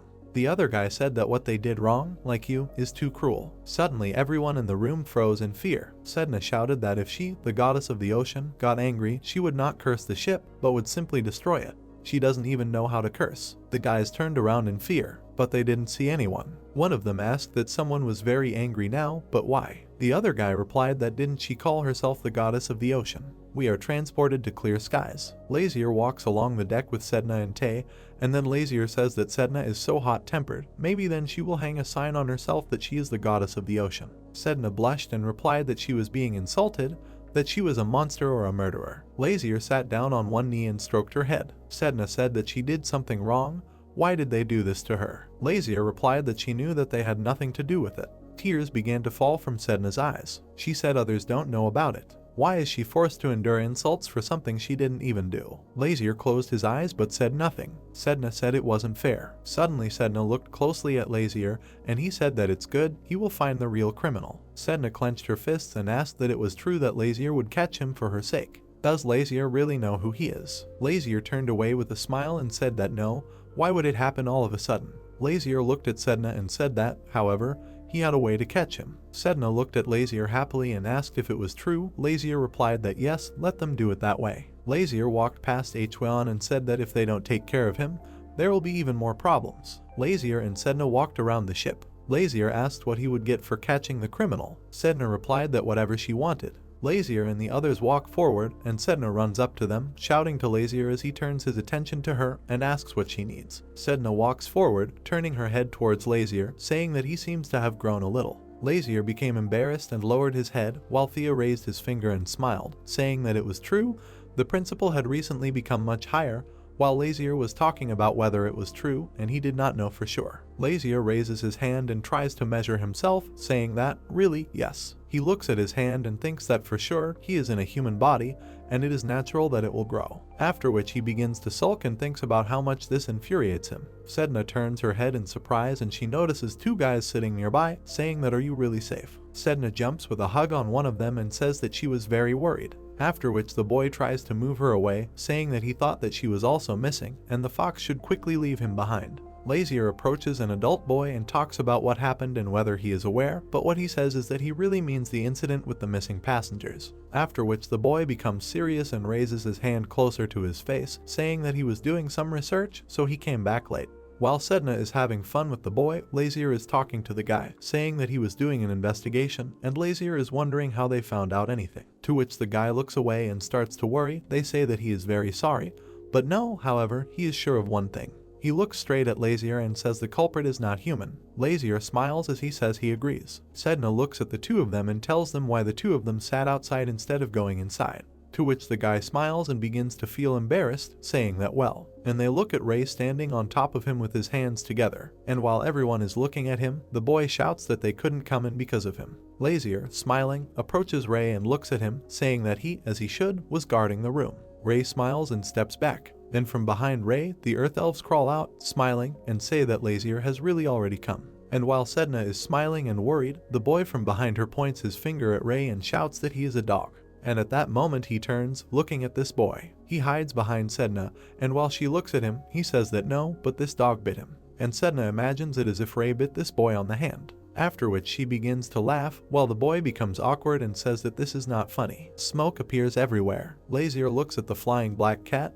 They say that who would even like this when a weak creature entered into a contract. Thea grabs this cat. He brings it to him and smiles, saying that he understands that they talk a lot, and he is the same. Thea smiles and his eyes begin to shine with a golden light. He says that his crazy words are incomprehensible to him.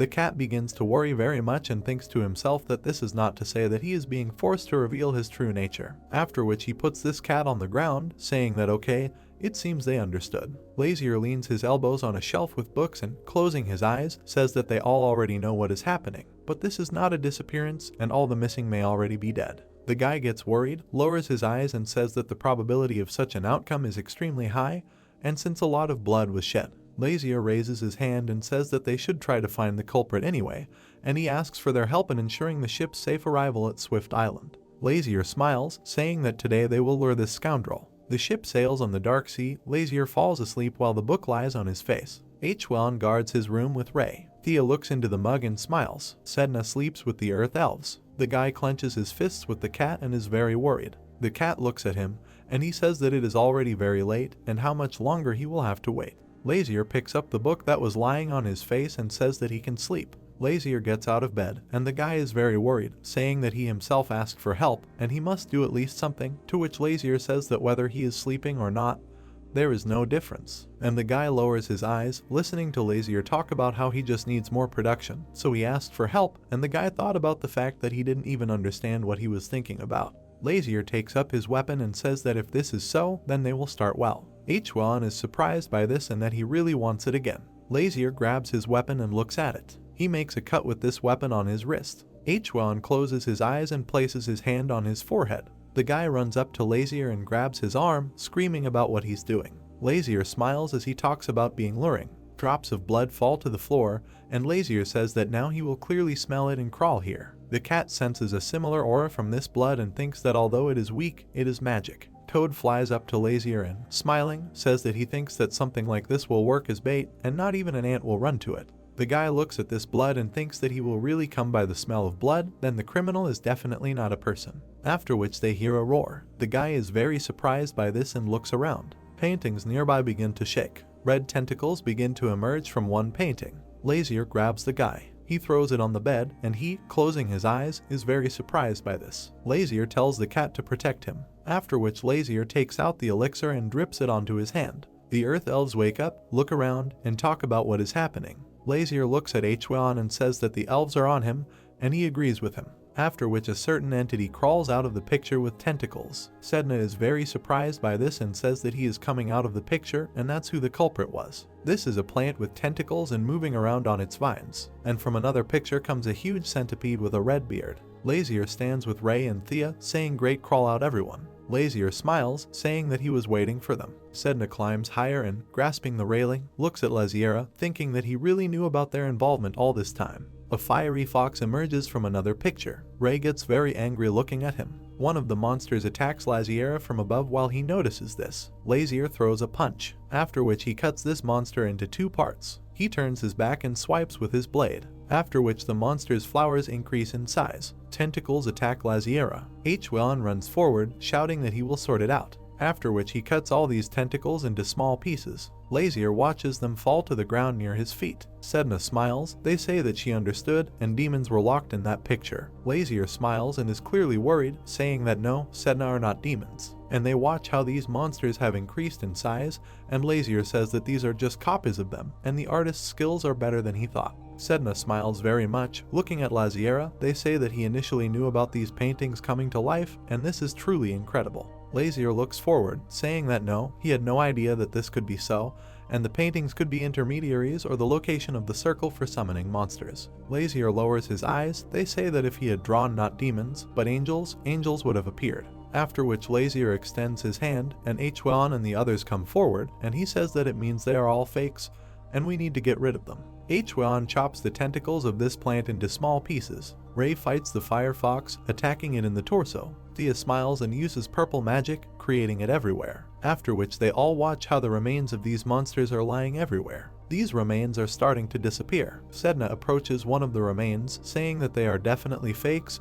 and very weak ones at that. Lazier lowered his head and with a serious face thinks that maybe the Heavenly King who appeared on the island is also a fake. Lazier lowers his eyes. They say that he asks for forgiveness, and the cat tore all the pictures, and one of the workers waves his hands. While Lazier says that she is a hooligan, this worker says that there is nothing to worry about, these terrible pictures only cause problems. The worker smiles, closing his eyes, while Lazier talks about how, Nevertheless, they were loaded onto the ship, and shouldn't they be compensated for the damage, to which he replies that no, and he doesn't have to worry. The worker looks at the paintings, all with cuts, and says that because of their friendship they had to accept them, but these paintings are useless. He lowers his head while Lazier smiles, saying that the problem is that the missing person has not yet been found, and they have not found either the criminal or the corpses and do not know what to do next if there are more victims. And while the employee is confused, Lazier tells him not to worry, now everything will be fine. And they both look in the other direction while the worker says that the island is already visible, and please get off the ship for a while and look around.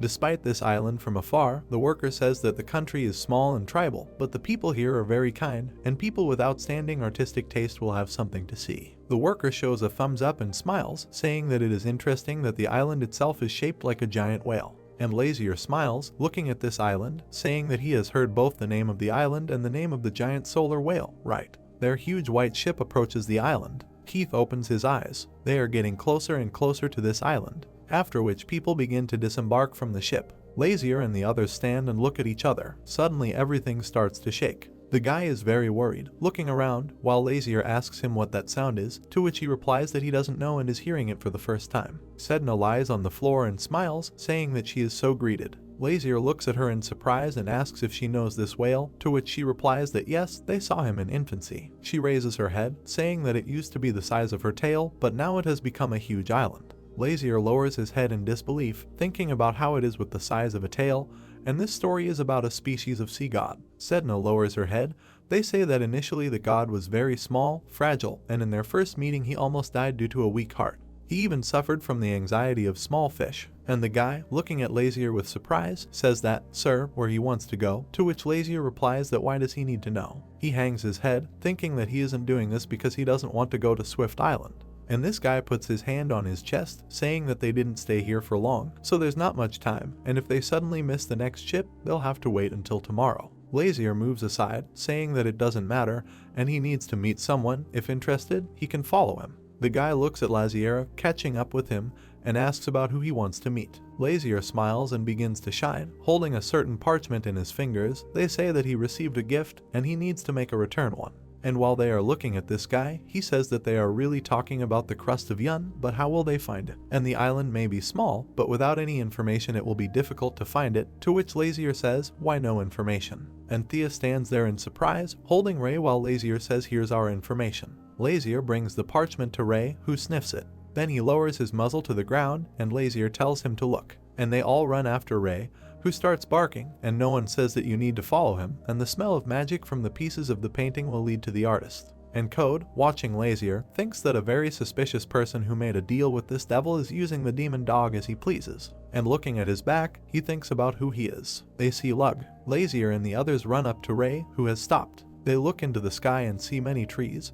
They say that a newborn has one desire, and that is to meet the night. Lazier looks forward, hearing that the sun loves at night, the night loves the moon, and the moon loves the day, and the day loves the sun. And they watch as the man draws in the picture and talks about how they chase each other and catch and absorb, but never let go, and it will always be so. After which this artist notices Ray standing nearby. This artist comes up to him and asks him that this is a homeless puppy, and if something has happened to him, and if he is hungry. Ray gets very angry looking at the artist. The artist extends his hand to this dog, saying that he has really lost his owner. Ray bites this artist's hand. Lazier, watching from the side, says that he bit him because he has an owner and does not need to be touched. Lazier is all out of breath and, trying to catch his breath, says that he lives too high, and he left his native earthly world and became a sage. And why did he get here, and he cannot be found? The artist smiles and says that it's you. He is dressed in a crow mask and a huge cloak, smiling and spreading his arms, saying that he should pass, and he knows that he will not be able to hide for long. Lazier holds out a piece of the painting and says that the author of this painting is you. The artist smiles, holding up his finger,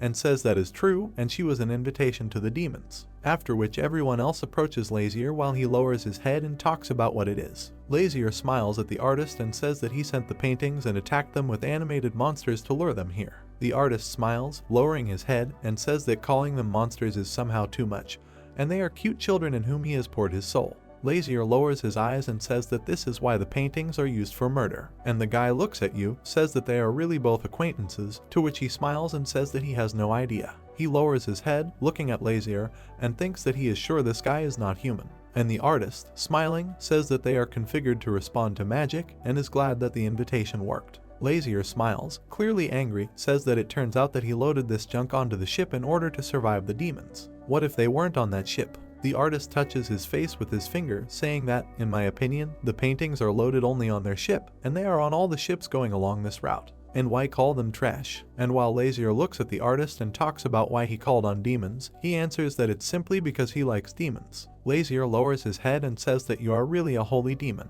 The artist raises his head along with his finger and says what a holy demon. And anyway, who are these relatives of demons? And while the artist smiles, Lazier is perplexed, thinking that he really doesn't know and is too cunning and could not understand his thoughts. Lazier thinks that if he is a holy demon and there is no need for him to pretend to be a human. And in general, if we exclude the factor of suspicion, it is impossible to distinguish him from a person. The artist smiles, looking down, and says that he is suspicious because he, like him, painted the realm of demons. He remembers how he is near 2 moons and, smiling, looks up, says that he has always dreamed of them, and the sky, where the money of the night and the sea, painted in red light, merge. There are also various demons there. Lazier says with surprise that it is really something like this that the kingdom of demons see in their dreams, and whether he has been having these dreams for a long time, to which the artist says that he does not know, and perhaps since birth. Sedna approaches Lazier, raising her head and saying that wow, maybe demons could be born human. The artist is very surprised by this. He lowers his head directly to Sedna, and she is surprised by this. He smiles looking at her and says she is beautiful. She doesn't understand what's going on until he grabs her by the paws, saying that this fox is clearly from the cold heavens, but her pink color seems very warm to her, which means that this color is obtained when angels touch demonic magic. And she, in bewilderment, tries to remove her paws, while the artist continues to say that this is incredible, and he looks like an angel, thoroughly imbued with demonic energy, and this is nobility itself, a direct harmony of light and darkness, after which he lets go of her paws, and Sedna hides behind Lazier while the artist shouts why she left. His eyes sparkle with stars, and she is clearly scared of this, while he talks about whether he can draw her, and only one drawing, honestly, and Lazier kicks the artist. He puts his hands on his sides and tells him to take care of himself. Lazier lowers his head, thinking that just look how he found out that she was an angel, and the bell on her neck hides divine power, so it is impossible to recognize it. The artist places his hand on his hat and looks up, noticing the cat. He comes closer to the cat and shouts that it is a cat demon, and the artist begins to walk around the cat, saying that he sees this for the first time and is very surprised by this. And the cat gets very angry, saying that this is the first time he has seen a brat like him, and is he really not afraid of him? The artist smiles, looking at the cat, and says that if he is not afraid, then you can draw him, to which the cat does not agree. The artist is very sad, hanging his head. Lazier calls the artist to him. They say that he has ever painted angels, to which the artist looks at Lazier in surprise and says that no, only demons. Lazier turns his head, saying that he is great, and that means that the thing they found on the island may turn out to be real. He hangs his head and says that somehow he realized that Cork has a special talent and need not explain further. Lazier turns around while the artist with a smile tells him that there is something else that interests him and he can ask anything. He will answer, to which Lazier says that no, the holy demon has never painted angels, more from him do not need anything. Lazier turns to the artist with obvious dissatisfaction, saying that he just wasted his time and for now. The artist holds out his hand, telling him to stop, and doesn't he wonder why he sent invitations and called the demons here. The artist lowers his head, saying that all his life he dreamed of seeing demons live and drawing them. Lazier is angry. They say that damn man, did you really see the gene in me? To which the artist extends his hand to his heart and says that he wants to draw a real demon, not the one he saw in his dream, and he asks to be allowed to draw just one drawing.